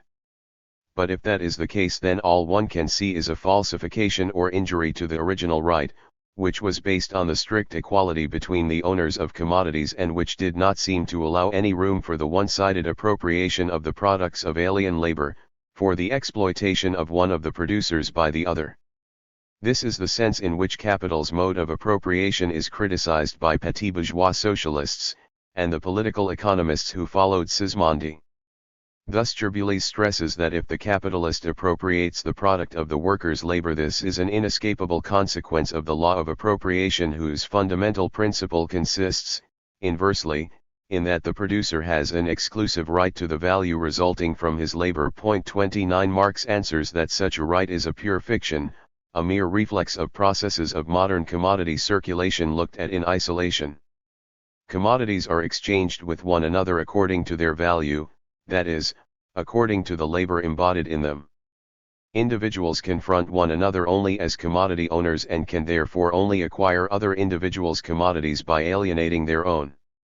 It therefore appears as if they exchanged only their own labor, since the exchange of commodities which contain other people's labor, insofar as they themselves were not acquired by the individuals in exchange for their own commodities, presupposes different relations between people than those of commodity owners, of buyers, and of sellers. In capitalist production this semblance, which its surface displays, disappears. What does not disappear, however, is the illusion that originally men confront one another only as commodity owners, and that consequently, a person is only a property owner insofar as he is a worker. Marx concludes that, as has been stated, this originally is a delusion arising from the surface appearance of capitalist production and has never existed historically, since in real history man always comes onto the stage as a property owner before he appears as a worker. 30. We read in similar vein in the rough draft, the notion that production and hence society depended in all states of production on the exchange of mere labor for labor is a delusion. In the various forms in which labor relates to the conditions of production as its own property, the reproduction of the worker is by no means posited through mere labor, for his property relation is not the result but the presupposition of his labor. In landed property this is clear. It must also become clear in the guild system that the particular kind of property which labor creates does not rest on labor alone or on the exchange of labor, but on an objective connection between the worker and a community and conditions which are there before him, which he takes as his basis. These two are products of labor, of the labor of world history, of the labor of the community, of its historic development, which does not proceed from the labor of individuals or from the exchange of their labors. A situation in which labor is merely exchanged for labor presupposes the separation of labor from its original intertwinement with its objective conditions, which is why it appears as mere labor on one side, while on the other side its product, as objectified labor, has an entirely independent existence as value opposite it. 31 This state of affairs, therefore, presupposes capitalist production, but with it the capitalist mode of appropriation as well. In other words, the traditional conception of property in labor is not only a piece of mythology from political economy.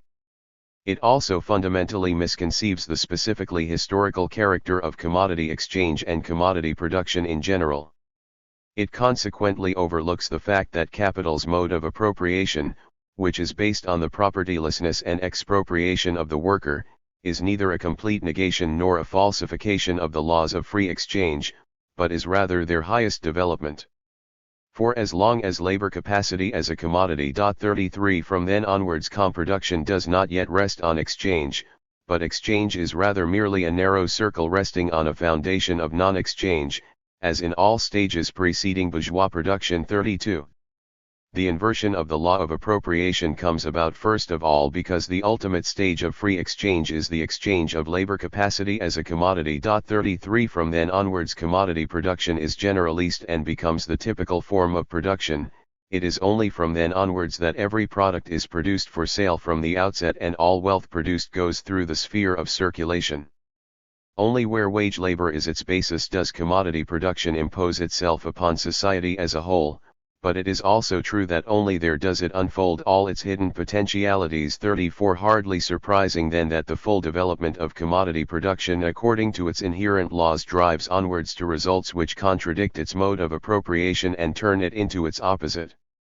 Nevertheless the circulation process, as it appears on the surface of society, knows no other method of appropriation apart from through the exchange of equivalents, and it is for precisely this reason that this mode of appropriation itself, as well as the laws which contradict it, have to be derived from the development of exchange value itself. 35-36 Of course bourgeois economics has to sever the connection between the mode of appropriation of the simple commodity economy and that of capitalist production.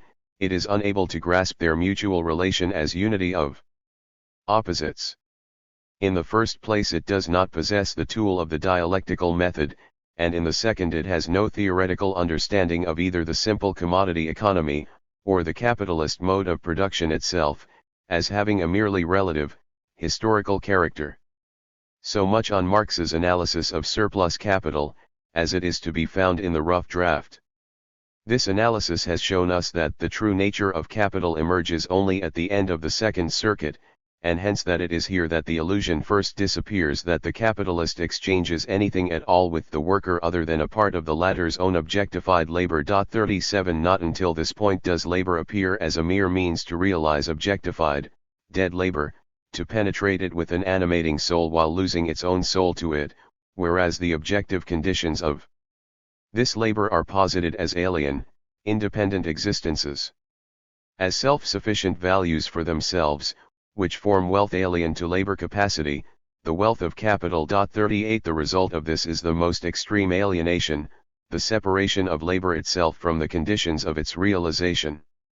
Once this separation is given, the production process can only produce it anew, reproduce it and reproduce it on an expanded scale. 39 But we know, what appears paradoxical as result is already contained in the presupposition, in the act of exchange between the capitalist and the worker, since the separation of labor from property in the product of labor from wealth, is thus posited in this act of exchange itself. 40 This presupposition is merely realized in the production and reproduction process of capital. 20. Primitive accumulation and the accumulation of capitals. Marx's examination of surplus capital showed us that, as soon as capital has become capital as such it creates its own presuppositions, i.e. the possession of the real conditions of the creation of new values without exchange, by means of its own production process. These presuppositions, which originally appeared as conditions of its becoming, now appear as results of its own realization. As posited by it, not as conditions of its arising, but as results of its presence. What follows from this, however, is that the conditions of the becoming of capital are distinct from the capitalist mode of production itself and must be explained outside of it. Point 2 This is not only of importance in refuting the evasions of the apologists, which were mentioned in the previous chapter. What is much more important for us, says Marx, is that our method indicates the points where historical investigation must enter in, or where bourgeois economy as a merely historical form of the production process points beyond itself to earlier historical modes of production. 3 This is because although it was necessary to understand the development of economic categories as the dialectical development of what was already contained in the concept of capital, one must also not overlook the fact that this is not merely a question of a dialectic of concepts, and that in general the dialectical method of presentation is only correct when it knows its limits. Point 4 Thus Marx's method itself leads us to the investigation of the antediluvian conditions of capital, which belong to the history of its formation, but in no way to its contemporary history, and which find their most distinct expression in the so-called primitive accumulation of capital. We read in the rough draft that the conditions of the capital relation as such are themselves posited in the relation as it appears originally. These are, 1. The presence of living labor capacity as a merely subjective existence, separated from the conditions of living labor as well as from the means of existence. The means of self-preservation of living labor capacity. 2. The value to be found on the other side must be an accumulation of use values sufficiently large to furnish the objective conditions not only for the production of the products or values required to reproduce or maintain living labor capacity, but also for the absorption of surplus labor, to supply the objective material for the latter. 3. But a free exchange relation between both sides must be present. I.e. hence, production which does not directly furnish the producer with his necessaries, but which is mediated through exchange, and which cannot therefore usurp alien labor directly, but must buy it, exchange it, and finally for the side which confronts the worker must present itself as value, and must regard the positing of value, self-valorization, money-making, as the ultimate purpose, not direct consumption or the creation of use value. 5. Let us begin with the last two conditions. We have already emphasized that it is impossible to speak of the capital relation as long as the worker himself does not dispose of his own expenditure of force through exchange.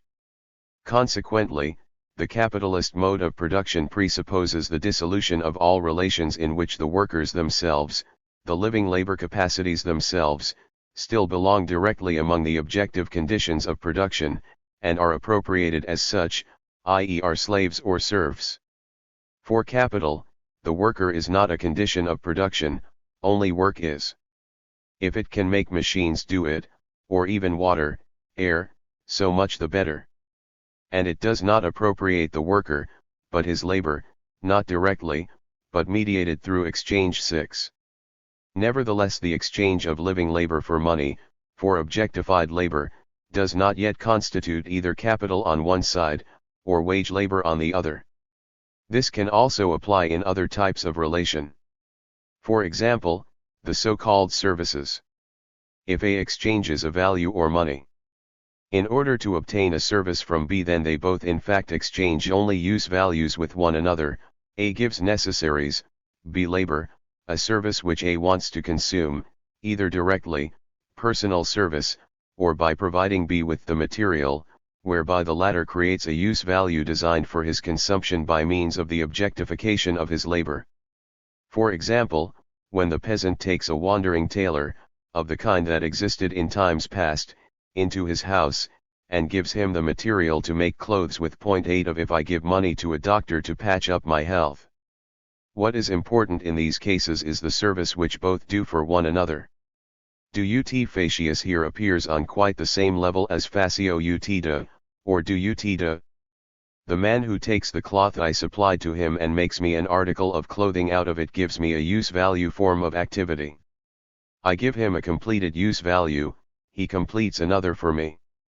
The difference between previous, objectified labor and living, present labor here appears as a merely formal difference between the different tenses of labor, at one time in the perfect and at another in the present. 9. In fact, continues Marx, the article of clothing not only contains a specific form giving labor, a specific form of usefulness imparted to the cloth by the movement of labor, but it also contains a certain quantity of labor, hence not only use value, but value generally, value as such. But this value does not exist for A, since he consumes the article, and is not a clothes dealer. He has therefore bought the labor not as value-positing labor, but as an activity which creates utility, use value. In the case of personal services, this use value is even consumed as such without making the transition from the form of movement into the form of the object. If, as is frequently the case in simple relations, the performer of the service does not obtain money, but direct use values themselves, then it no longer even seems as if value were being dealt in on one or the other side, merely use values. But even given that A pays money for the service, this is not a transformation of his money into capital, but rather the positing of his money as mere medium of circulation, in order to obtain an object for consumption, a specific use value. This act is for that reason not an act which produces wealth, but the opposite, one which consumes wealth. The owner of money sees his money not valorized but devalued in its transposition from the form of value into the form of use value, and the more often he repeats the exchange, the poorer he becomes. 10 The money which he here exchanges for living labor, service in kind, or service objectified in a thing, is not capital but revenue, money as a medium of circulation in order to obtain use value. Not money which will preserve and valorize itself as such through the acquisition of labor. Exchange of money as revenue, as a mere medium of circulation, for living labor, can never posit money as capital, not, therefore, labor as wage labor in the economic sense. A lengthy disquisition is not required to show that to consume money is not the same as to produce money. 11. Marx concludes, it is not, then, simply the exchange of objectified labor for living labor, which constitutes capital and hence wage labor, but rather, the exchange of objectified labor as value, as self-sufficient value, for living labor as its use value not for a specific, particular use or consumption, but as use value for value. 12. This is the reason why the free day laborers, who are to be found sporadically in the period of pre-bourgeois relations, cannot be classified as wage laborers. True, their services were bought not for the purposes of consumption, but of production, but, firstly, even if on a large scale, for the production only of direct use values, not of values, and secondly, if a nobleman e.g. brings the free worker together with his serfs, even if he resells a part of the worker's product, and the free worker thus creates value for him, then this exchange takes place only for the superfluous and only for the sake of superfluity, for luxury consumption, is thus at bottom only a veiled purchase of alien labor for immediate consumption or as use value. 13. The capital relation can therefore only arise if the commodities put up for sale by the purchaser of labor power simply serve as a means of preserving and increasing the values in his possession. In order for this to take place, the worker must not only be personally free, he must also be put into the position where it is no longer possible for him to exchange the products which he has produced himself, and where the only commodity which he has to offer is his own labor power. 15. Consequently, the owners of labor power must be propertyless proletarians. Although this precondition may appear simple and self-evident from the vantage point of the present social order, it required centuries of development before a class of such proletarians could come into being. 4. The producers of earlier periods were always either owners of, or at least in possession of, the means of production. Consequently, the objective conditions of production appear here as natural presuppositions, natural conditions of the producer's existence, just as his living body, even though he reproduces and develops it, is originally not posited by himself, but appears as the presupposition of his self. Thus the mode of production of earlier epochs was based on the original unity of the producers with the conditions of production. 17, and it is not this unity which requires explanation or is the result of a historic process, but rather the separation. A separation which is completely posited only in the relation of wage labor and capital. 18. In other words, the capitalist mode of production presupposes a series of historical changes in which, first of all, the various forms in which the producers were bound to the means of production were destroyed. It thus presupposes, above all, in the first place the dissolution of the relation to the earth, land and soil, as natural conditions of production, to which he relates as to his own inorganic being, the workshop of his forces and the domain of his will. Secondly, the capitalist mode of production presupposes the dissolution of relations in which the producer appears as the proprietor of the instrument. And finally, it presupposes included in both the dissolution of the situation in which the producer still has in his possession before production the means of consumption which are necessary for him to live as a producer, i.e. during production, before its completion. The rough draft continues, these are now historic presuppositions needed before the worker can be found as a free worker, as objectless purely subjective labor capacity confronting the objective conditions of production as his not property, as alien property, as value for itself, as capital. But the question arises, on the other side, which conditions are required so that he finds himself up against a capital? 21. The answer runs, it is inherent in the concept of capital. In its origin, that it begins with money, and hence with wealth existing in the form of money. It is likewise inherent in it that it appears as coming out of circulation, as the product of circulation.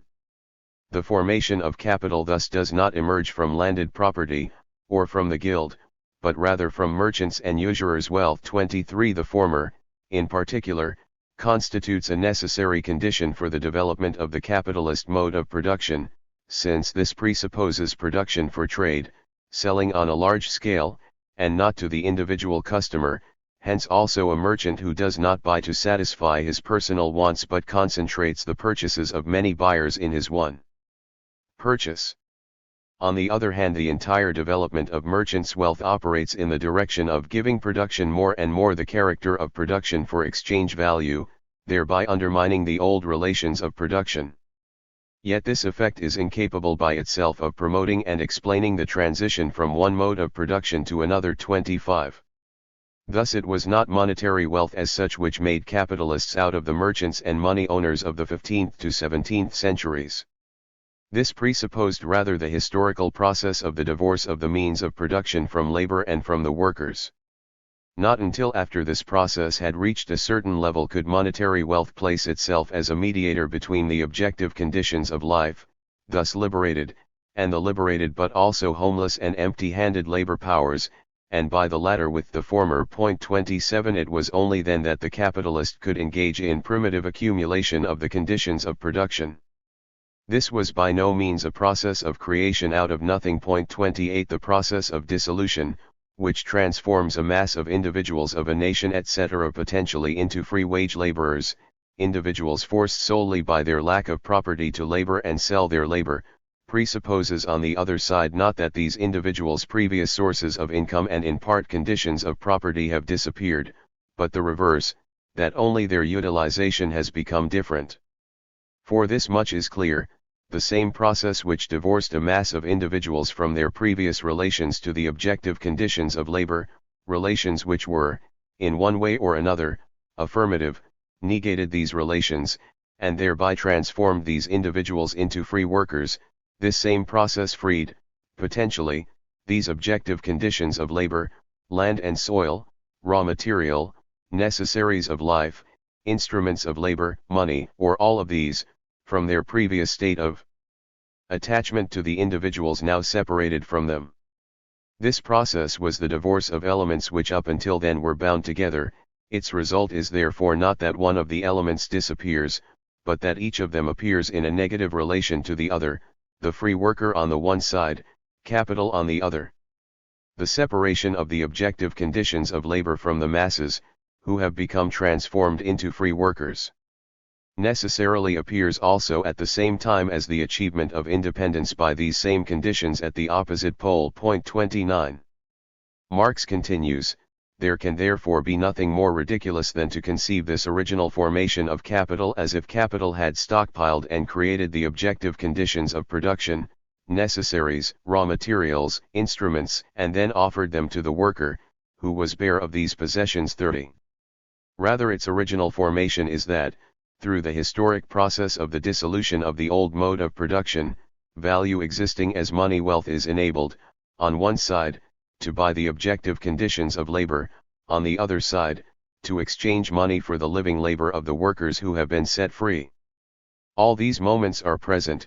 31. Their divorce is itself a historic process, a process of dissolution, and it is the latter which enables money to transform itself into capital. 32. Money itself, to the extent that it also plays an active role, does so only insofar as it intervenes in this process as itself a highly energetic solvent, and to that extent assists in the creation of the plucked, objectless free workers, but certainly not by creating the objective conditions of their existence.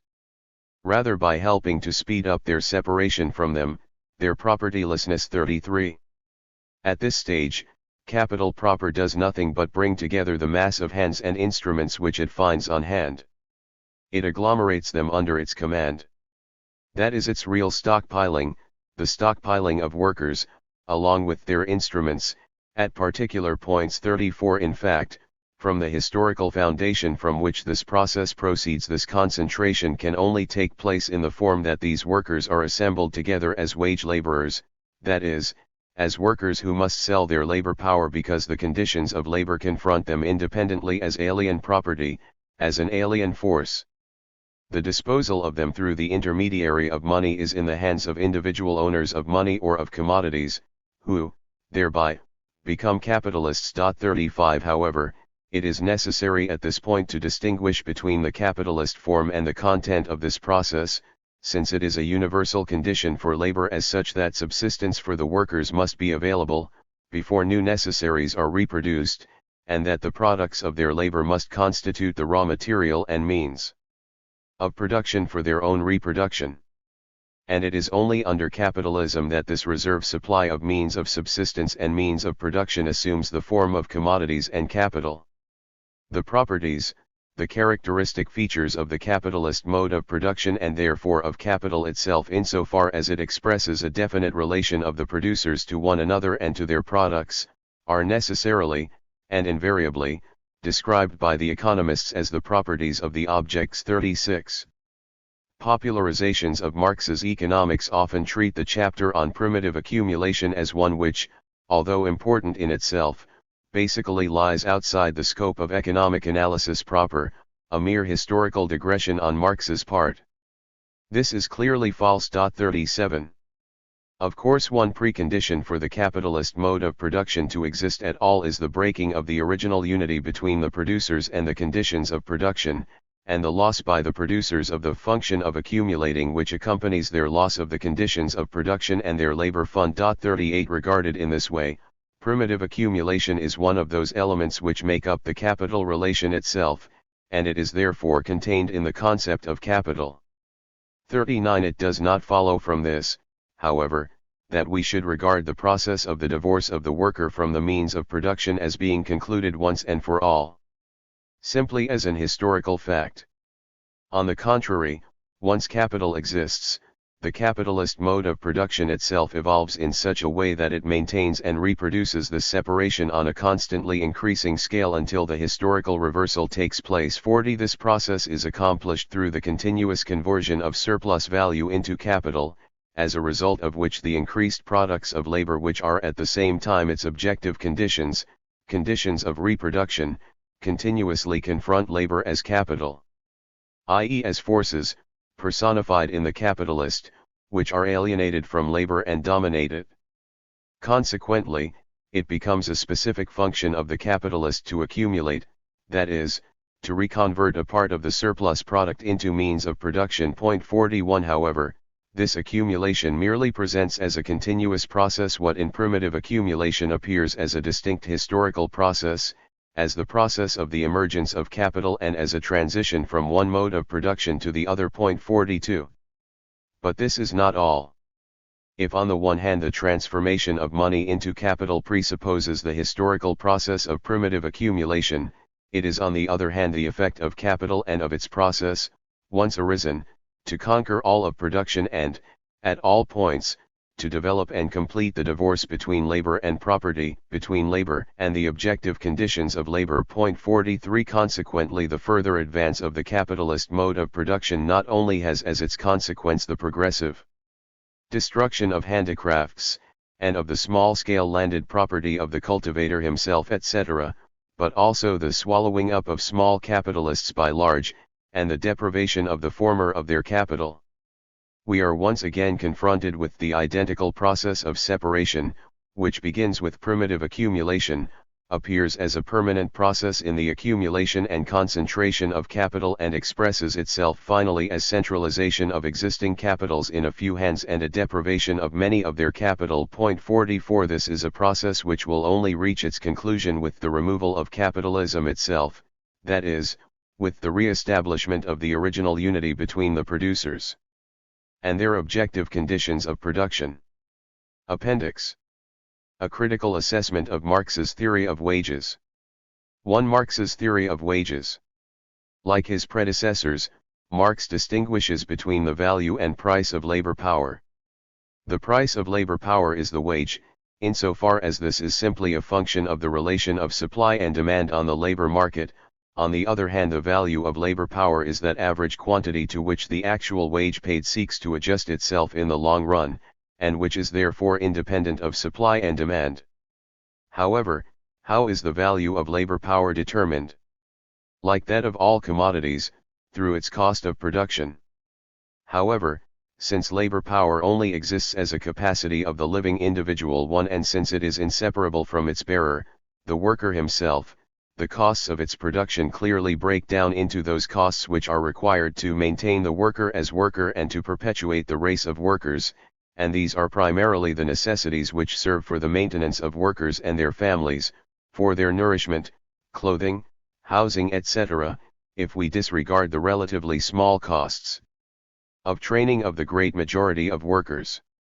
In this sense, the value of labor power is determined by the value of the necessary means of subsistence, and in the final analysis by the amount of labor incorporated in them.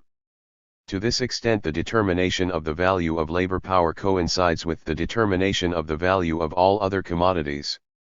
The difference does not become evident until we investigate the extent of the means of subsistence which are necessary for the maintenance of the worker, or the necessary wants which are their basis. It is clear that the sum of the necessary means of subsistence must at the least suffice to maintain the working individual in his normal state as a working individual. Point 2. We therefore have to make a distinction between the energy expended merely in the life process of the worker, and that expended in the labor process. It is also clear that the so-called natural needs, such as food, clothing, fuel, and housing, can vary a great deal, according to the climatic and other physical peculiarities of the country. Point 4.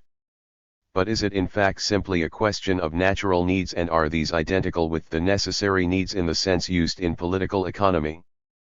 Political economy is of course a social, not a natural science. As a result, it does not ask which needs are necessary in themselves, or from the standpoint of physiology, but rather which needs correspond to the traditional, socially given, way of life of the worker in a particular country at a particular time.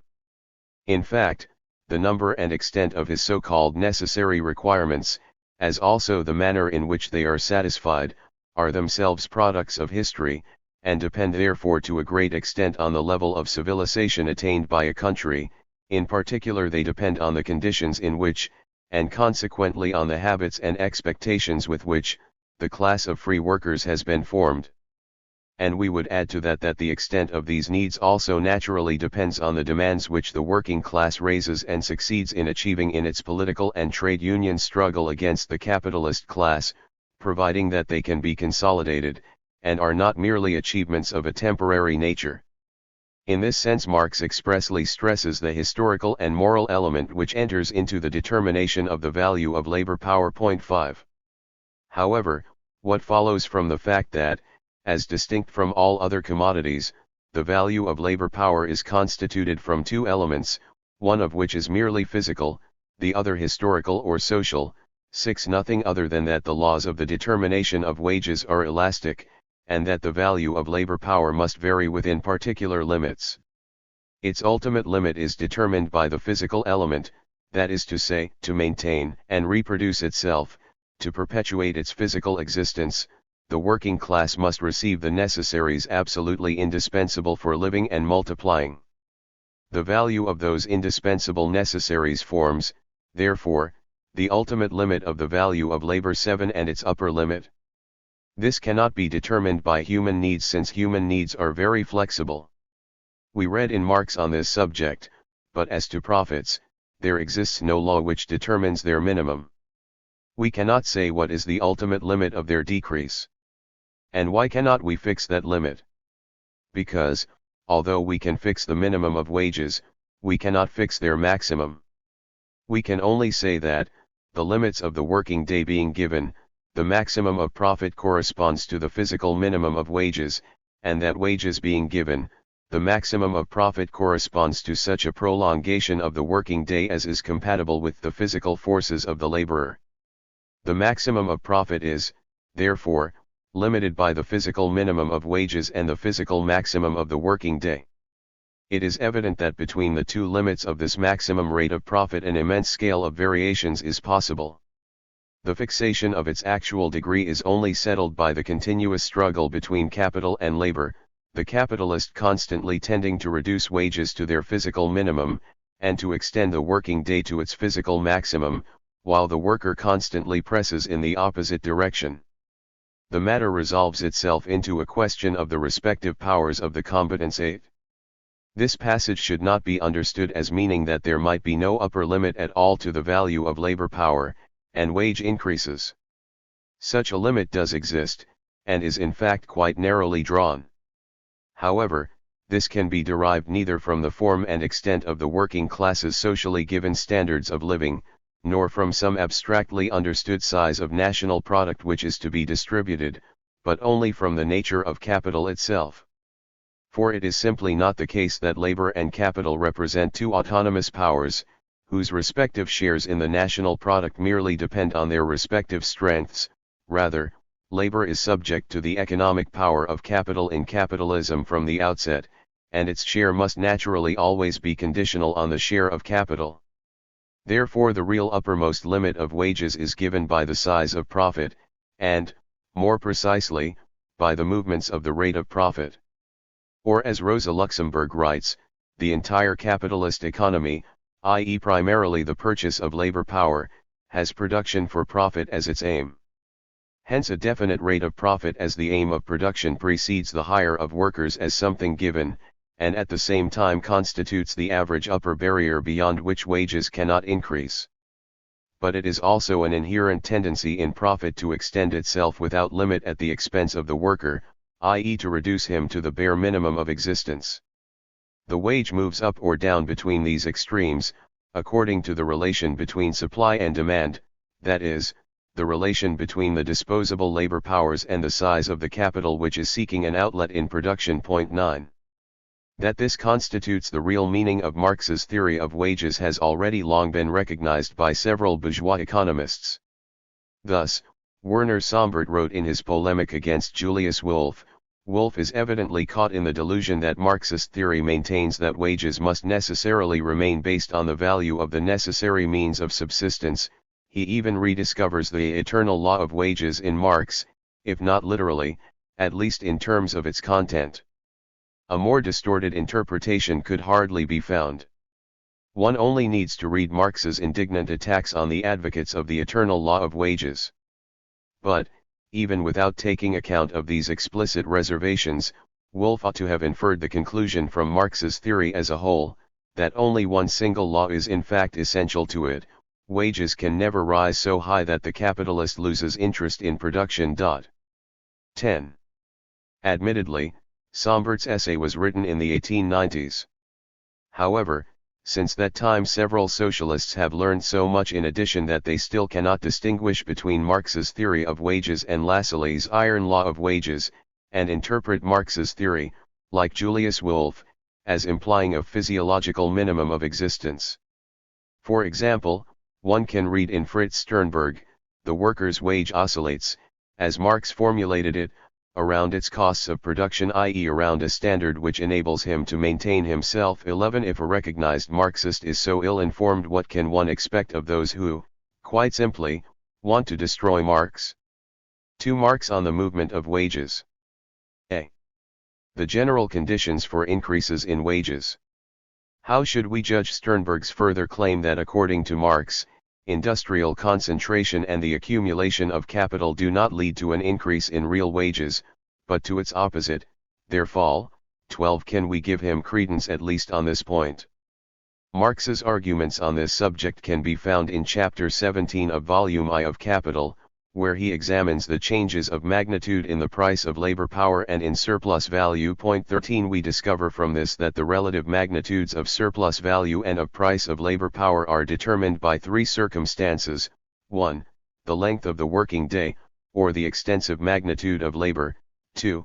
The normal intensity of labor, its intensive magnitude, whereby a given quantity of labor is expended in a given time, and 3, the productivity of labor, whereby the same quantity of labor yields, in a given time, a greater or a smaller quantity of the product, depending on the degree of development attained by the conditions of production. 14. And we should remember that according to Marx, a change in any one of these three factors can lead to an increase in real wages.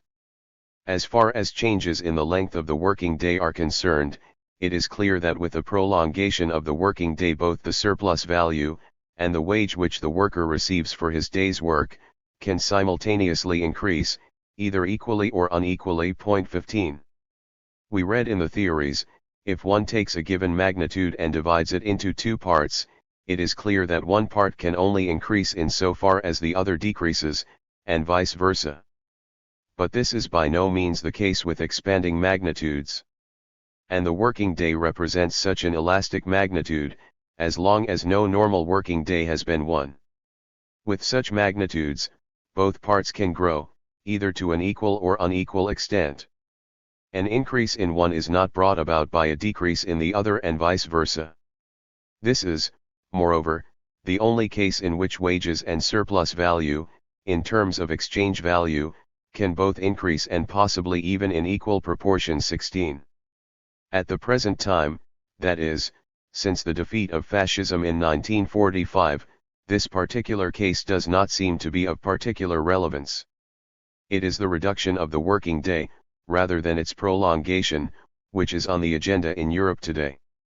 But if one considers the enormous amount of overtime put in by workers during the present period of prosperity in most capitalist countries, this particular variant analyzed by Marx becomes much more real, since it is undoubtedly true that where increases in real wages have taken place in these countries they can also be traced back to overtime. Of much greater importance is Marx's second variant, which relates to increases in the intensity of labor. This is what he says in Capital. Increased intensity of labor means increased expenditure of labor in a given time. Hence a working day of more intense labor is embodied in more products than is one of less intense labor, the length of each day being the same. Admittedly, an increase in the productivity of labor will also supply more products in a given working day. But in that case the value of each single product falls, for it costs less labor than before, whereas in the case mentioned here that value remains unchanged, because each article costs the same amount of labor as before. Here we have an increase in the number of products unaccompanied by a fall in their individual prices. A given working day, therefore, no longer creates a constant value, but a variable one. In a day of 12 hours of ordinary intensity, the value created is, say, 6 shillings, but, with increased intensity, the value created may be 7, 8, or more shillings. It is clear that, if the value created by a day's labor increases from, say, 6 to 8 shillings, then the two parts into which this value is divided, namely the price of labor power and surplus value, may both increase simultaneously, and either equally or unequally. Here, the rise in the price of labor power does not necessarily imply that it has risen above the value of labor power. On the other hand, the increase in the price of labor power may be accompanied by a fall below its value. This always occurs when the rise in the price of labor power does not compensate for its more rapid deterioration. 17. Whether this has happened or not, whether only the price or also the value of labor power rises as a consequence of a growing intensity of labor, in both cases growth in real wages can follow. The importance of this variant can be seen by looking at the indubitable fact that the high real wages of workers in the leading capitalist countries can be explained by periodic rises in the intensity of work. 18. We now come to the most important variant, to changes in the relation between the wage and the surplus value, which are the result of the increasing productivity of labor. We read in Chapter 17 of Volume I of Capital. The value of labor power is determined by the value of a certain quantity of the means of subsistence. It is the value and not the mass of these means of subsistence that varies with the productivity of labor. It is however possible that owing to an increase in the productivity of labor both the worker and the capitalist may simultaneously be able to appropriate a greater quantity of these necessaries, without any change in price of labor power or in surplus value. Let the value of labor power be 3 shillings, and let the necessary labor time amount to 6 hours. Let the surplus value be, similarly, 3 shillings, and the surplus labor 6 hours. Now, if the productivity of labor were to be doubled without any alteration in the ratio between necessary labor and surplus labor, there would be no change in the magnitude either of the surplus value or of the price of labor power. The only result would be that each of these would represent twice as many use values as before, and that each use value would be twice as cheap as before. Although labor power would be unchanged in price, it would have risen above its value. However, now assume a fall in the price of labor power, not as far as 1/60, the lowest possible point consistent with its new value, but to 2/10d. Or 2/6d. This lower price would still represent an increased quantity of means of subsistence. In this way it is possible, given increasing productivity of labor, for the price of labor power to fall constantly, and for this fall to be accompanied by a constant growth in the mass of the workers' means of subsistence. 19. It is just this latter variant, the case where the wage is only partially adjusted to the fall in the value of labor power occasioned by growing productivity of labor, thus allowing the workers a certain, smaller, or larger, compensation, which seems to be of particular theoretical and practical interest. According to Marx's theory of wages, the value of the necessities which are physiologically indispensable only determines the lowest limit of the value of labor power, whereas its upper limit is fixed by the respective powers of the parties to the struggle, i.e. capital and labor. Accordingly, Marx stressed in the theories that the workers themselves, although they cannot prevent reductions in real wages, will not permit them to be reduced to the absolute minimum. On the contrary, they achieve a certain quantitative participation in the general growth of wealth. 20. And more decisively in Marx's lecture, wages, price, and profit, by virtue of the increased productivity of labor, the same amount of the average daily necessaries might sink from 3 to 2 shillings, or only 4 hours out of the working day instead of 6, be wanted to reproduce an equivalent for the value of the daily necessaries. The working man would now be able to buy with 2 shillings as many necessaries as he did before with 3 shillings. Indeed, the value of labor would have sunk, but that diminished value would command the same amount of commodities as before. Although the laborer's absolute standard of life would have remained the same, his relative wages, and therewith his relative social position, as compared with that of the capitalist, would have been lowered. If, however, the worker should resist that reduction of relative wages, he would only try to get some share in the increased productive powers of his own labor, and to maintain his former relative position in the social scale. 21. It must therefore follow from this that workers can participate to a certain extent in the development of the productivity of labor. In fact, Marx categorically denied the theory already propounded in 1835 by the American political economist, Carey, that wages everywhere rise and fall in proportion to the productivity of labor. He states that the whole of our analysis of the production of surplus value shows the absurdity of this deduction. 22. For the increasing productivity of labor is accompanied by a cheapening of the worker, i.e. a higher rate of surplus value, even if real wages are rising. But the latter never rise in proportion to the productivity of labor. 23. No wonder then that present-day bourgeois economists simply assert that there is a rigid parallelism between real wages and the productivity of labor, without being able to offer any real proof. So much on the analysis contained in Chapter 17.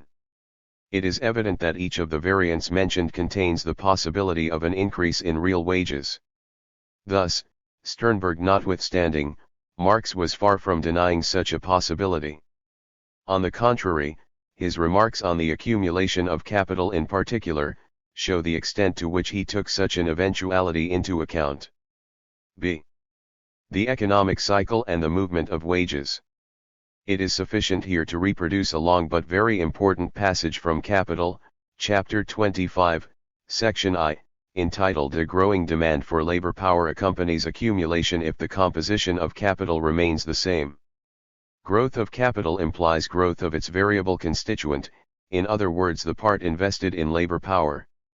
Since the capital produces a surplus value every year, of which one part is added every year to the original capital, since this increment itself grows every year along with the augmentation of the capital already functioning, and since, lastly, under conditions especially liable to stimulate the drive for self-enrichment, such as the opening of new markets, or of new spheres for the outlay of capital resulting from newly developed social requirements, the scale of accumulation may suddenly be extended merely by a change in the proportion in which the surplus value or the surplus product is divided into capital and revenue. For all these reasons, the requirements of accumulating capital may exceed the growth in labor power or in the number of workers, the demand for workers may outstrip the supply, and thus wages may rise. This must indeed ultimately be the case if the conditions assumed above continue to prevail. For since in each year more workers are employed than in the preceding year, sooner or later a point must be reached at which the requirements of accumulation begin to outgrow the customary supply of labor, and a rise of wages therefore takes place.